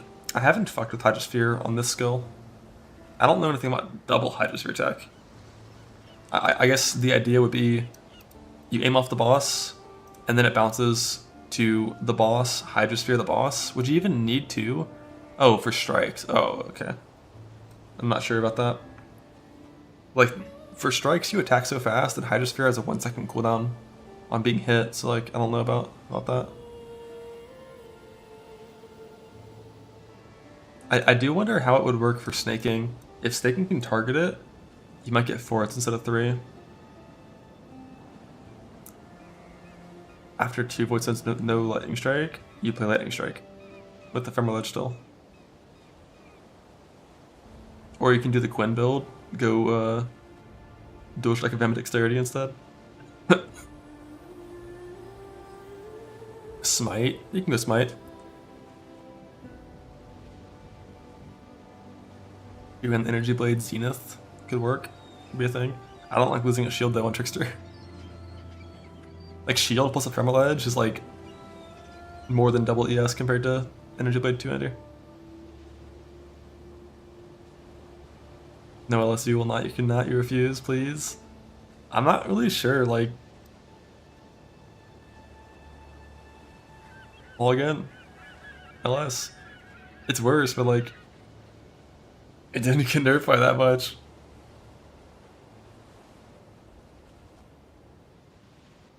Although I do think you probably wouldn't want to play Invert on LS anymore.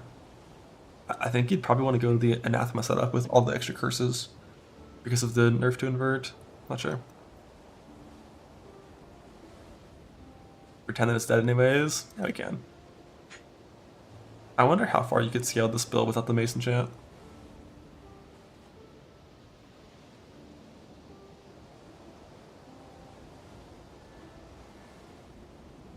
So if you just like get rid of the enchant with nothing else, the thing is you also lose shock.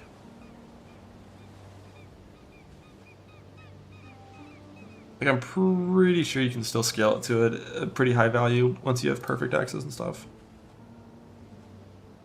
But getting rid of that, turning off shock, oh, it wasn't on in the first place. It's still pretty good. No tincture, and like an axe would be better than this. Like Slaughter plus Axe is gonna be better than this. Probably still get like 25 mil, 40 mil tincture. On like hyper endgame echoes, although this is with Death Rush on. Or did Lightning Convert? I guess you would still have shock with some Lightning Convert here. But I don't know if this works. Like, we are still 60-40 convert right now with physical as lightning. So Trinity should still work.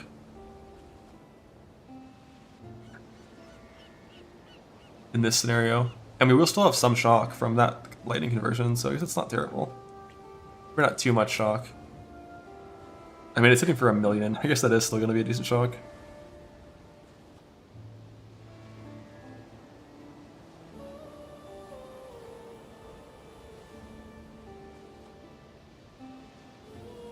Yeah, without Mason Chant, you're not going to be doing like 100 mil DPS, but I'm pretty sure you're still going to be doing a lot. What's up, Rube? Thanks for the raid. Where you going, bud?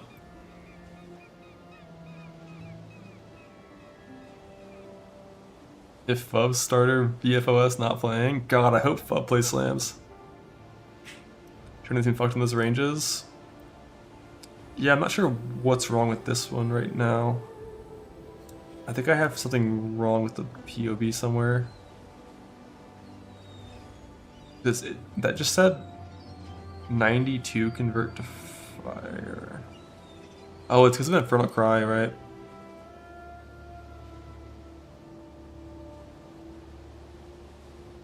No, it's still not enough. This was like really annoying to make work before. But yeah, might not be able to do Trinity stuff.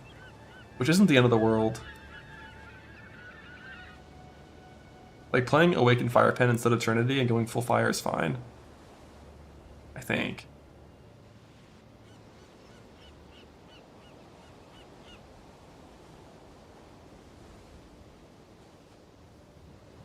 Yeah, but like you don't really want to give up 20% physical with extra fire. Like you can, but like you want this. Although the buff doesn't actually last that long, it's kind of fake. Like the buff lasts for 3 seconds. You're not gonna press this every 3 seconds.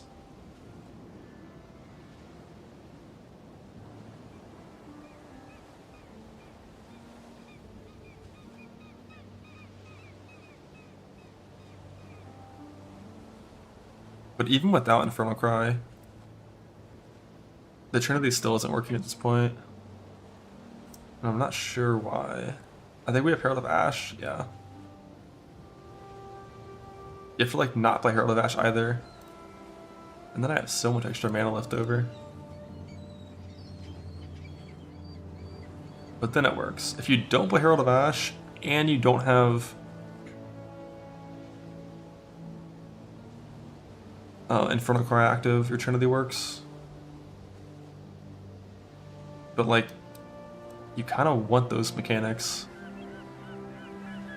Like those are good mechanics to have.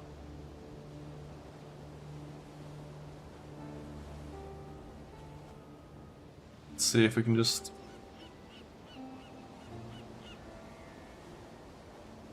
click full fire instead. Yeah, Trinity is pen, but we're replacing Trinity with Awakened Fire Pen.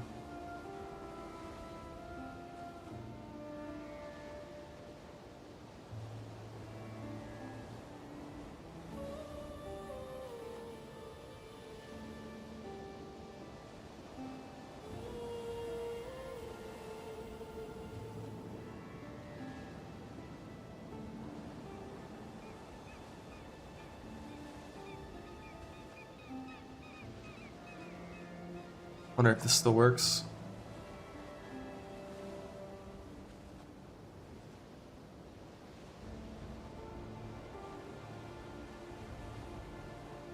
Seems right to me.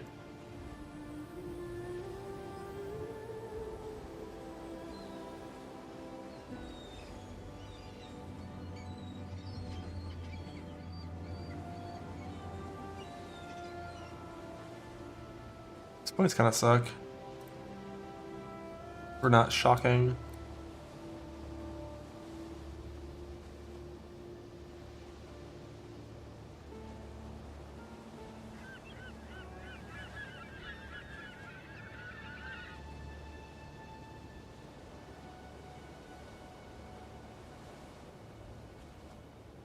Change large cluster? Oh right, you lose Fortify if you do this.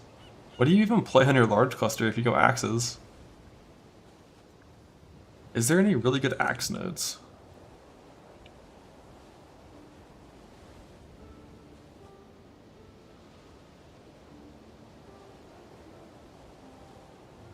We don't have Overleach, which makes clusters kind of suck.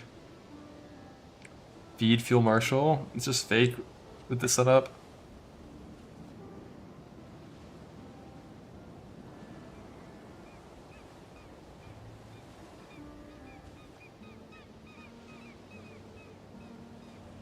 Yeah, maybe you do just go Maces eventually, just because Overlord is so strong.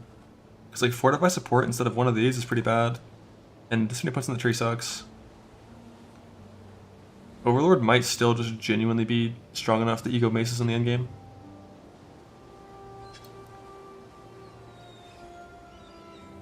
It's like, these points are solid, but it's not... You have so much radius on Maces. The implicit plus this is 50% increased radius. It's kind of good though. They're fine. I'm not genuinely a believer in needing more than 6 seconds though in most cases. Like, you have a Worm Flask as well. No Runecraft? Yeah, there are no Runecrafts anymore. You need more decks for Valaxes too.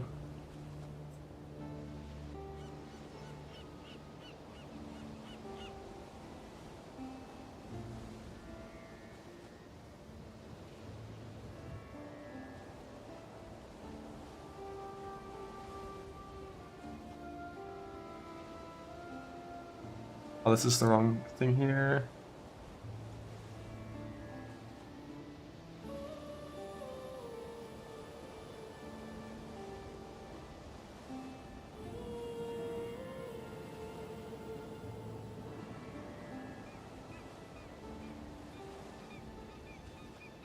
Still be some Bonebreaker enjoyers. But I'm pretty sure, like, I wouldn't be able to get a character to a point that it's stronger than it was last patch with this build. But honestly, that's the same for Lightning Strike and for Mana Man and for all of the builds that we had last patch.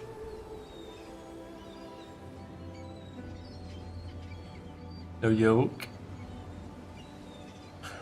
With the Mace enchant, it was unnecessary.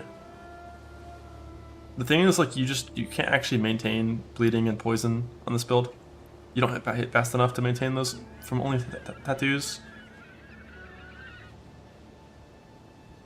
But yoke is probably a decent choice with just to gain shock back, but we're trying to not lose any more defense.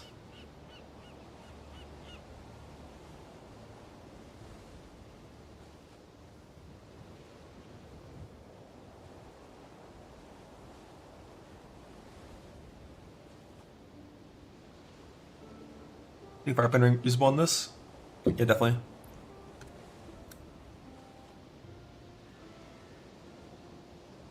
Like, that's definitely an endgame option that could let you do insane damage. Probably is the only way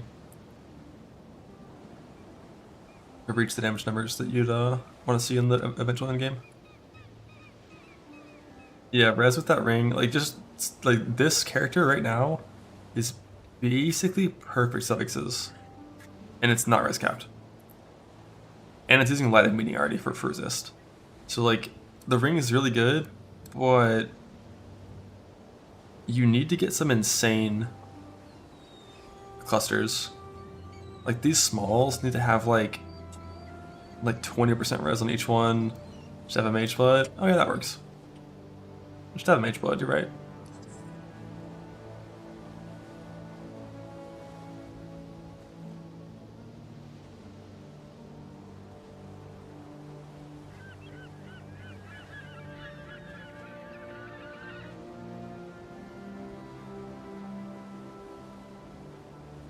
Like this, easy.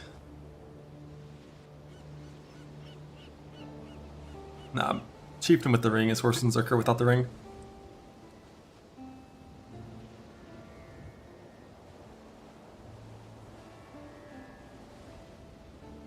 I guess eventually you could reach like some disgusting, like 500% fire res value. Because you only ever have to stack pure fire. And then you can get like a Ruby Flask 2 and... The thing is, like, with the ring on... Let me look at this thing again.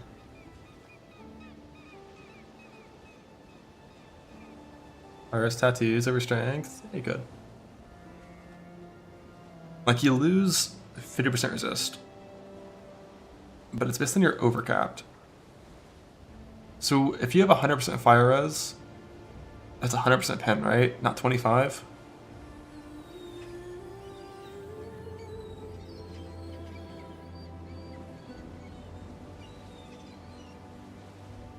I forgot what this word means. should be 25. Because it's overcapped, not uncapped. Is there a different terminology where it's based on just like the number on the right? Does it ever say uncapped? In like anything in this game?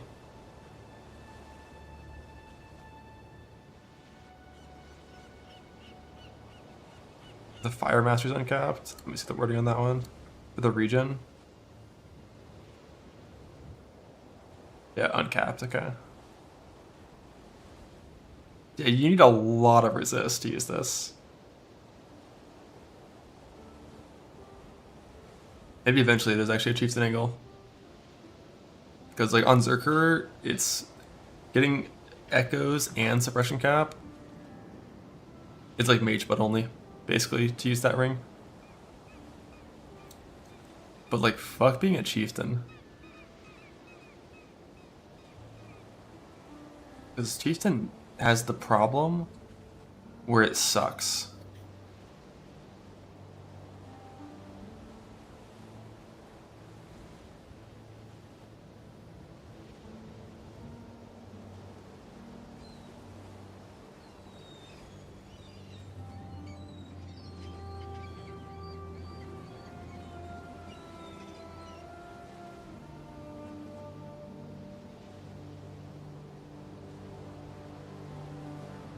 Just get a mage blood. Just get mage blood, then use that ring on a Zerker. Chillin'. No attack speed, half the exert, no defiance of destiny-ish.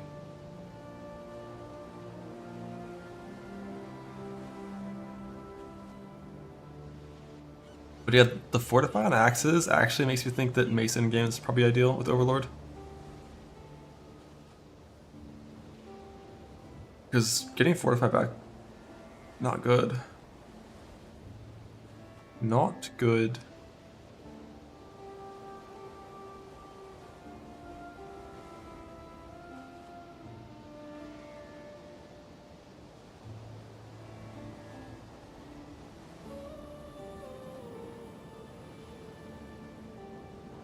I don't care though about the hyper end game. All I care about is the early game setup for racing.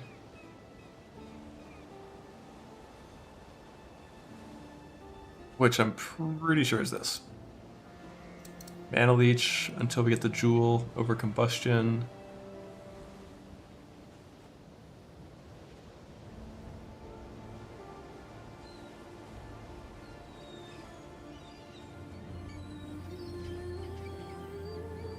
And then restack momentum to Enduring Cry for bosses. I think.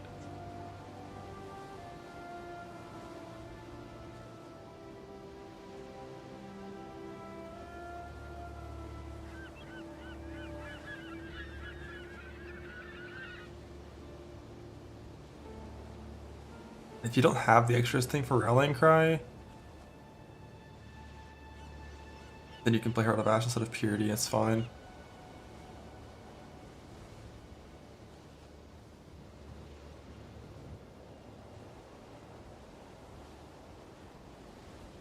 Why would you ever go Nuzerk Leech over Slayer? Nuzerk Leech Node is worthless. It's Defy Pain is what's good.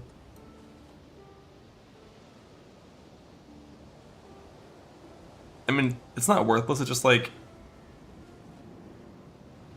I just, like, that kind of recovery just doesn't matter in most cases.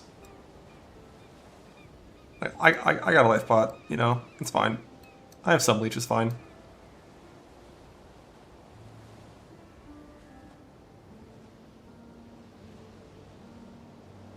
Sabo makes anything more interesting. What was the Blind Prophet return proj? Was it also 50%? Or was it higher?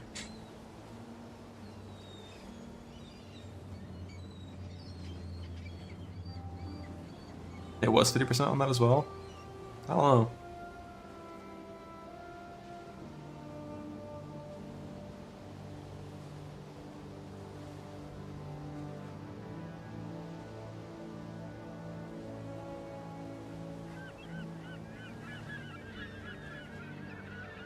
Yeah, the only problem I still have with this, just the recovery, I'm unsure if I'm okay with it. With relying on possibly eventually getting a life mod on an item. Because like you don't want regen on your chest because you need the mastery, so it's like it's gotta be one of these other items to hit it. Can you craft life regen? I don't think you can because you do it to block. You can craft regen percent, I think, somewhere. But not and if you have the flask mod, it's definitely fine. Yeah, you can craft it in numbering prefixes if there's no mana mod, technically. But like, hopefully you just get the flask percent and you're chilling. I just don't know if it's going to be in the game anymore.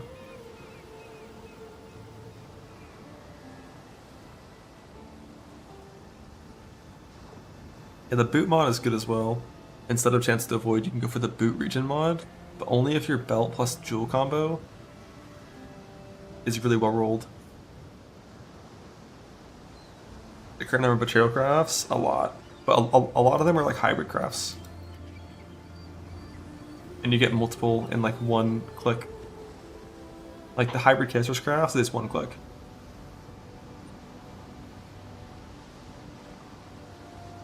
Cinder and Katarina maybe still in the game, soon to drop. I'm not sure, we'll see. Getting chilly minutes early set up? Nope. Just Pantheon. Just Pantheon, and then eventually the craft on the boots, eventually.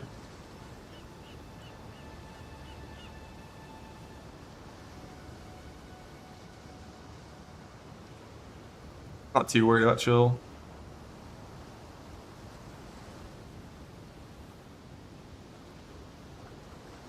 Just drop a divine over the campaign, get 5 divine vessels, get your chill reduction, you're fine.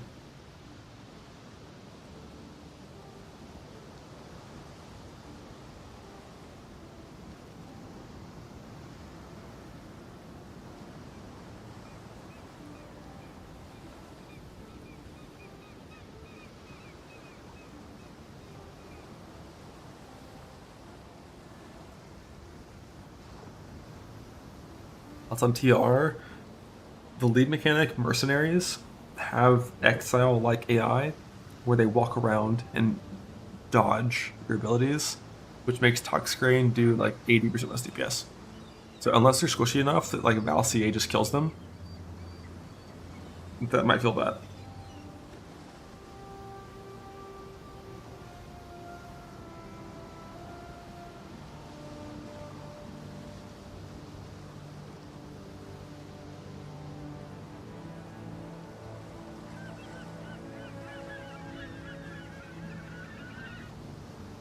What did that bonus 50 chaos res? I'm not gonna count on that. Elementalist Golden got sent to the stratosphere, but you lost your fizz damage reduction. What are you gonna do? How endurance charges on kill from unyielding, and then an enduring cry somewhere in your gear, eventually.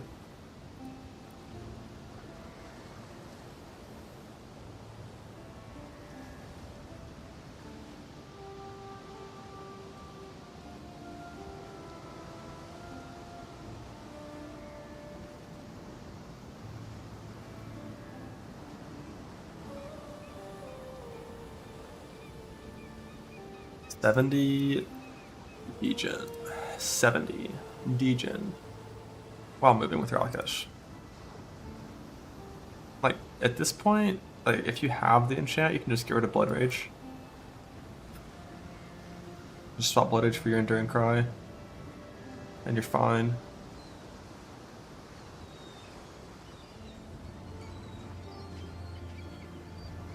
What's the actual second build? I don't know. Like, I'm pretty sure it's Trickster something. It could be Trickster, like, Energy Blade, like, Smite. Could be Trickster Ephemeral Edge Smite. Could be Trickster Ephemeral Edge VLS. Who knows?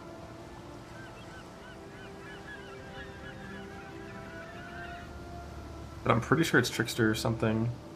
Until, like, maybe super endgame, and there's, like, some different setups you can do.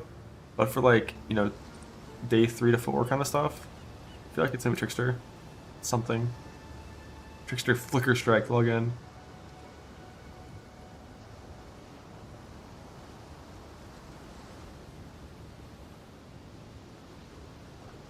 Every starter slams. Yeah, slams are going to be super popular on day one.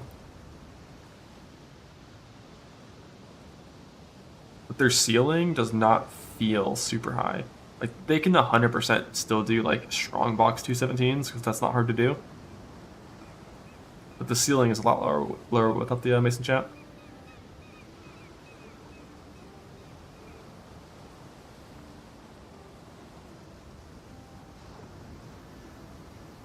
Rue, your skill getting nerfed by like 60% or 50% was the funniest shit today. I'm so glad that happened.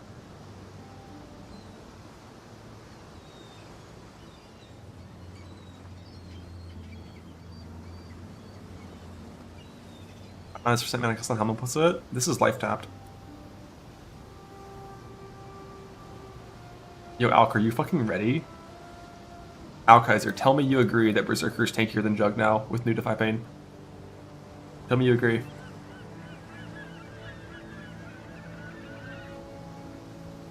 Do you know? Amen. That's a yes. He agreed.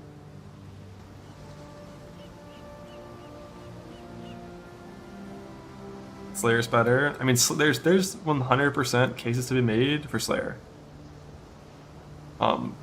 But they're all bad cases.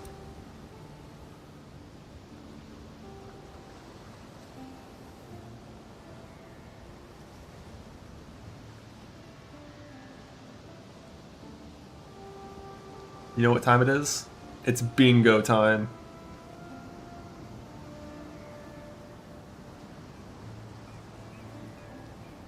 Flashbang in 3 seconds. Alright. Let's see.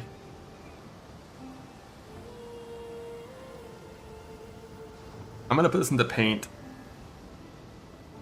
so I can draw on it. Flashbang round 2.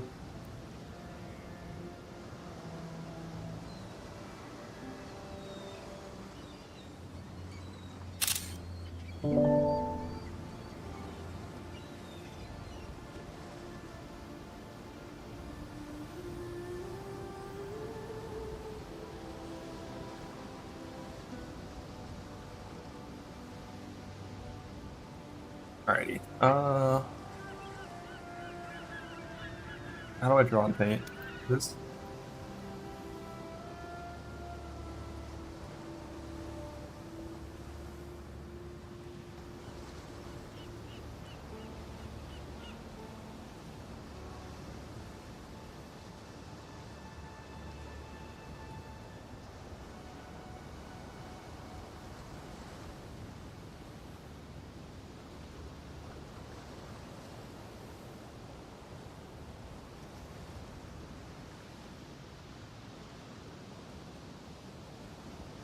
New core endgame? Eh.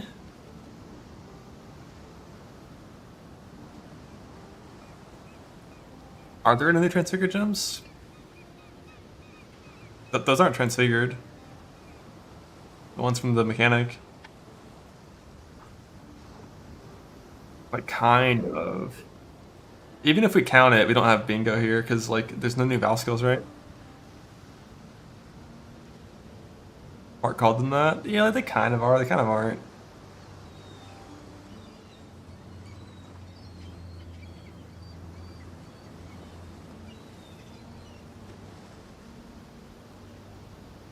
I think we lost, though.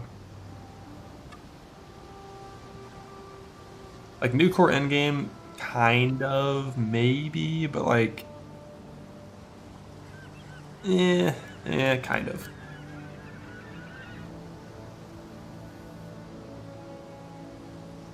Kind of. We can say yes, but like...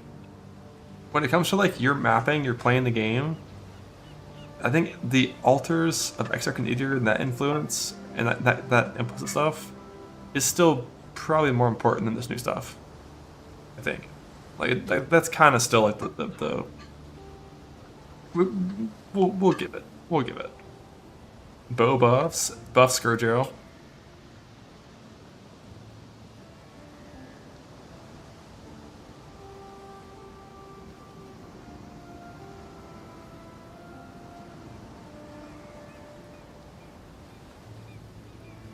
Lead buffs.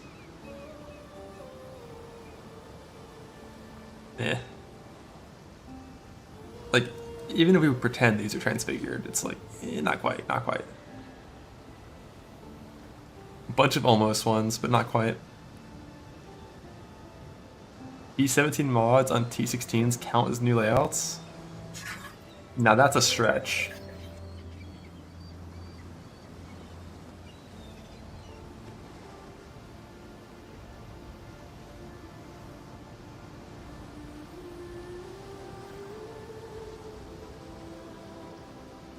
Champion revert? I mean, champion... if I put champion buffed, we could have taken this, and that would have been bingo. Because champion is actually... it is actually an ascendancy again.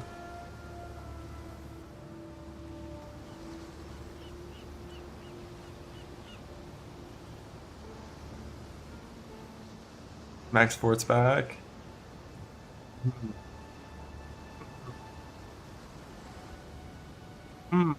Should have reverted the fort change. Technically, they didn't revert it. They made it even better than it was before.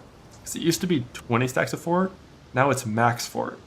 So, I don't know. I don't know, but I'm going to go ahead and say yes. We got a bingo.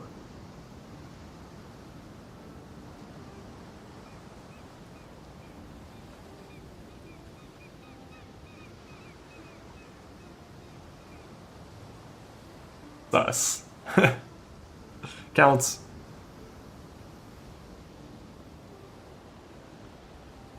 Have been better than averted. When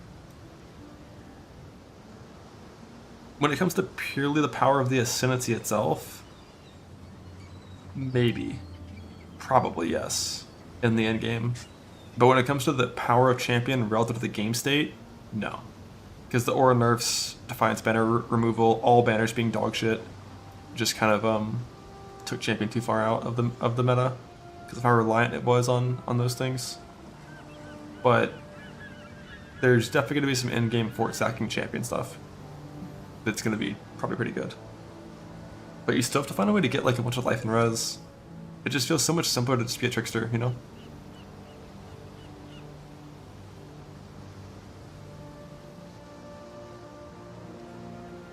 Like, I'm kind of curious. Is it this one? This one?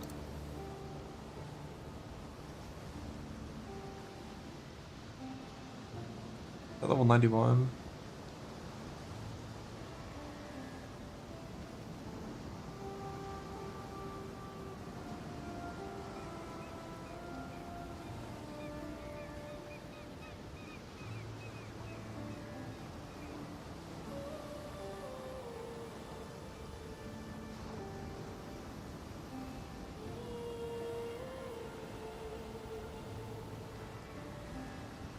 So we got 5.3 plus 12. Yeah, this version has so much proj damage. It's so much proj stacking. It's like Sniper's Mark. It's like Sniper's Mark, it's point blank, it's repeater stuff. This one will lose a lot from this.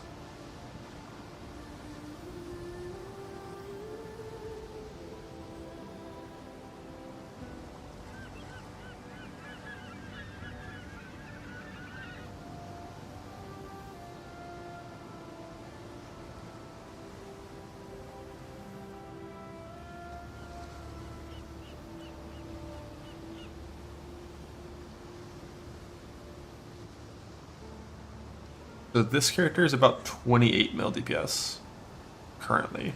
Returning proj is going to get lobbed, I think, as a support gem with the change to return proj. For like Woke Wed. And then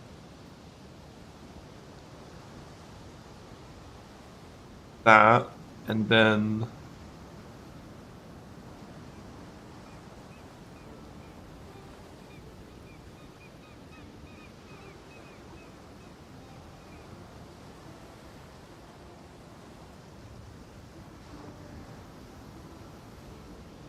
that, and then I hate how annoying it is to do the invert thing. I'm gonna Google it and see if I can copy paste it faster.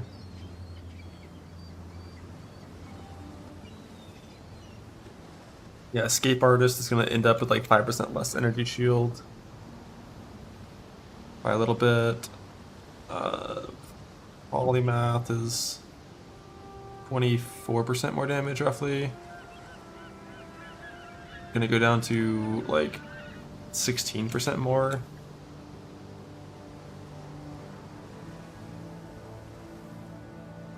And then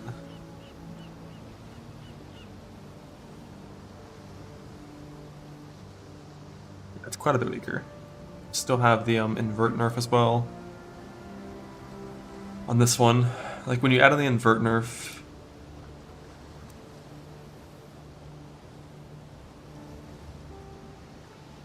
it's close to like 66-70% less damage overall, I think. But I think the way you would build it altogether would probably be a little different. You'd care a lot less about repeater stuff. You're still point blank for sure, but I don't think you'd want to use these mediums anymore. And you might want to like try to do something else altogether with like your setup for not being sniper smart going like crit or something.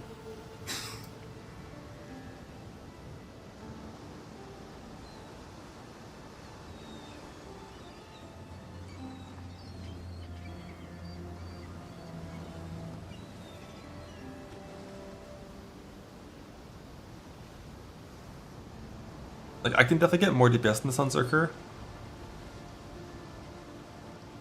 But the defense of Trickster is just like so insane. Yeah, the last nerf I'm missing still is the invert one, just annoying to type.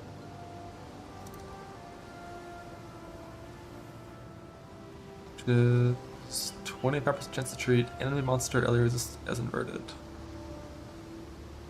How does it start? Hits have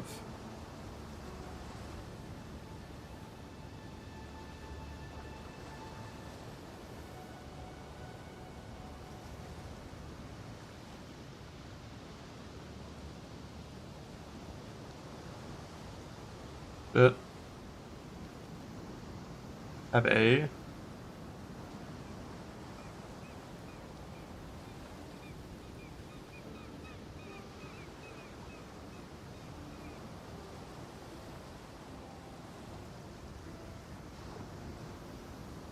Alright, so Polymath nerf, Invert nerf, Escape Artist nerf, LS nerf.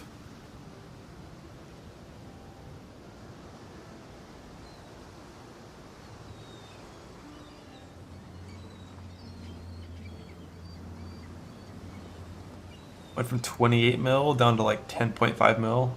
I already have that one on the gear up here.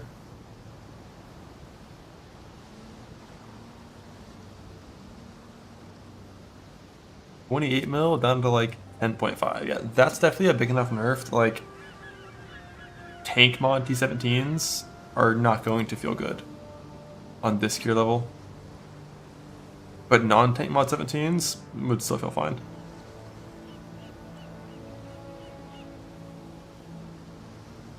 The thing is, like, you can just change to Molten Strike. Like, just farm Molten Strike Nimbus, and you'll still be 40 mil DPS with this. A pretty good DPS for the tankiness. Oh yeah, I mean, you're fast as fuck, your clear is still going to be exceptional. It's just going to be a little bit single target DPS. That's fine, you're assuming the Civilizer comes the same. I am.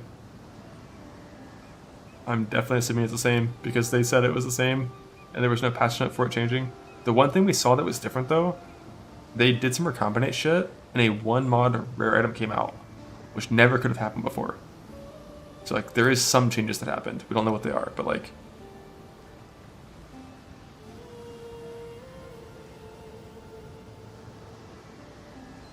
Flame Merchant support will double your damage. I'm going to go into it with the assumption that mercenary supports will not be a damage increase until like hyper in-game stuff.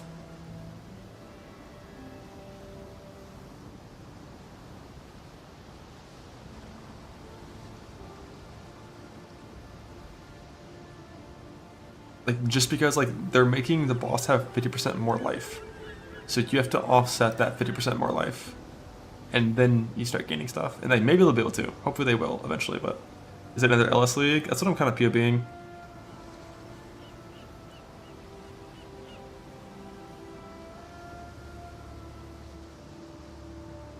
Just seeing like what the like second and third build is.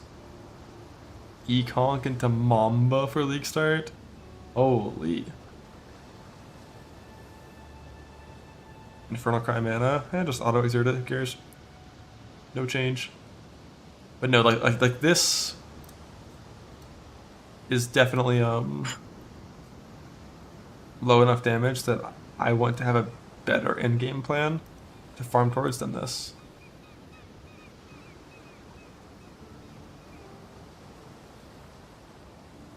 It's Energy Blade. It's really hard to have enough ES in the Energy Blade. How do those fuckers do that?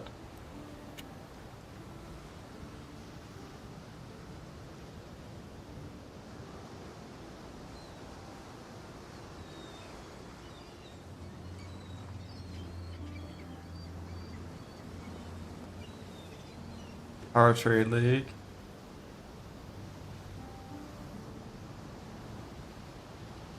God damn, it's so much more DPS compared to FMO Edge. Is there anything I'm missing? It's like 10k ES is totally fine. We're chilling. Clusters, right? Yeah, I mean, like, of course, if you have the 12 mod clusters, yeah, like these medium prods are for sure shit now. With the proj nerf, you wouldn't want to play any of those.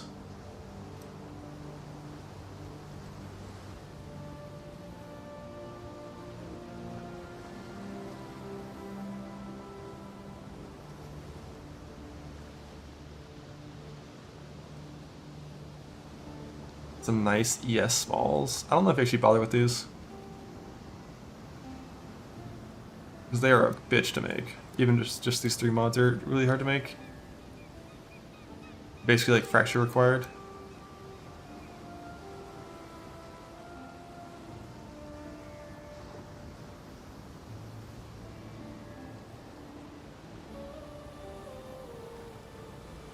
Actual Wet Woman Harvest Juice. Yeah, they suck. Like, making these things sucks bad. Boy, kind of everything sucks bad.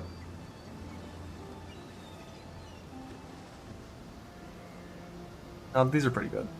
That's pretty good use of points. Making 12 points are going to be good too.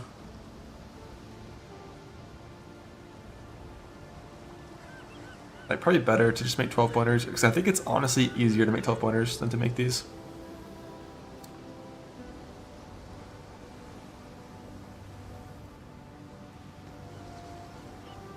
But then you lose veteran defender stuff, which makes life so easy with gear.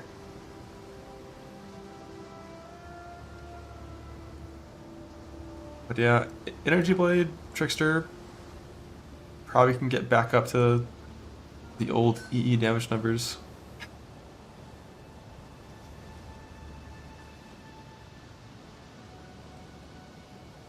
Hurt early. I mean, you can farm all the gear for this in T16s basically, and the old Ephemeral Edge setup on Trickster is still enough to completely dumpster all T16 content with these.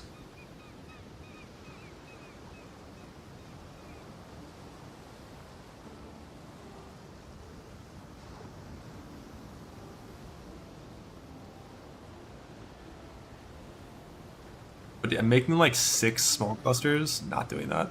No chance of doing that. In self-found, and trade that you could, but in self-found that is a X and DD. But if you don't play LS, what do you play? Play some. God, Molten Strike's gonna do so much more damage now.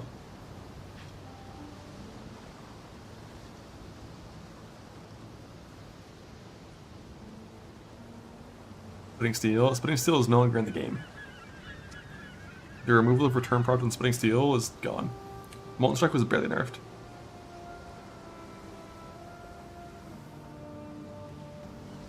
Any other Trickle does twice the amount of damage with the same setup? That that's not how that works. The other skills are not doing anywhere near that amount of damage.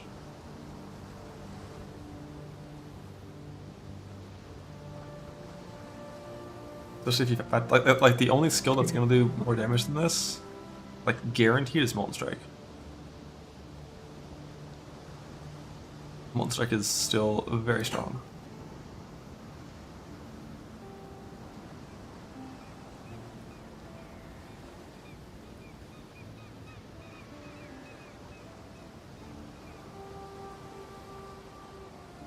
What product is this? Like 9?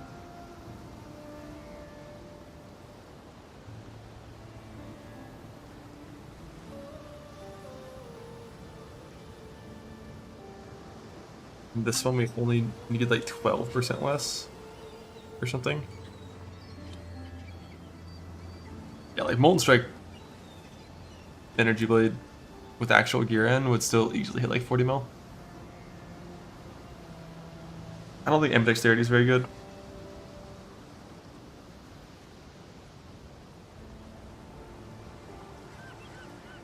Not on Trickster. I think on Champ it could be.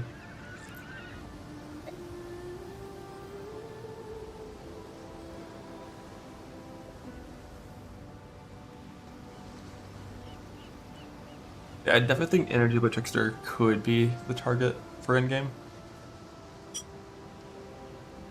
I just don't know how to get enough ES without making a bunch of clusters that I don't want to make.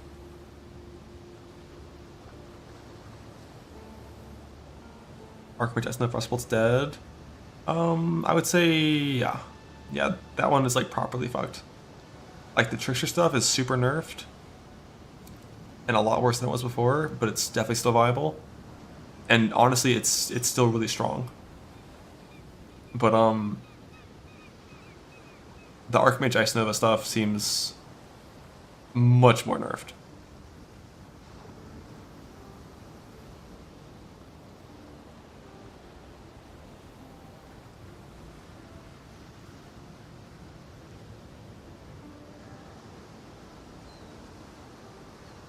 Min-max Champ really good, no doubt, for sure. With the Pride. Was Penance Brand nerfed? I don't think so, no.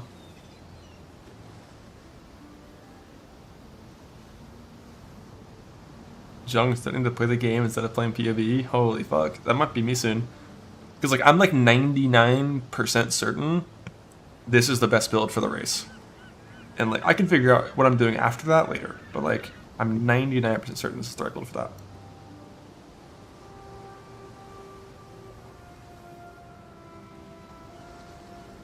If the bosses are super easy, nah, because like Power 7 got nerfed by a lot. It'd have to be like Poison Concoction, like Pathfinder, or like maybe some Power Siphon setup could be fast. I don't know. I don't think anything can be faster than this. It's like none of the buffs were like major. And this was like not even like nerfed. Like this is better now. Because you actually survive. Like with Nudify Pain, you actually survive. PS set him higher the other day. Yeah, that's a build that I'm considering as well, but I don't think it's good early game. Compared to Zerker. Like Zerker is totally functional on life res gear with a Combs Primacy. This will dumpster 4 stones. I don't know how reliable Combs Primacy is, and I don't know how it's going to feel playing without Combs Primacy.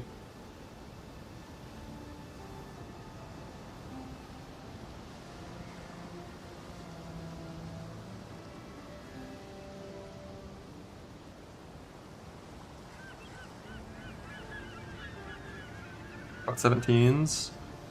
You can scale those into 17s after you make it recombinated triple T1X.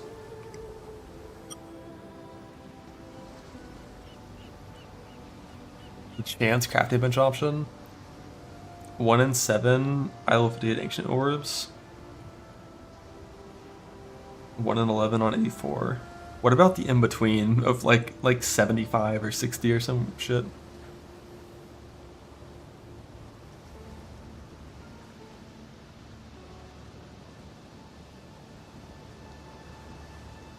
Double check.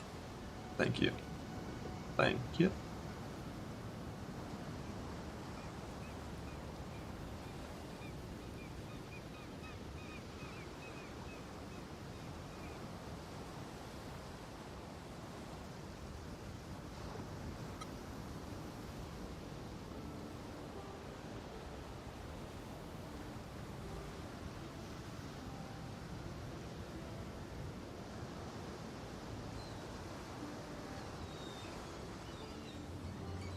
Yeah, it's a T4 unique. It's not super rare, but like you want to get it as early as possible. Like that's your goal, is to target that.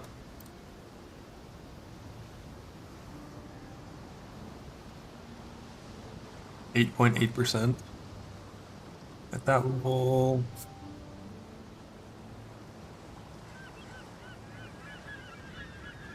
Why did it do that?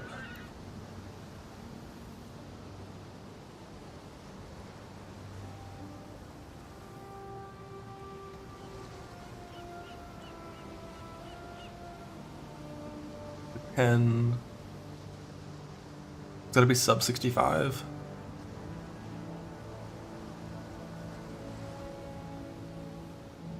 And then 60 is ideal. Yeah, I don't think getting a pre-map 2-handed axe is at all reliable, I don't think.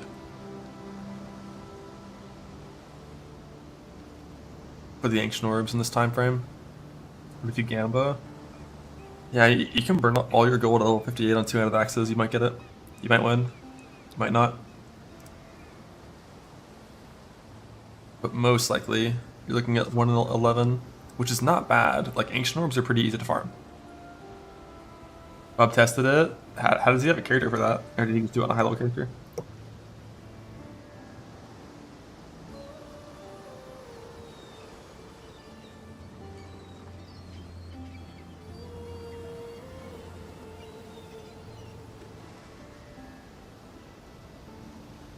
Didn't see a single unique? Yeah. Yeah, the ancient orb thing, I'm 100% certain.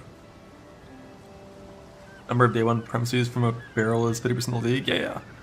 If you could reliably target Comstrong boxes with like New Betrayal,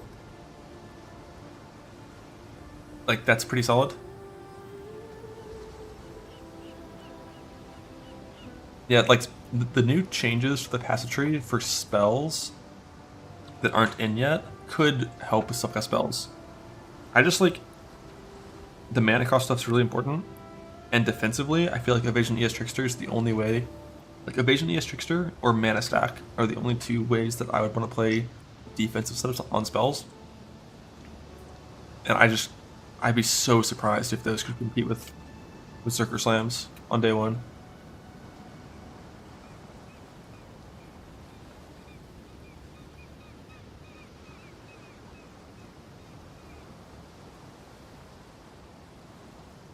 So it's going to be some Berserker runs,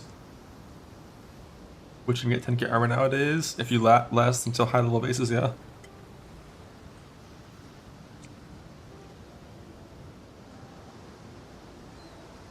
Like Game Trickster, Penance Brand, something to look at. So with that build, you have to have like Synth Explode stuff to clear. Or I guess Aureus and not Zone might be enough.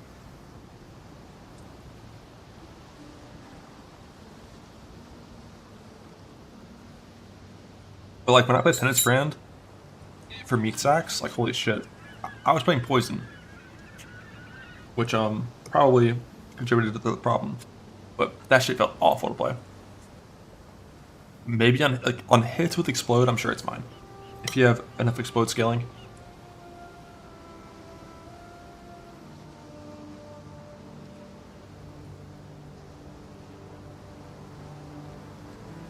Damn, Zerker Mythic again. It wasn't a mistake last time. What do you mean? And it's way better now.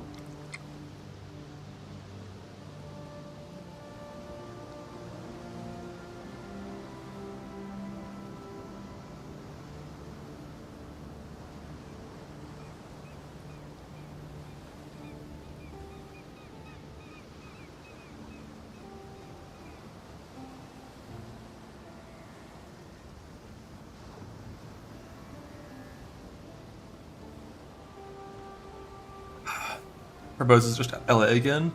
No idea. Bows haven't been something that I care about for a while. In like a hardcore self-out environment, bows are just like not a build basically.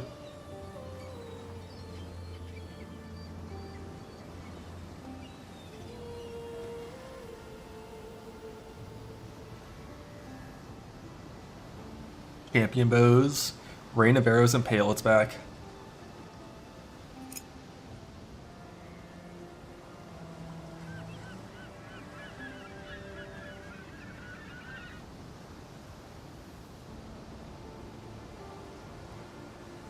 Your rhythms fizz convert decent or meh? It's meh, unless you're not using fire for your ignite. If you're using a different damage type for your ignite, then it's very good. But like losing 25% more damage is rough on ignite.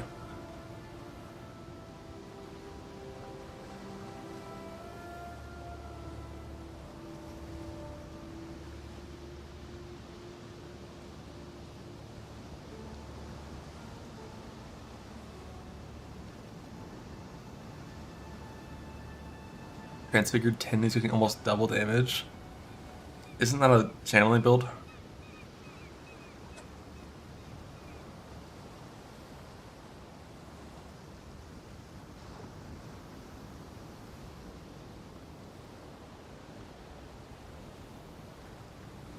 Yeah, the inverted though is still good, but it'll be likely that curses are going to be better for bossing in a lot of scenarios.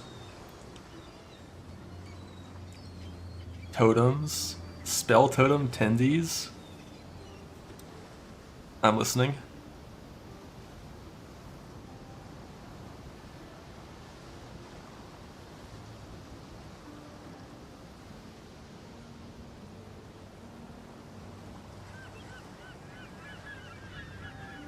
Yes, mine's still 2 stones. Yeah, I think Power Surf mine till 2 stones is still really good on Trickster. But like the build you swap to on Trickster, Lightning Strike or one of the other strikes, is going to be a lot worse, a lot weaker. But like doing that exact Gauntlet setup is still decent. Like the notes, it's actually nuts. I don't believe you.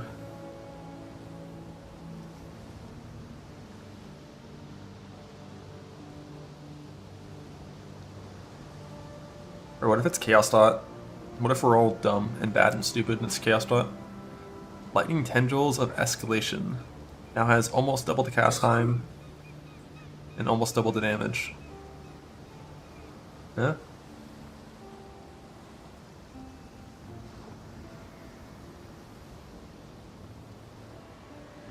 Is this the one you're talking about?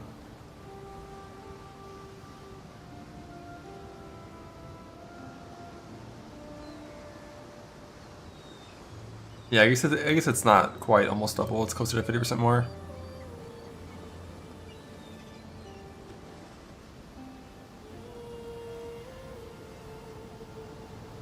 It's okay. Like the totem spell skill though that I would be most excited about playing is still Flame Blast of Celerity.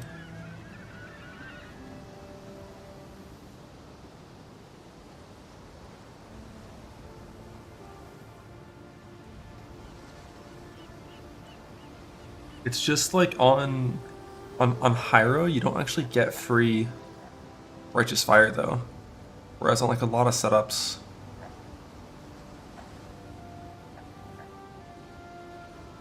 that have low mana, you can get this 25% more cast speed. Stare.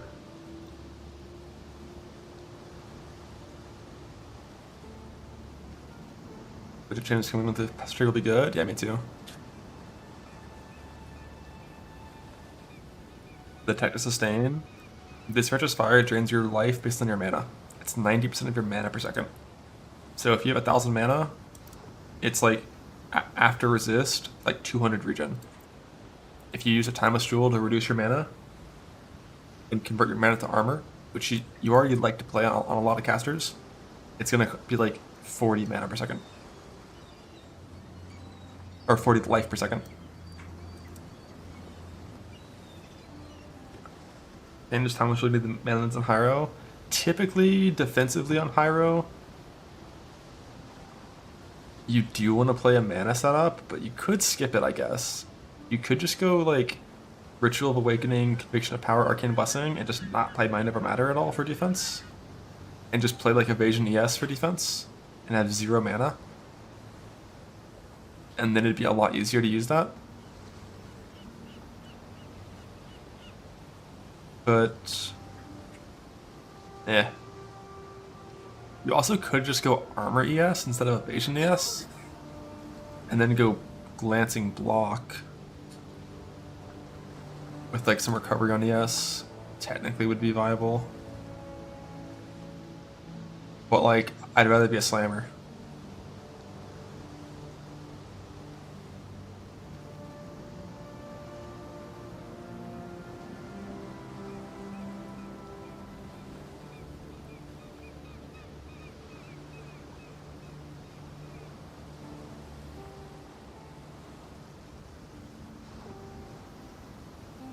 The true damage of this build, triple that number.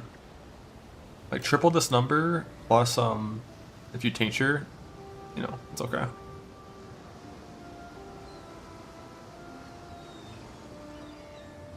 Well, this is League Start gear. This is a primacy on a 4-link at level 97 with like nothing.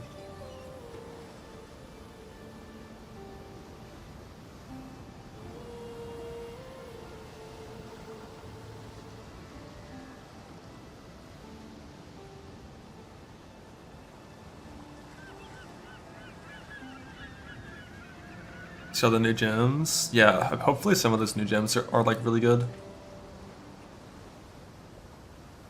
And I'm also hoping this self-cast spell stuff is good. For the points in the tree.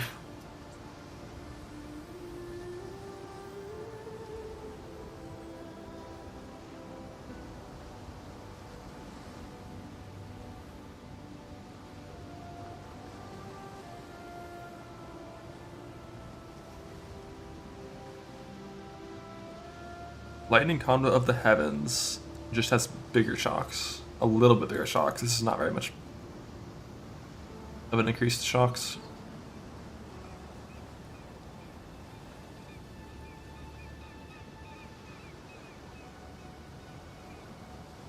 Alright, here's the build. Ball Lightning of Orbiting. Trickster. Non-Archmage. Except no. Probably not. Probably not. Like, how much damage does the Archmage even provide?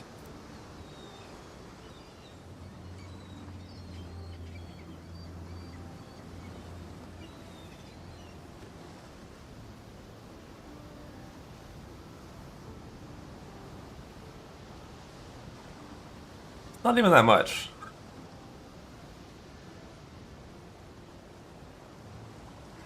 It's not even that... Okay, fuck.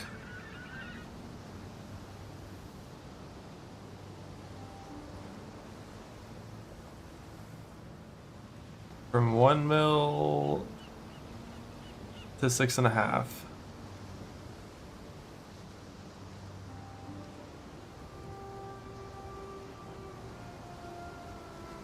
So you'd have to be crit on a 5% crit skill.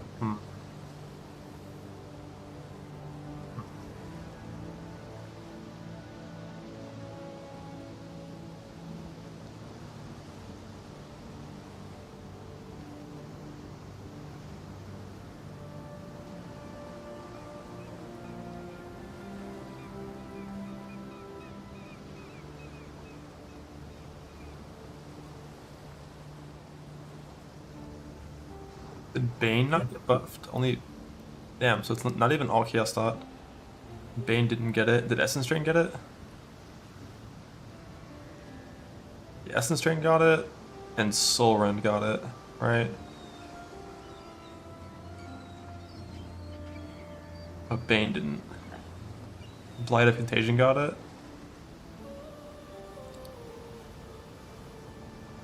Not sure what the best Chaos Thought is nowadays. But, like, Witch defensively is just too fucked.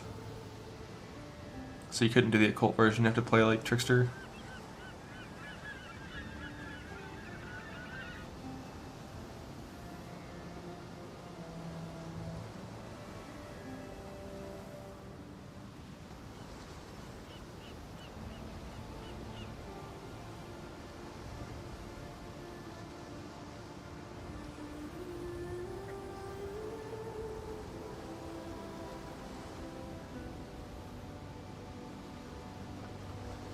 Play Zerker champion. Fuck champion.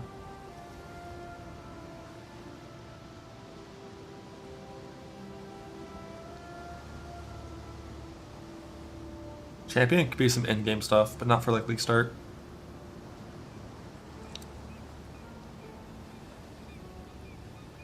Alright. Might be time to get the filters set up and log in.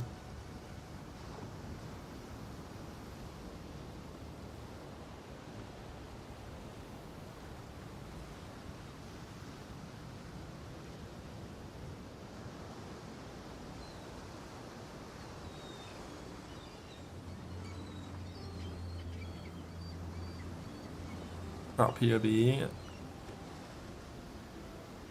Hola. Still level with Thunder? Oh, for sure.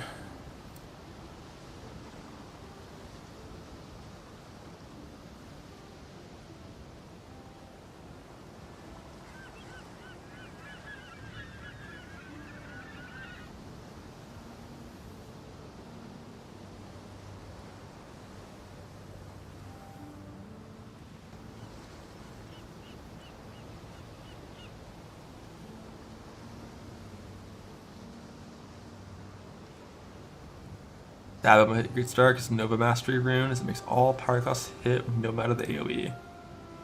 Wouldn't it be half of them hit with the return? Or is there something weird with Nova? Oh, the rune. A Mastery rune as well, okay.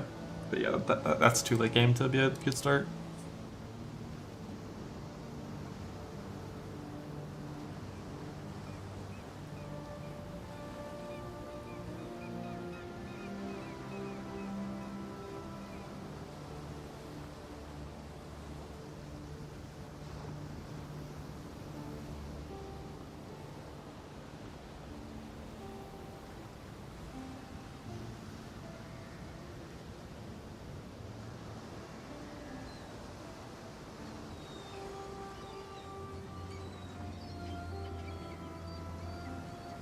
Alright, let's see, build pathing.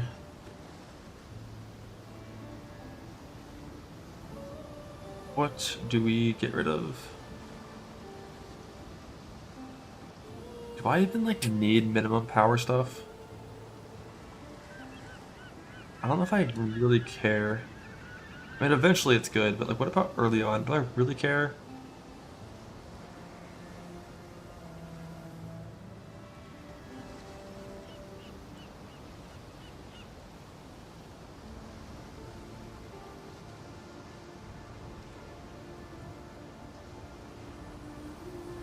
Early on, you can just do that and just not care. You just like you're a Zerker.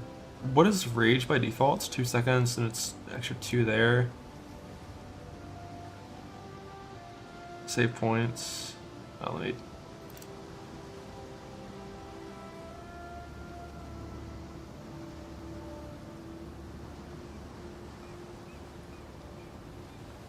Alright, this.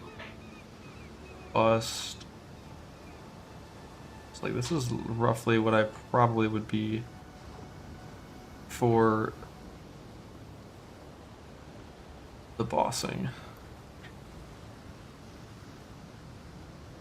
For the leveling.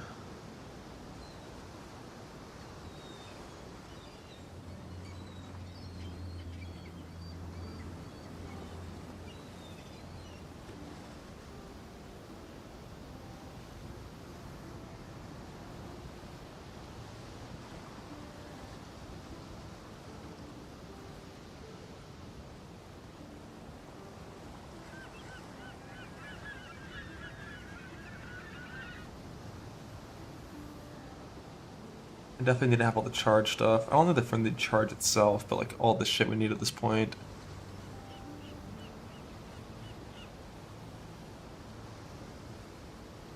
And I think we can be non-exert for a while at this stage still.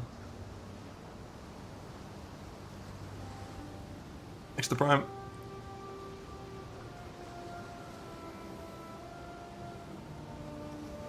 If there's going to be Uber versions, I don't know if there will be.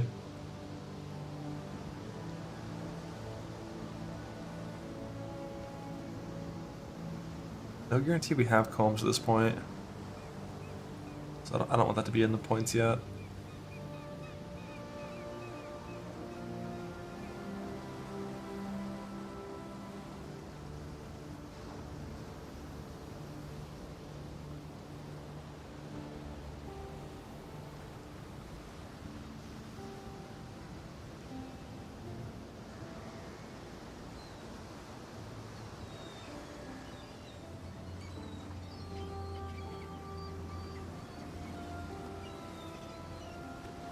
Actually, I think 68 is one of the war cards, isn't it? I guess we will just try to have that the whole time.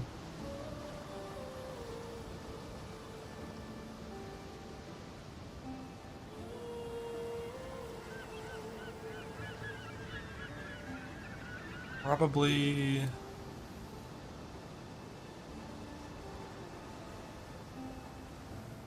just wouldn't have this yet at this point.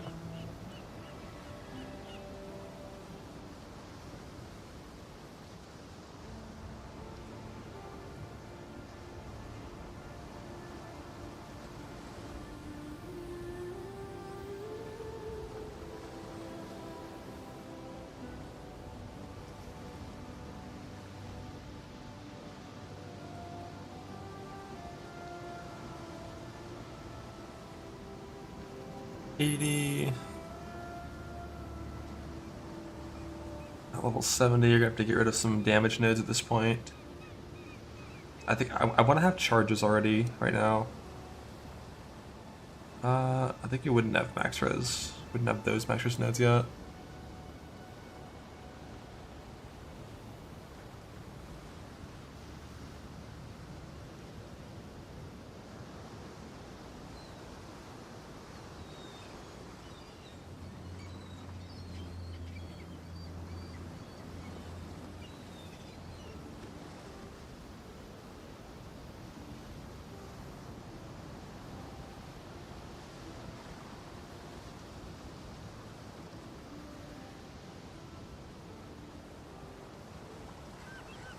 What would we not have at this stage?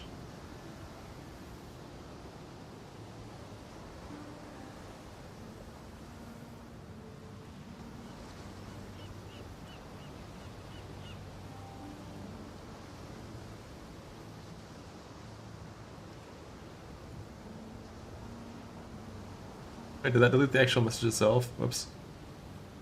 I just wanted to unpin it.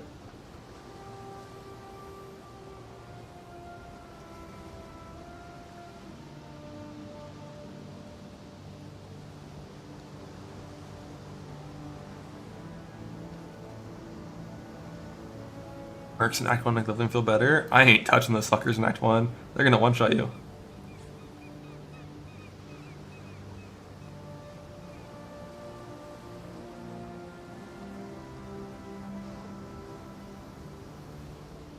I maybe wouldn't have barbarism at this point. It's like, it feels bad to drop any of these damage nodes. Like, everything right now feels really important.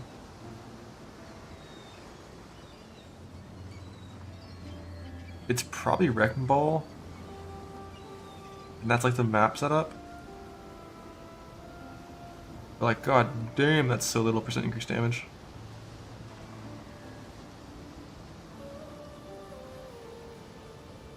Why is Adrenaline ticked in this POV?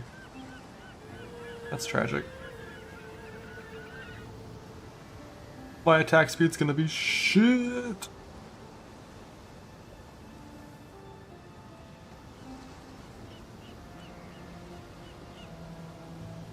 Like, this got taken from a an in-game setup that I had Death Rush on. 1.68, yeah, bro. Combs Primacy feels so fucking bad to use, but it's so strong. Like, you have to use it early on until you get a really good stick, and you're not gonna get a good stick in this time frame.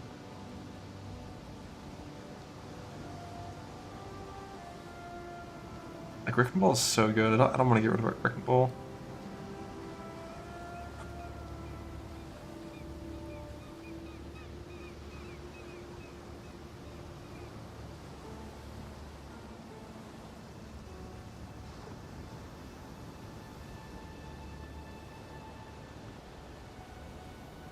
I The invert wouldn't be as important. Because like you're still Sunder in the campaigns. I think it's like this.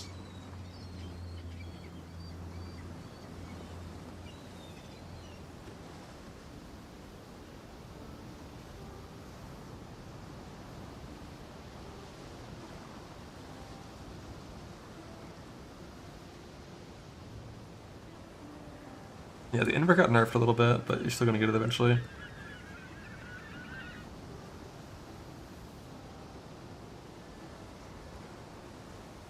And before this point, it's just campaign stuff. First thing to get rid of is all the endurance charges.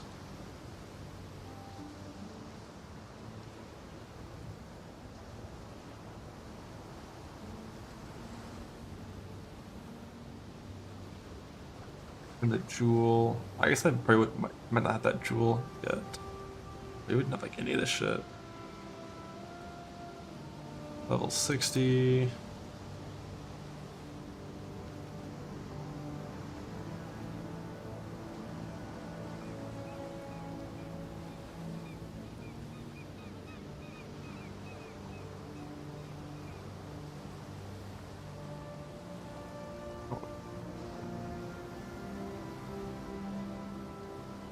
Yeah, 60-ish. 50.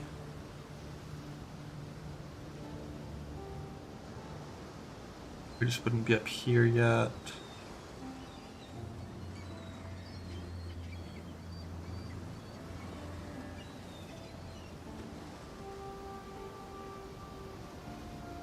I have to do this.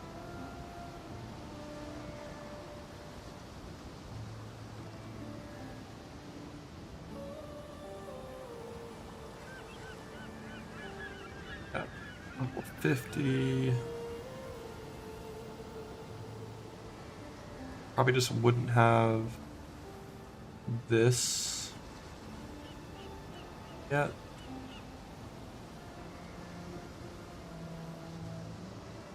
Energy of Cruel I've done. Having Vengeance is good. There's 70 map entry, we're gonna have that. 60, we're gonna have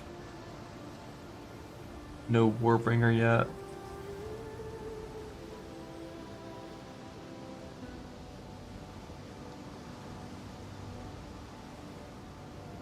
I think Mattress is getting cut from this one. At this point,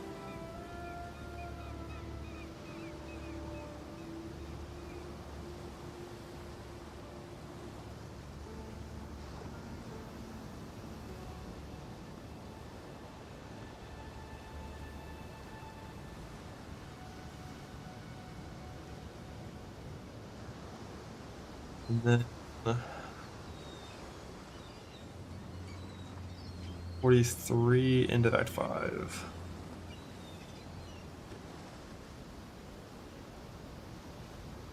Let's see. Here we don't really need Vengeance yet. So you don't have the Rage effect at this point, right? Maybe we kind of do. Yeah, that's fine. This is before that point. So we probably just don't have Golem's Blood yet.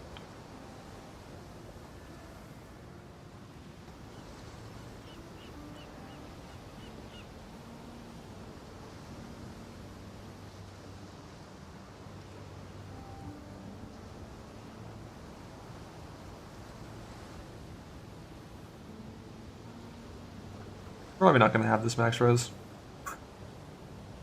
Here. Act 6, quest points 9, extra points 1.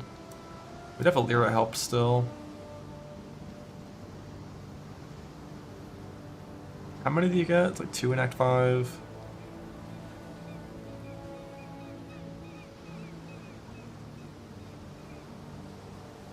One Act 4. I think that's Act 5 done. Ish.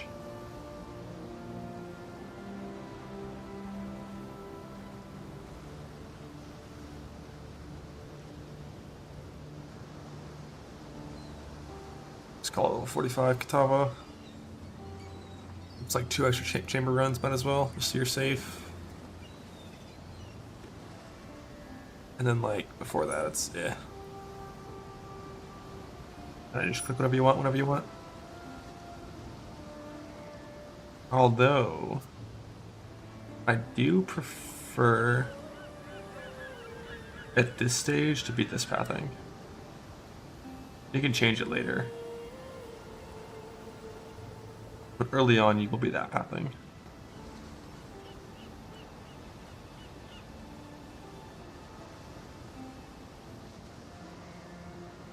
What is next? I mean, at this stage, I don't even think I would be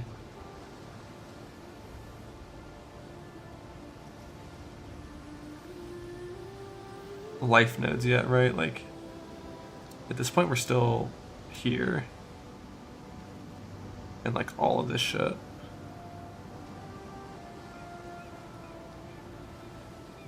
But that's like even more points. So butchery? Yeah, you probably would. Oops.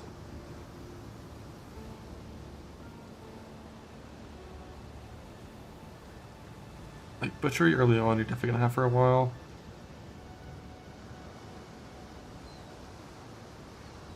Maybe you just don't spec Fortify nodes. And you just play Fortify Support Gem in Act 6.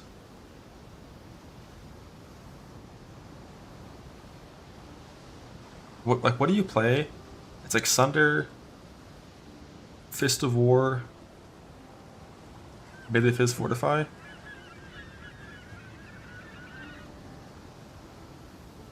I think that makes sense. Just get it from the gem instead.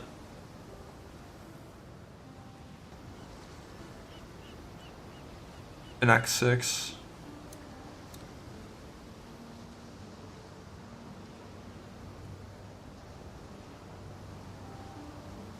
We swap to life nodes at this point. Before this point.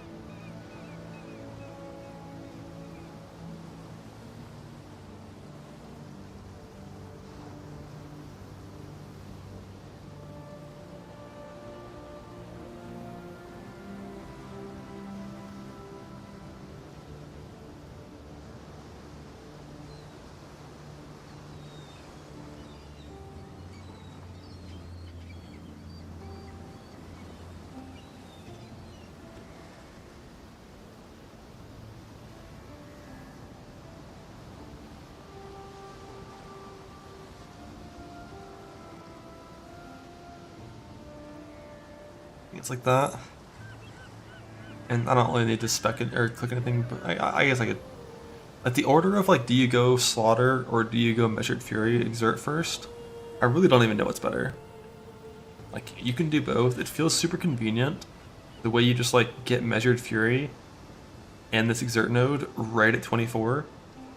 So like if you can auto exert, if your gems work for it, having this right at 24 feels really good. It's like all of your Sunders have Seismic. Oh right, I forgot about Overexert support. But like Overexert support isn't very good until after Merc Lab, because you only have 2 Warcries early on. But like,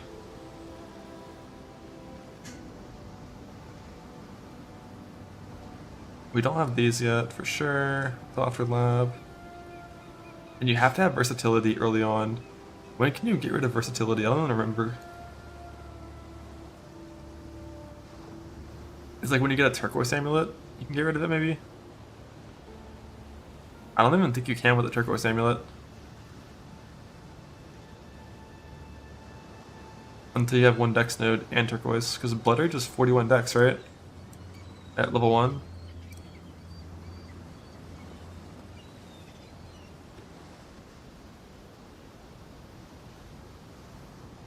I'm pretty sure you still need versatility at this point.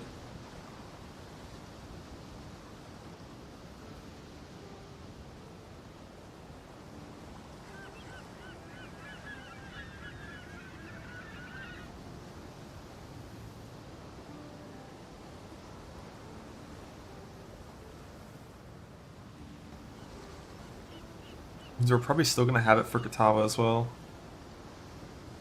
Because we don't have his Dex node yet.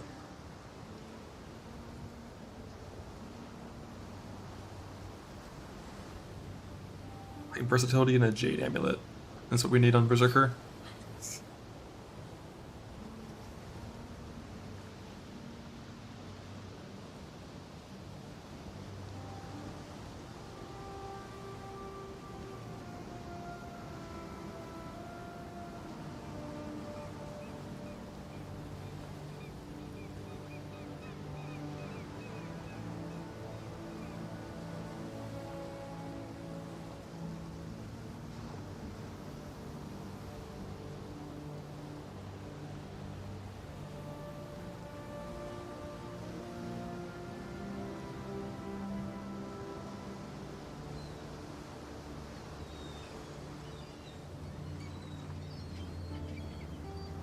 At 51, we still don't have a Dex node.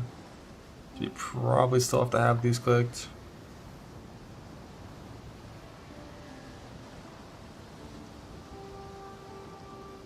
Or we could just call it Cruel Lab, like 54 Cruel Lab. That's like a good point. 54 Cruel Lab. And by 60, we're trying to get rid of it because we have those res nodes then. So just simple turquoise plus that Dex node and we're good.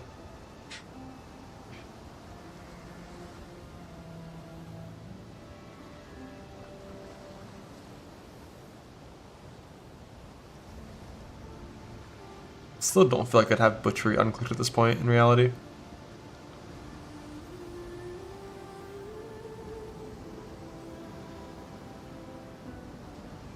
But if you don't have these fort nodes, you don't have enough regen to play Blood Rage and this.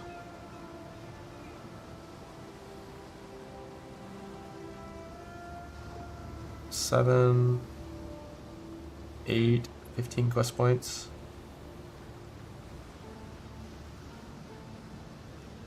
It's something around here.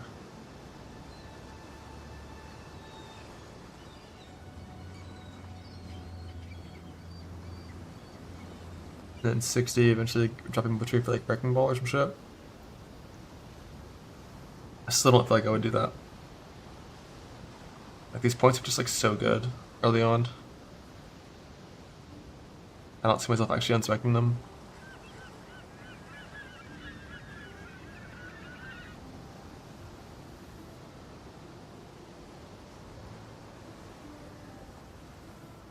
What about on map entry? Would I actually unspec them on map entry? Probably not.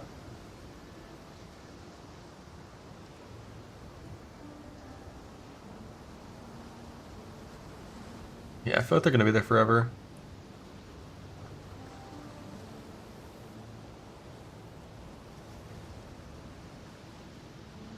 If I have them here,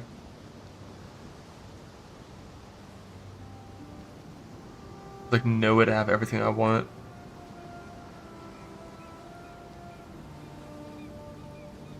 I think we get rid of these. Because we wouldn't have jewels yet at this point.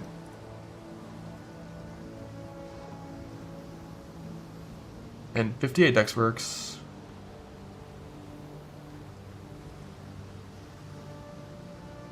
And we're gonna need this mastery on map entry. So yeah, I think that's right.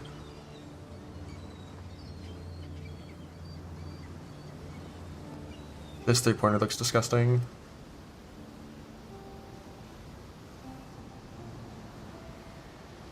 Like this one's a little better because it has like some charge duration. It doesn't matter, I don't think.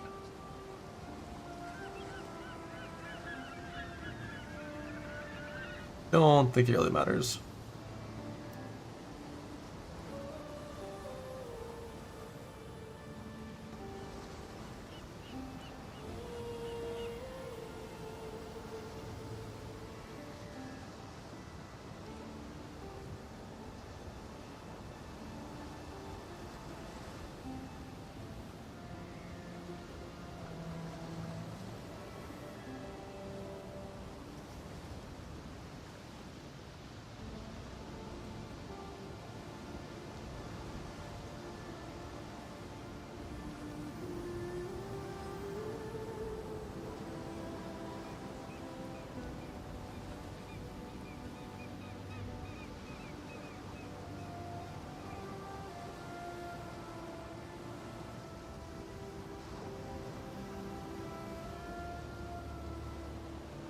These are supposed to be able to buy on 2 to 3 mod rares. Yeah. Basically, like, if you, like, your items should be, like, full, like, 2 mods plus craft. And, like, that should be enough for your character to function to get 2 stones.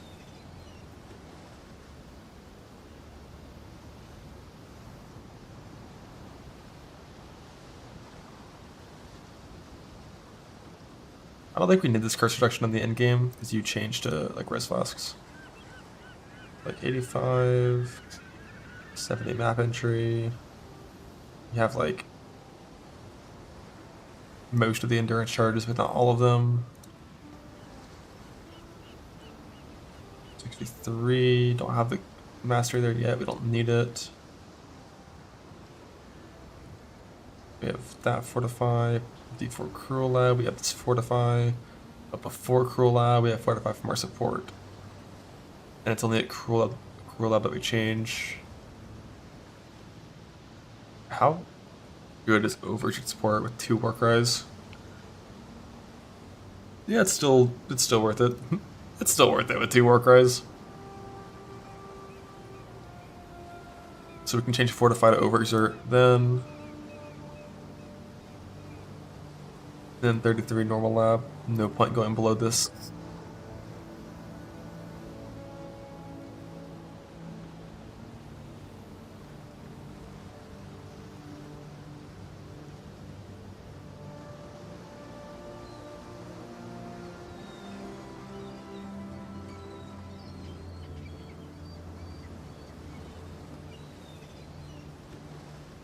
Wish I had more rage on hit at this point. I think you play 2 rage on hit mastery when you first get here. So you have 4 rage on hit, and then as soon as you change to battle trance, then you change this to 30% increased damage, I think. With normal lab for snaking? No.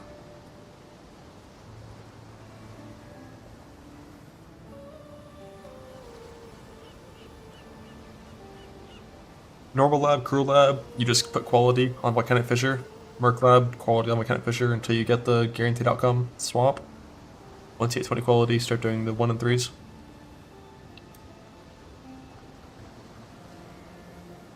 Or if you want, you can start putting quality on Intimidating Cry while waiting to get the guaranteed transfigured outcome.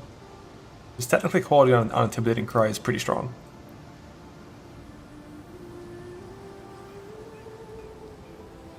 Depends if you want equality both or not.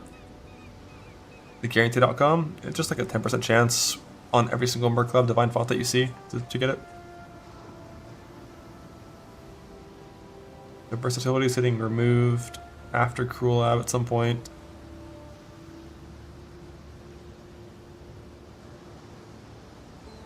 The Tava Chambers, I'm swapping to the bottom nodes. Normally I did this later, but I'll try doing this tree and see if my damage feels okay.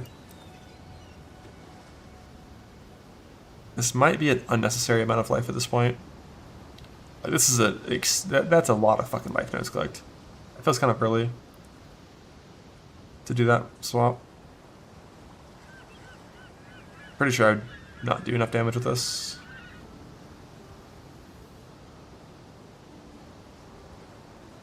But if you get rid of all of this life and all of this life, well, that's not the actual amount of life you'd have. This has full gear on.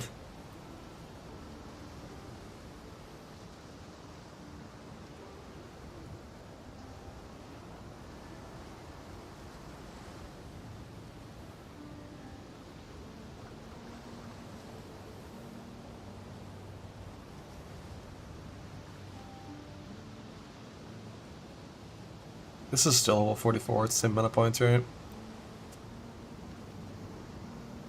67% life. Like 1, 2, 3 full life wheels and a mastery. And then we have the armor from Soul of Steel.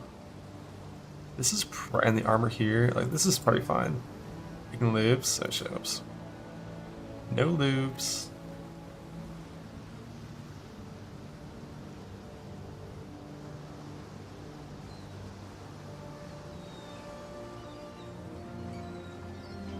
This is fine, right?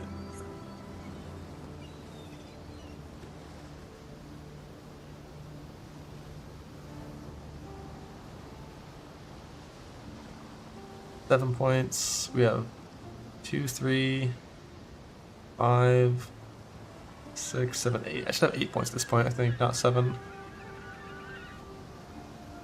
So like we'd be starting to do some shit on here. I just think I have 9.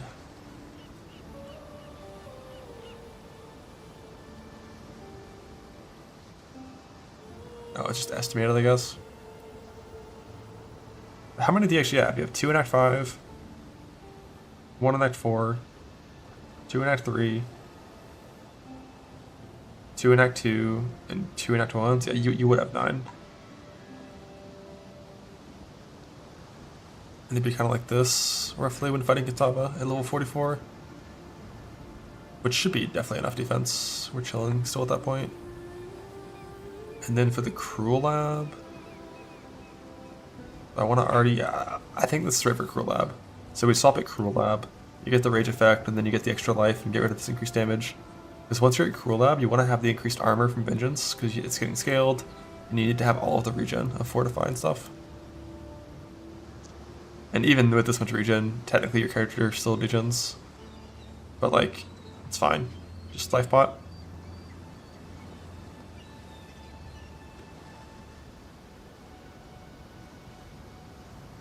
Bacardi if you want.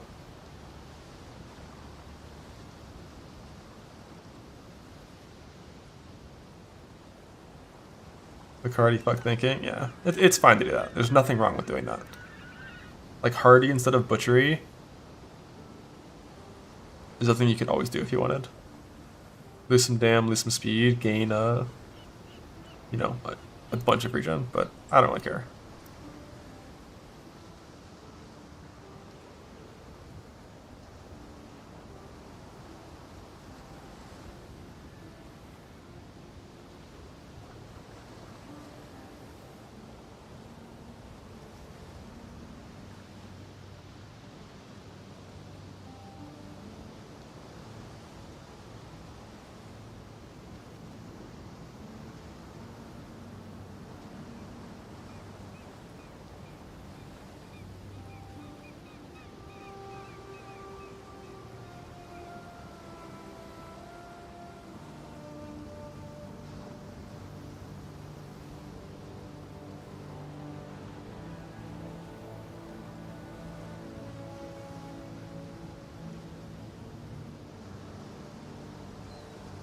Measured Fury, Slaughter. Measured Fury, Slaughter.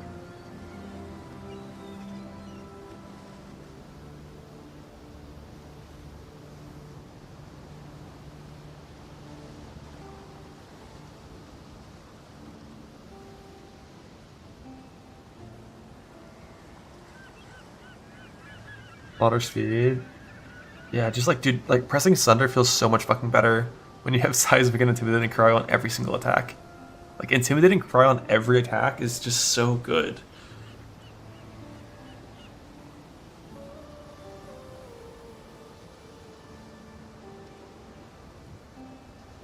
But yeah, I think Slaughter and staying Double Herald, Blood and Sand is probably better than Measured Fury with, I don't know, is it? Is it?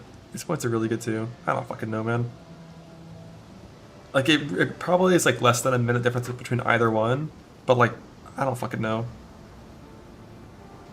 Doing this only works if you have 2 3-links. You have to have 3-link for Sunder and 3-link for your exerts, which you don't always have at this point.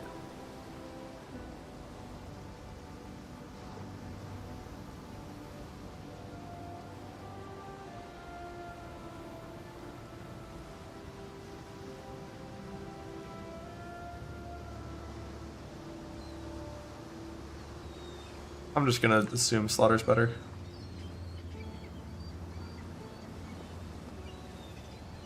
I don't know if it is, but we'll try it. I can just do a few runs and try both.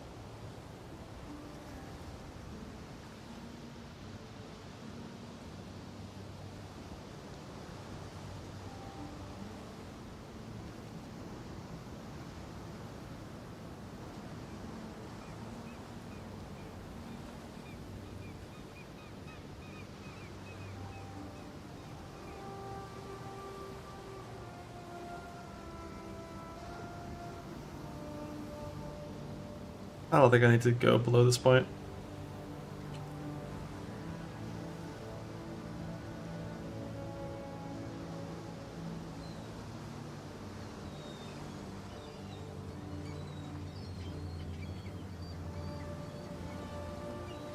The one I could do one tree below this point, like one tree below this point.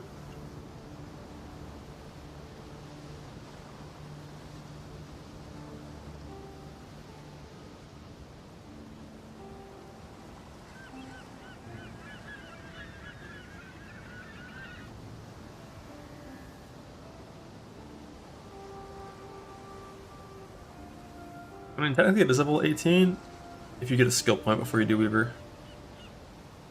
Like, technically, it is level 18. If you get Western skill point first, or Chamber first.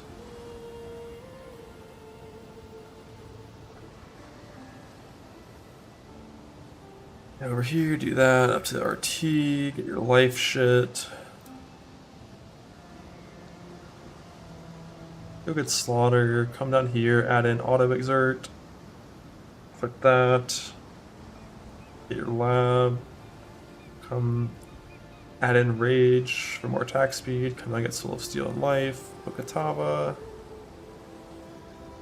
At Cruel Lab and Act 7, change to life nodes instead of damage nodes. When you ascend, add in like some macros and shit, get rid of versatility. Change from Fortified Gem to Fortified Mastery, also at Cruel Lab. Add in Wrecking Ball. Get charges. Get max res, life nodes, and charges. And some jewels. Change to Warcry stuff eventually. Different masteries. Maybe. We'll see. Did that not have the mastery clicked still? Yeah, we don't need it at that point. I think this is right.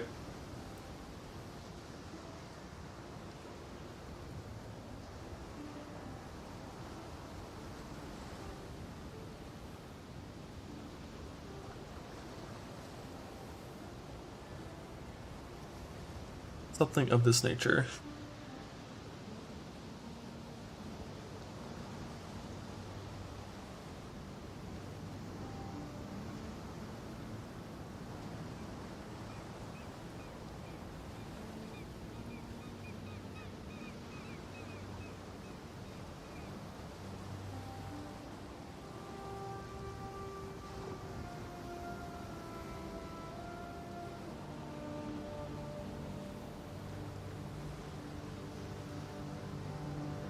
The old plus 500 res, what, to see max hits? They're not very high.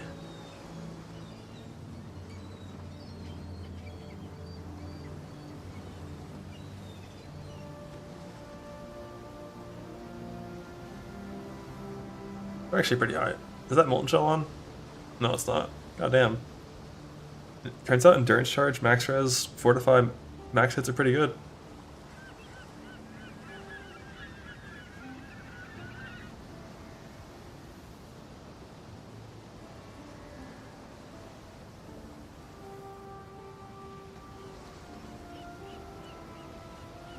Yeah, instead of taking 10% more damage, you have some shitty mini Defiance of Destiny. Like, holy, what an improvement in defense.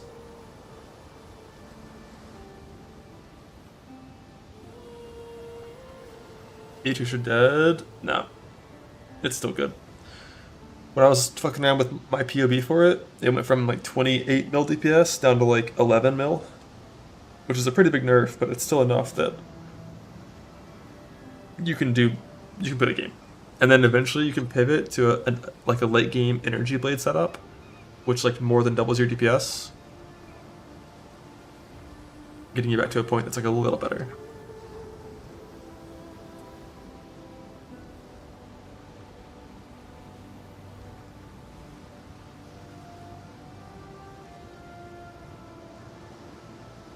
When you set up the Volcanic Fissure, typically you farm it in Merc Club.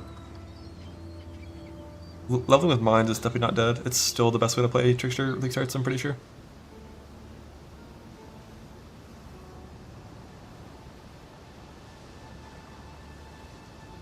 Any prep runs tonight? Yep. Gonna get my filter set up and then do it.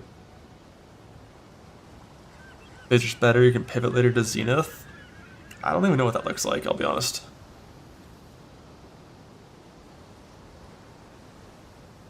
Like the Zenith string stack jug stuff, maybe it's okay. Taking on Champ now. I don't think Champ is better than Zerker or Slayer.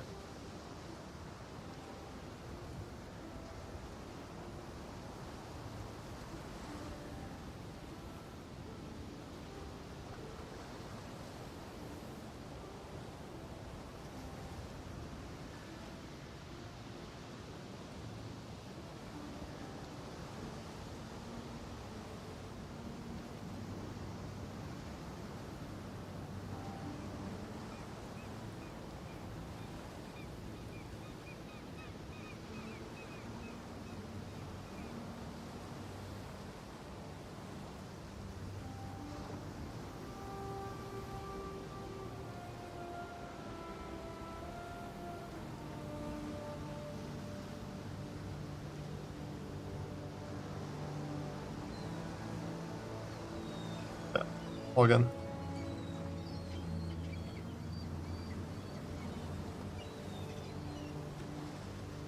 I'm taking blood magic early. I don't know about that. But like, you do you. But like, I don't know about that.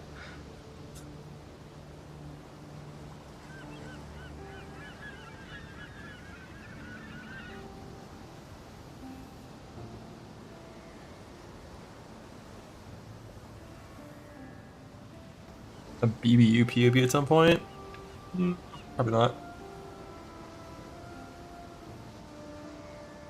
I don't think that's better than just playing Ephemeral Edge Trickster of some kind.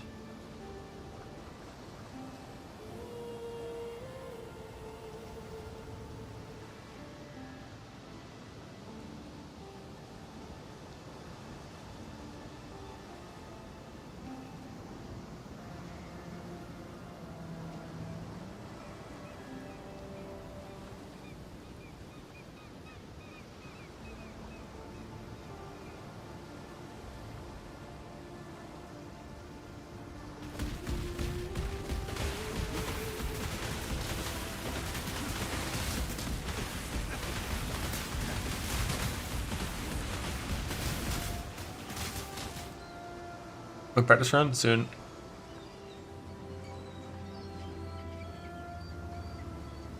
Soon. I'm like pretty certain we're good. I like most of the tree. I already kind of know the rest of it. I don't know if I have a Marauder leveling spreadsheet. 50% Nimbus Node on Sabo. I guess that is a pretty decent yoink from Forbidden Jewels for a Trickster Molten Strike guy or some shit. If you didn't have a Nimbus yet. X-Blast. Wait, did they just, in the patch notes they killed X-Blast? With an update?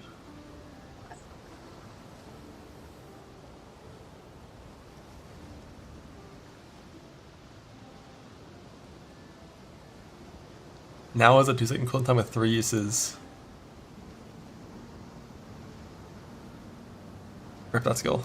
I never played this build.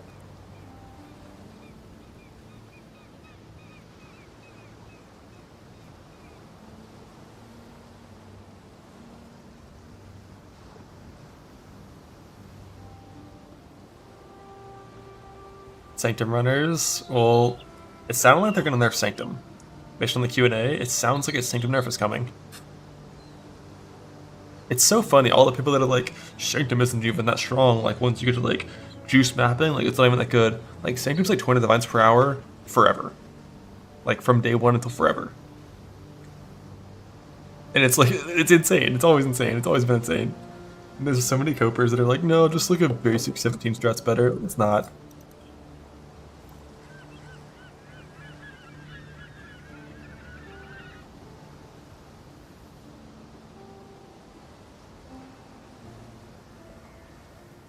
of Sanctum. You just have to run enough Sanctums that you eventually drop the original Sun Relic, and then you're good.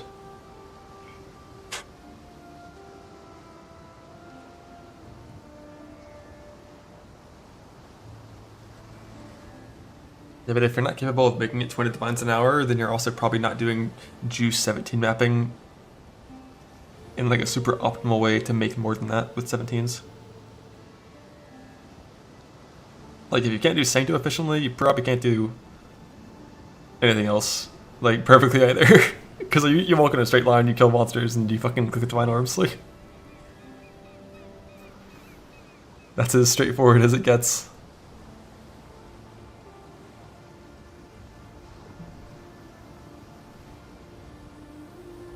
But yeah, they're definitely gonna nerf Sanctum. Eventually. We'll see. Hopefully boats are still good for my self-found Divine Orb income.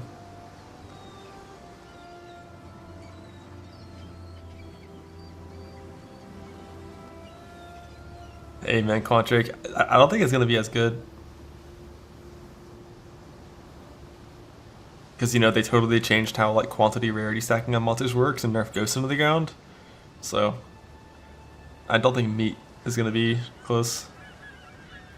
The 13-hour Calgary boats, yes sir.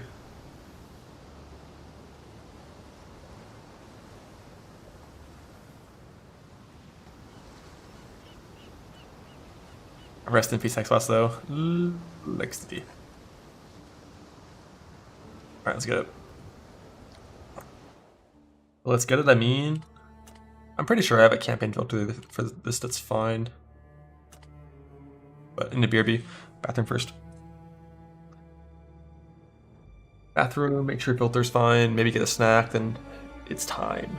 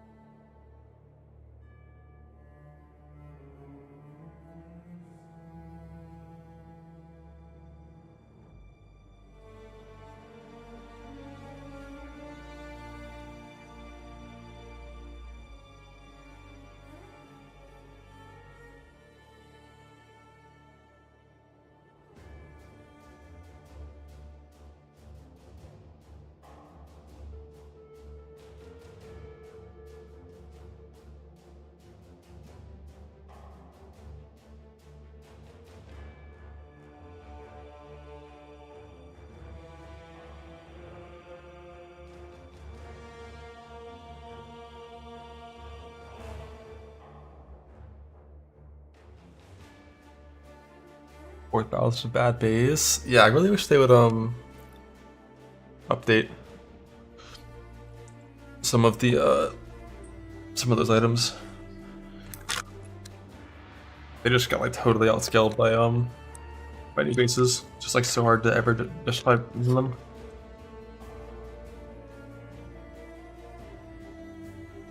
So to get reward, there's an hour and a half left of drops. So you should be good. Retention coming soon. Soon. First.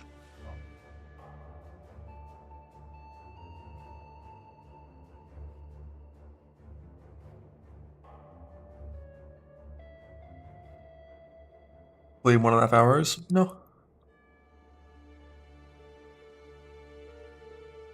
I'm here until I sleep.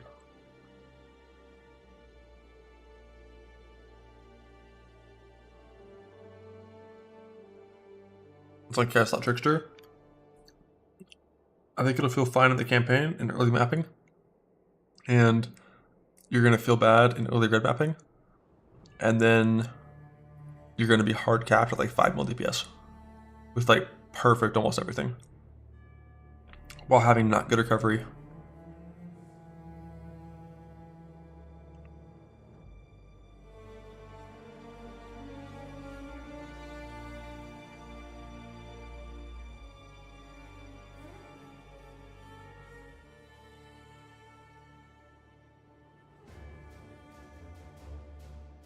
Lightning Strike got nerfed a lot, but it was absurdly overpowered to the point where it's still good.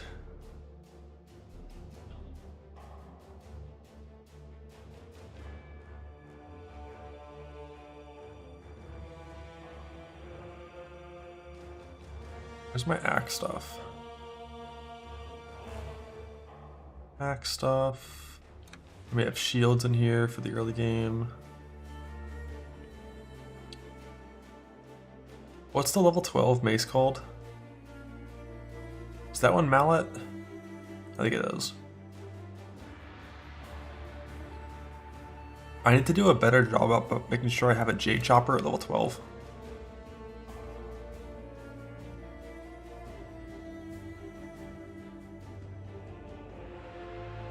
$25 the nerfed Archmage Power Siphon. You do 35% less damage. And you attack like 30% faster.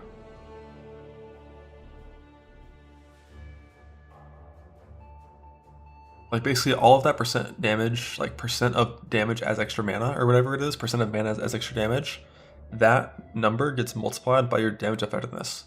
So that effectiveness being reduced means that it's less damn. It's a Wood Splitter? Okay. No, Wood Splitter's axe, mallet's mace, right? Like the goal is to have a mallet at level 12 for Sunder. And if not, then a Jade Chopper. But I've not done a good job of making sure I have them in the past.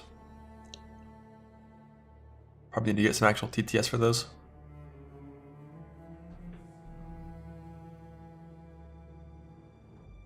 And Val Axe, Val Gauntlets, all these armor bases, turquoise leather, amethyst. Is she ready for builds and filters? I think it's still the last thing linked.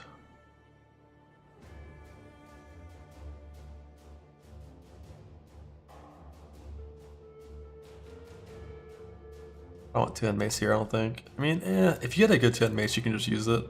But you spec axe nodes so early, so I don't think I want that there. Your comms gonna go unchanged? I don't know. Like, where in the stream did they show recombinators? See if I can find that real fast.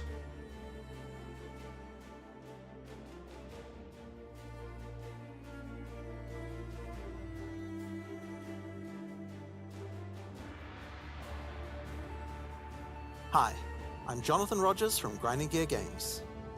King's March has already been completed. There will be no chance you can see. This method can result in the items being destroyed. However, it is a good option to use when trying to create items with fewer mods to use as crafting projects. Given the existing recombinating mechanic was very powerful for top-end crafting, we didn't want to remove it. We have kept it, and you can now choose to use it the old way or the new way. By letting fate decide, it will combine So this is a 4-mod item, Double Merciless Dictators Tempered. the two items randomly. That dust amount, I think it's higher than it used to be, but I'm not positive on that. There is no risk of destroying either item, but it will be less predictable. So this is one thing that's different. Last patch, this item would be magic always. This item would never be rare. So recombinators are in some way changed. I'm not sure what it is, but like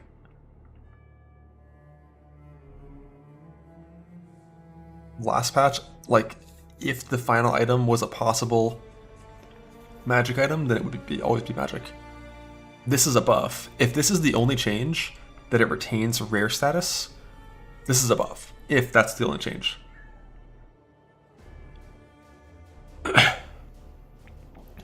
The single mod, if it's using the old functionality, they just rolled 10% chance on 4 mods to roll 1 mod on the final item and got unlucky. But like, you know, who knows?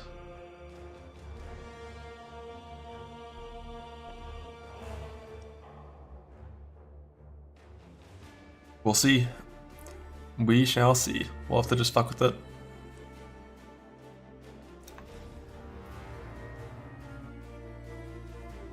Alright.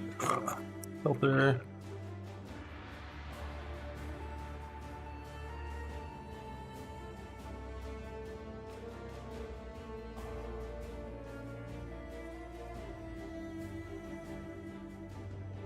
Why is it a buff?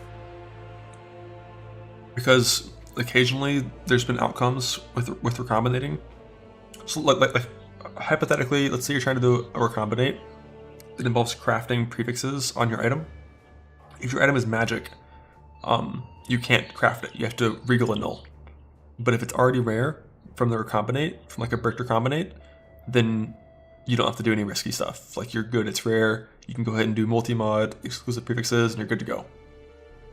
Like, for example, if you wanted to combine Merciless and Dictators together, what you do is you get both of them 1 mod rare, and then you multi-mod double exclusive prefixes on both. And to do that, you have to regal and null. But if you like fucked up a recombinate, you got unlucky and you lost, and it only had 1 prefix left, staying rare just, you know, just good. Just good. Because then you don't have to risk the 50%. Although, I think normally you would try to like do frog stuff or whatnot. And if you have a 1 mod prefix, technically it's always a guaranteed outcome that you win with Canal Attack, regular null, but like, you know. Basically, item rare is just better than magic.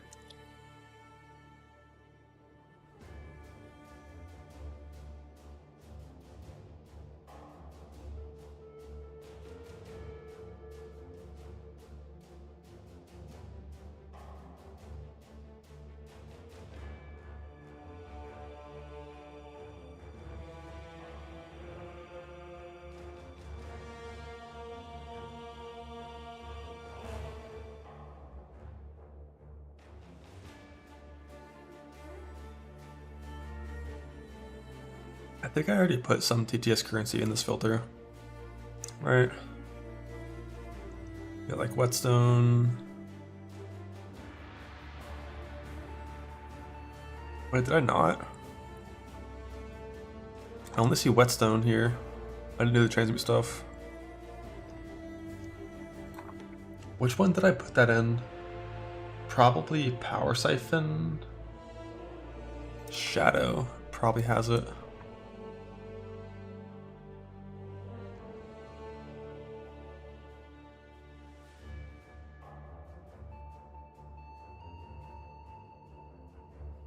I don't see it here either. I think it was leveling Templar A10. Why are there 2 of these filters? Yeah, this one has it.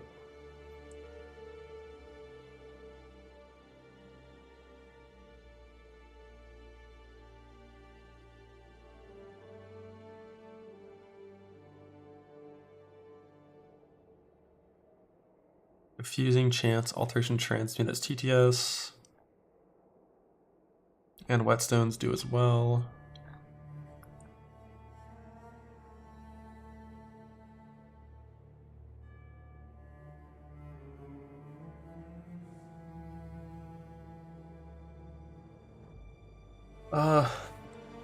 Guys, what should my diff card change to?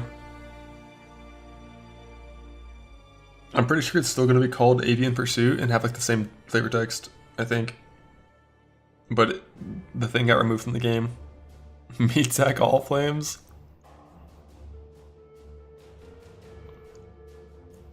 Nimbus. Are there any dip cards that give an apothecary? Just like for like nurses going to the doctors kind of stuff? I don't think there are.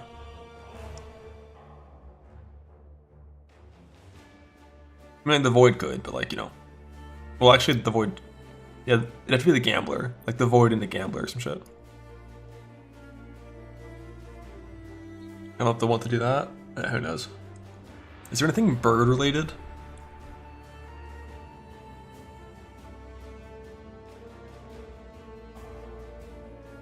I don't know if itemized beast can be a thing.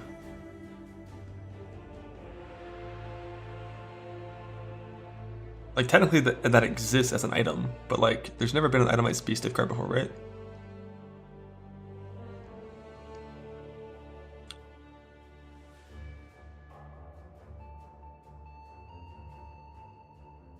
The first, amen.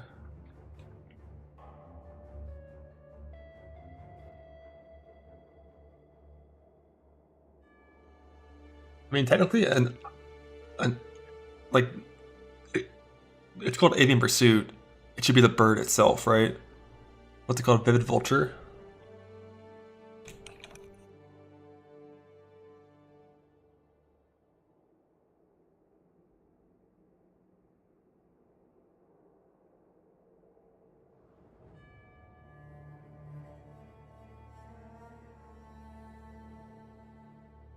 Nikora's Log. I hate Nikora Logs.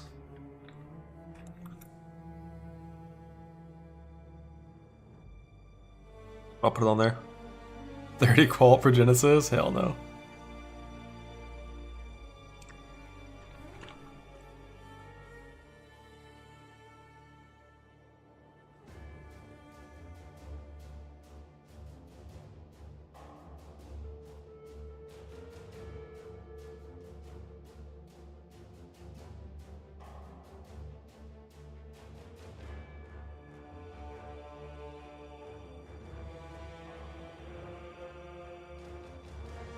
Cat W.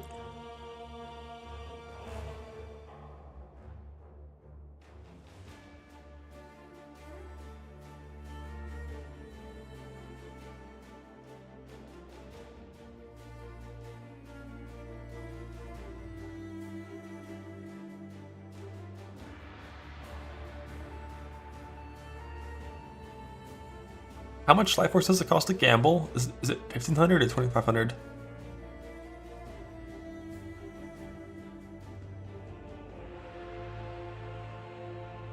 That's what I thought.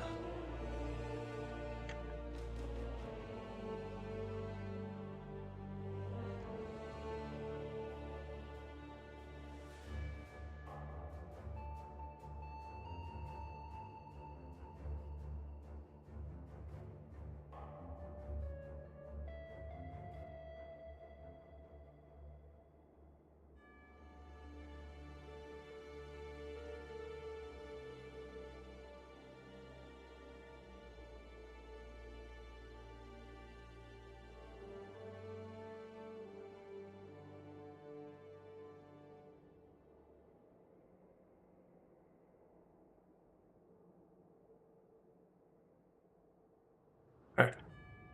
Yeah, Hex Blast seems pretty dead now to me with that change. At least the mine version of it seems dead to me with that change. What's that about the check after that? Filter's good for campaign, let's get it.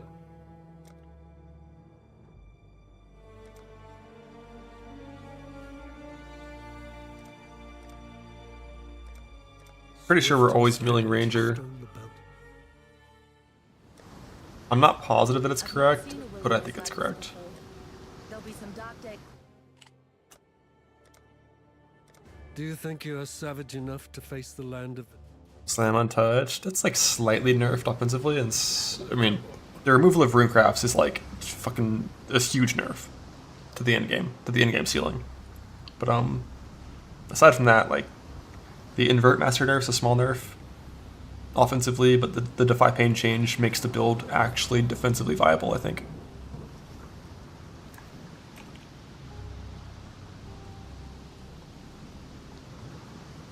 They remove weapon runes? Yeah, those were never gonna stay. Alright, let me find my Marauder League start leveling thing.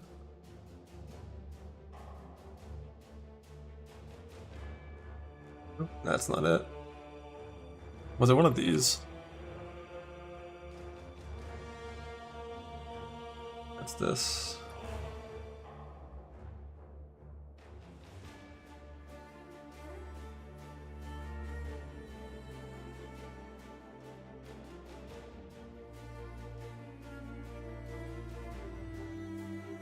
Yeah, they added it in the updated patch notes. Hexboss is dead.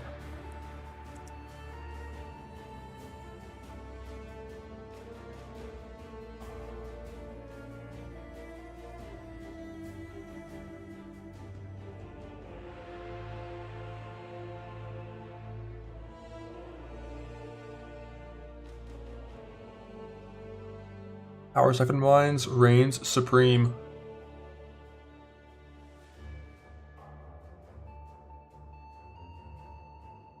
Alright, filter there. So what do I need? I need to buy a stone axe with 2 red somewhere. And then like an iron ring and we go. Something like that.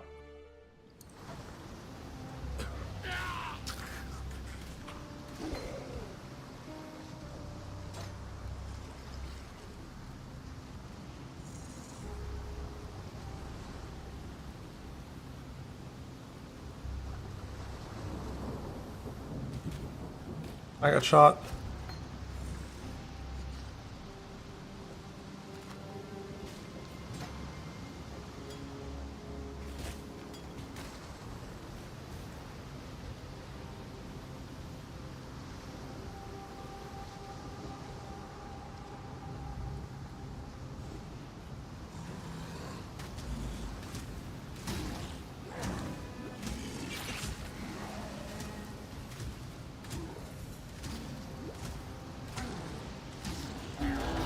Still breathing, that's a good sign.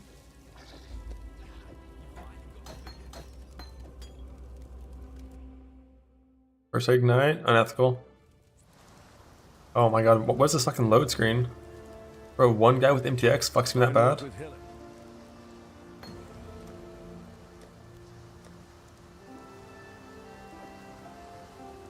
Out of dinner first.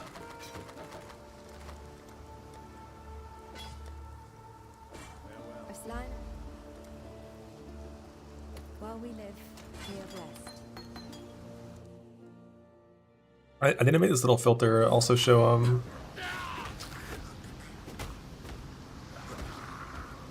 what the hell? Oh, I don't think I changed to this filter. Marauder Axe. Alright, minus 20 seconds. I guess I'll just do runs in hardcore self-found instead. I just didn't want to migrate hardcore self-found in case I wanted to like log in and play it again.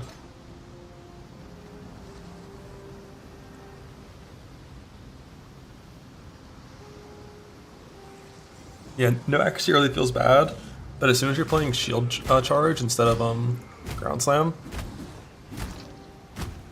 it feels a lot better.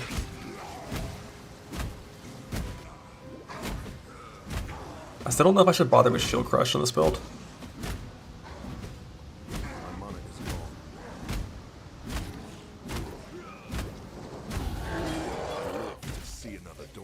I live to see another dawn. I swear it's true. Lionized. Goodbye.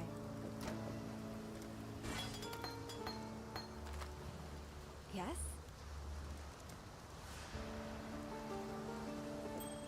Fine.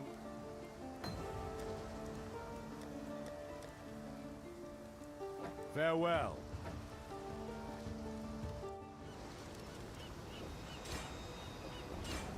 I am surrounded by living corpses, dying Oriathans.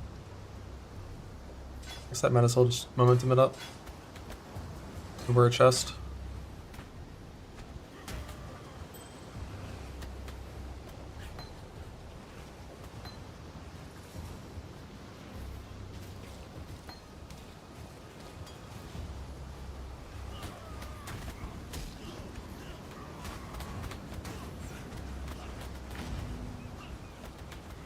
Power speed for Eye when it returns. Isn't that only a thing with Arcanist brand?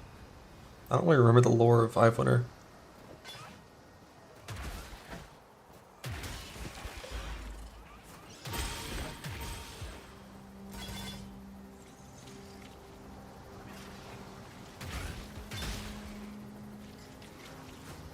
I prank myself. It's not one where it's went down. It's not.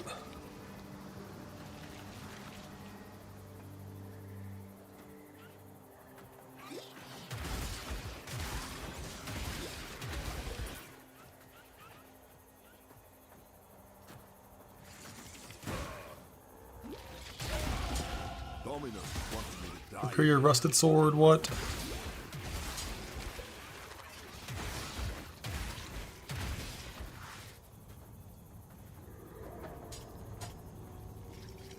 Ready for momentum? It's for momentum, which lets you get a chance to bleed from this one zone. And then also it's for 3 extra wisdoms or 4 extra wisdoms, which lets you get an extra iron ring in your vendor, which makes the early game easier. And more likely to get the colors you need.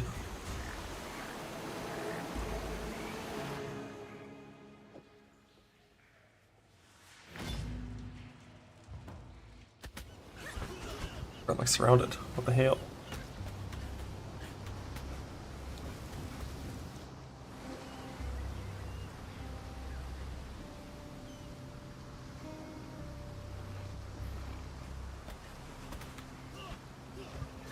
That's a turnaround. A square turnaround, a square continue, who knows? Let's find out.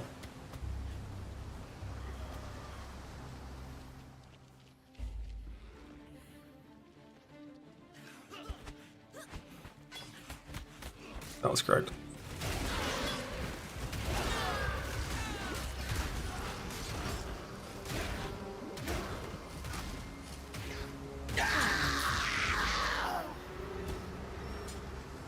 Why am I not leveled up? Unlucky. Are they able to give a turnaround away? Having a little like square. What do we buy? Need 2 things here, and it sucks. Crossplane, blood and sand. Nothing. Shield charge. Check for 3 red again. 3 red and axe. I don't know if I should grab that. Oh wait, I forgot you actually need to have a shield as well at this point. I don't know, I need to fix my little vendor string here. It doesn't show like the weapons at all. Farewell.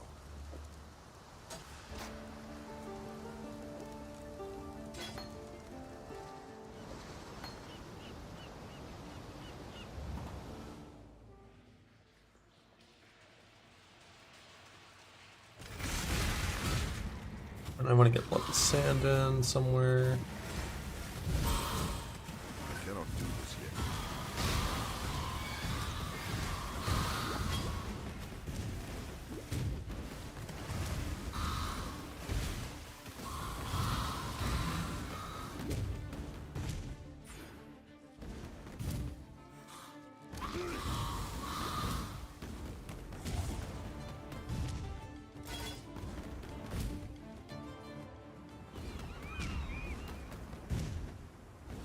No idea I can get those. What the hell? Decent game.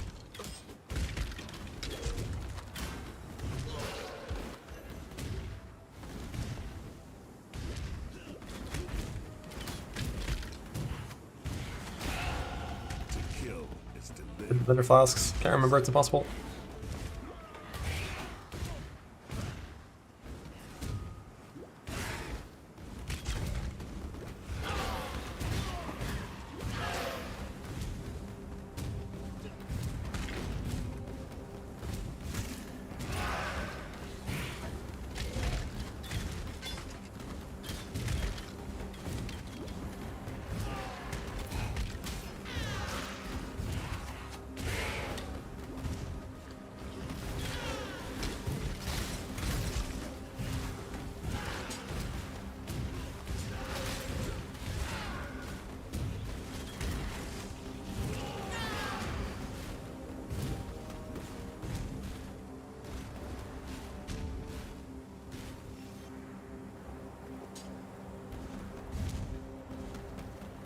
Level 5, let's go.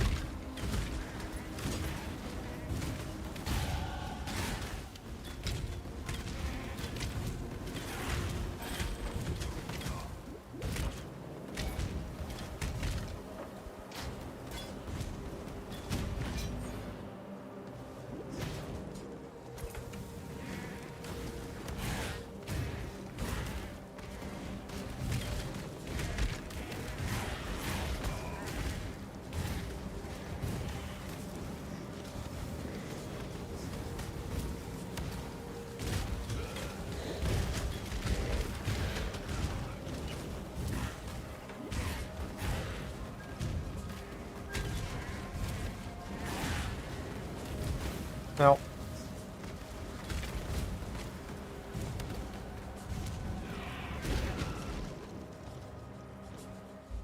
Is that a little Marauder? I don't know. Slave is not a man. Slave is not even worthy. I think Chance to Bleed is like really important though. I think 3 red is like, I definitely should have grabbed it. I guess I could just Chance to Bleed instead of Ruthless probably.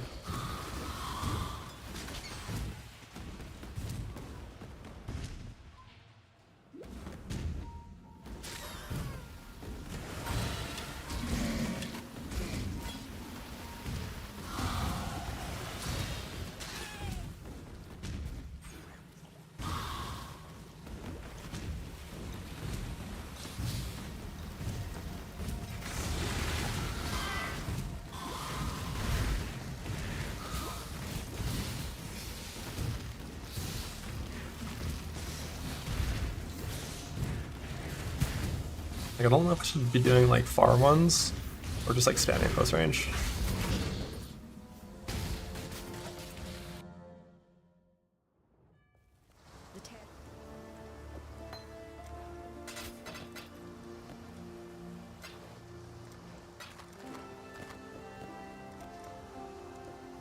While we live, we are blessed.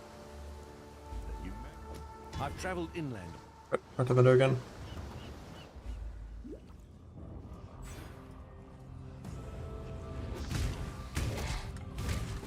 Bro, let me through, man.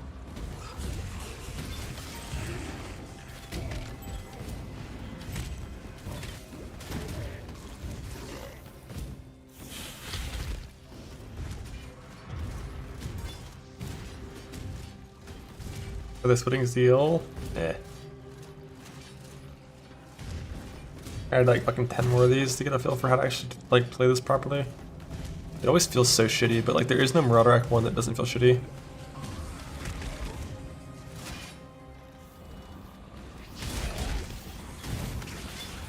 Belief is the strongest metal of them all. I'm deceased. I don't have a blue in any of my gear. Brother, what? How could this happen to me?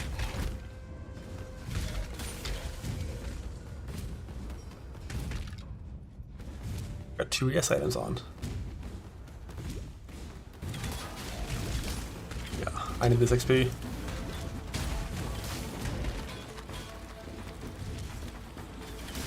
It's level 9.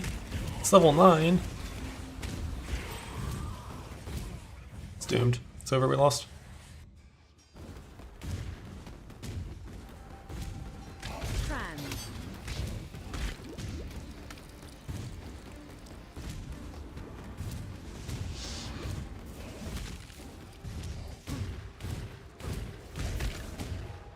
Probably isn't even like worth the fight things in prison like ever. I just like it how Enfeeble is that strong. What are we doing? Why do Necro Enfeebles in lower prison reduce your damage by fucking 70%? What's going on?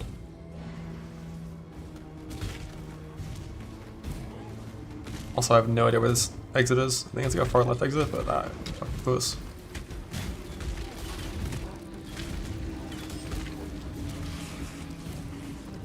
Not having Frostwing for Brutus really sucks.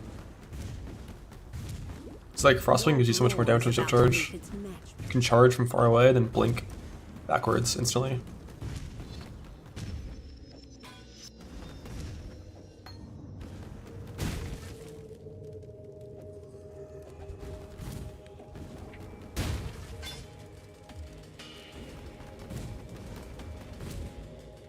Your frightened heart echoes from these stones. Come.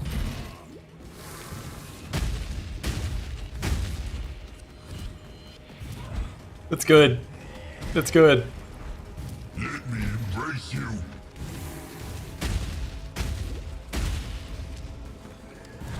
Look, it's not my fault it took me 15 charges to proc bleed once, alright?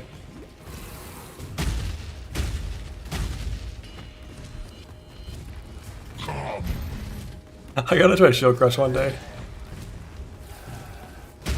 Ow. Your spirit. The sun. Bro, why is that card level 11? What the hell? While we live.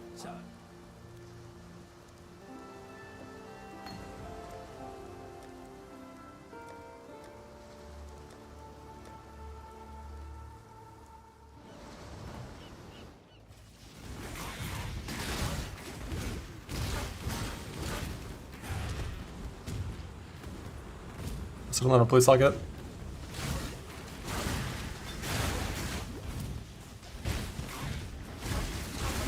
Yoink that. Please pick it up when I say yoink.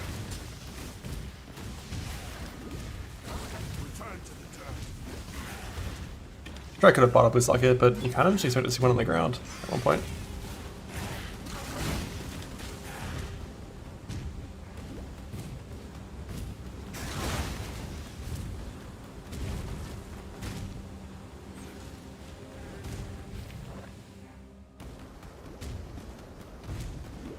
None of the Pawtucket boots though. I did. Fuck them.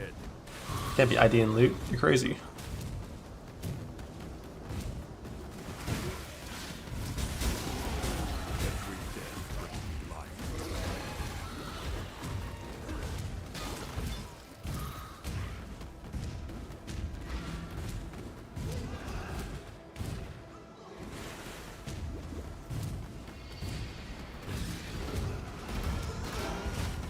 Frostwing's not even good. Why would you want movement skills that make you move faster? Wait, that's not 3-linked.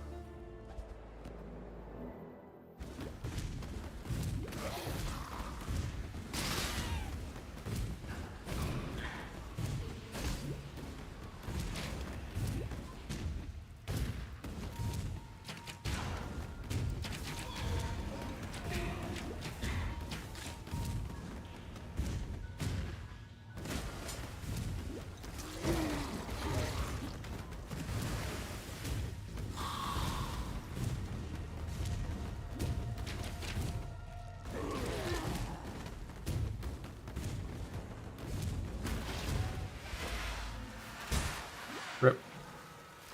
Go Frostwing, minus 5 seconds. G. I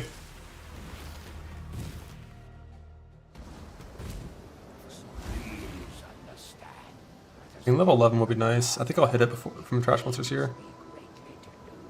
Maybe Essence the J Chopper.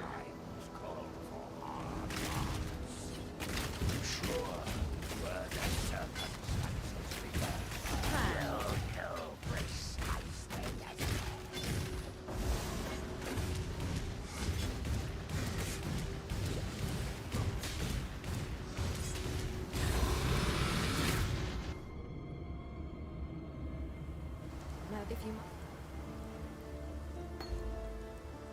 While we live. Still, welcome.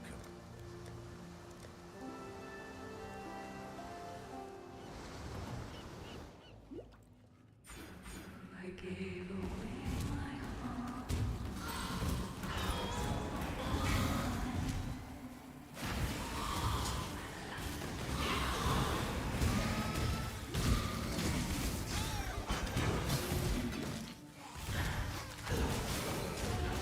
Let me cast, please. Stop it. You're bullying me.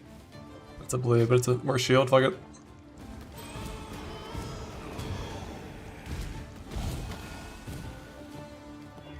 Brother, as it. It's an int item. You dick.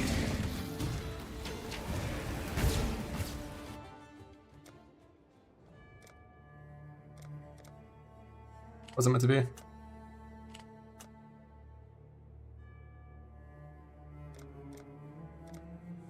Time to do hardcore instead.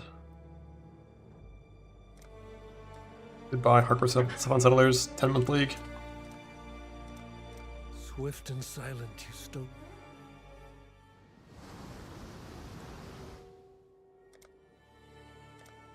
Do you think you are savage enough to...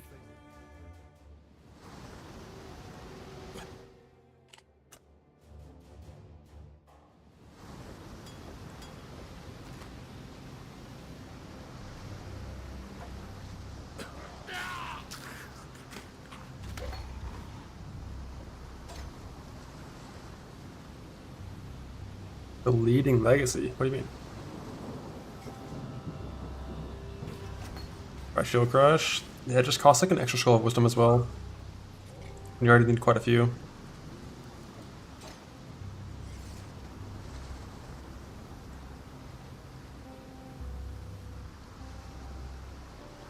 And like last time I tried Shield Crush, it felt worse than Shield Charge for single target.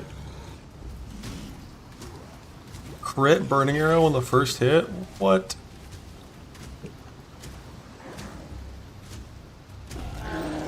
And an Iron Ring drop, and Moosey Boots. No Moosey Boots.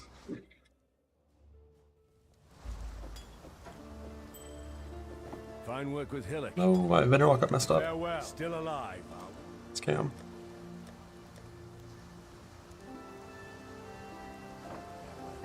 I think I shouldn't even buy that shield actually, that's not right. Take care. Bad vendor. Oh my god, this round's ending. Be well. What little help? Grab a ring here, double iron ring. I didn't get on the right character.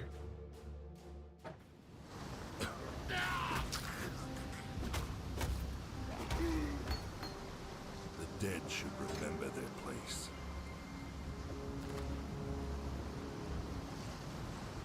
Yeah, I need to add some things to this string. To add like armor evasion, and evasion shields to it. I'll just do shield. I don't even know if there are yet shields this slow. And then also stone axes. Let's look at the drops. I think drops stop at an hour, I think.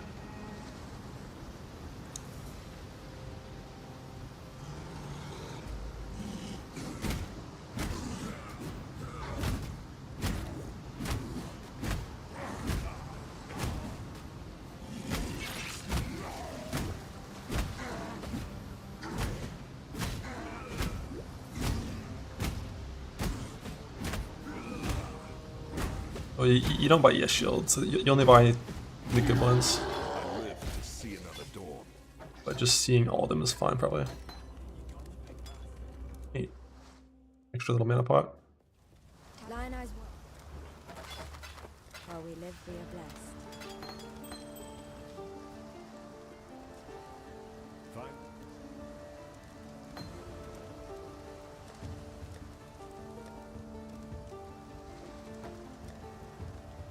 Stay sharp out there. I am surrounded by living corpses, dying Moriathans.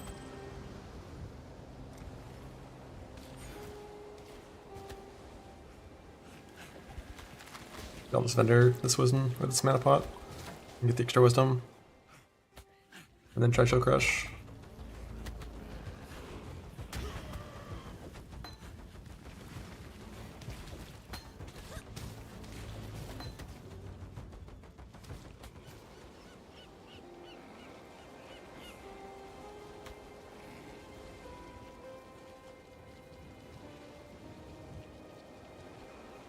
Yeah, but Shield Crush should always overlap on Brutus and the Crab.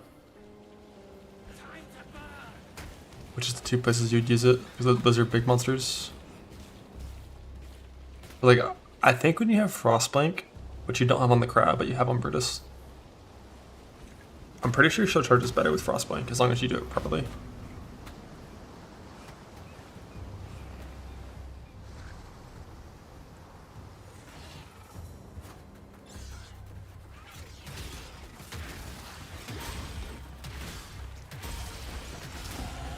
Domino wants me to die here. I will disappoint him.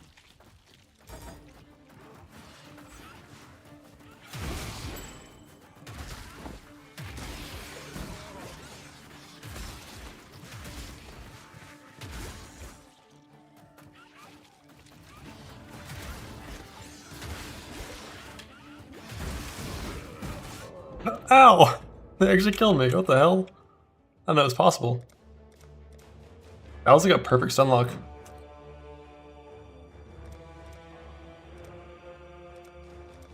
Swift and silent you stood.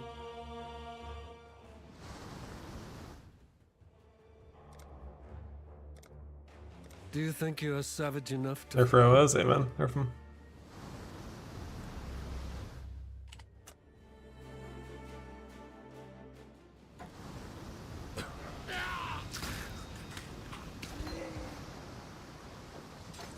I'm gonna get bonked by Rose. That happens. Normally, a Marauder having the life node as your first node you click. Normally, Rose don't kill you. If you have 5 pot rolling, you normally survive before you,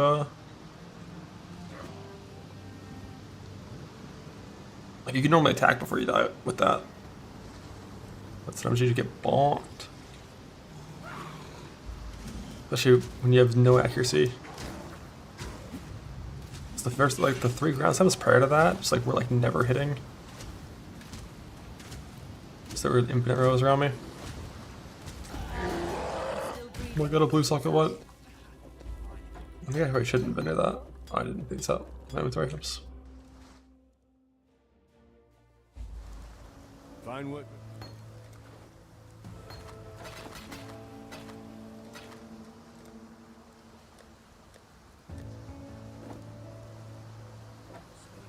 I've seen you blind eyes.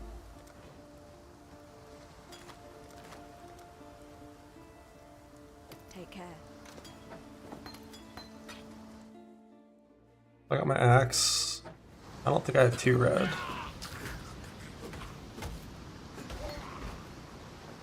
The dead should remember their place.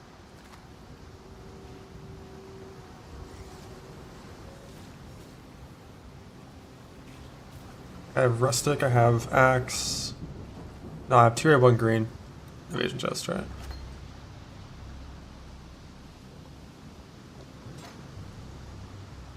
So I need iron ring, and then I need to look for colors.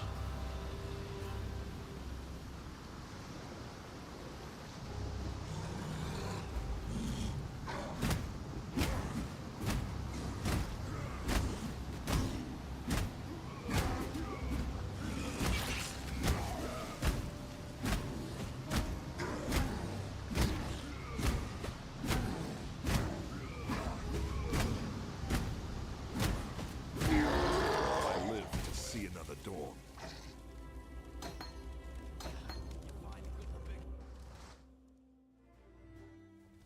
Blind eyes. God hasn't abandoned us. Yes? No iron ring, tragic. Fine work.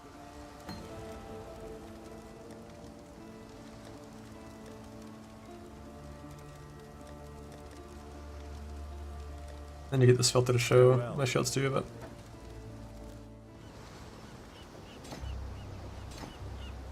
I am surrounded by living corpses, dying Moriathans.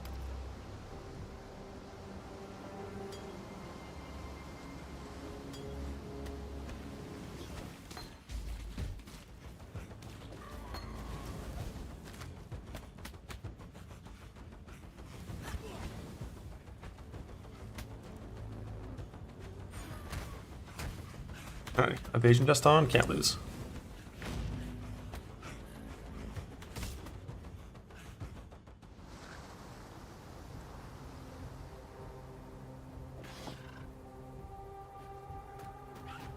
Hello, Roas. I've come to bargain.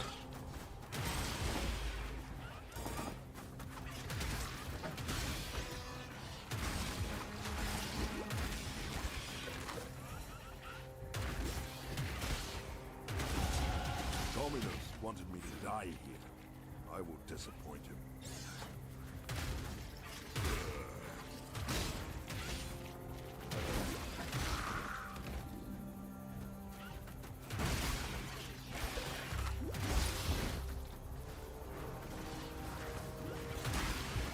Chance. $5,000 chance or what?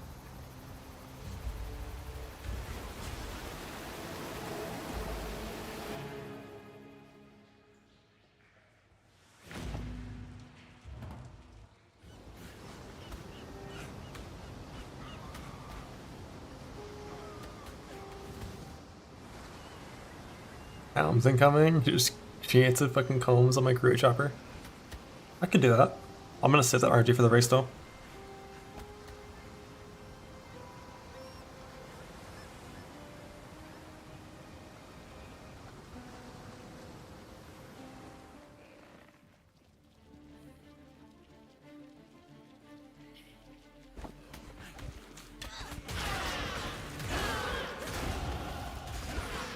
Ah, didn't mean to press that button.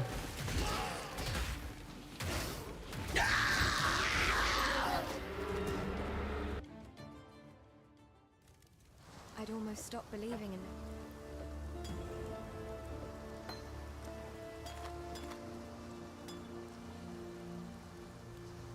it. So I can do a fucking evasion on them.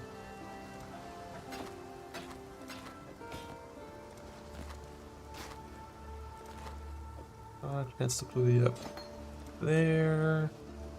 So I need shield crush, frost blink, blood and sand. Nothing. Shield charge. Check for colors. No colors. Yes? They look for rusted swords too on this filter. Still no iron in the vendor because vendors fucking suck nowadays.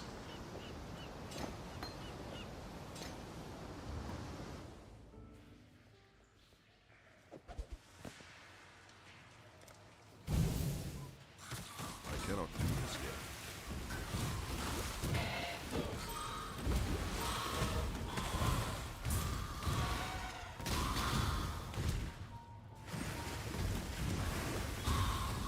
My mana is gone.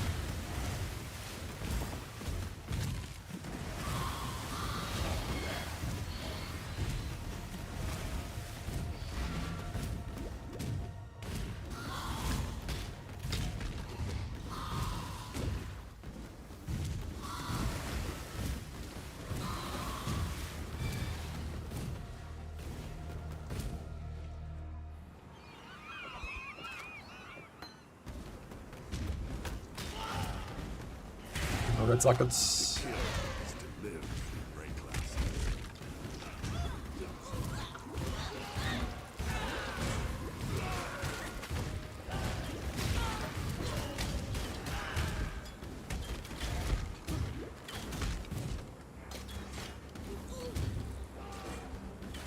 Might leave some colors. Or this desyncy shit is so annoying. Leave me alone.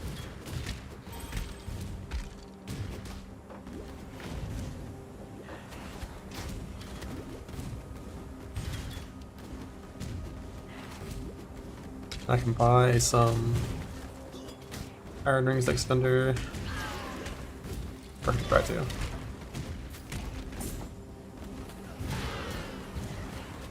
No rusted sword still, some accuracy's bad.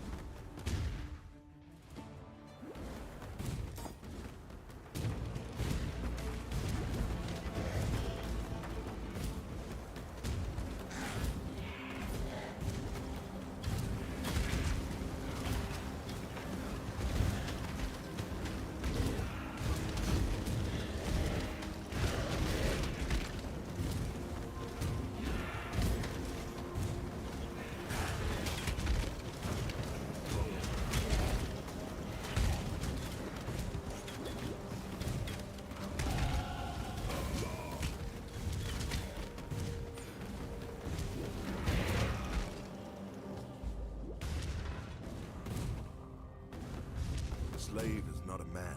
A slave. Not even worthy of death.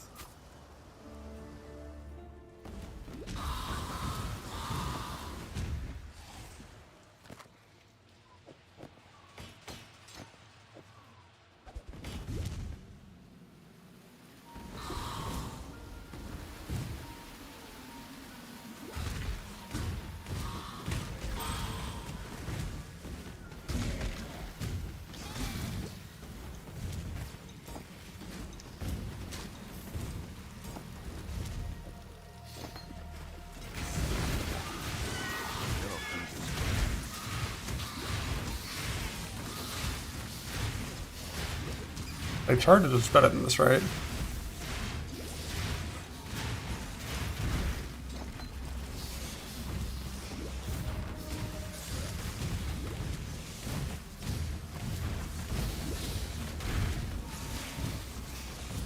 I don't think Crush does anything. I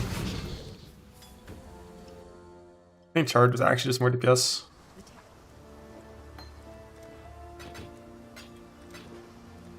Take care.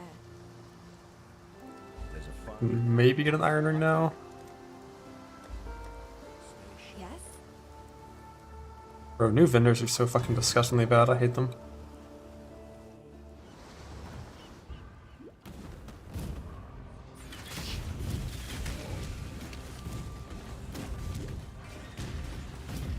You grab that maul on the way out.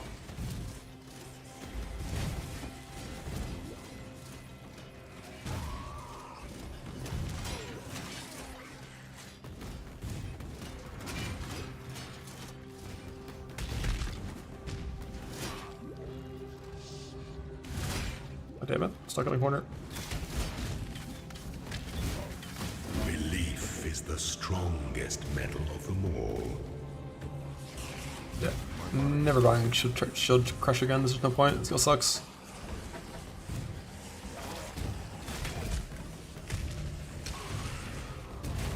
If the... Is there a layout where it's up there?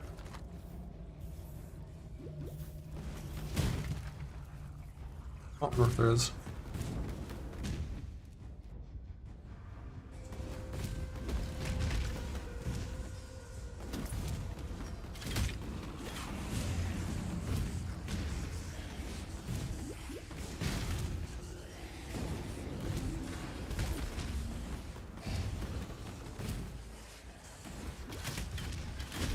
God, my damage with the new Iron Rings sucks.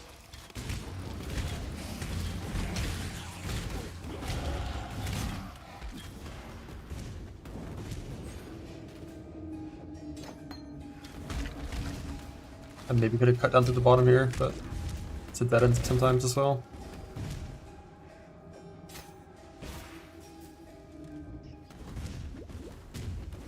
Your brawn is about to meet its match.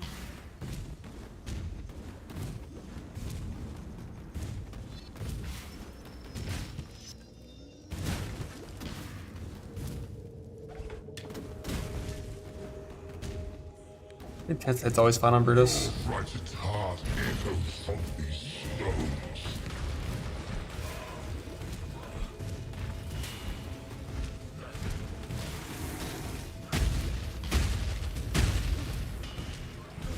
Let me embrace you.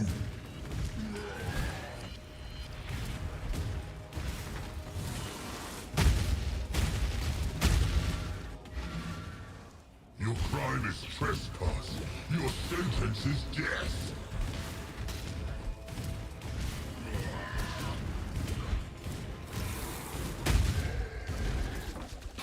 Your spirit. Rare Jade Chopper, what? The ancestors enslaved mine. It's insane. Take care. So, the warden's free.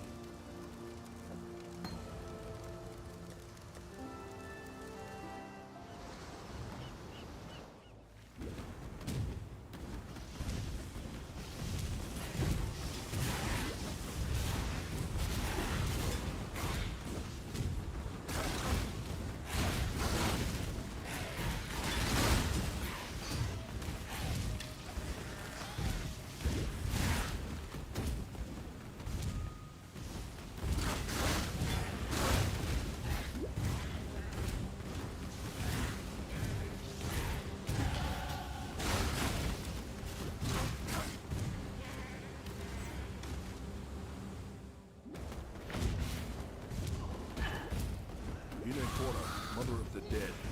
Is this your land?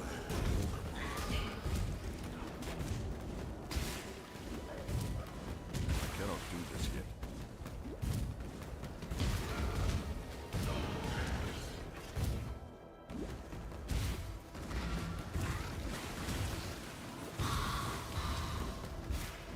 Level 9, looking good. Looking good.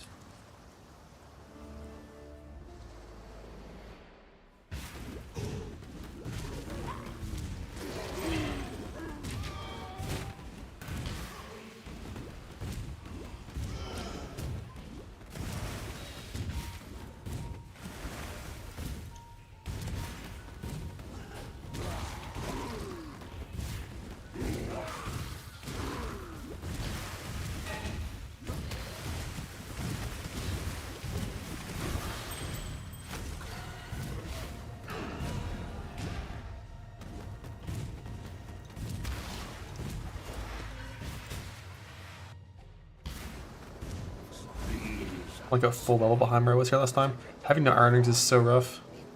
I could just start using Jade Chopper and Ground Slam if I kept Ground Slam. I think I should. Yeah, I should make sure I keep Ground Slam. In case I get a good weapon, I can just Leap Slam Ground Slam at level 10.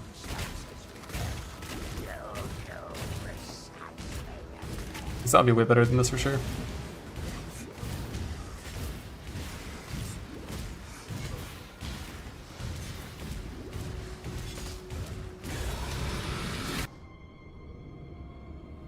If you must.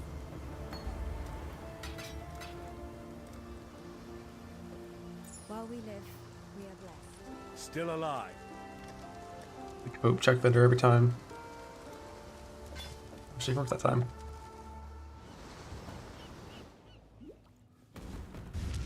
Did I not get my skill point? God damn it. I'll just get it after Merveil instead of before. Like, Ground Slam would do so much more damage than this. I technically should have just bought it, but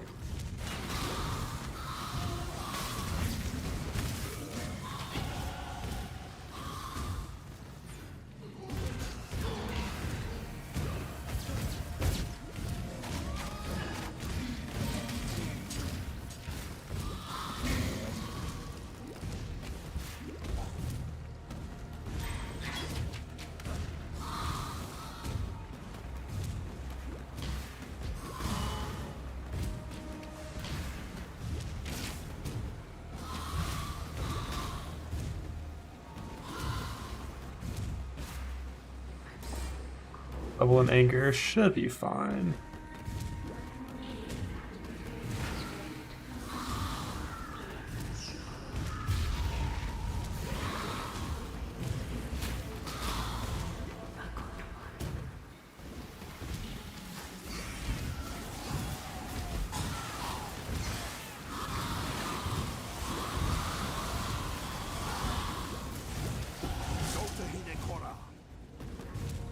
I wasn't looking at the layout though, I was busy fighting. It's gotta be left or right.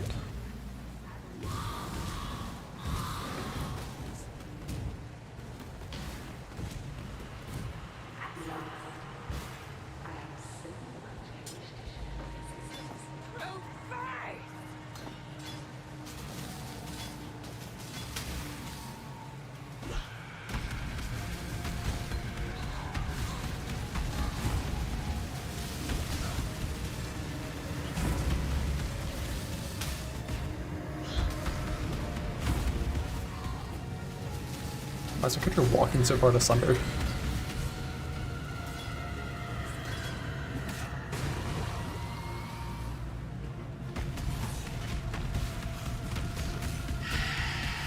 No intimidating card that one, like you?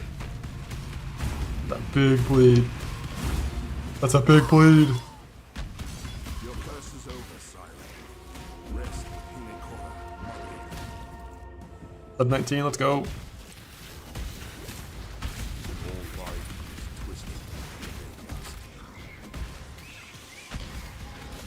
I need one more transmute, and then I need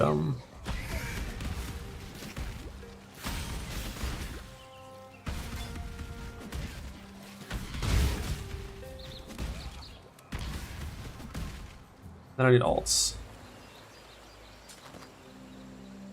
I am.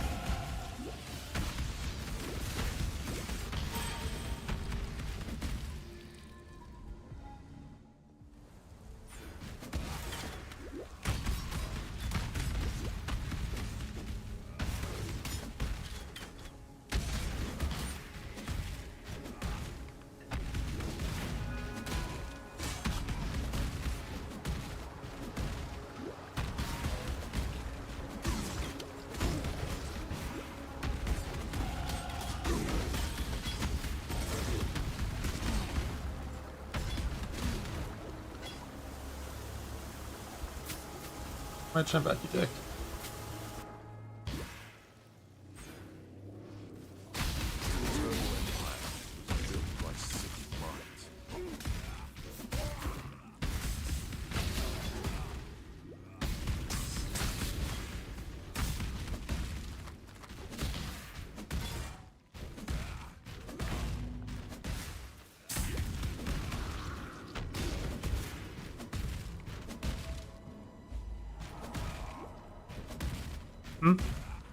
It's fine.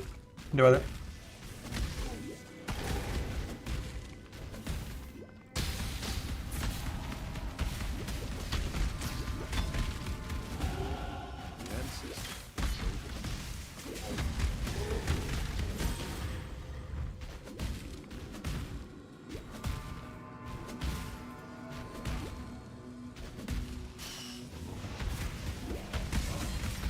There is a fine line between consideration and hesitation.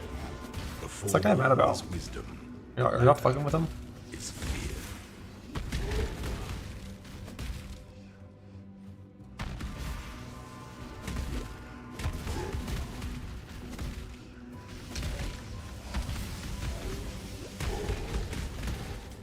Alteration. Alteration.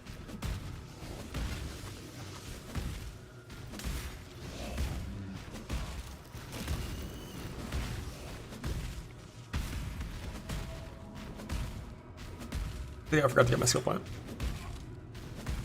I'm gonna get my skill point and my intimidating cry as well.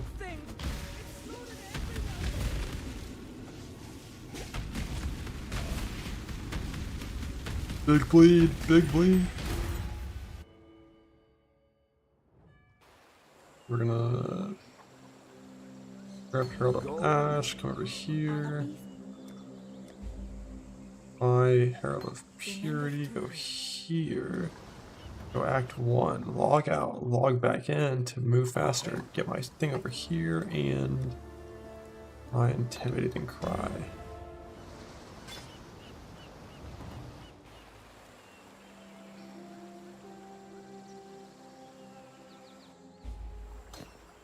Ready, Exile? It is.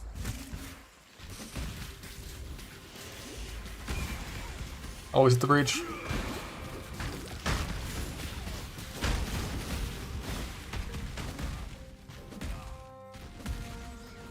I'll back where the road is. Down the road.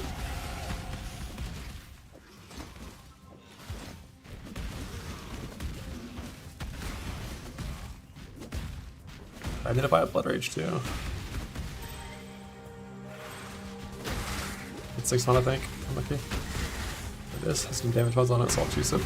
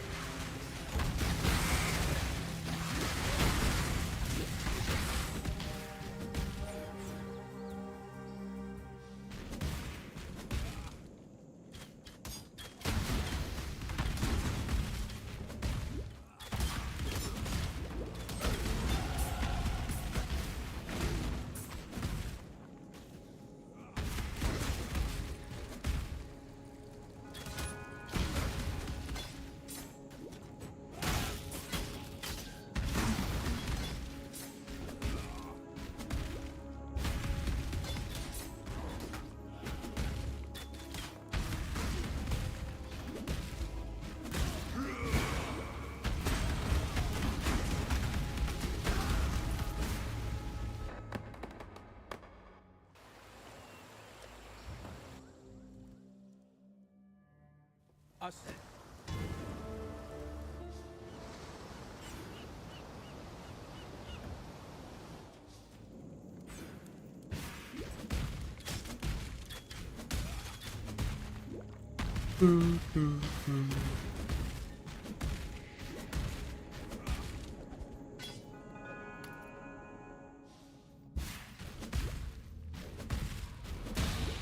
No whetstone yet.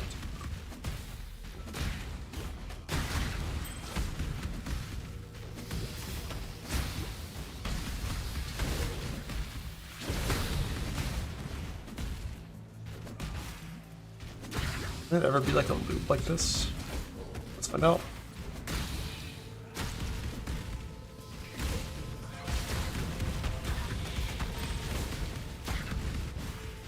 Or how much I kind of hate Herald of Purity.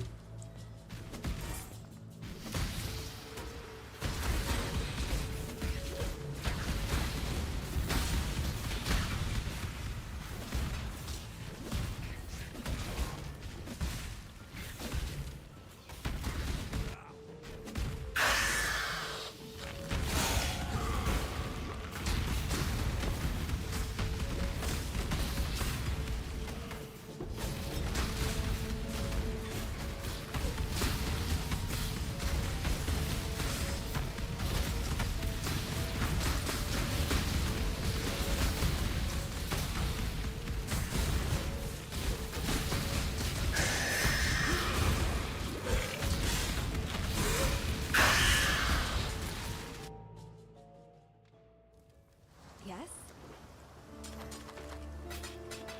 Take care. My alts.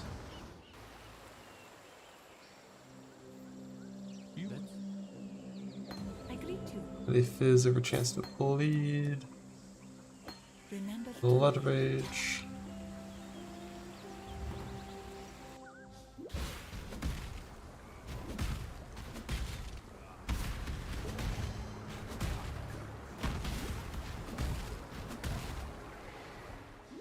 On launch day, you log out to your character screen, not the actual login screen.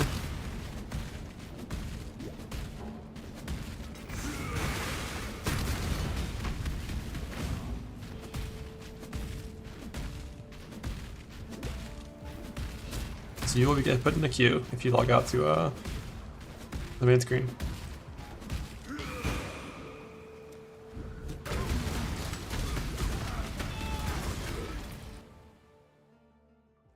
What? Travel far. Wow, that's transmute, just alts now, I think. So everything gets identified before it gets vendor now.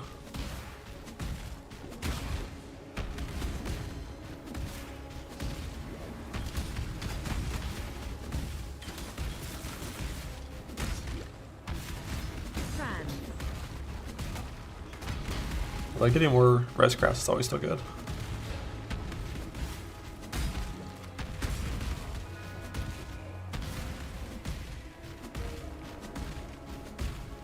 I log into with character, it's faster. Like when you click log out to like when you TCP disconnect, you're offline faster. So it's safer in hardcore.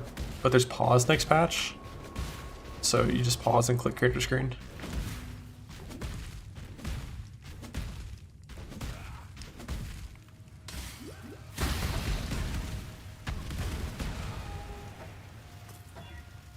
The shittiest pull X of all time. This is not better than my chopper. I have a very unethical chopper. But Murphy all got one shot by one thunder basically.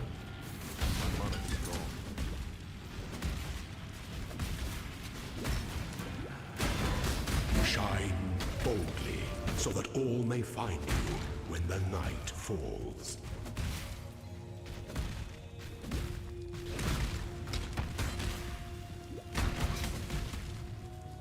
I get there.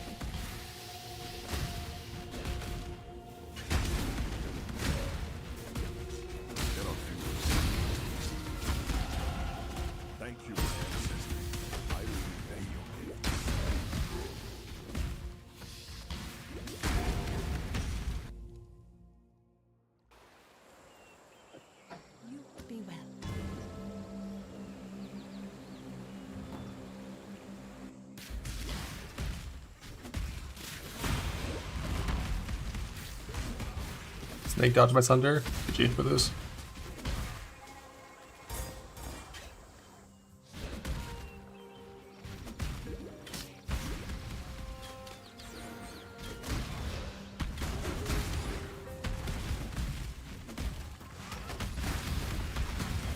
Charge.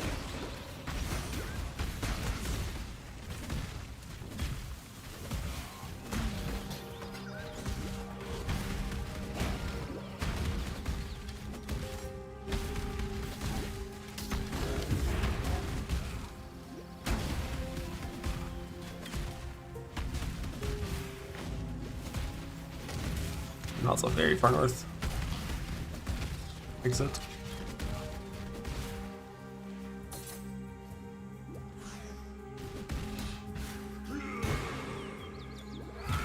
Hey, Drake red first level. That's bullshit.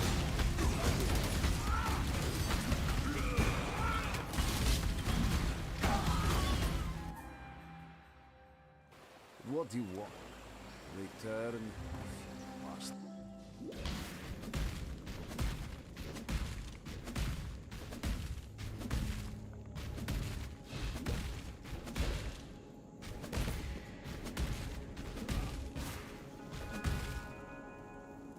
That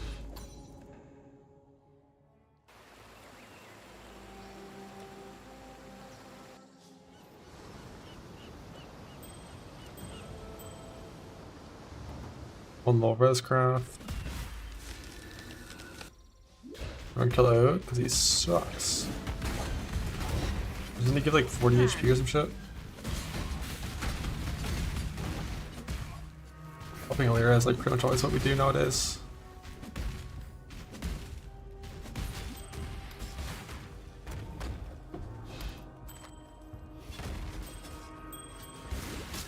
It's gonna good actually. Unlucky. Not unlucky. I saw what the exit was.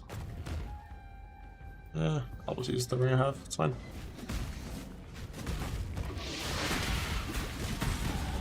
Oh, my attack speed is so shit.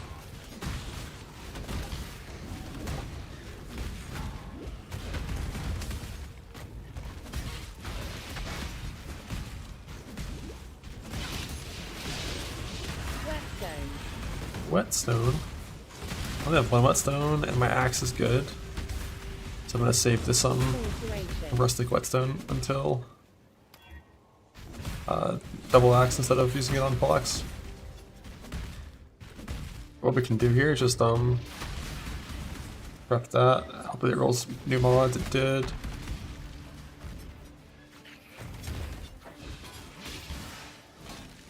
I cannot do this yet.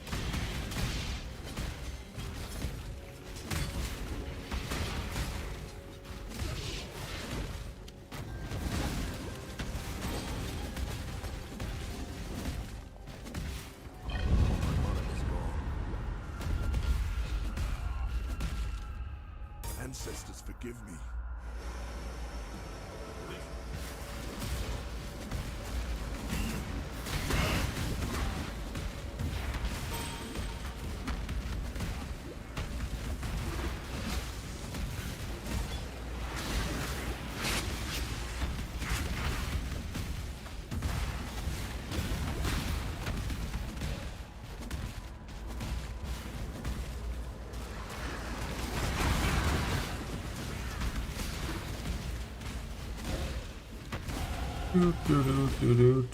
Man, I'm sad there's no more omens in the game.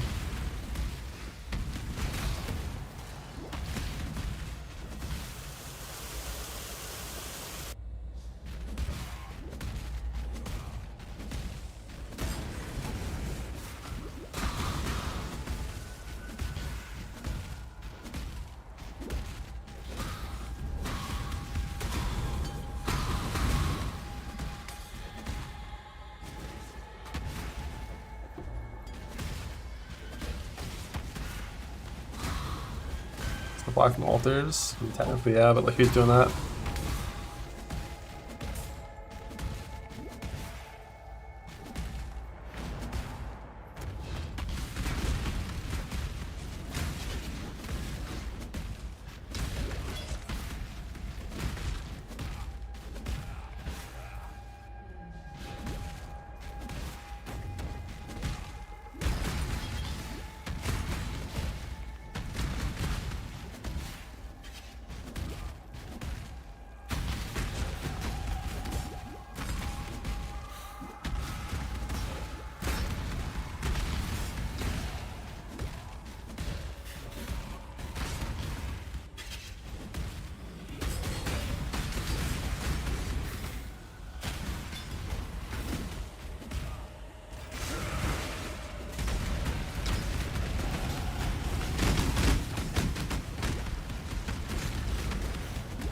I think instead of shields on, they just block all your hits.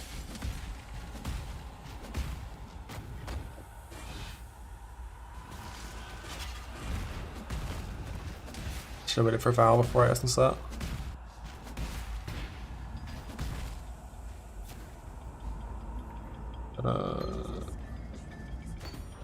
Care about this shit, then do this, don't care about this, then do that.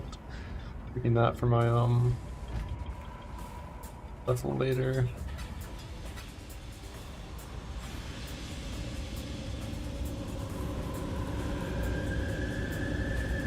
I've already intimidated cried.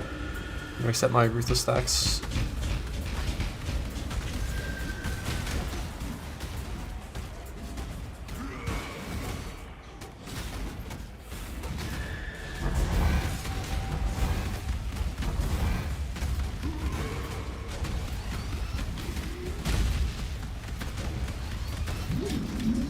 Rare double axe, what? You have made peace with us. Crash.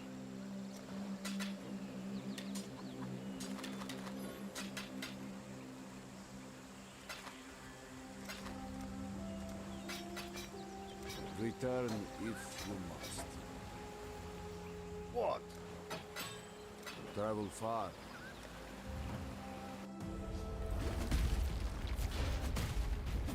It is good to Already have MS bits. Rush RT. Something with slam skills. If you don't have RT, they just suck. It's weird. Even if your accuracy technically says 100%.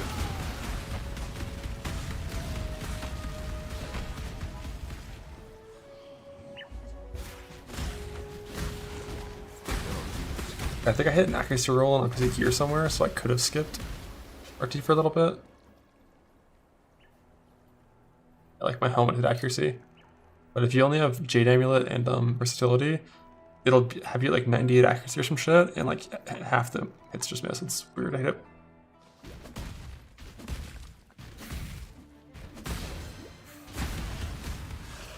Okay, you could go Slaughter before RT, and it might be better.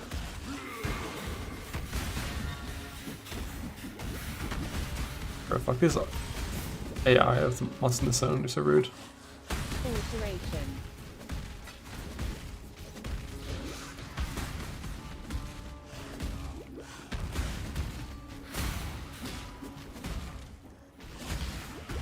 Like, just stand still and fight me. Are they running around?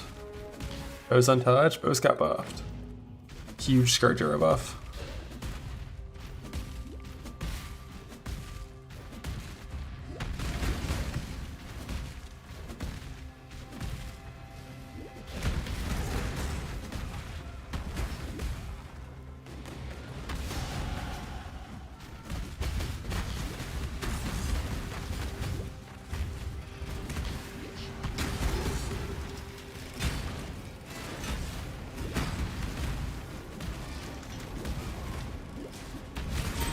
Allow your wisdom to be tempered by the flames of the past.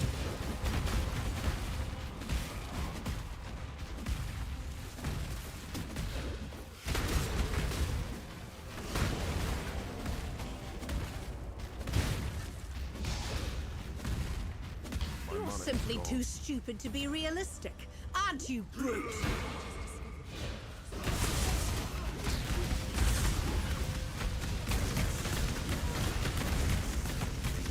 You're nothing more.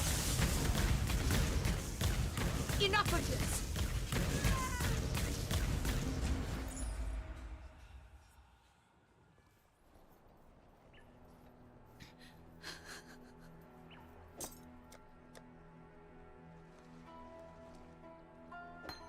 Watch yourself. Be well. Victor. You are a welcome sight, daughter of Namakanu. Bring me back something nicer. We're not playing auto reserve for a while.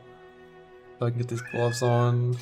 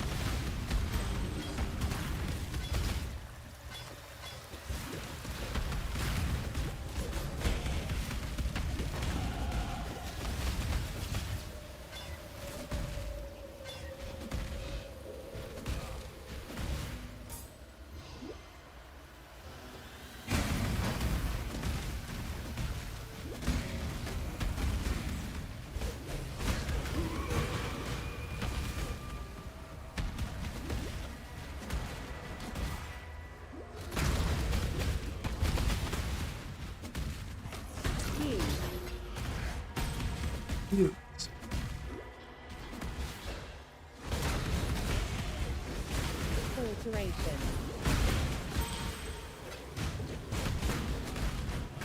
Filtration. I'm rich.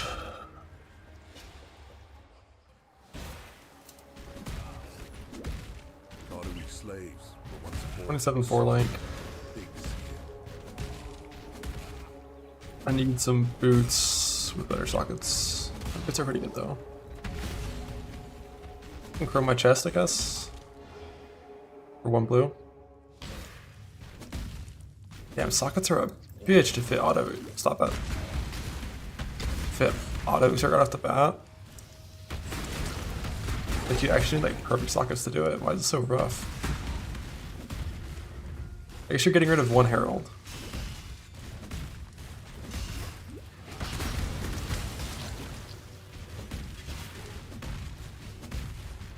An emperor.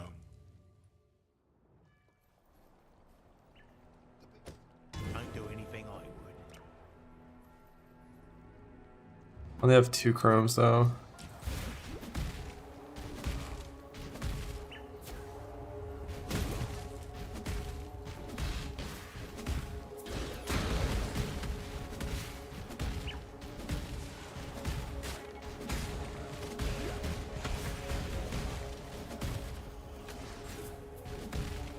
If I didn't get RT, I would like already have slaughter and stuff at this point.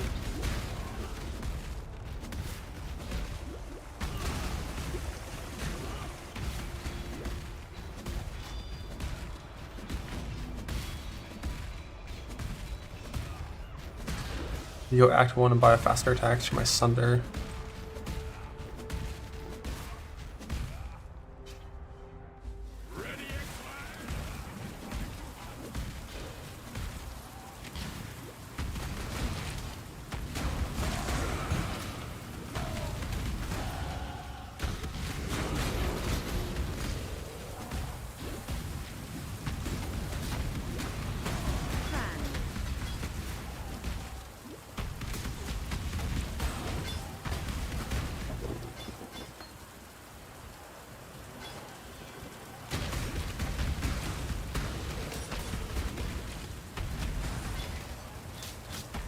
Top 1 life mods.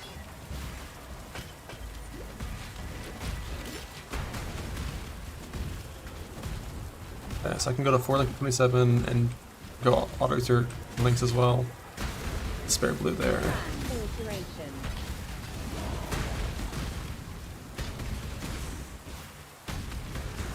I think Herald of Purity is bad on Sunder. I think it's genuinely terrible. Like, the way the monster AI changes when you have all these minions running around makes it so much harder to group things.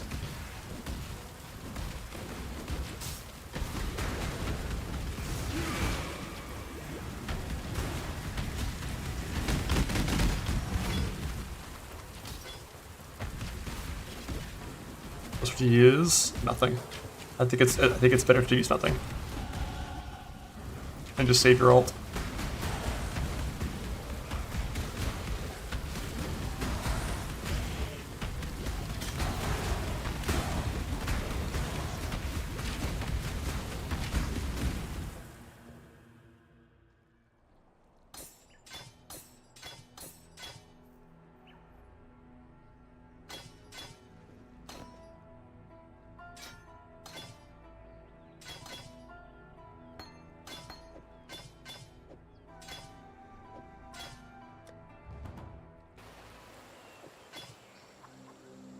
I am not. Go with the spirit.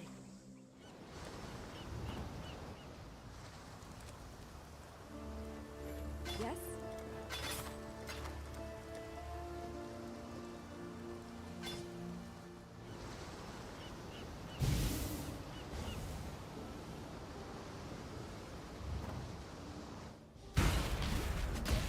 I don't have the auto certain nodes yet though at this point. This is where it's weird. It's like I have my rage stuff, I have my sockets for auto research. I don't have the nodes yet.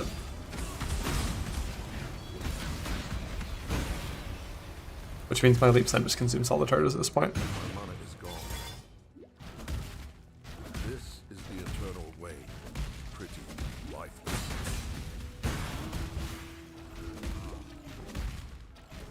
that end for sure.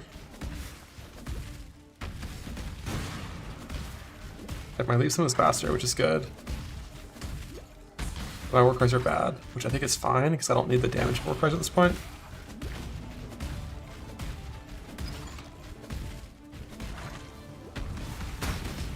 I cannot do this yet.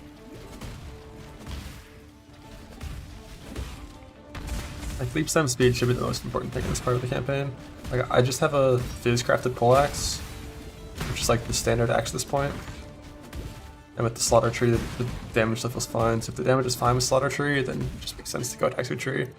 Although maybe if you delay RT, because you have the accuracy nodes clicked, and a Jade amulet, if you delay RT, maybe you can get those auto exert nodes a little faster.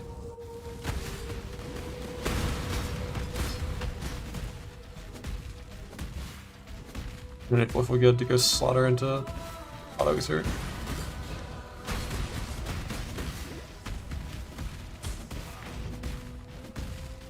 You are not a cockroach.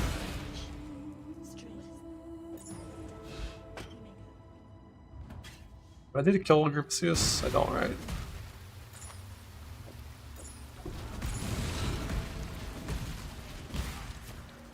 I don't think I do. So Volcanic Pitch is like a level 12 gem, right? I need to grab that before doing lab. I think doing lab with this setup is correct. Although maybe I should actually have... It's 1, 2, 3, 4, 5, it's still 5 points from this point for auto exert. So you're never going to have that before lab. Even if you skip RT. I mean actually, no, we kill Piety. Get level 29, skip RT, that's 4 points. If I get level 30 first, I'd have it.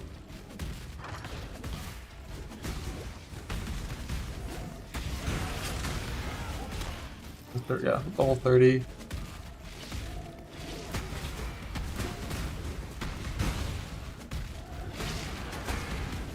I'll try that next round, see if I can save RT and if my accuracy works.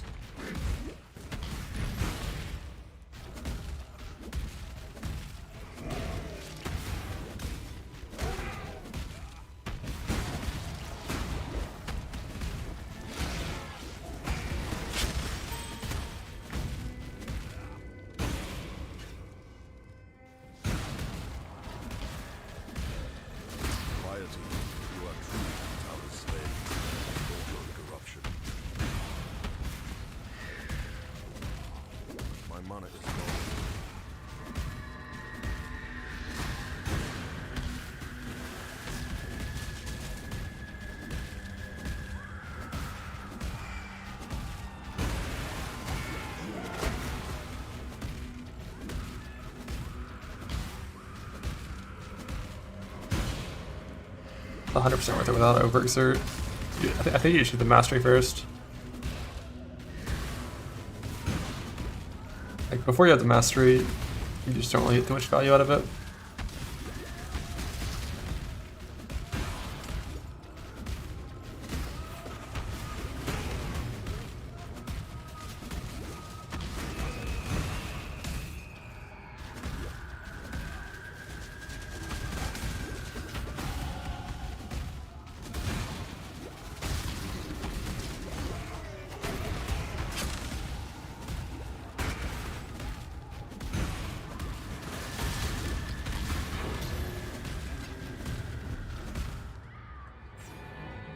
You've done your ancestors proud, Kadu.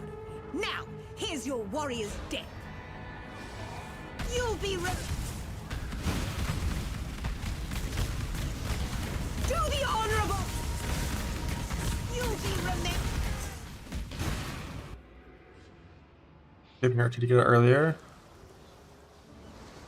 I just like what's my chance to hit? It's like 100 without the helmet. It's still 100. Why is it so high?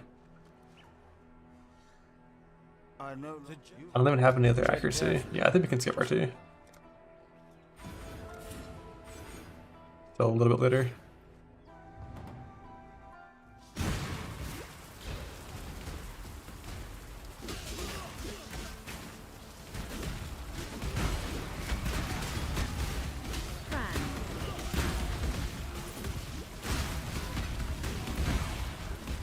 It was 92 now.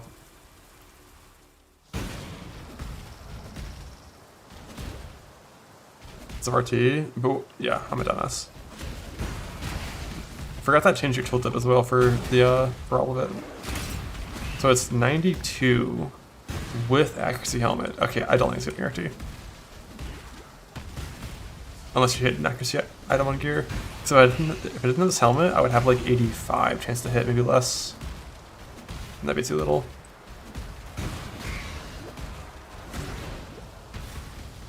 So yeah, I think we just kind of delayed the auto reserve by a little bit. An emperor. We hit the waypoint before doing lab. Like if you get one accuracy roll on gear, is there an accuracy craft you could do early?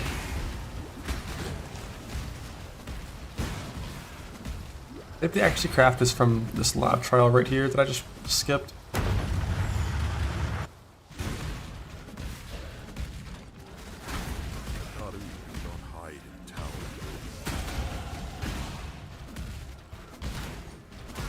Low on precision. Problem is sockets are a bitch. Hey, look at my sockets right now. I have 3 in the weapon. It's like 4 in the chest, 4 in the gloves. Trying to add more gems to this is really rough.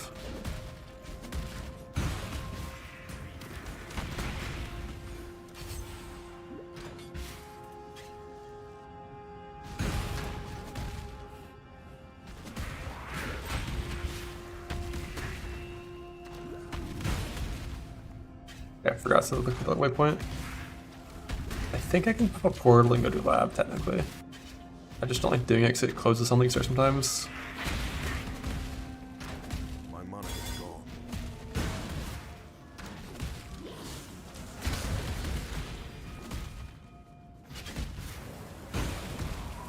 Like, normally, if you had like 2 extra in boots, you wouldn't need as many in the Now weapon. you almost resemble a man. Gotta win.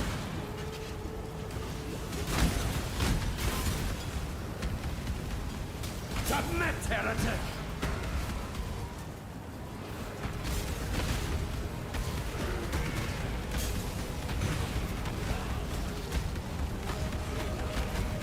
Have you ever seen the true face of God, Exile? Die in awe! The touch of God!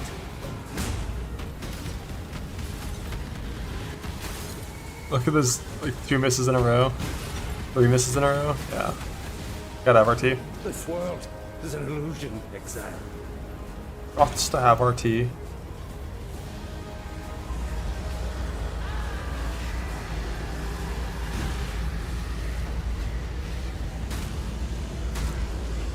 Lightning Rush craft this as well.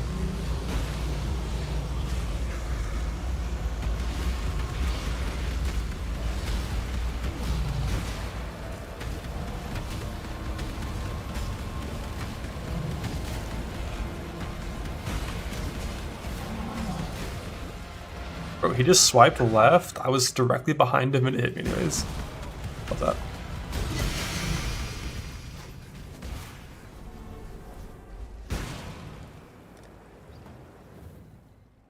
Follow a dead river to the foot of Kitava's kingdom. Just how the elders at home told me. Stand before the gates of the Lord's labyrinth. Justice will prevail.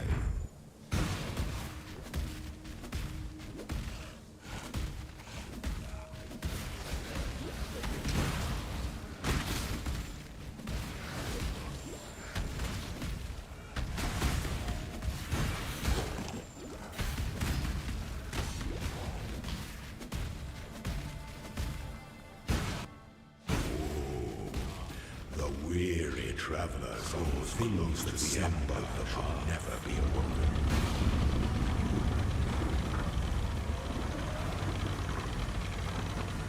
I didn't get up what kind of fissure.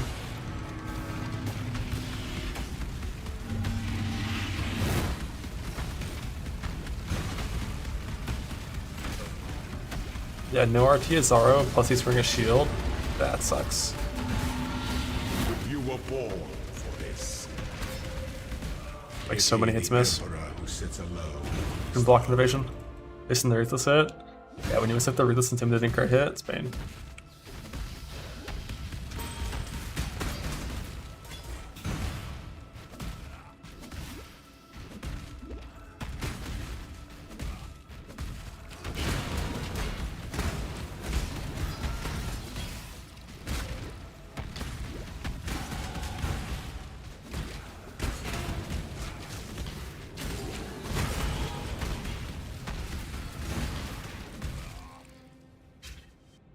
When the time comes to strike, an emperor strikes without only as efficient as those who enter. And I also skipped the percent there as well.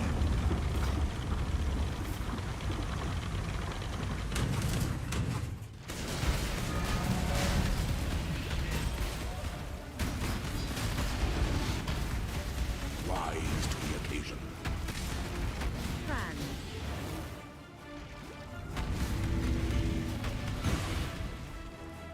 You were born for this.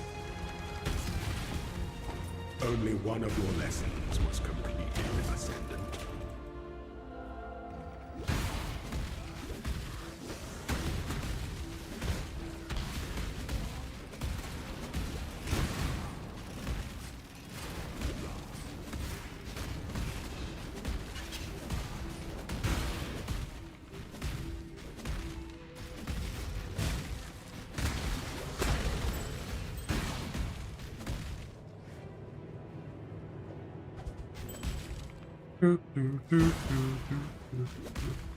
He was letting us grab from chest.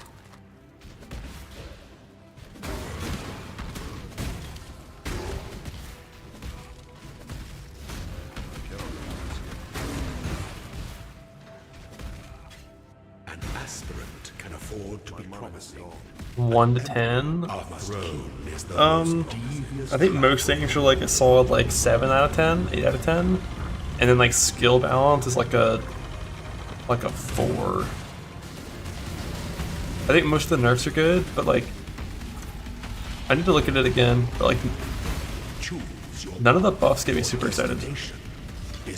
To like individual skills at least. Ascendant, before your emperor, you are worthy. That's 2 quality. Oh my god, scammed. You are worthy. Receive our blessings, embrace our gifts, and rise, Ascendant. For this is the ending that we. Piety's off to meet the mate.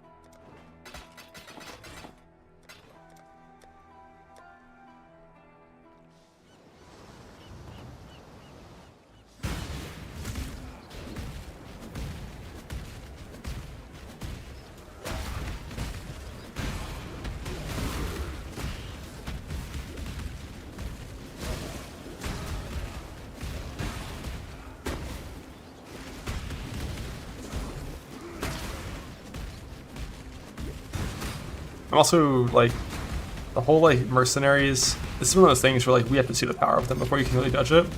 But first instinct of seeing like mercenaries count as half a player makes me think I'm probably not going to be using them very much. Like they have to be so fucking strong, like justify their presence. That's like so much. Like if I'm farming content that scales with party quantity, and I'm strong, then like yeah, fuck yeah, they will for sure be there. But when you're farming things like Betrayal, like Harvest, these don't scale with party quantity. There's no benefit to being in a party for them, and your mercenary gives them party HP multipliers, or half of one. So it's like fuck, like that guy needs to be so strong. Maybe they will be. Maybe they're gonna be insane. We'll see.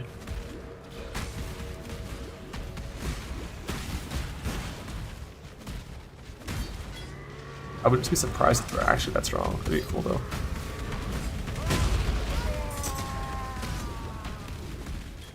Your empire is dead, Paul. Join it.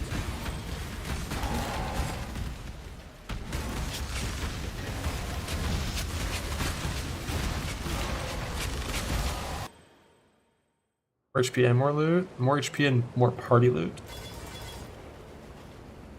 A lot of things don't scale with party loot.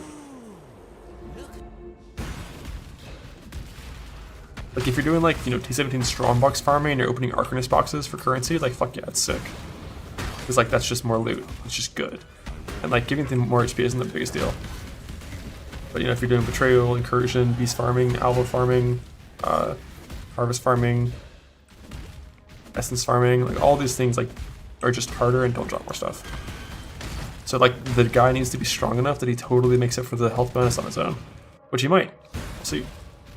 We will see.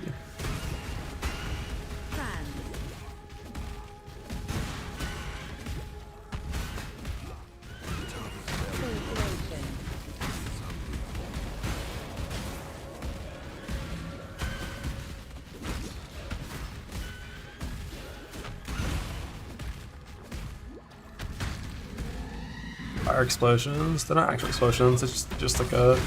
Think of it like NTX. It's Herald of Ash. It's applying like an overkill burn, but it's not really very meaningful.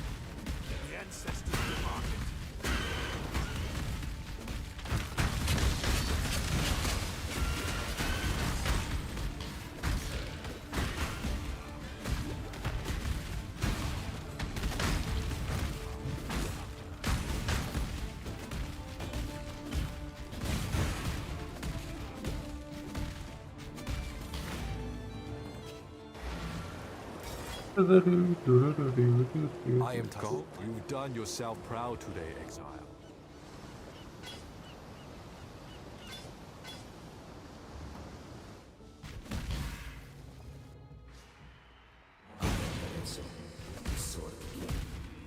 It was here in the pits of the Oculus that I made my name, killing ragged dogs and wild boars before I could even consider Raman. This is a glorious greatness. I care nothing for your past. And for that, you will have to Oh, at the fight.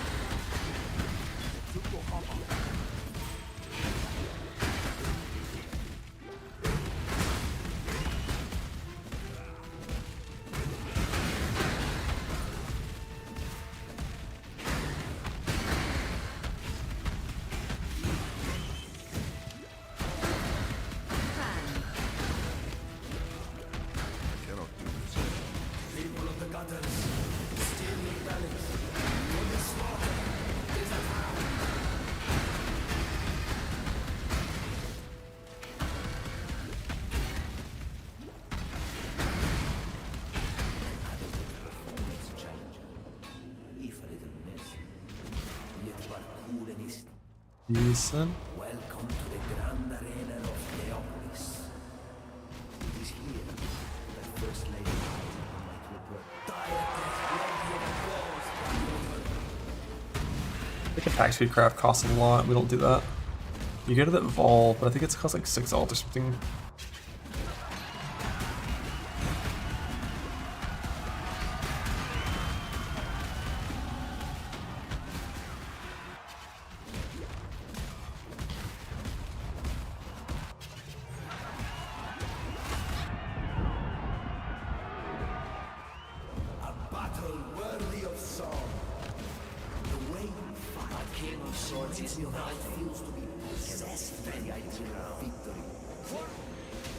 Or you dodge 2 vulnerabilities, chill.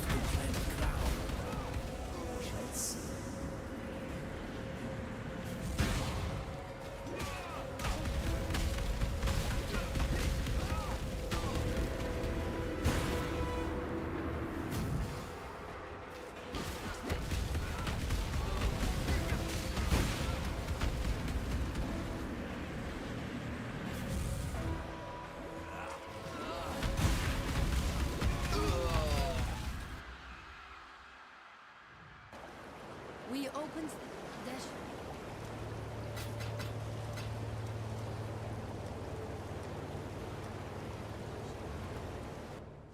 The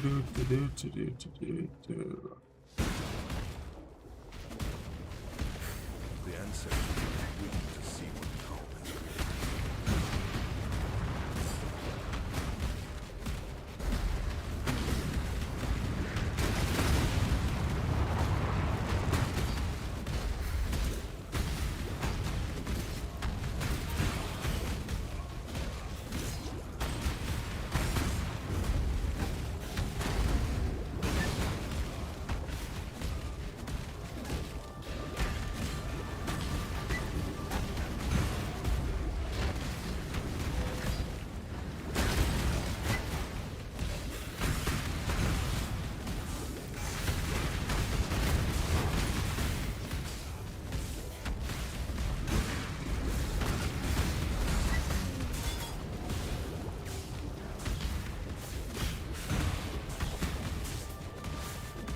Blah blah blah blah.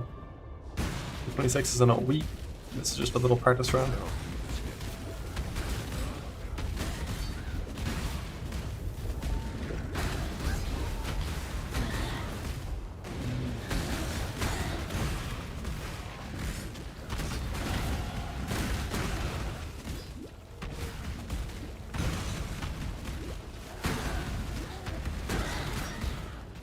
Gotta get a feel for doing 4-7 runs on one kind for sure. I'm pretty sure it's the best setup for the old little race.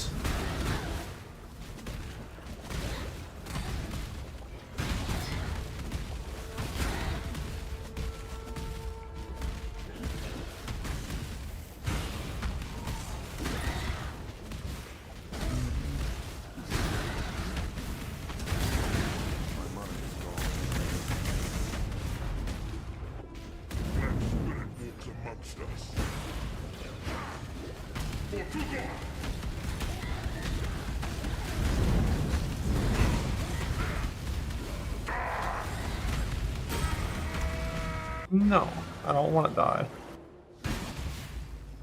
Yeah, just did half a level in this zone, should be easy. The way to a god's heart is its guts.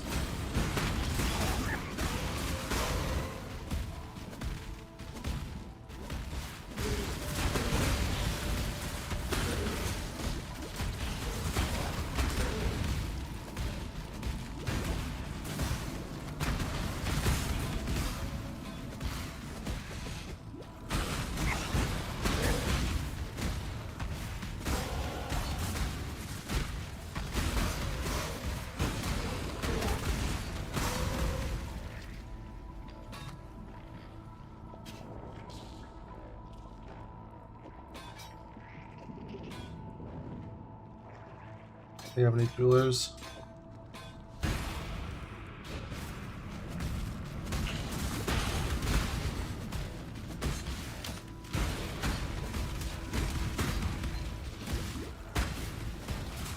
This one would be better than my current one. Do a previous craft too. With that big old fire roll, because we're not brutality or anything. Attack speed as well.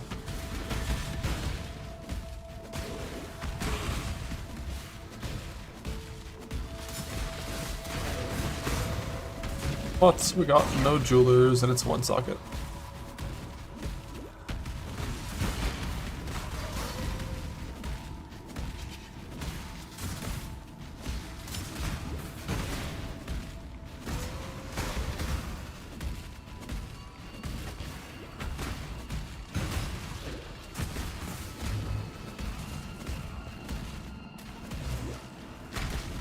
You've done well, Brute, but let's not get above ourselves.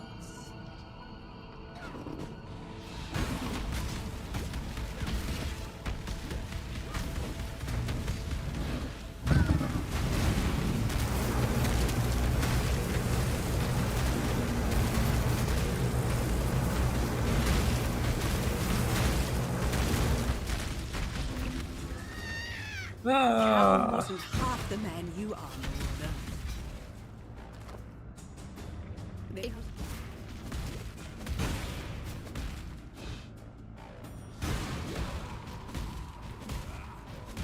piety.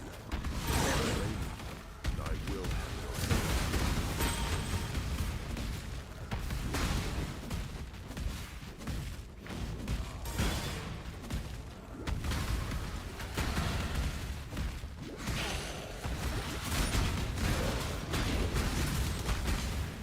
A body to kill for.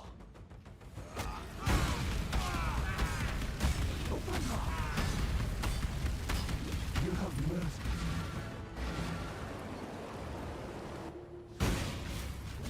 Your sickness is ended.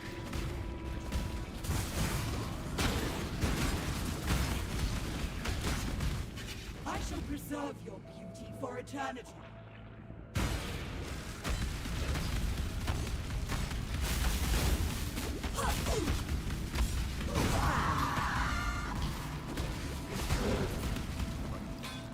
The ancestors demanded.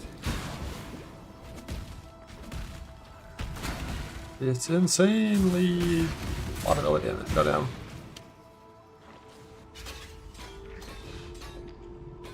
Even more attack speed.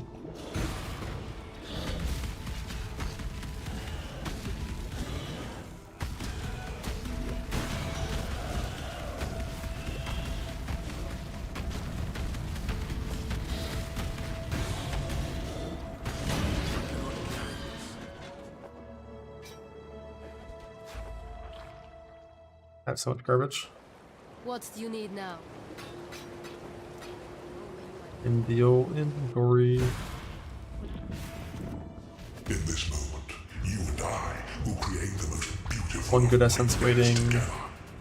Creation? Rather the realm of the gods, isn't it? One subscribe Bow there. your head to your one true god. Now, Exile!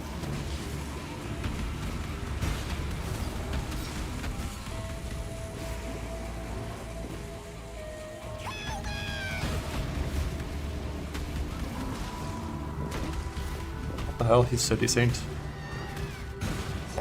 Now, Exile! I think it was going straight right and it was hitting me.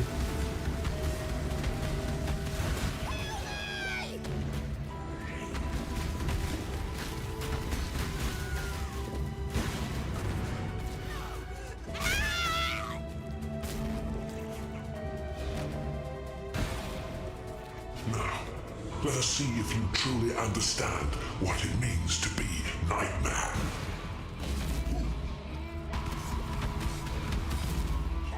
Accept the gift of immortality.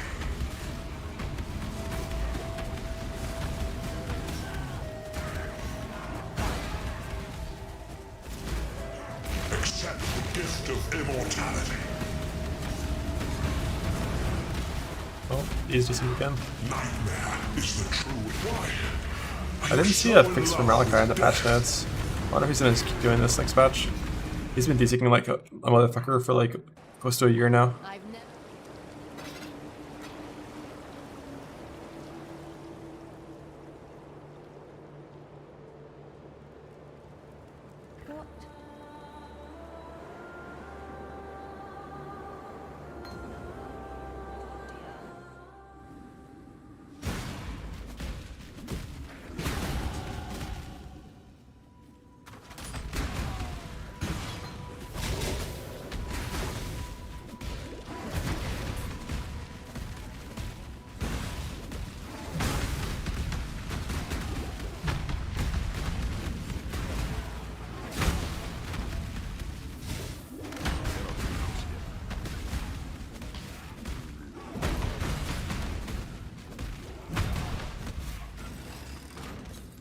Donald will scream kill me like that, and I will scream yes.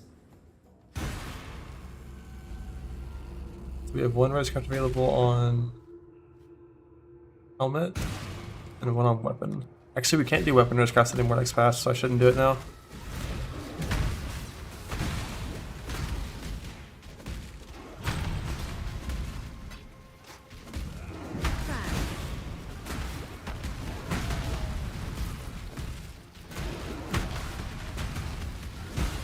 But I hate Zana so much because she fucking hates us. She's like the fun police. She's like, wah, stop going into the Atlas. Wah, stop killing all these people. Wah, stop getting stronger. Stop getting more power. That's what I'm here for, is power. Who does she think she is? Tell me I can't do that.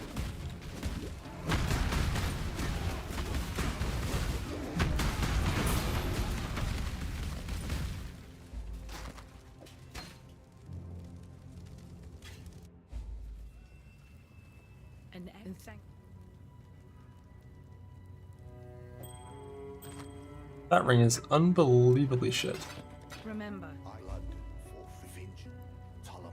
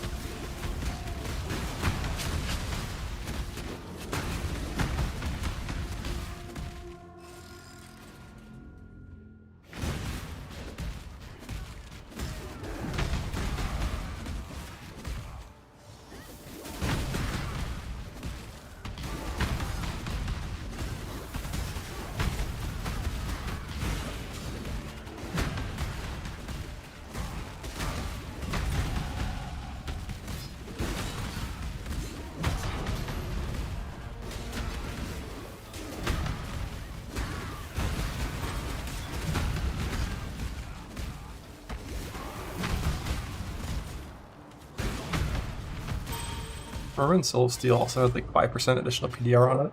Like, what a crazy node that was.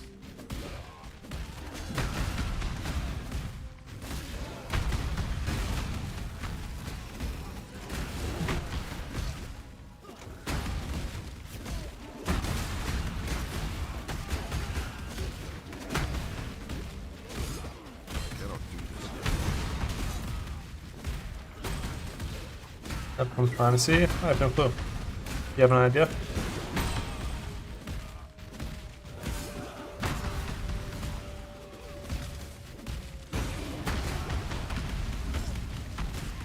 Like, I think Ancient Orbs is the most reliable. But like, just dropping it on the ground is the fastest.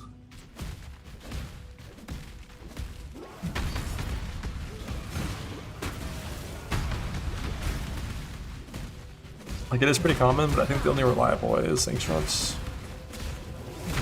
The odds on Ancients is anywhere between 8 and 11, based on item level of your axe, between 58 and like 175.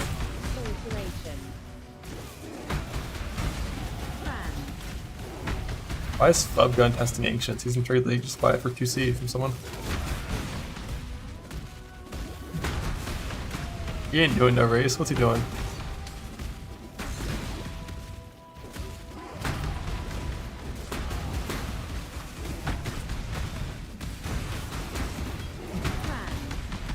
See how rare it was? I see, I see.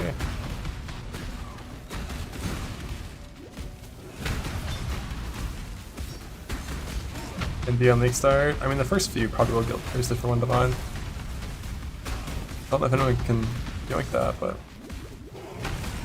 I think it'll quickly fall in Aqua Trade, because, like, those fuckers hate melee.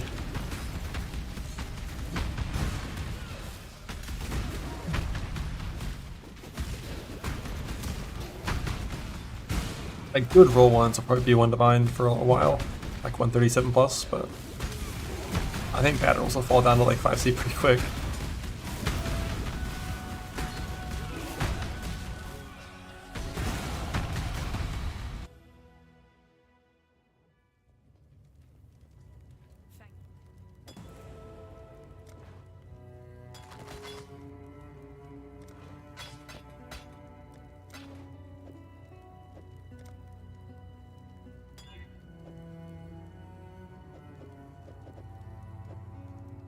Remember, we I've got 2 tools.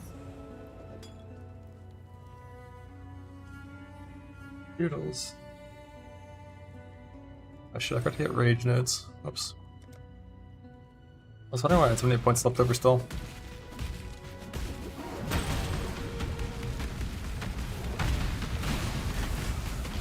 Now that I have rage and hit nodes, we change this. We boost damage.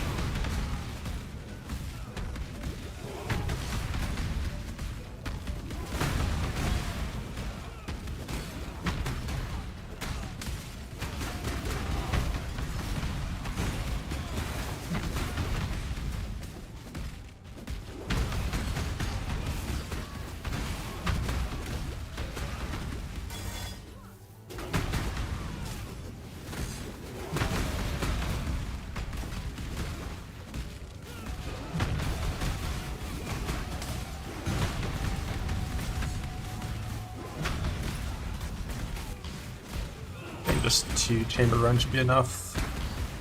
Let me go.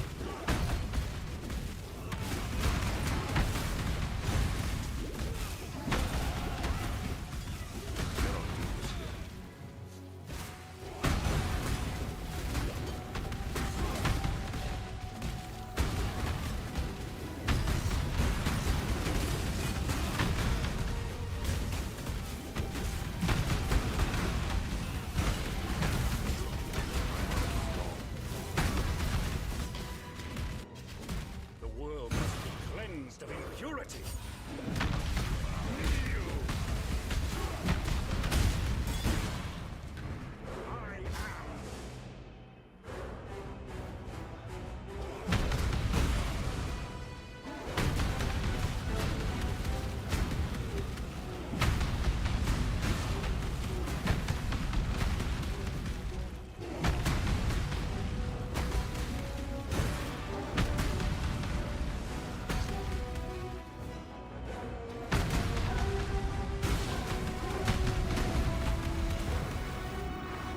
Grab from chamber. Yeah, I forgot to grab it.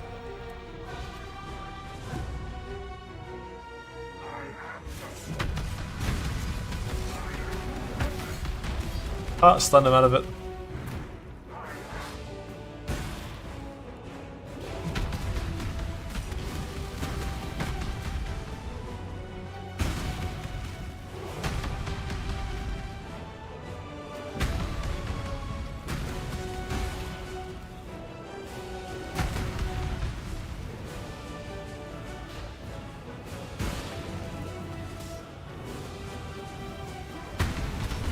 Bonk.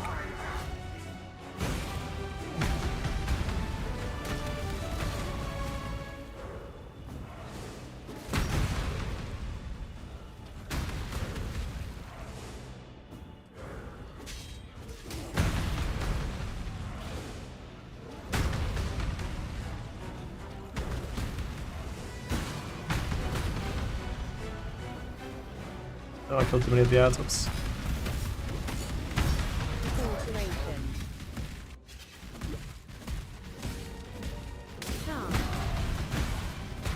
That's the craftsman, always right here.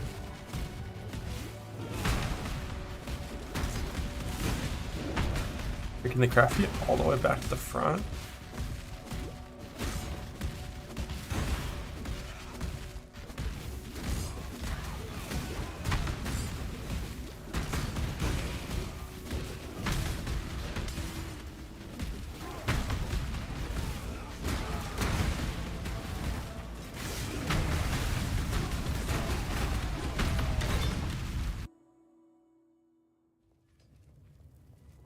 You just once.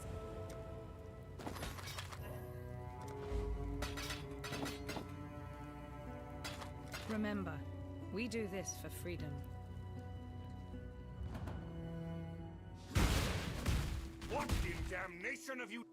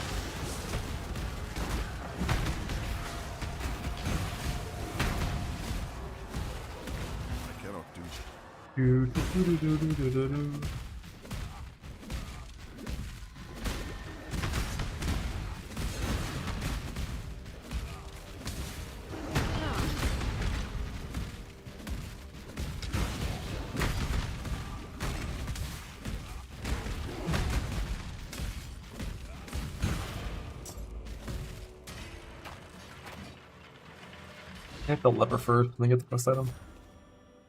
A little faster.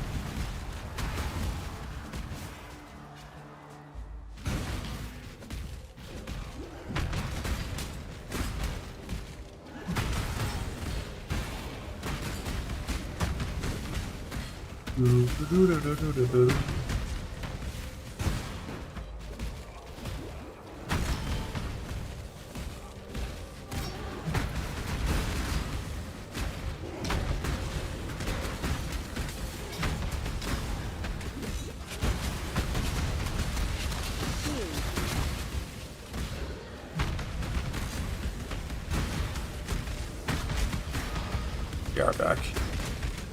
We are back.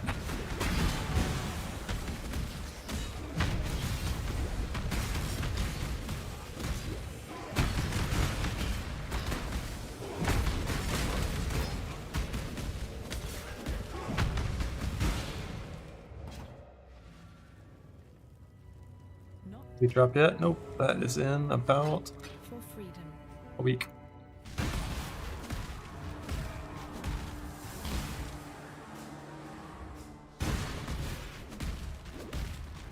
Champ good now. Champ is useful now. But I think it's more of a later game thing. It's all, like a lot of the fort stacking items are more rare. In stock for trade, you can get it pretty fast and get all that going, but I don't think it's like a. And then again, Adrenaline and Fort on its own is already good enough on a lot of setups to be like League Star viable. Like, that's pretty strong 2 labs. It's the early champ late. Yeah, it kind of depends on what you're playing, but in a lot of places I agree, I think. The champ late is not even a guarantee.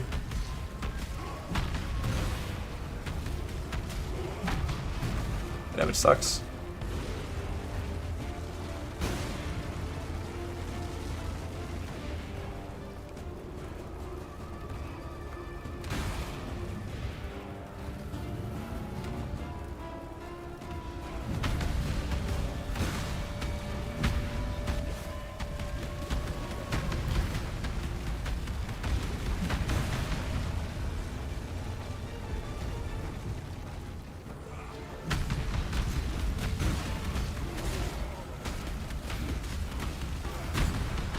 We still don't get the fort mastery, right? Except for the actual fort one.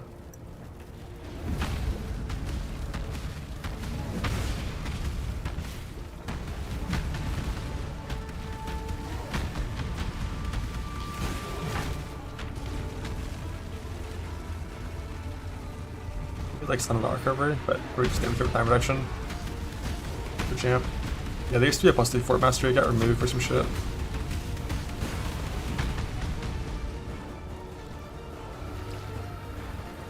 DPS. Yeah, Thunder never feels too good at piercing single target.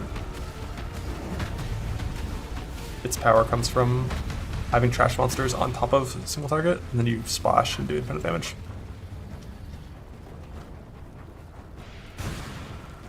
Yeah, look, there's like one good fort mastery. I mean, the recover 100 life for each fort lost actually isn't terrible if it works behind the scenes, and I think it does, but it's like pretty niche. It's like unreliable assist, or unreliable recovery. So I only have one res script available here on the helmet, right?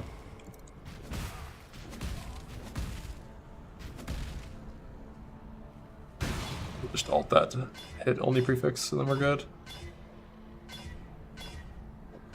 That was way too many alts. Should have just scoured it.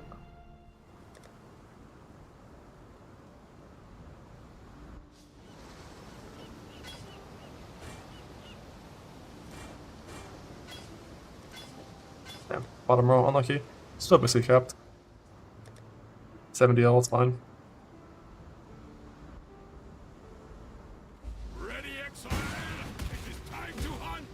Einhar, get the fuck out of my Todd Strand.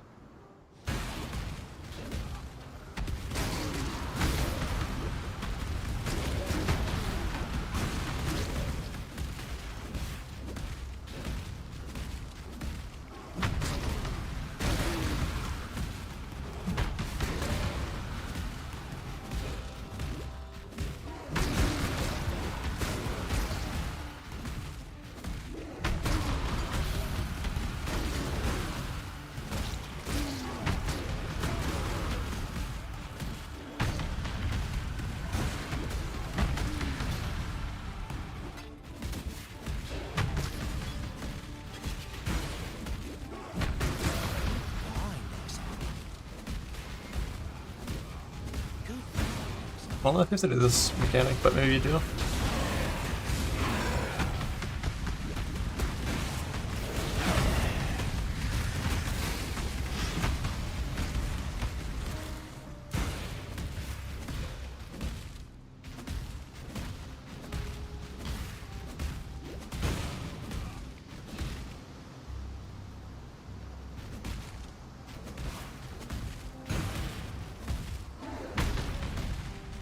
I haven't put this sun clear in a while.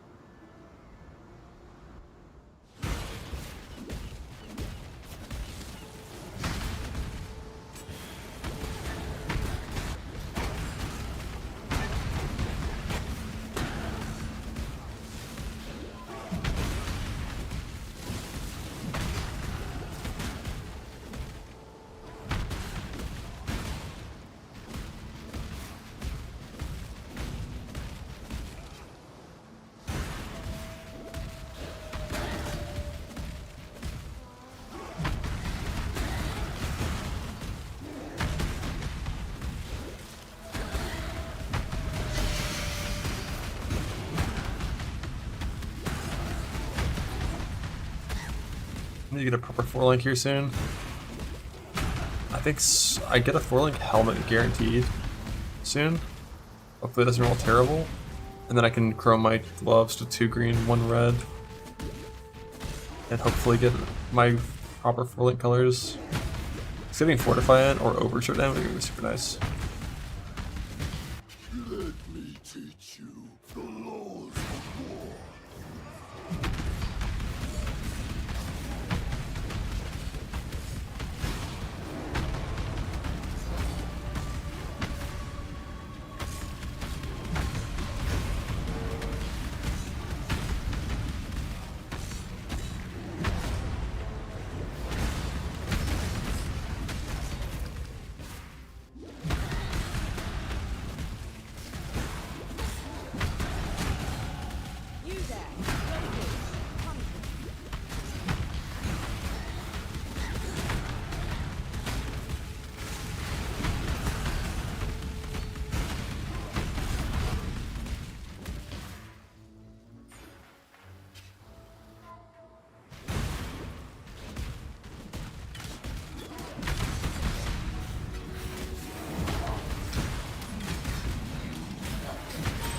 I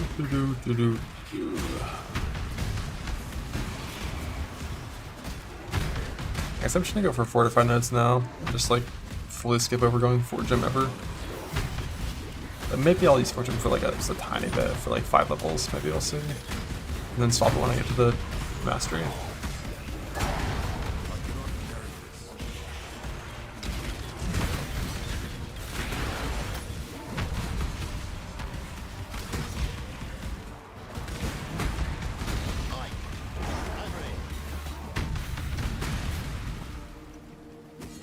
Okay. It's not bound, unlucky.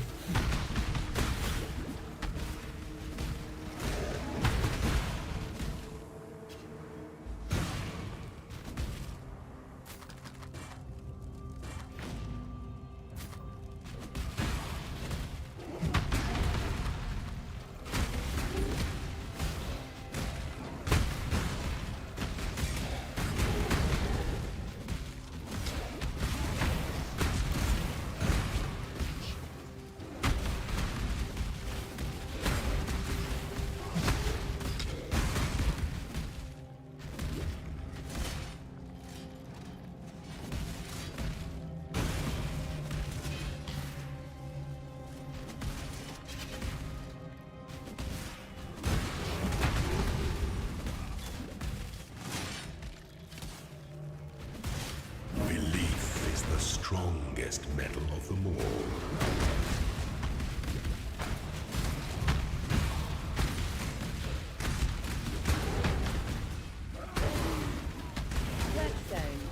Whetstone.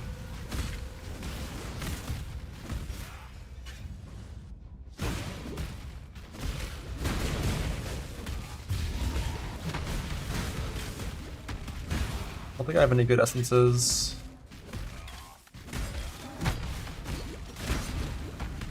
I have like a few random shitty ones I can use on Labrises. Hopefully one is a useful mod.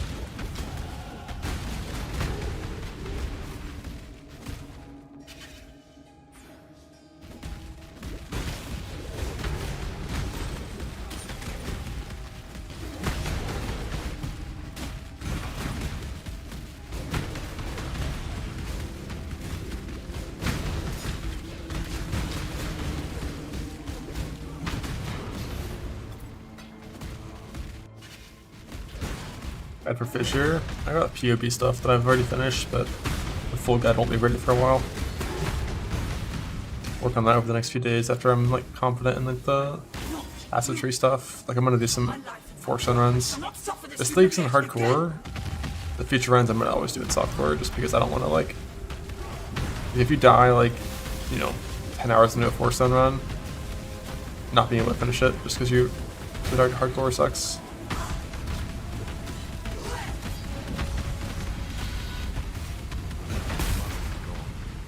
I don't even know how to do 4-stone runs. Like, it's life res gear, so like... I'm skipping Harvest. I think I'm just gonna... I'm pretty sure I still have to do Expedition.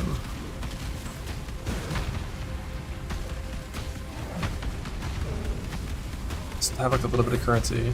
Although maybe you just spec full map sustain. And Betrayal. Get your gear from Betrayal. And then just push. While you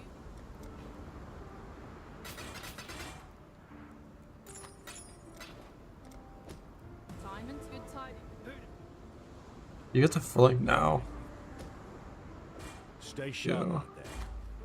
It's not terrible, but it's all 48, so... Ah, shit. Or no, we're good.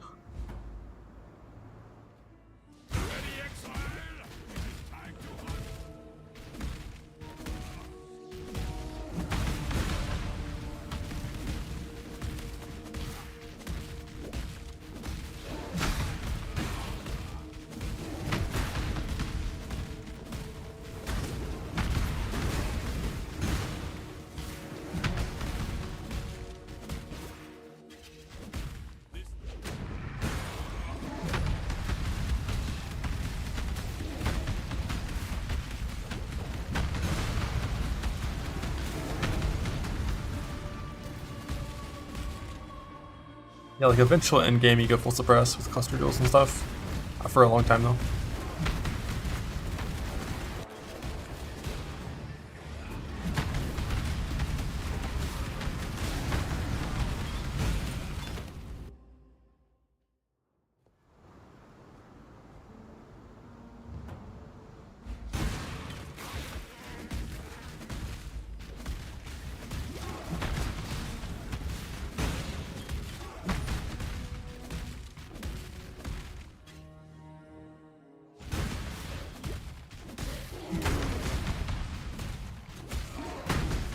Not gonna be alt farming for during the L4 stun. Like, you just need the expedition to get like 10 exotic coins and like just a little bit of artifacts so that you can get enough base currency to play the game.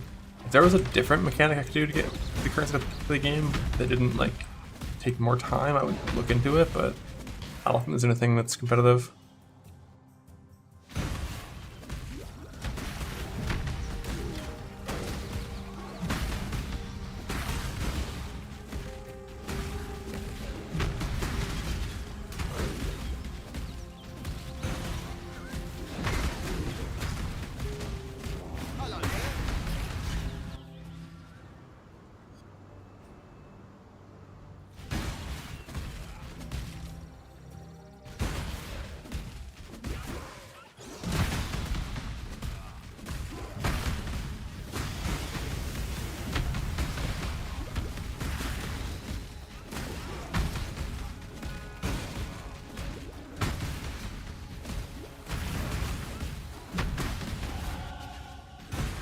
I can get a real link on now.